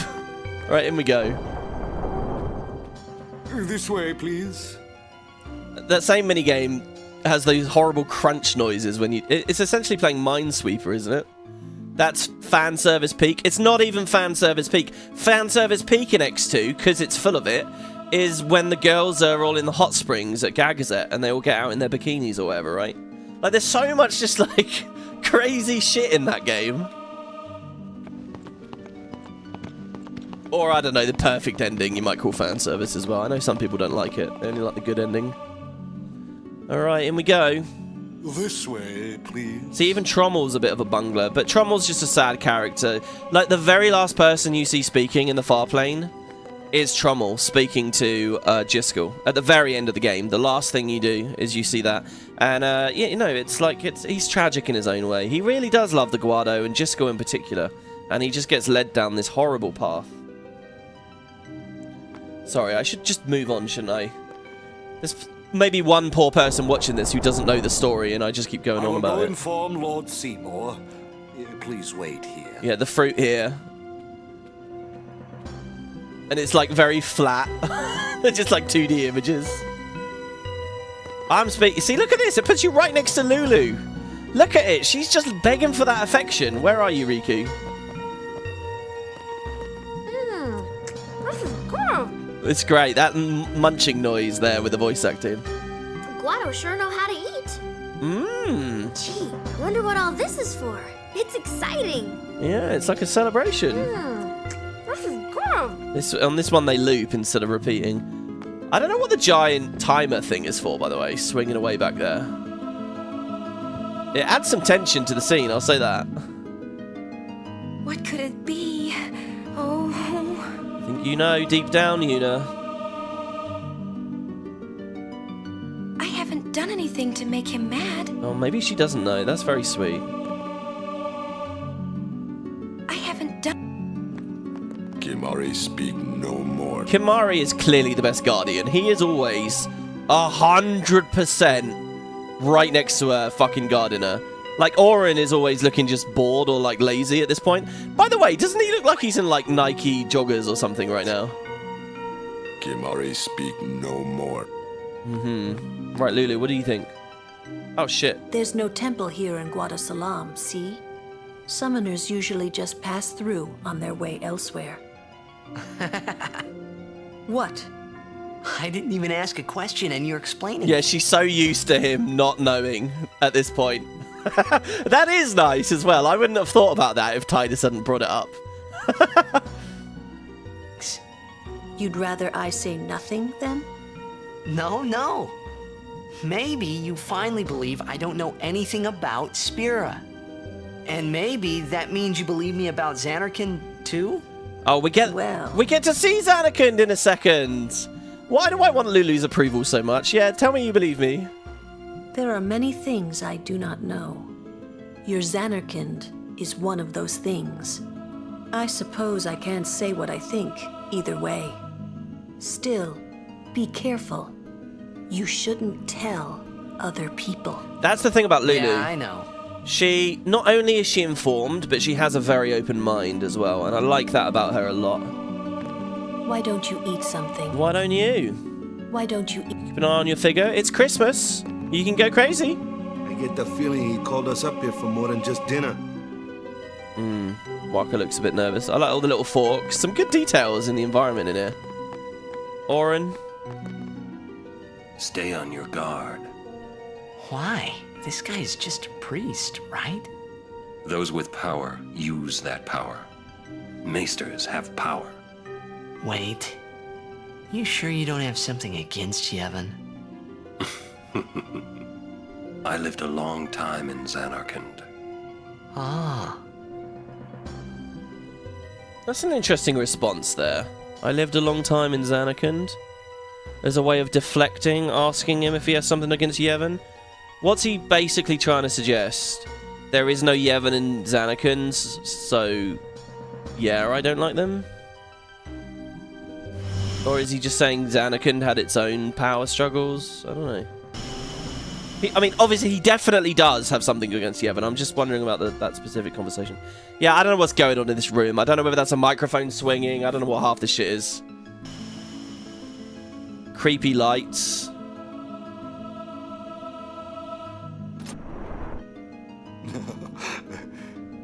Truly, it is good to have guests again. Since Lord Jiskel passed away, these halls have been too quiet. The death of Lord Jiskel was a great loss for all. Doesn't Zanarkand hate Bevelle? Not really, no. Well, hold on. So, this brings back so many memories. You grew up with 7, 8, and 9. You were disappointed by the lack of the open world in this one. Yeah, there was always so much discussion about that back then. But, look, where there are losses in some ways, there are pros in others. Yeah, doesn't Zanarkand hate Bevelle? The real Zanarkand was at war with the real Bevelle. But the Zanarkand that Oren's lived in for 10 years, with Tidus, watching over Tidus, that's Dream Zanarkand, where there's no trace of any of that. Tidus doesn't have a clue. They never built their utopian image of the city with any of that in mind. The idea was that it would be unaffected by the war. So I don't. So when he says that to Tidus, I don't think that comes into it. That's not what he's really saying. And yeah, Bevelle is the seat of power for Yevon at the moment, but it might not have been either. I mean, there was no Yevon back when Bevelle and Zanarkand hated each other. There was no Yevon, right? So that wouldn't have been it either. All of Spira. Was this Maester Jiskel really such a great guy? He brought the teachings of Yevon to the grotto. He was truly a great man. Truly a loss for us all. I've said this before, I love it in scenes in movies, TV, games, where two characters are stood away from the others, whispering into each other. And it's so tropey to have the original characters just can't hear. They're just selectively deaf because you're slightly out of earshot, or what is apparently earshot. You know, these mediums, they can get away with it because you don't really know what earshot is. Earshot is whatever microphone they've got on and what they want you to hear in the sound mix, right? There is no earshot. So they hide it all the time. I therefore love it in films and TV and movies and stuff when they do it, but then, oh, the characters can hear each other. Usually people do it as a joke. But this game's done it twice now, actually, I've noticed. They're right there. Waka and Tidus are whispering to each other, and then clearly Trommel could just hear, so he just chips in. And it happened earlier in yesterday's episode. I can't remember the exact moment, but I love it when that happens. But now, a new leader, Lord Seymour, has come before us. Lord Seymour is the child of a Guado and a human. He will be the tie that binds our two races together. But that is not all, I think. Lord Seymour, he will surely become the shining star that lights the way for all the peoples of Spira. That is enough, Trommel. Must I always endure such praise? He's so well, like, disguised as a villain. Because he has all the pleasantries and all the phatic speech and all the, you know, like, deflecting little... Look, he's humble, guys, look. Welcome. You wanted to see me? Please, make yourselves at home. There's no rush. But his tone, it makes him seem so insincere. Oren doesn't want any of this shit straight away. Let's keep this short. Yuna must rush. Pardon me. It has been a long time since I had guests. Lady Yuna, this way. I wonder what the voice actor for Seymour looks like. I don't know his name or anything. Oh, this is good. If you're second monitoring it, look back. We're in an FMV. It's Xanakin time. That conversation with Lulu is really well placed, isn't it? Because they'll all get a taste of it now. This sphere is a reconstruction created from the thoughts of the dead that wander the far.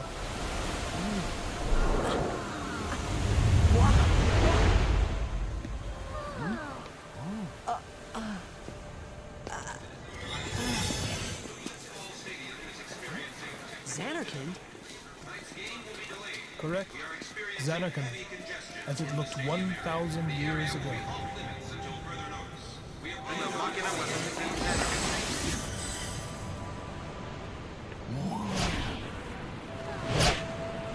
The great and wondrous Machina city, Xanarkin.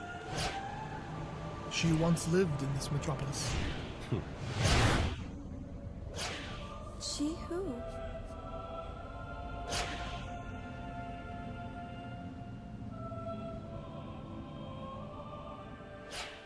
Lady Unalesca, look at this, guys. A fucking prequel game. They should do... Listen, I'll tell you why they should do a prequel game about Unalesca. You know how House of the Dragon...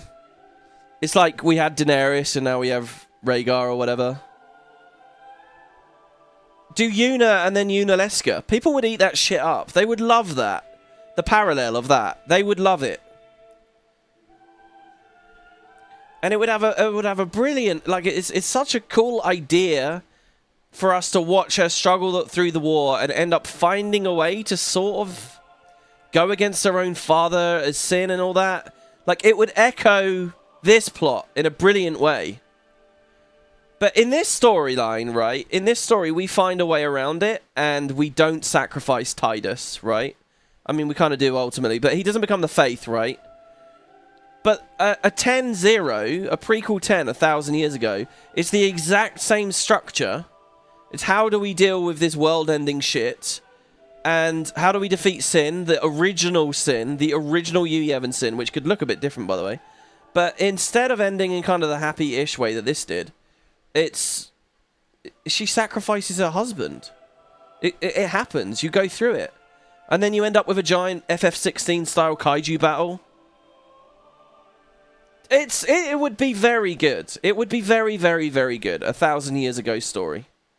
It's all teed up for you. Don't go too crazy with it and you know, get too convoluted.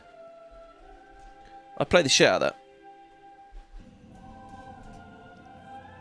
And to see Unalesca living in the city. Lady Unalesca.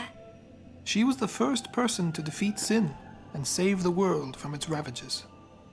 And you... Plus, look at that outfit in modern modern graphics. I mean, they might change that a little. It's 90% the music. You're genuinely curious if you've got somebody to play this game blind and change the music and see more sections to something less ominous if they'd catch on so quickly. I don't know. The characters are pretty blatant. All the characters we like and respect are blatantly saying they don't like him. They don't trust him.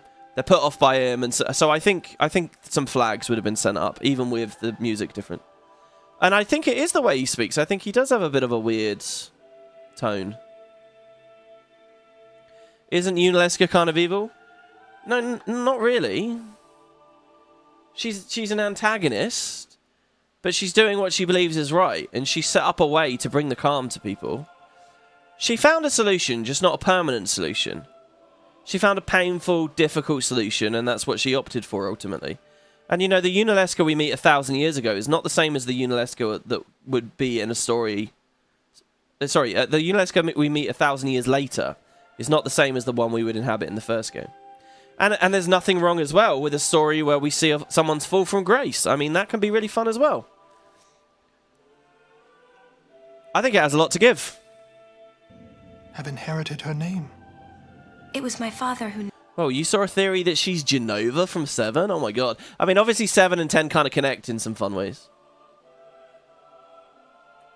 Named me. Lord Braska was entrusting you with a great task. He wanted you to face sin, as Lady Unalesca did, All I can think when I look at that bed is massaging LeBlanc. Sorry, guys.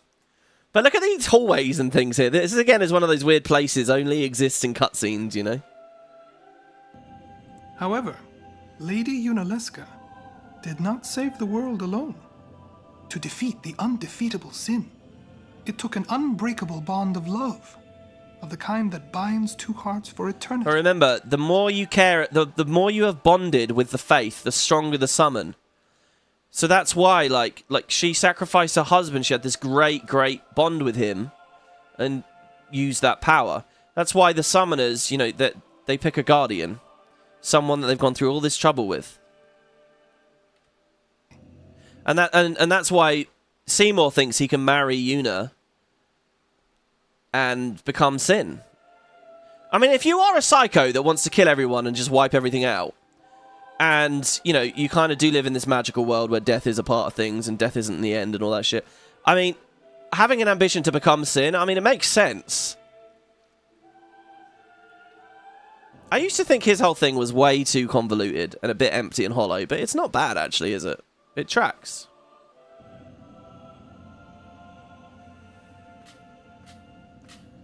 Riku at the drinks bar. There's Zayon. I mean, he's weird. He looks very goofy. It's very strange that they've created a whole model there with all that armor and all that detail. He's not a boss or anything anywhere.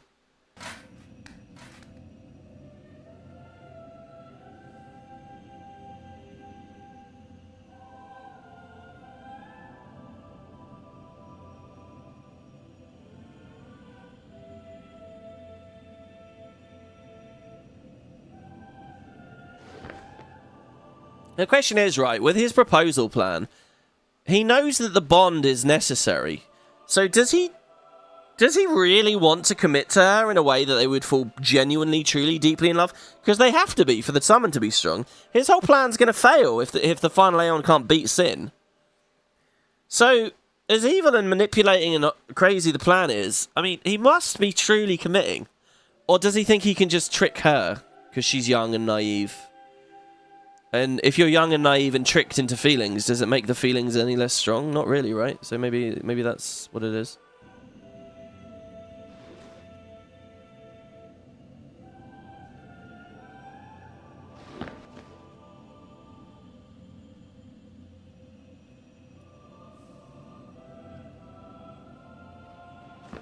So there you get a bit more whispering with no subtitles.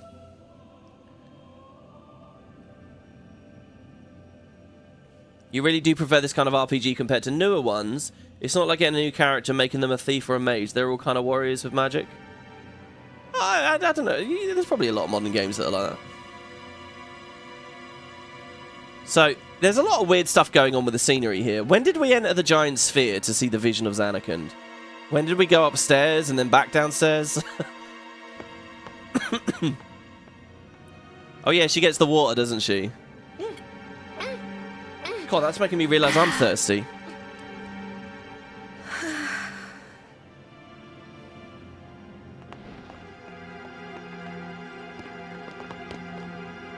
Wow, your face is beet red. You okay? Poor Tidus, you missed your chance, bro.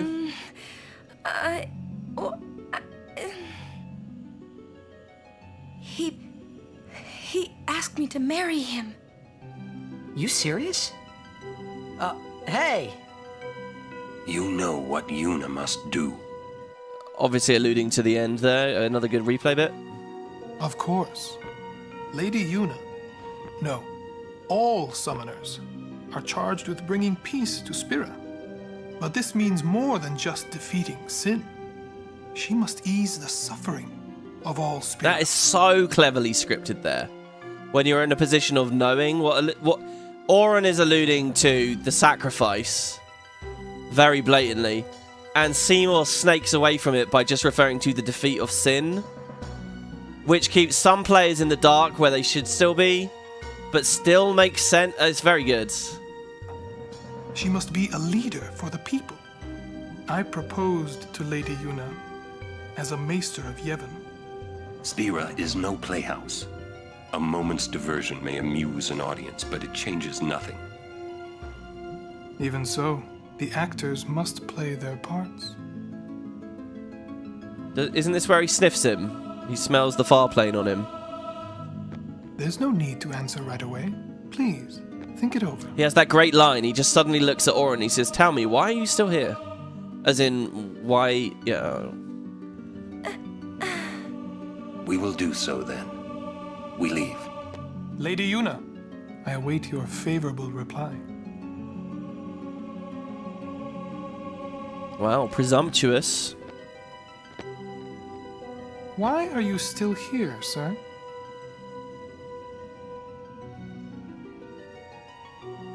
I beg your pardon. We Guado are keen to the scent of the Farplane. It's real. Oh man, that's like. There's such good stuff here. Let's be blunt about this. Orin is an unsent, obviously. The tide is smelling him. I forgot about that. And look, Riku, the way that like she was animated as she walked out, Yuna with her hands up. Oh fuck, man, so good. This is seriously a game you want to play twice. You really want to play this one twice.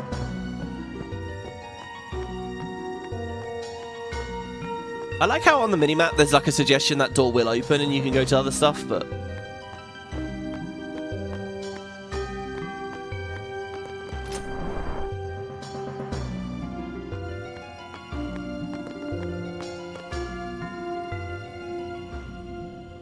Alright. So, we have the affection scene now. It's gonna be Lulu. I recommend... Oh, well, let's just play it. Yuna, the High Summoner's daughter. Seymour, the leader of the Guado. Married in the name of Yevon. Overcoming the barriers of race. It would give Spira something cheery to talk about for a change. Sounds just like a passing daydream, like Oren says. Except the racists. Come on, let's just get on with the pilgrimage. I mean, marriage? Jealous? What? No way. We gotta defeat sin. Romance can wait. It's You sure picked a fine time. It's so good now that Riku's in the cast. She's brilliant. And she has such a great time in the Thunder Plains. I mean, she has a terrible time, but she's entertaining. To lay this one on us. Maybe it is a fine time. You serious? If my getting married would help Spira, if it would make people happy. That's what she's all about. If I could do that for people, maybe I should do what I can. I never imagined doing anything like this. But I won't answer till I know what's right. Seriously? You could always just quit your pilgrimage and get married. I will. Go on. I'm sure that Lord Seymour will understand. I guess so. I am a summoner. I must fight and defeat sin. Like Braska before you. I had to stop myself from shouting. What's there to think about? I'm going to the Farplane. I'm going to see my father and think on this. Go on. We'll be right behind you. I wondered why none of the others ever asked Yuna. Do you love Seymour? Do you even like him? Because it's politics, baby. Poor naive Titus. Alright, so... I don't think anyone's dialogue updates at this point. We should get an affection scene in a second. Pretty sure. Is it post-Farplane or is it pre-Farplane? I guess it's post-Farplane. It must be post, so let's head on in. So yeah, I mentioned... okay, wait, hold on. The lightning marbles are here. You can literally see... Look at this. Look at this. That's a chest. You can only see a couple of pixels. Like, it's just a couple of bits of colour. We were playing a game last night. Have you guys seen these, like, art games on Steam where you like looking at a picture and you got to click all the cats? Do you guys know what I'm talking about? You have to click. You have to find loads. Like there's like 100 cats on a picture and you have to click them and there's just a couple of pixels. Well, this is like that. Look, that's a chest and you can recognize it, but it's just a bit crazy, really. Hold on, am I wrong? No, I'm sure I'm not wrong. How do we get it? Oh no, it's here.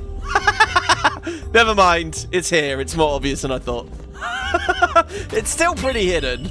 All right. Oh, 8 high potions this time. So it's not lightning marbles. That used to be lightning marbles. And you would use it for a bit of, like, lightning proof. I guess we'll figure some of that out later. But yeah, this is the road to the Farplane.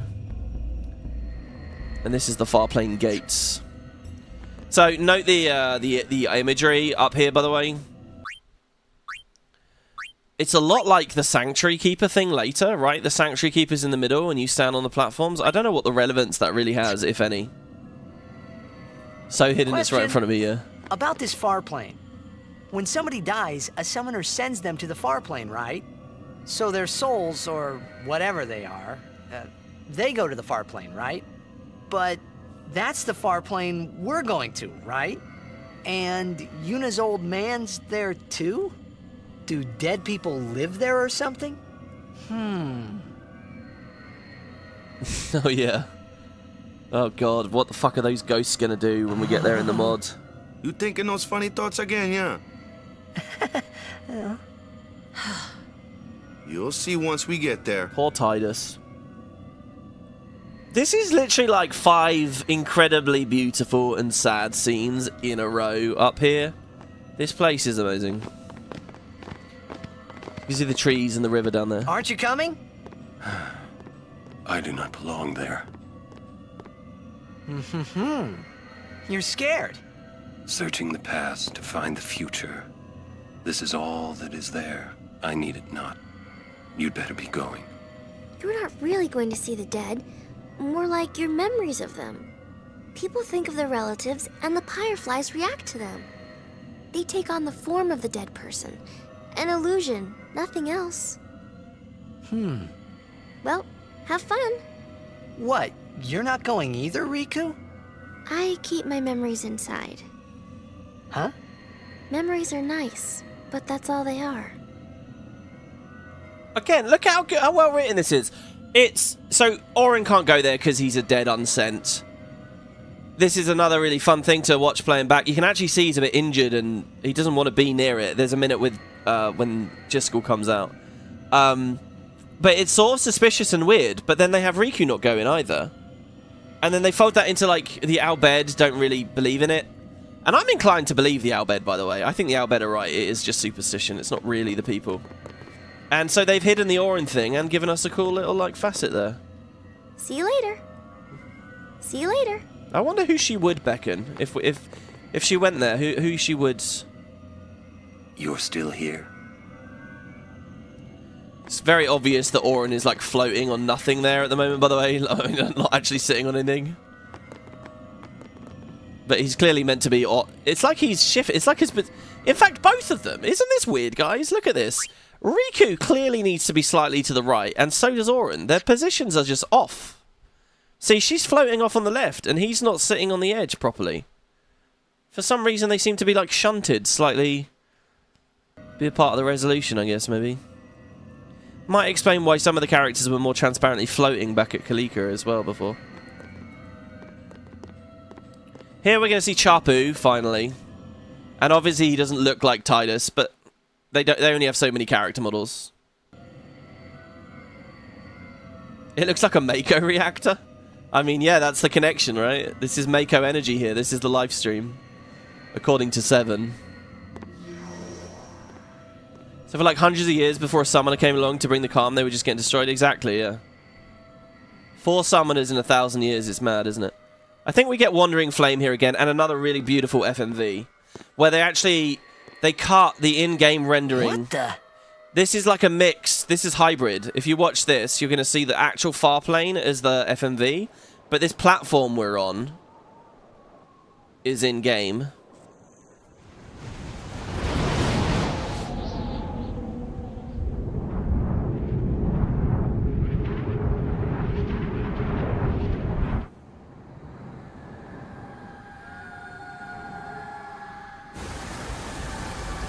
I edited this into my announcement video 4 days ago.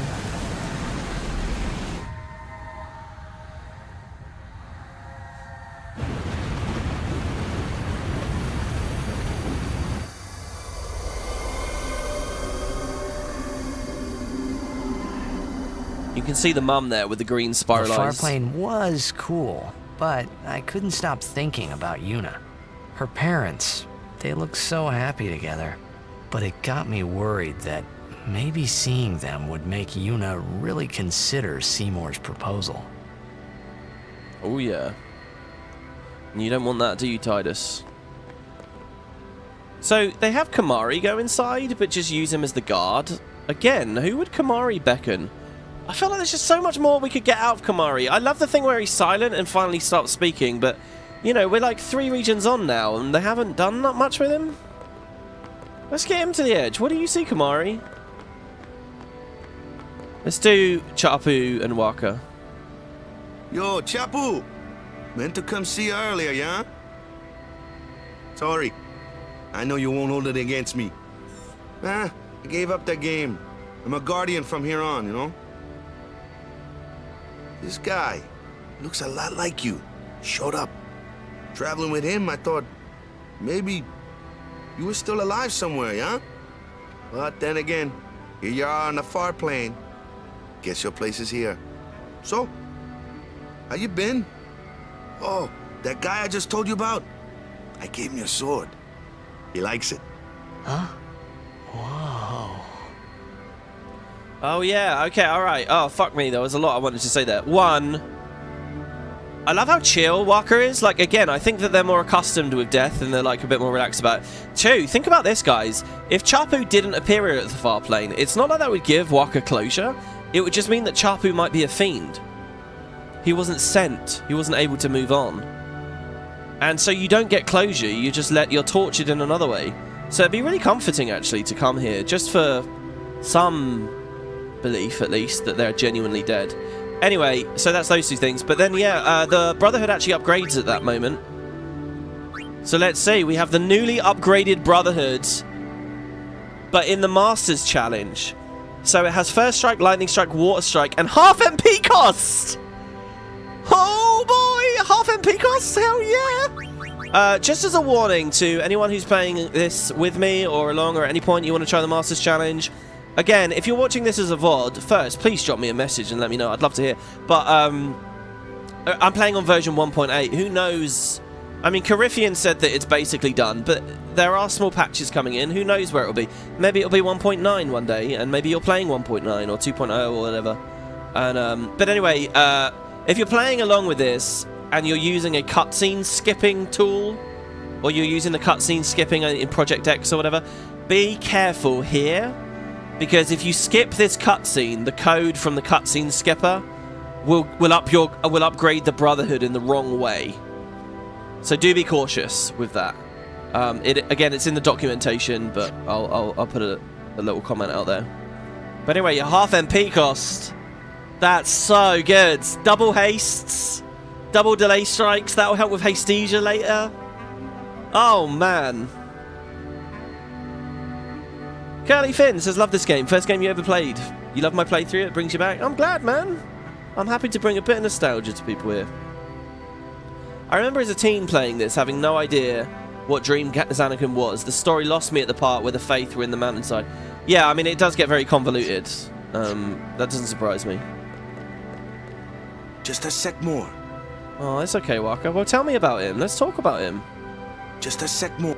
Lulu's one's also brilliant. He is dead, and I am still alive. Coming here really makes that clear. I should focus more on what I have to do now. What? I'm not even sure what I'm saying. Don't you mean that you should leave Chapu behind? I'm sure he was a great guy, but there'll be others. That's a possibility. How about Waka? What, me? With Waka? Yeah, you two get along great. Getting along isn't enough. Not even close. Oh, sorry. My mistake. You'd do well to remember that. Knowing a bit about women might come in handy someday. Yeah, I'll remember. I won't be forgetting either. Goodbye, Chapu. You always said I looked grumpy. But those were the happiest days of my life. Oh, I always remember that line as well. And it's a tricky thing that they're doing here, because, like, she has every right to be beckoning to Chafu as well, or doing it together, I don't know. But, like, they've got this weird distance between them. I love how Lulu's gone from giving us info about the world to just straight women advice now. And I love as well that Tidus just kind of, like, match-made them a little bit. But in a second, if you get Lulu's affection scene, you can hit on her in a second, and she'll even entertain the idea. She'll call you a little boy or whatever, but she'll say, oh, maybe you can go on my list. It's funny. Why don't you try calling someone? All you have to do is think about them. Why don't you try calling? Well, I will in a minute. I think that's a part of the Yuna scene, of course, isn't it? So here's Braska. Remember, so fans of this game, we all know what Braska looks like. We have a very clear image of him in our head, because you see him a lot through the spheres and stuff later. But at this point in the game, we still have never actually seen the guy. We've seen the statues, but we haven't seen him. And I think that's so cool as well. Look how far we are in, and it's like... So this is a real moment, you know, and that's kind of lost and easy to forget on a replay. I really think, guys, this game is firing on all cylinders. From Operation Mihen up to the kiss in the lake. It's so good. All this Farplane stuff, I really think, is like peak for this game. I really like it. All the excommunication stuff, the Bevel stuff, the home stuff, Operation Mihen itself. I think it's so good. Obviously, then you got the whole end game stuff after that, but I think it tapers off a bit for me at that moment. But this is just peak pilgrimage. So, Yuna? I've decided. Oh, really? That's good. I remember when I was only 7 years old in Bevel that day. My father had defeated Sin, and the whole town was out in the streets. Everyone was laughing. They all seemed so happy. If I defeated Sin, that would make everyone happy, wouldn't it? I must do what everyone wants, not just what I want. How selfless. Let's go back. You gotta tell Seymour. Before that, call Sir Jecht. Give it a try. Huh? Don't worry. He won't come. Trying not to think about my old man made me think about him, of course. See, told you. He isn't here because he's not dead. He's Sin. That means he's alive, you know. What if my old man really is Sin? What would I say to Yuna? Heck, to everybody in... we get another moment here. Yuna experienced it twice on the Moonflow. People putting their foot in their mouths. And now Yuna's done it a little bit.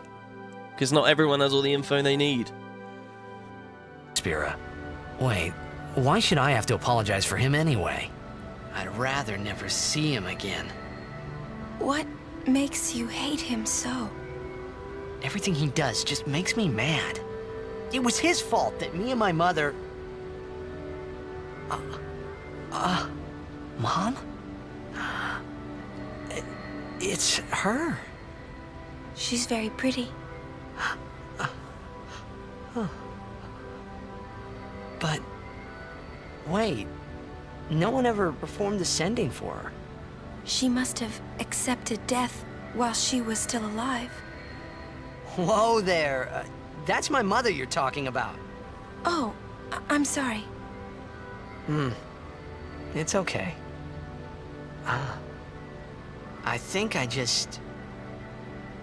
figured something out. What? Why I hate my old man.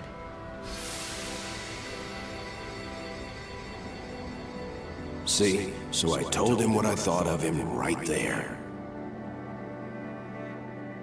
What, really? Course. I suppose, but... Mommy! She gives him a little peck on the cheek. Just a sec, dear. Whenever my old man was around, my mother wouldn't even look at me. Maybe that's when I started to resent him, even hate him. When he left us, Mom just lost her energy.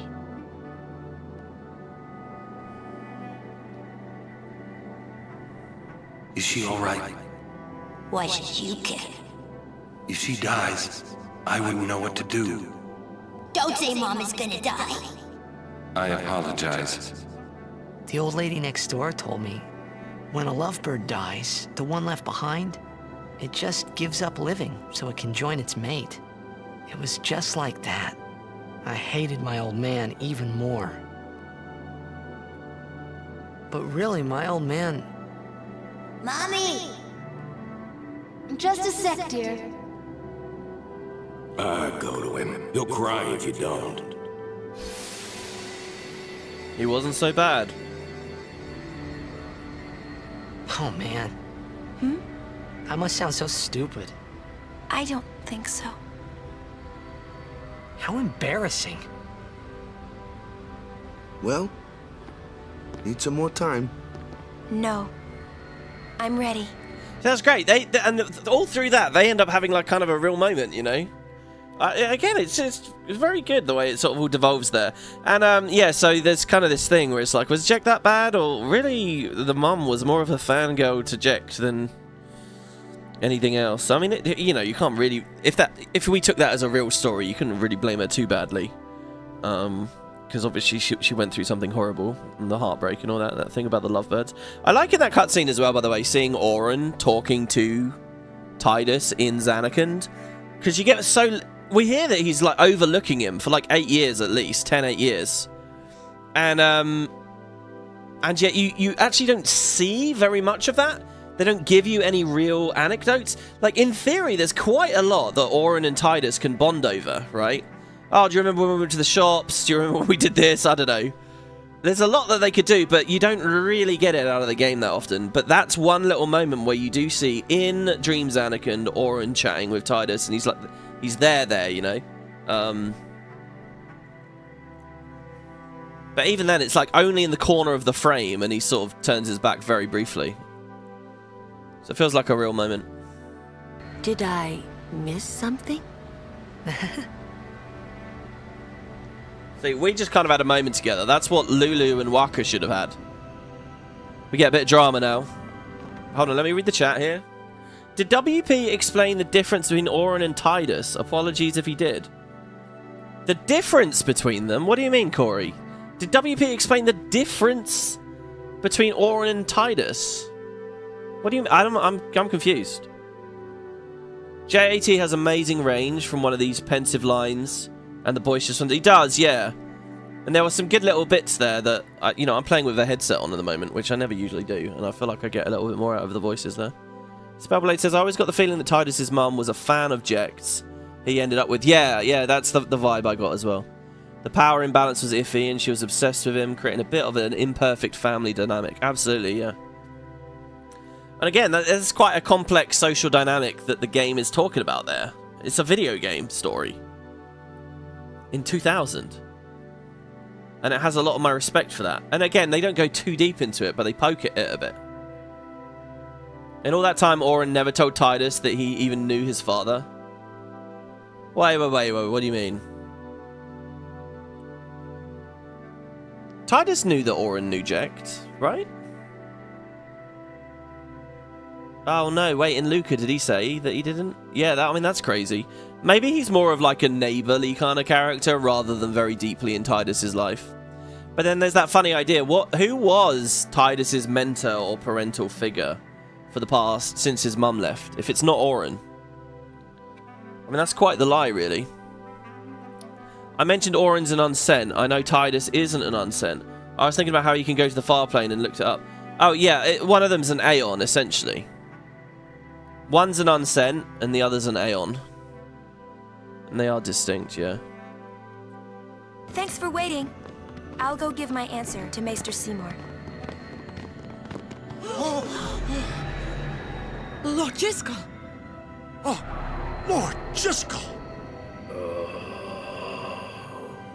He doesn't. That thing of Tidus is an Aeon kind of thing. I think one thing that's missing from the story that last time I played this 3 years ago with Kerry, it really struck me. I think one thing that's missing from this game that would have really helped the script massively is that one of the temples, something before the end of Makalania, okay, a beat in this game in which it's demonstrated, or a character talks about, well, I'm talking about a very small beat, something very offhand, something very subtle, something like, you know, when we were at the Moonflow a second ago, and they just broached the idea that some machina are okay and some machina aren't, right? They kind of just lay a little thing out there. They plant a seed in your mind for you. I think they should have planted a seed, and this seed should have been a moment in which we summon something that is not explicitly a monster for battle and has a bit of permanence. Like the summoning of, you know, a table and chairs or something. The idea that you can summon more than just breathing creatures. I think planting that seed, and, you know, I don't know what the actual context around it is, or in a way that's not lame, but planting that seed is really good because it may...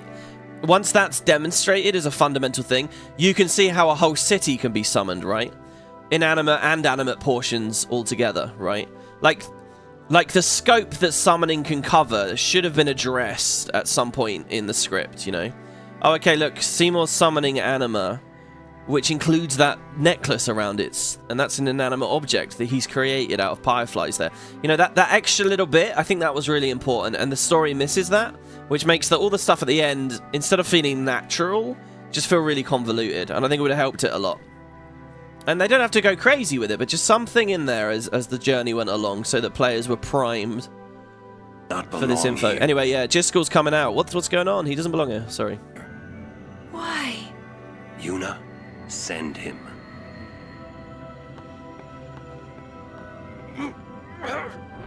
And look, Oren's struggling, but nobody sees. Lord Driscoll. It's amazing how blatant that shot Lord is. Driscoll no more. Send him now. I like how the Guarda are at the door, like, expecting this, like, ready for it. Like, maybe that's what it means to tend to the Farplane.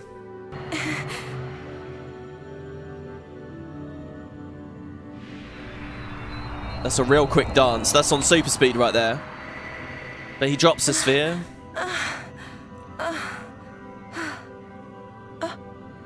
A part of him remains, refuses to be sent. Talk later. We leave now. The mechanics of that, by the way, has she essentially got is she essentially holding an undead sphere? Is the sphere Driscoll in a way? Anyway. Oh, this is a great shot. This kind of feels like some of the classic FFs, a moment where everyone's walking and talking. We don't actually have control here, we're just chatting. What was that just now? That really Lord Driscoll? Wait, I know. He wasn't sent, so he became a fiend, right? I would think that he was sent once, but he stayed on Spira. Something, a powerful emotion, could have bound him to this world. Such things happen. That's against the rules, isn't it? It means he died an unclean death. That's such a great ensemble shot, by the way, of the whole party. I don't know whether you guys have really thought about this, but that's a real treat to see all 7 of us together, moving together as well at the same time. It's a real treat, in engine as well. You know, very soon in the story we start getting split up and whatever, and... Please refrain from speaking of Lord Driscoll. We must avoid unseemly rumours for the sake of Spira's harmony. So in the intrigue and the politics, become a little bit more layered here. What happened to Driscoll? We don't know, right? An unclean death? I'm just going to have a quick peek in the Farplane here. When you enter the Thunder Plains and come back, it unlocks a Lulu conversation here, which is actually more attached to the Cavern of the Stolen Faith way later, but you can get it very early. Anyway, what about these guys? Thanks to the summoners sending the falling ones to the Farplane, we were able to reunite with our son, who was killed in battle. Words can express how grateful we are. The summoner's sending has saved our son from becoming a fiend. See, think about this, right? The whole idea of summoning being attached to Yevon, but there were summoners before Yevon. And this specific pilgrimage idea. There were faith before Yevon. You know, Zanarkand was a city, not just a Machina city, but a city of summoners. And so these people were practicing sending things to the Farplane ages ago. There's so much cool history, like way back. Our son was killed in Operation Mihen. We begged him not to go, but... Never did I imagine our son would depart before our time.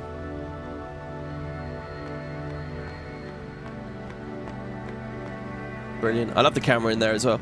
Yeah, so next episode you'll see we have a little bit more there. One more sad scene. It's Lulu. And you know, they've been very closeted about the fact she has another pilgrimage under her belt. So here's the affection scene. Last scene, guys, before the end of the episode today. I will go meet with Maester Seymour. Yuna! Jisco is the Guado's problem, not yours.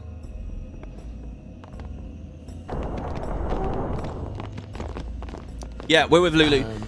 So what I can recommend, guys, is you can pause this if you like, or you can watch my version, whatever we're about to play. But pause it, go to YouTube. You're already on YouTube. Search FFX affection scenes or whatever. There's a compilation video on YouTube. I haven't messaged the person, got permission to put it in here. But they have a compilation of all of these, and they'll show you. So you get an affection scene here. And it breaks, so you get different characters, and you get an option of 3 things, and they have 3 outcomes as well. And there's one video that has them all. So if you're curious, you can see it. You can really make Riku very embarrassed and giggly by telling her that you're attracted to her, basically. And she'll say to you in our bed, like, "Oh, we'll see. Maybe we'll do something." You can do the same with Lulu here. I don't know what I'm going to pick. Let's see. What? So, Lulu, what do you think about Yuna getting married?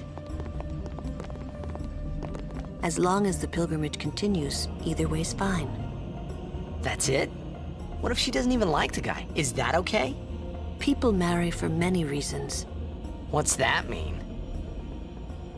Sometimes marriage doesn't require love, you know? Defeat sin and bring joy to the people of Spira. Get married and bring joy to the people of Spira. For Yuna, they're just 2 ways down the same road. All you need is determination. If you have that, you don't need love. I just don't know how you get the Riku scene here. I just don't get it. Like, how would you get the Riku scene here? She's barely in the game. We've had, in total, maybe 5 fights with Riku, and 1 opportunity to speak to her. I just don't get it. The only way that you're going to get Riku here is abandoning Lulu. Like, just straight up throw Lulu under the bus. Don't ever fight with her. Attack her. Don't speak to her. Just be completely incurious about the game and the story. And just run through. That's the only way. Anyway, if you speak to her again... Listen, if Yuna gets married, then What? That again? Yes. If she is to marry, I would want her to marry for love. See? But if Yuna said she wanted to marry the one she loves, I would have to object. Huh? You're not making much sense. I know. Is that Lulu's tacitly saying there that she thinks that Yuna loves us? But that can't happen. Lulu? I've talked enough about that. What? I'm sorry. This is great as well. So much of the game is me spamming E on people, poking them, provoking them into speaking. And here we actually get like a full cutscene version of it. Lulu! Lulu! Lulu! I'm done with that. Just forget about it. Jeez, Grumpy. You'll understand one of these days. I just don't want to give it words, not yet. I shouldn't have to say this, but don't fall in love with her. There's the big moment. I actually kind of hate that you get the decision here, because Lulu just blatantly saying to you, don't fall in love with Yuna, is big enough on its own, but then immediately it's like, okay, we can say too late, okay, or you're more my type, Lulu. Oh, I've got to do this just because people love to see this, right? Here, so if you say this, well, she'll call us a little boy. She'll say, you're on my list. Here you go. Ready, everyone? Tee-hee-hee. Interesting. I suppose I could add you to my list. I wish you good luck, little boy. You're going to need it. He does like a fist... What's that? What's the name for that? Like a fist bump effect, almost. That's ridiculous. Hello, Warren. We leave as soon as Yuna returns. I trust you'll be ready. Where's the Oran's more my type? We leave yeah, as soon sorry, as Yuna you can't do that. This isn't Bioware. You're not allowed to, you know, there is no femtus. Femdus. Female Titus. Funnily enough, they could totally do that. I can easily imagine this game is just there's another protagonist with a different voice, if you like. I mean, why not? Waka, what do you think? Where's Riku? Was over here. Sorry, Riku. Where are you? It's funny to think, what if you pick... And by the way, we just got massive affection bonuses with Lulu there. Like, truly massive. For the rest of the game, probably she'll be #1 affection. When we leave here, we have to go through the Thunder Plains next, you know? Uh-oh. Thunder Plains, Christmas Day. We're going to get excommunicated on Christmas, guys. It's not very holy, is it? Stand thunder. Oh, no. I can't. Don't worry. Well, we'll be dealing with Riku's thunder anxieties very soon. I'm a little worried about Lord Djose. I wonder if Maester Seymour has heard. For a while there, I was a little worried about what was gonna happen, yeah? For a while there. Okay, is that everyone? No, Kamari. Where's Kamari? I don't know where he is. He's usually right next to Yuna, but obviously Yuna's not here. Is Kamari in the shop at this point? I feel like there's a... Yeah, this is it. Yeah, he's in the shop. Guado potions, good.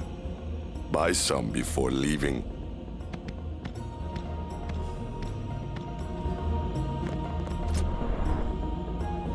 Awaka's still here? More than a Guado, at least. What do you... He doesn't even want to chat anymore. Do you have actual... Is there such a thing as a Guado potion? There's Bhed potions, obviously. Bhed potions, are they nerfed in this? Oh man, that's going to be interesting to see. Because they cleanse condies and heal, AoE. They're really good, Bhed potions. For a while there. Bhed are just awesome, to be honest. Hello, Kamari. Guado. But yeah, guys, again, check out the affection thing if you want. Maybe when this episode's over. Which it will be in a second. I don't know, what am I doing now? We try to leave and then they... My, was the Lady Summoner not with you? No, she's at Seymour's place. That's Maester Seymour, or Lord Seymour. Alright, whatever. Oh, I'll be careful. Sorry. That's all right. Oh, Maester Seymour left Guado Salam a short while ago. You serious? I believe he went to the temple in Makalania. Maester Seymour is also the high priest of that temple. Whoa, I gotta tell the others. They might be strong, but you won't have as many without stealing. That's true, but also he might give us more sources of them, right? I too will go to... Oh, I really want to check out the customization. We're gonna have to wait, though. Hello, everyone. So now we explain.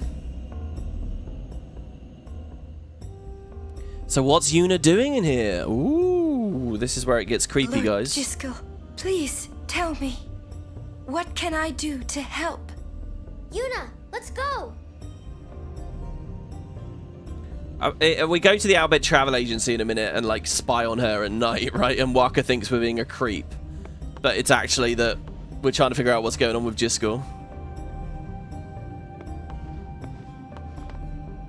Look at all the threads going, the plot threads going on right now, and tell me the game isn't firing on all cylinders. Arenanet Temple. Makalania Temple. Aye?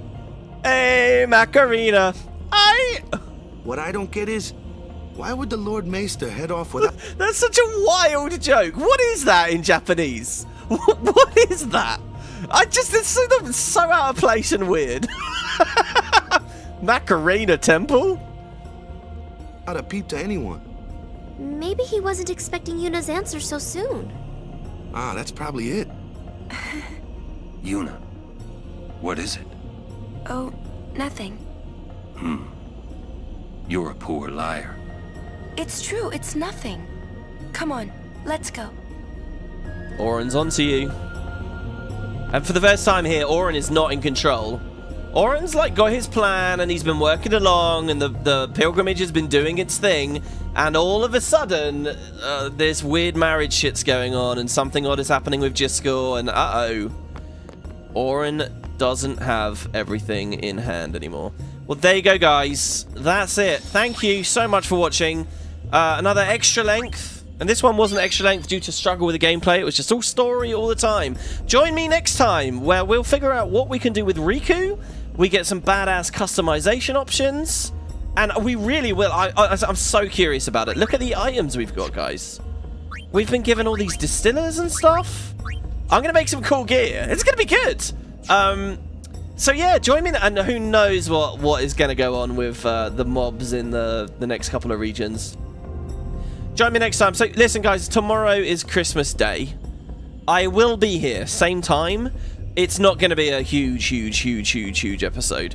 But I'd like to make some progress. Ideally, what I'd actually like to do is get us through Macalania Lake. That would be epic. That would be 2 regions, right? 2 regions every day. Today we did Djose and Moonflow. And then, so it would be Thunder Plains and Macalania Forest. I don't know how that will go. But yeah, I will be here. It's Christmas Eve. I hope you guys had a nice time. Hope your presents are all wrapped and all that. I'll see you guys tomorrow. And, you know, Christmas Day is a day for family and all of that. So, you know, I think it's a bit weird to expect people to watch or whatever. But I'll be here for a couple of hours, maybe tops. And we can share a bit of time together. And should be fun. This is the first Christmas in years I'm really, you know, I can get away to do this. So yeah. Thank you everyone for watching. I'll see you next time. The show must go on. Check out the affection mechanics. If you're looking for more, Zeus episodes are currently going up and they're very good. Thanks again to the people in chat. Honestly, your messages have been brilliant, guys. Thank you very much. I'm still having a lot of fun. Thanks to Coryphean for making the mod, obviously. And take care of yourselves, everybody. I will see you for the Thunder Plains next time. Bye-bye. Hey, Macarena.